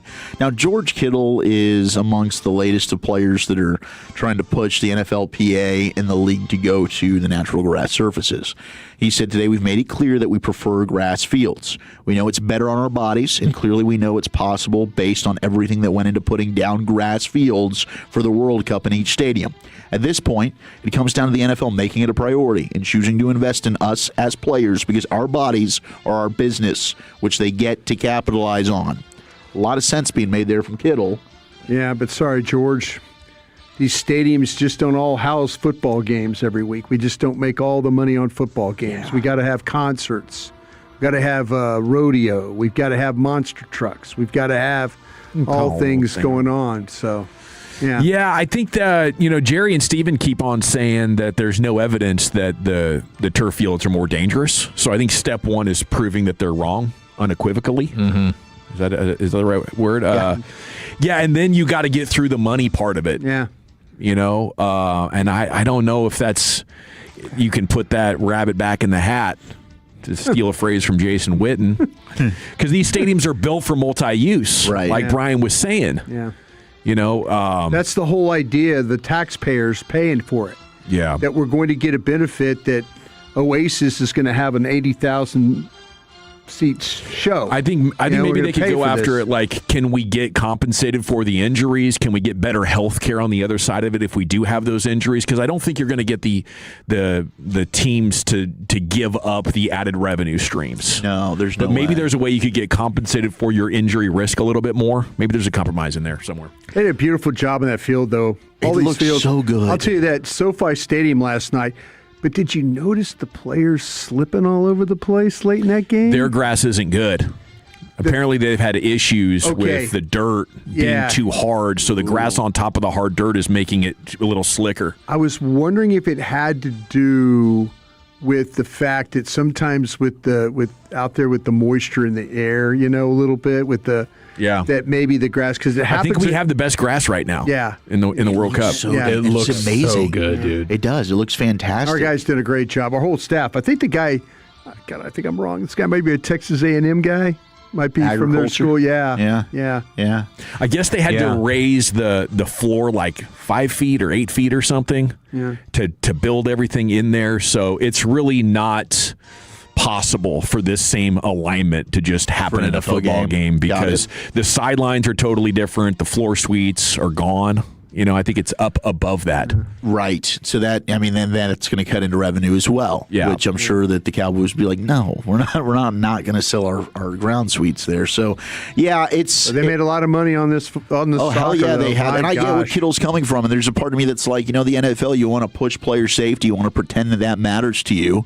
And I've often said I think it's the most hypocritical lie that they tell. Oh, yeah. I mean, now you're going to play games on Tuesdays and Wednesdays. We're going to have a game on every night of the week. That's not good. The quick turnarounds for these players playing on a short week. This grass field stuff is another element of it, but it does come down to the dollars and cents. And clearly, I think that these teams would lose out on money if they went to the natural grass. And some of them, to your point, Gavin, maybe it's not even possible. Maybe it's not feasible for the Cowboys to actually do it based on how the AT&T Stadium's laid out. They have better luck finding a new artificial surface that doesn't get them hurt. Maybe that's where the research should go. But, you feel bad for the players that are having to go through this risk. They are rewarded quite handsomely to take on that injury risk. I'd rather risk that than like boxer CTE head trauma. Agreed. All right, let's go to the Green Light podcast. And this was Matthew Stafford, who jumped on. He talked about a variety of stuff with Chris Long, former NFL player, but he got some good advice from Drew Brees, who played until he was 41. Stafford now is getting up there. He's late 30s, and here was Stafford talking about the Brees advice. Was there anything that Brady or Brees told you that you found a lot of value in, even as a 38-year-old? Yeah, I think one of the things that surprised me was I was talking to Drew. This was before last season. He was like, how old are you again? I was like, I'm 37. He was like, you might have your best 5 years of your career coming up, and I was like, I never really thought about it that way. You're taught as a player in this league, it's a young man's game, and the older you get, you're just kind of doing everything you can to try to stay up to par with everybody else. And Drew saying that kind of lit a fire under me and gives you a little bit of belief that maybe an old guy can still go out there and spin it around a little bit. Does it make you feel a little bit better about, we've talked a lot about this 3-year Dak window, but Dak's maybe he's got more football left in him than we're giving him credit for here. If these quarterbacks are now going to start to have this type of success later in their careers, obviously your body needs to hold up. And Dak and Stafford's game's very different. Stafford's always been the type of quarterback. His arm talent is elite, and it has been for the last however long he's been playing. He can make throws that Dak just physically is not capable of making and winning from within the pocket. But I think Dak's taken great strides with his accuracy, being able to hit targets on the move, winning within the pocket. I thought his footwork in the pocket this past year was a big reason why he really elevated his game. And maybe that just starts to get better and better with age. I mean, unfortunately for Romo, it seemed like it had clicked for him, that 2014 season. And mentally, like the game, he was at his best. His body just broke down. But if the body works with you here, maybe these quarterbacks are starting to age like fine wines. You're seeing them play better towards the twilight of their careers. Man, that would be exciting if Dak can. I think his situation is significantly different because of the traumatic injury that he had to his lower leg. And since then, he's been much more injury prone with the hamstring, the calf, the shoulder. It feels like the posterior chain. Yeah. To take a phrase from Duke Manyweather, that's him, has been negatively impacted, and it's not smooth and pliable or malleable anymore. It's not malleable. There we go again. There's a pretty big hitch in that whole deal. That's the chain of muscles from your heels to the top of your back or the bottom of your neck. And all those things they work together to bring this energy from the ground up, and then it explodes out of a quarterback's finger, or however you want to use it. A tackle punches out of his hands, and all of it comes from that posterior chain from the ground up. I think with Dak, his was altered in a way that makes injuries more likely for him, and is probably going to have age drag him down a little bit sooner. Wolchuk, hate that you make me bring this stuff up. I know, I'm sorry. But hey, Dak's your guy. I know it is. I know he's your guy. But it worked out for Stafford. He just won an MVP. He's looking like Prisco just has him as the number one player or number two player, right behind Myles Garrett, his new teammate, top quarterback in all of football. So maybe there's a chance. All right, Eric, get excited. As one that is a lover of rom-coms, the Bears and Hallmark are teaming up to produce Christmas movie, Holiday Touchdown, a Bears love story. This is going to be amazing. Bears coach Ben Johnson and tight end Colston Loveland delivered the news on social media that they are teaming up. It is Holiday Touchdown, a Bears love story, kicking off Hallmark's countdown to Christmas. This is going to be filmed entirely at locations in and around Chicago. The cast will be announced at a later date. Yay! Yeah. Now, this follows a trend. We've got Kansas City. Is this a gay couple? It might be Caleb Williams dating a dude. Well, it's not going to be Caleb. Is it not? Is it maybe somebody portraying him? The poster I don't think Ben is Johnson Caleb would Williams be loving this. and Ben Johnson holding Really? Yeah, as one, together, as a couple. Is this like a I really don't know crave? I don't know what it's going to be centered around. No, NFLnet.com's got this. Now, they just did the love story with the Chiefs, and it was kind of like a playoff Taylor Swift and Travis Kelce. Then they did the Bills, which was like Haley Steinfeld and Josh Allen. I don't know what they're going for with the Bears. The Bears are going to be the next team in line. Are they going to have Boozy as the antagonist? Maybe. Thongs, man. Thongs. In a man's butt. With a thong in his ass. It's unbelievable. This is crazy because last year I was more pro Caleb Williams than everybody, but this year I think I'm more down on Caleb Williams than everybody because the pendulum swung so far. Yeah, flip script. They're talking about him maybe being a top 5 quarterback. You don't think he's got the ability? With that coach. Maybe. Maybe he's super talented. He is, but he does make some. I mean, I thought that playoff game was the perfect example of the Caleb Williams experience. Yeah. Where it's like, holy, he makes some jaw-dropping plays, and the interception he threw to end the game. USC though? Yeah. The highs and lows. Yeah. It's wild with him. I mean, it's very Jekyll and Hyde at times, but he is special talent-wise. He is the closest thing, I think, in the league to Mahomes. I want the quarterback that plays on time. Yeah, well, he's very not that guy. And then when the play break, he can't play on time. No. It's not sustainable. No. We'll see if it is at some point in the next couple years. Yeah. Okay, we got to run. What are we doing next year? We got news dump time, Chief? Friday news dump featuring Tim McMahon's advice for the Mavs to ace the rest of the offseason next in the nation. Okay.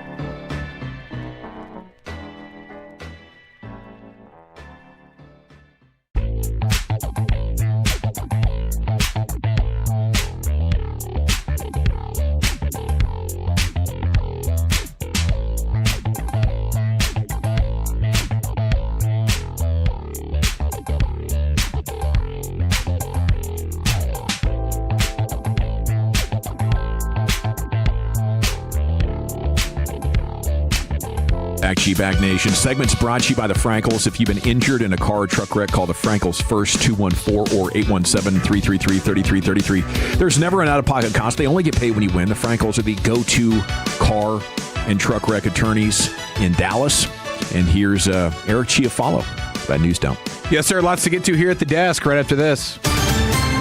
You're rolling with the News Bag Nation on 105.3 The Fan. Okay, we have Tim McMahon, ESPN Mavericks man. Oh, this is about to be good. He has some tips, some advice on how the Mavericks could ace the rest of their offseason. We also have some sound of him talking about what he has heard about the new Mavs head coach, Dusty May. But he says the one move the Mavs should make, let's see, would we be on board with this? How about helping out an old friend, Luka Doncic, in Los Angeles? I don't want to help him out. That kind of stunned me a little bit. I didn't like that. He doing? I don't like the way that reads. Says the Lakers have a desperate need for a lob-catching, rim-protecting big man and are going to have a hard time addressing it in free agency because you have Jalen Duren from Detroit and you have Utah's Walker Kessler, and neither of those teams have any intentions of losing those guys as restricted free agents. So he notes Daniel Gafford and how the Mavs have explored trading him. They did before last season's trade deadline. Couldn't find a team willing to give up a first-round pick in return. So they tried to trade Gafford at the deadline. No first-round picks available, so they kept him. But he says if the Lakers are willing to part with their first-round pick in 2031 or 2033, the Mavs should be willing to let Gafford go, especially with Morez Johnson Jr. capable of taking his minutes.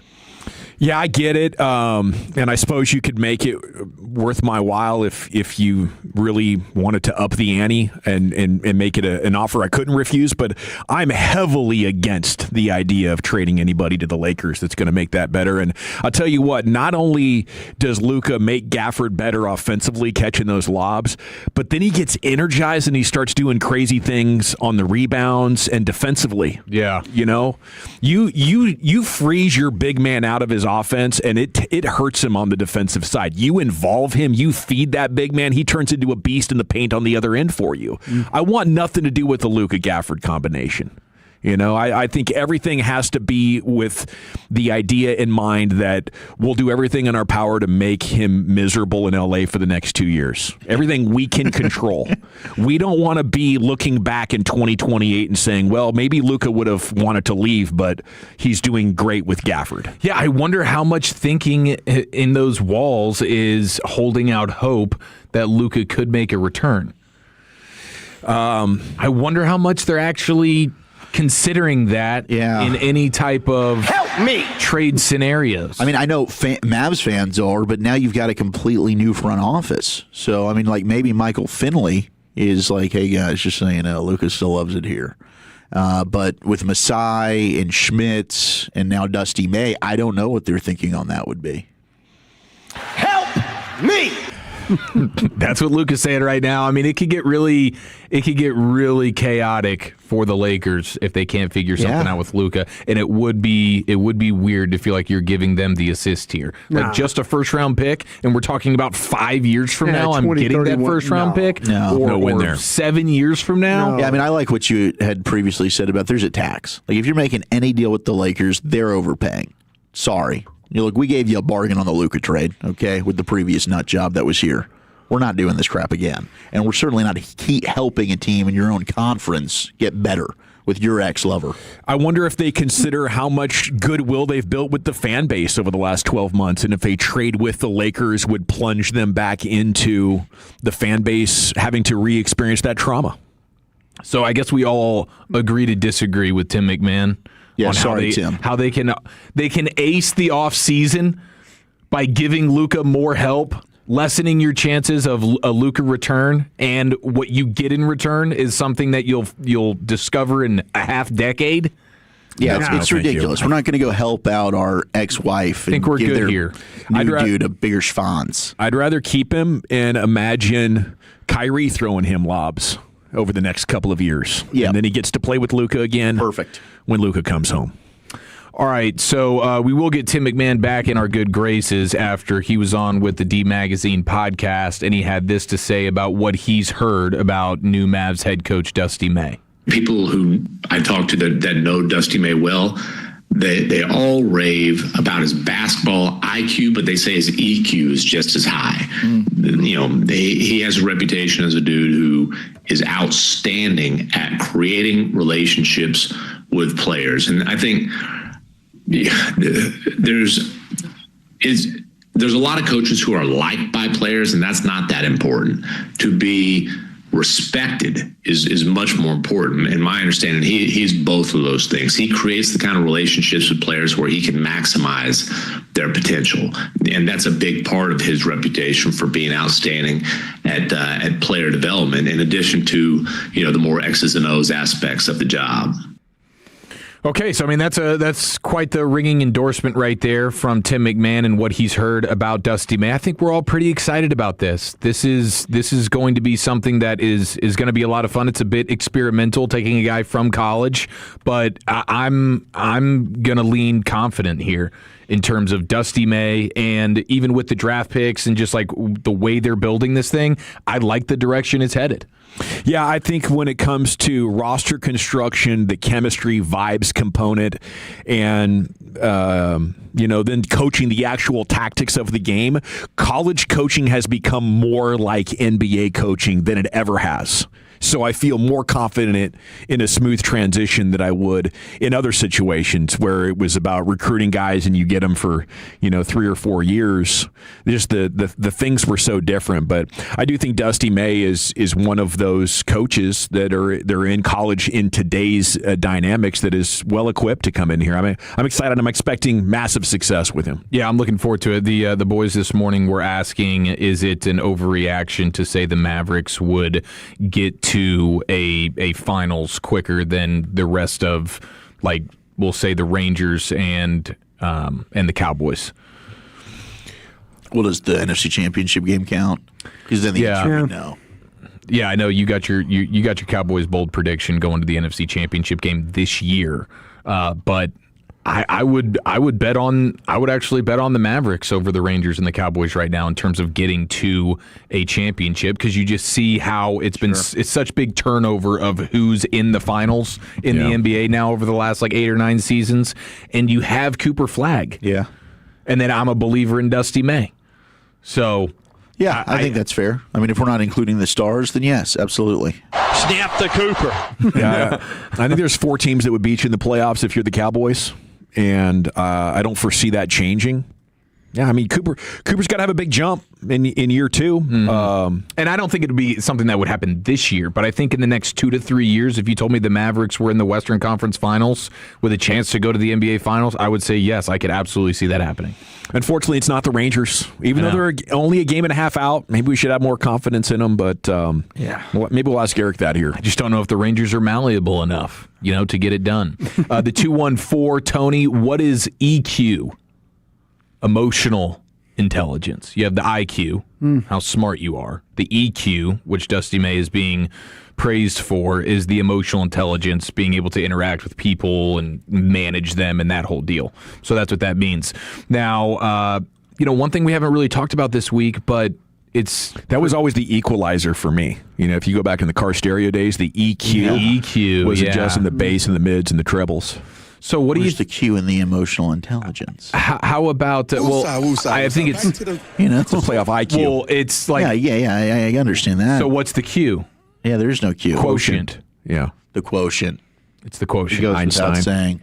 Thanks a lot, Albert. How about Mike Inori, the T-Wolves assistant coach, taking the head coaching job in Portland for a 1-year deal with team options for years 2 and 3? That's that new ownership group. Yes, it's the cheapest owner in all of sports right now. He takes the cake. I think he's proud of it as well.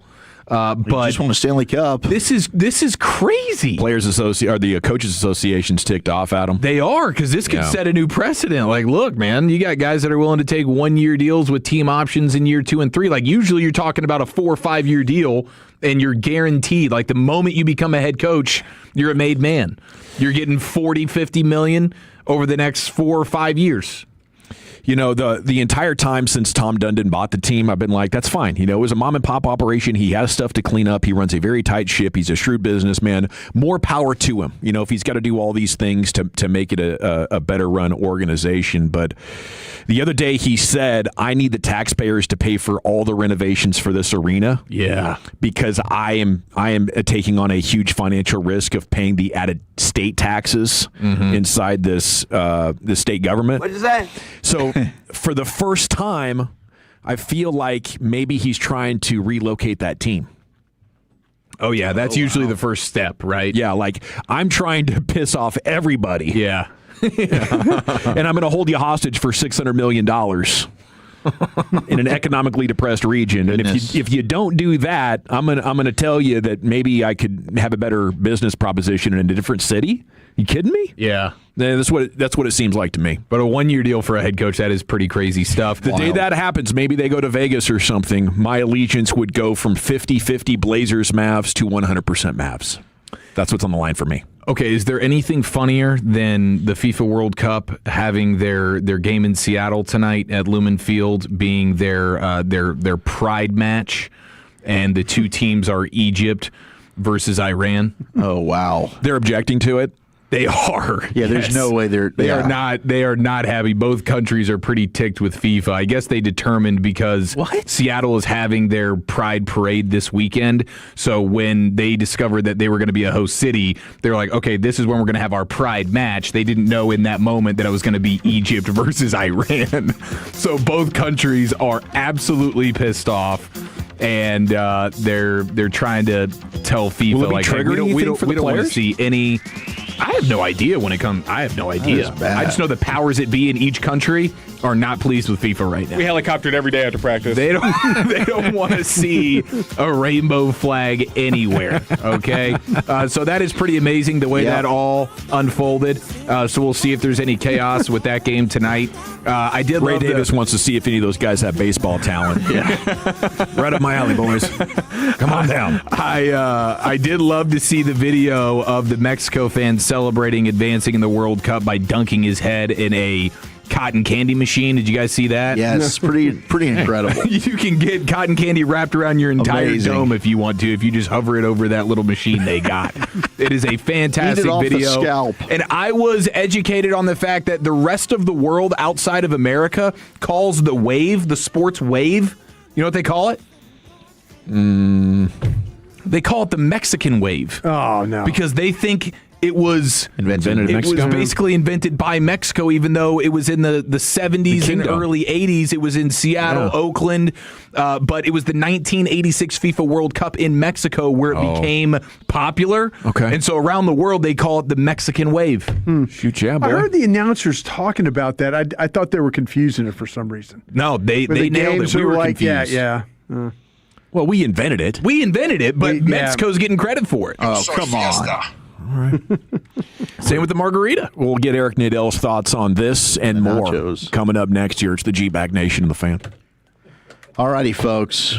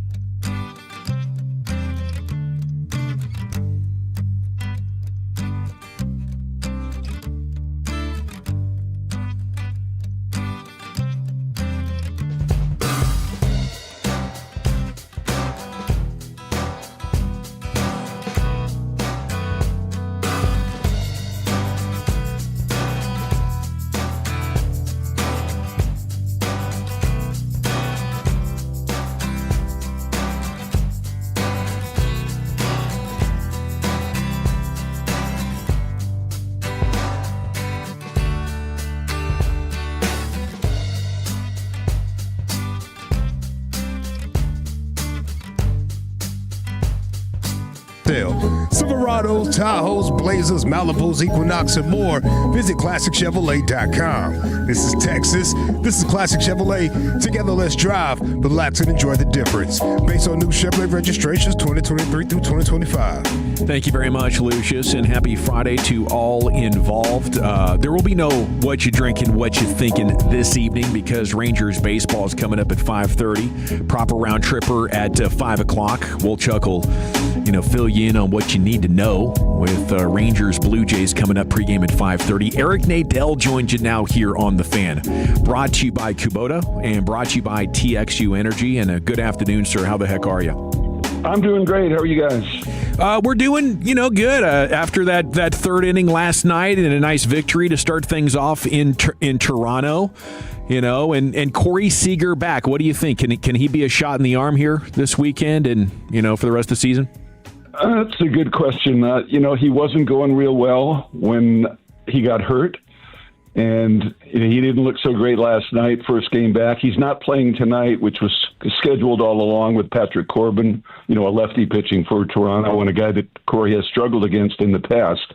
He'll play the next 2 days. That's the plan anyway.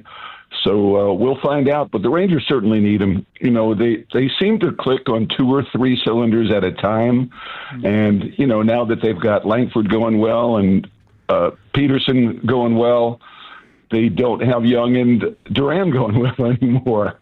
It's crazy. Nicky Lopez is hitting now, but they've never this year been hitting on more than 2 or 3 cylinders at one time. What's your read on why they're holding Seager out? I really think they're just trying to be careful on getting him back, and they weren't going to play him all 4 games this weekend. So why not sit him in the one game where the other team's starting a lefty? Gives you a chance to get Foscue into the lineup against the lefty, and makes a lot of sense to me. He hasn't hit. It would be different if he had hit Corbin well in the past, but he hasn't. John Peterson isn't playing tonight either because of the left-hander on the mound for Toronto. Very interesting. I thought going 1 for 3 and working 2 walks, maybe, it's like, hey, he's trying a more patient approach at the plate, but you didn't like what you saw from him last night, huh? No, you just kind of ease him back into it. I don't think you can pass any judgments, but I certainly wouldn't stick him in there tonight against a lefty that he has had a really hard time against in the past. Eric, what do you think about the American League this year as a whole? I mean, we got a 4-way tie right now with all sub-500 teams for the third and final playoff spot. It's just such a jumbled mess. I mean, is this good for the sport, just having everybody that's so mediocre still with a chance in competing nearing the deadline?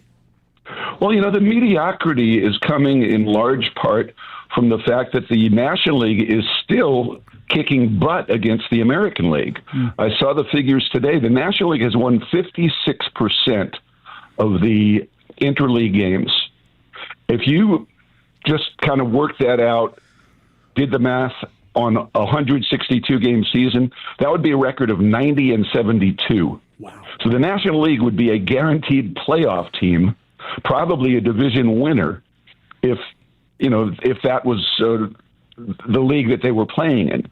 And that's why all these American League teams are under 500 and all these National League teams are over 500, because the staggering differential in interleague play just continues. Early in the year we thought it was a statistical aberration, but apparently it's not. It just keeps on going. Eric, with the dominance of Jacob Latz this year, 1, can you imagine a world where he's not an all-star? But 2, do you think this is the official role for him sort of moving forward, being in the closer role? I think so. He's shown that he can handle it, and he's got the mentality for it, which a lot of guys don't. He's got the slow heartbeat. As far as the all-star game, people need to keep in mind that he's not the only relief pitcher with an earned run average under 2. There are guys who are not among the save leaders who you can make a case for with regard to Latz. Now, personally, I favor Latz because of his 4-out saves and his 6-out saves, but that's not necessarily, what's going to come into play when the league starts deciding, well, we've got to have a representative from this team and we've got to have a representative from that team. In the case of the Rangers, it's probably going to come down to that.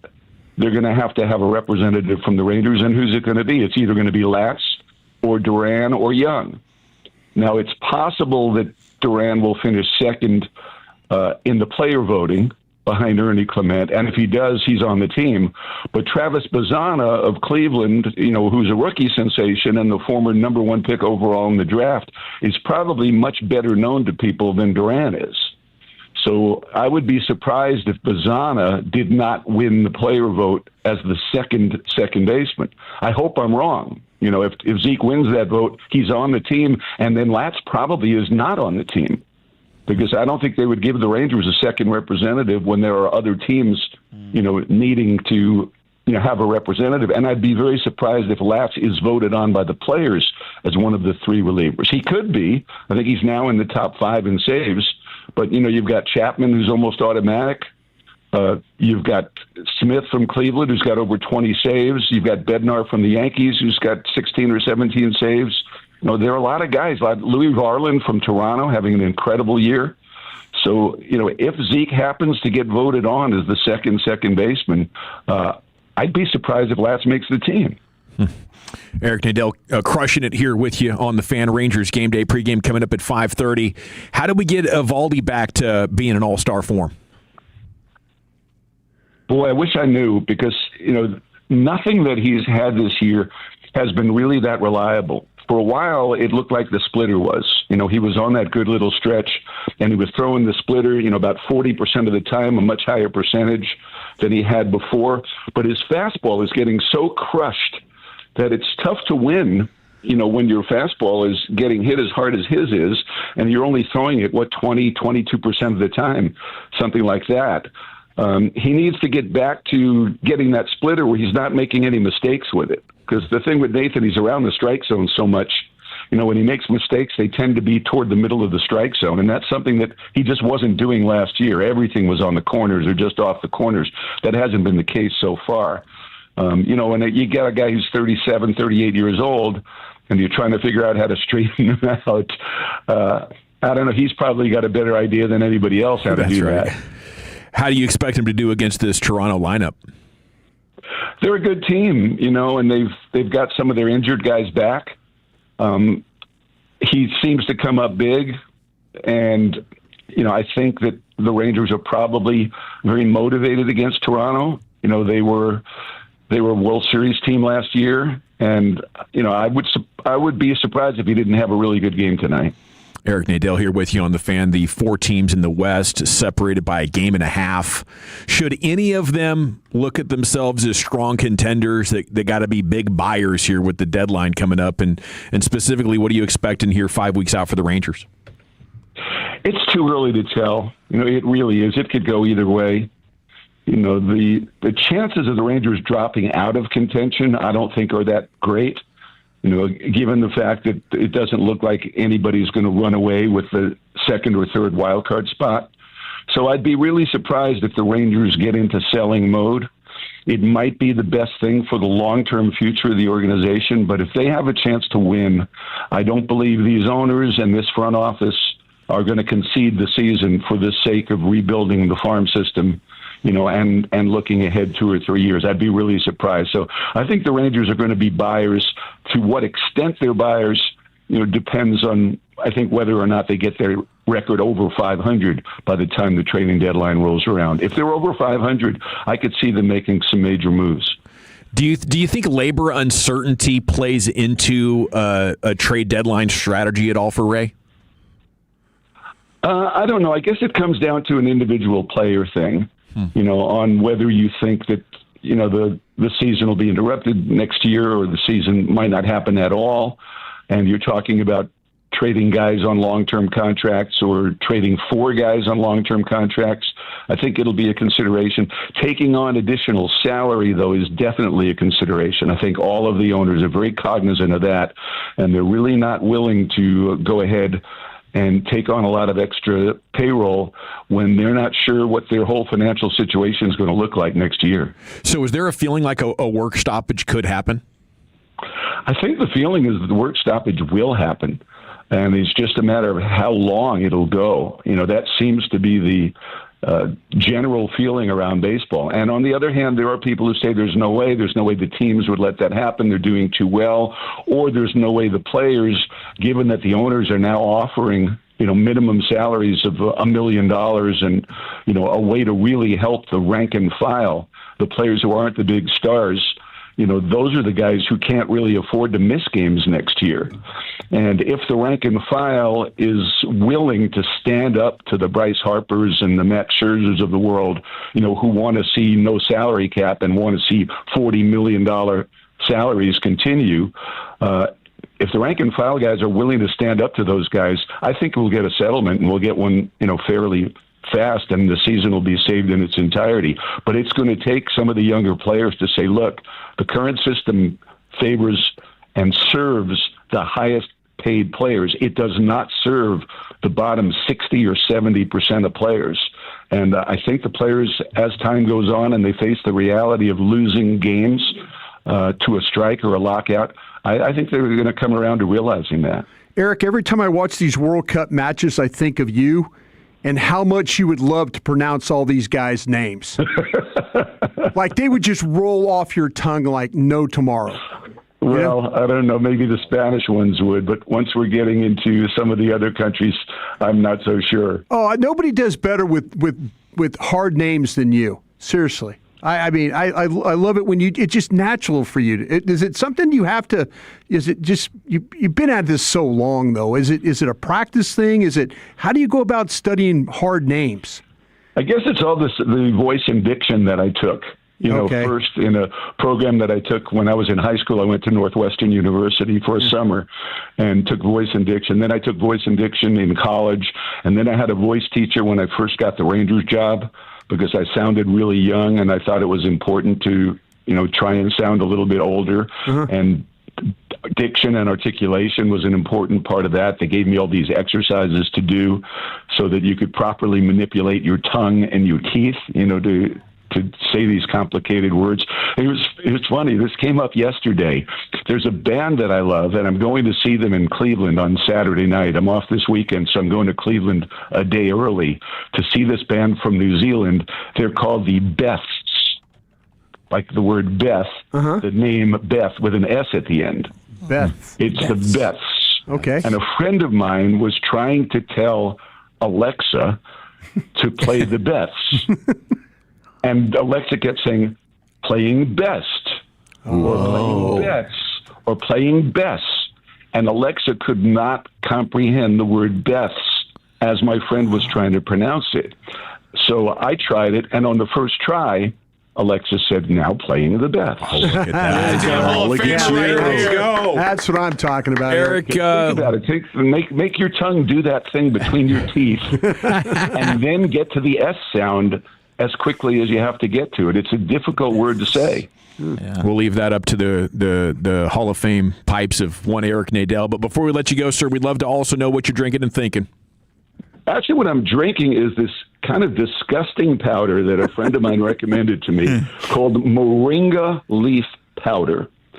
It's supposed to contribute to graceful aging and longevity. And people drink it as a tea. And it tastes very much like I would imagine freshly mown grass would taste if you put it in a tea. So gross. I've been mixing it in with green tea, and it doesn't foul up the taste of it all that much. But if you want to check it out, it's moringa. If people who are very health conscious, want to look up one more supplement they can possibly take, try the moringa leaf powder. But don't drink it straight. It's disgusting. Thanks, man. Have a great weekend. Enjoy the Beths. Thanks a lot. There he goes. Eric Nadel with you Fridays at 4:40 here on The Fan. We're coming back with that round tripper, Wolchuk. We got all-star voting results and firings across Major League Baseball.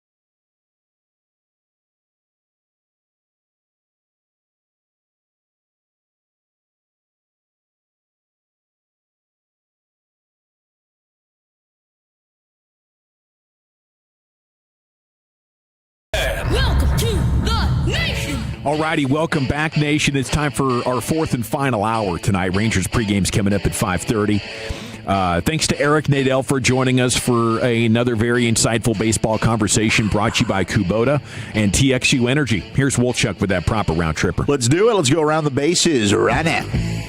You don't know how to play first base. Scott? That's right. It's not that hard, Scott. Tell him, Wash. It's incredibly hard. There's no crying in baseball! You play ball like a girl! Hey, for those that don't know, life-changing, the Tommy John underwear. Could tie it with one swing.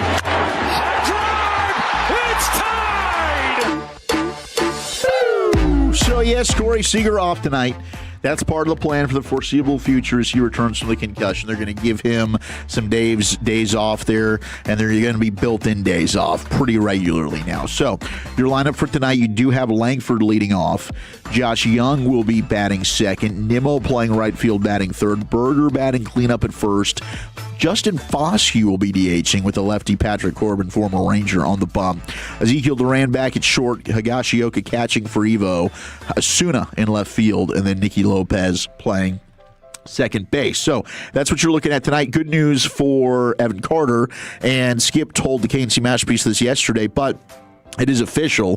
Carter's going to be sent to AA Frisco on an injury rehab assignment. So he is slated to bat leadoff tonight. He's going to play center field at Amarillo. You can catch that game. Will start just after 7 o'clock local time. So Evan Carter making progress, getting back in the big league lineup. I hope for his sake it's a righty on the bump tonight. Yeah, I'm sure it probably is. Get the confidence up a little bit. But yeah, that left-handed pitcher's going to get confidence. Not good. I might get sent up tomorrow. Are we really missing this guy, Evan Carter? I don't know. You miss him defensively. Yeah. You don't miss his bat. I mean, there were pitchers that used to hit better than him. Yeah, he has not been hitting well, but defensively he one is. of them. He certainly is very good defensively. But goodness gracious, there will always have 2023, and I hope he's handsomely rewarded as a proper Ranger legend. But I'm about done with that. Hope you got your T-shirt then. It's time to go the way of Leody Taveras. Ooh, wow. You're going Leody on EC. Well, he's better defensively than Leody. At least he can go back on a ball without having his head spin. That's fair. There's not much difference as far as how I'm looking at him at this point. Leody made one of the best catches I've ever seen in the outfield against the Orioles. We need you on that wall. He's a legend. That was a hell of a catch. That was right in front of us, man. That was unreal. Rangers will not have an all-star starter as Ernie Clement went ahead and just crushed it at second base. He lapped the field. Who the hell is Ernie Clement, you might ask? Well, he's playing for the Blue Jays, all right? And he had all of Canada voting. The entire all-star team is going to be the Blue Jays. Yeah, all of Canada really just goes ahead and puts their best foot forward in this voting here. Are we not be able to count the ballots in that thing because they're another country?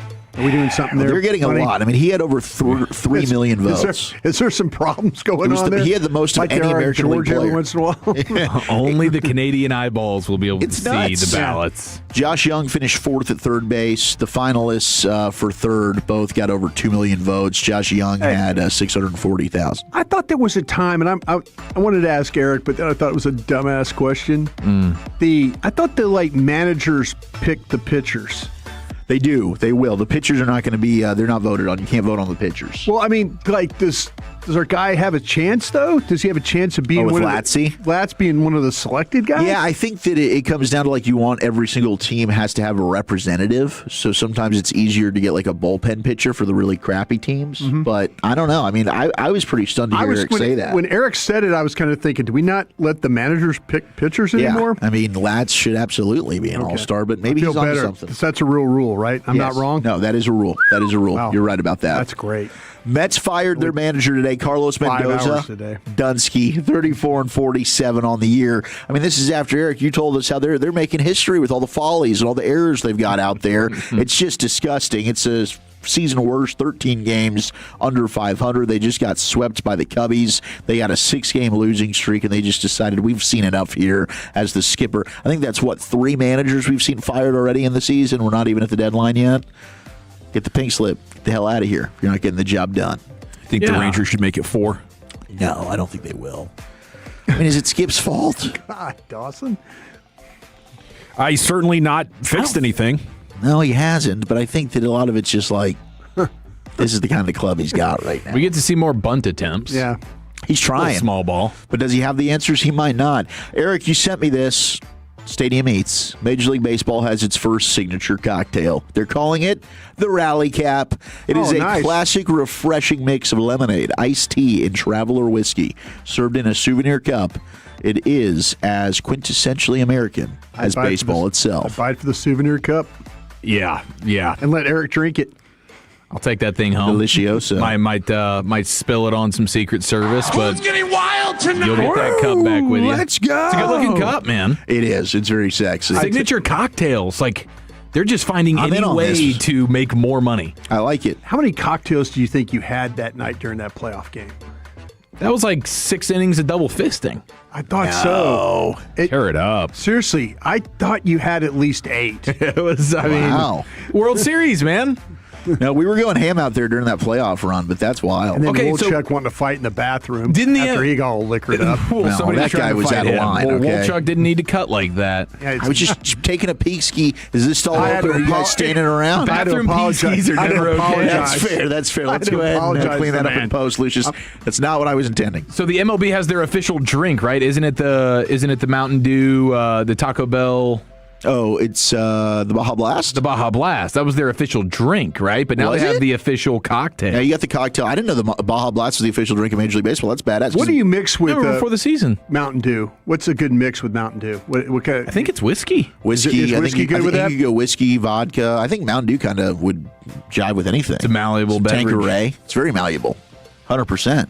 It's delicious. Trailer Park Punch. Intoxicating. Yeah. Yeah, Goombay Punch. But if you mix that with Tanqueray, you're fighting that day.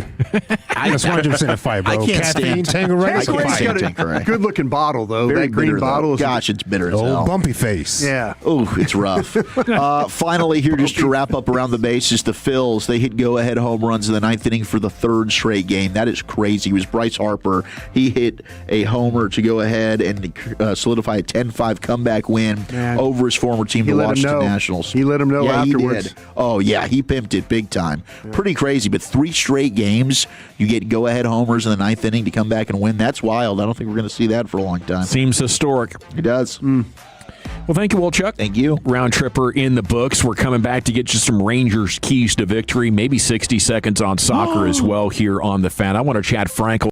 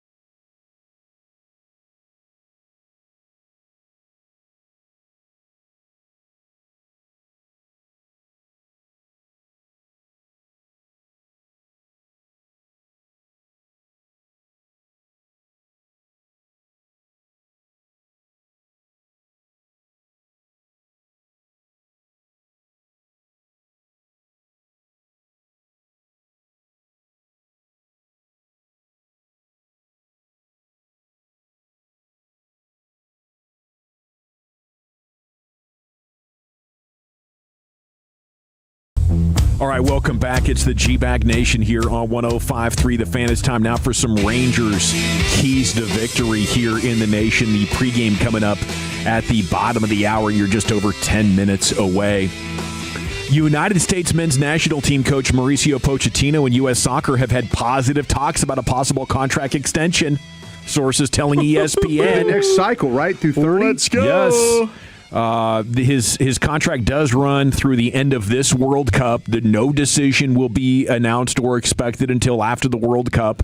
Sources telling ESPN that U.S. Soccer would like to retain the 54-year-old for another cycle through 2030 in Spain, Portugal, and Morocco. The idea would be to also retain the same core of players currently on the roster. He has done a fantastic job, and I've been saying since halftime of the first game, just hand the man a blank check and see what he needs to keep coaching this team and not taking the AC Milan job or one of the other multiple big European jobs that are after him.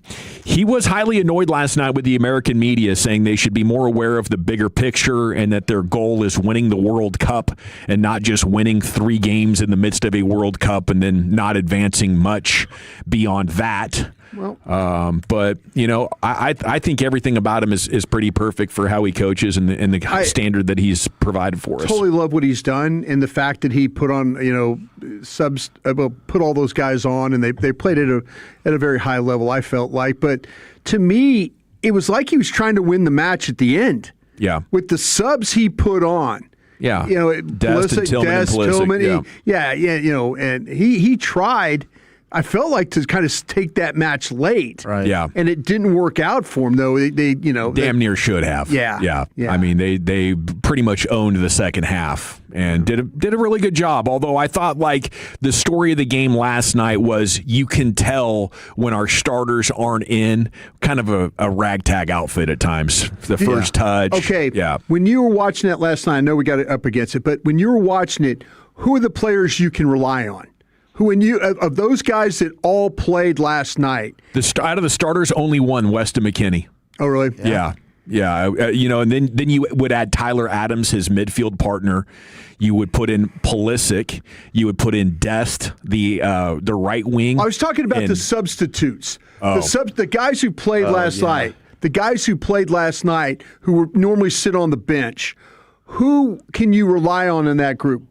The former coach's son, Beerhalter, Sebastian Beerhalter. No, I can't rely on him early in the game. Yeah, I thought he had a goal and an assist. He did score, but I'll tell you this, Brian. I don't even feel like you can trust the entire starting 11.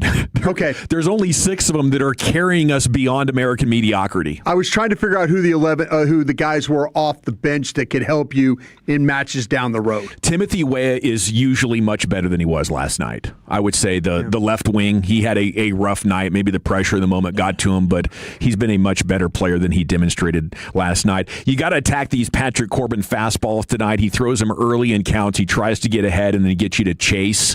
And if you can get to him in your first time through the order and build a lead, then you won't have to face their bullpen trying to catch up to them in 7, 8, and 9. And we need a Valdi to actually give 6 innings of less than 3 runs, which he has not done now in 5 consecutive starts. Like this Valdi thing with his age is a real thing. So we'll hope that both of those trends can help us out tonight, and the Rangers can clinch at least a split in Toronto before we even get to Saturday. That'd be something. Thanks to Lucius Alexander, the Pimp Cup Master Control here, 75 and 635. Thanks to Woolchuck and Chiafalo and Brian Broaddus and Austin Nix coordinating your video. Till Monday at 2, you're going home with the G-Bag Nation on your home of the Rangers, 105.3 The Fan. It's the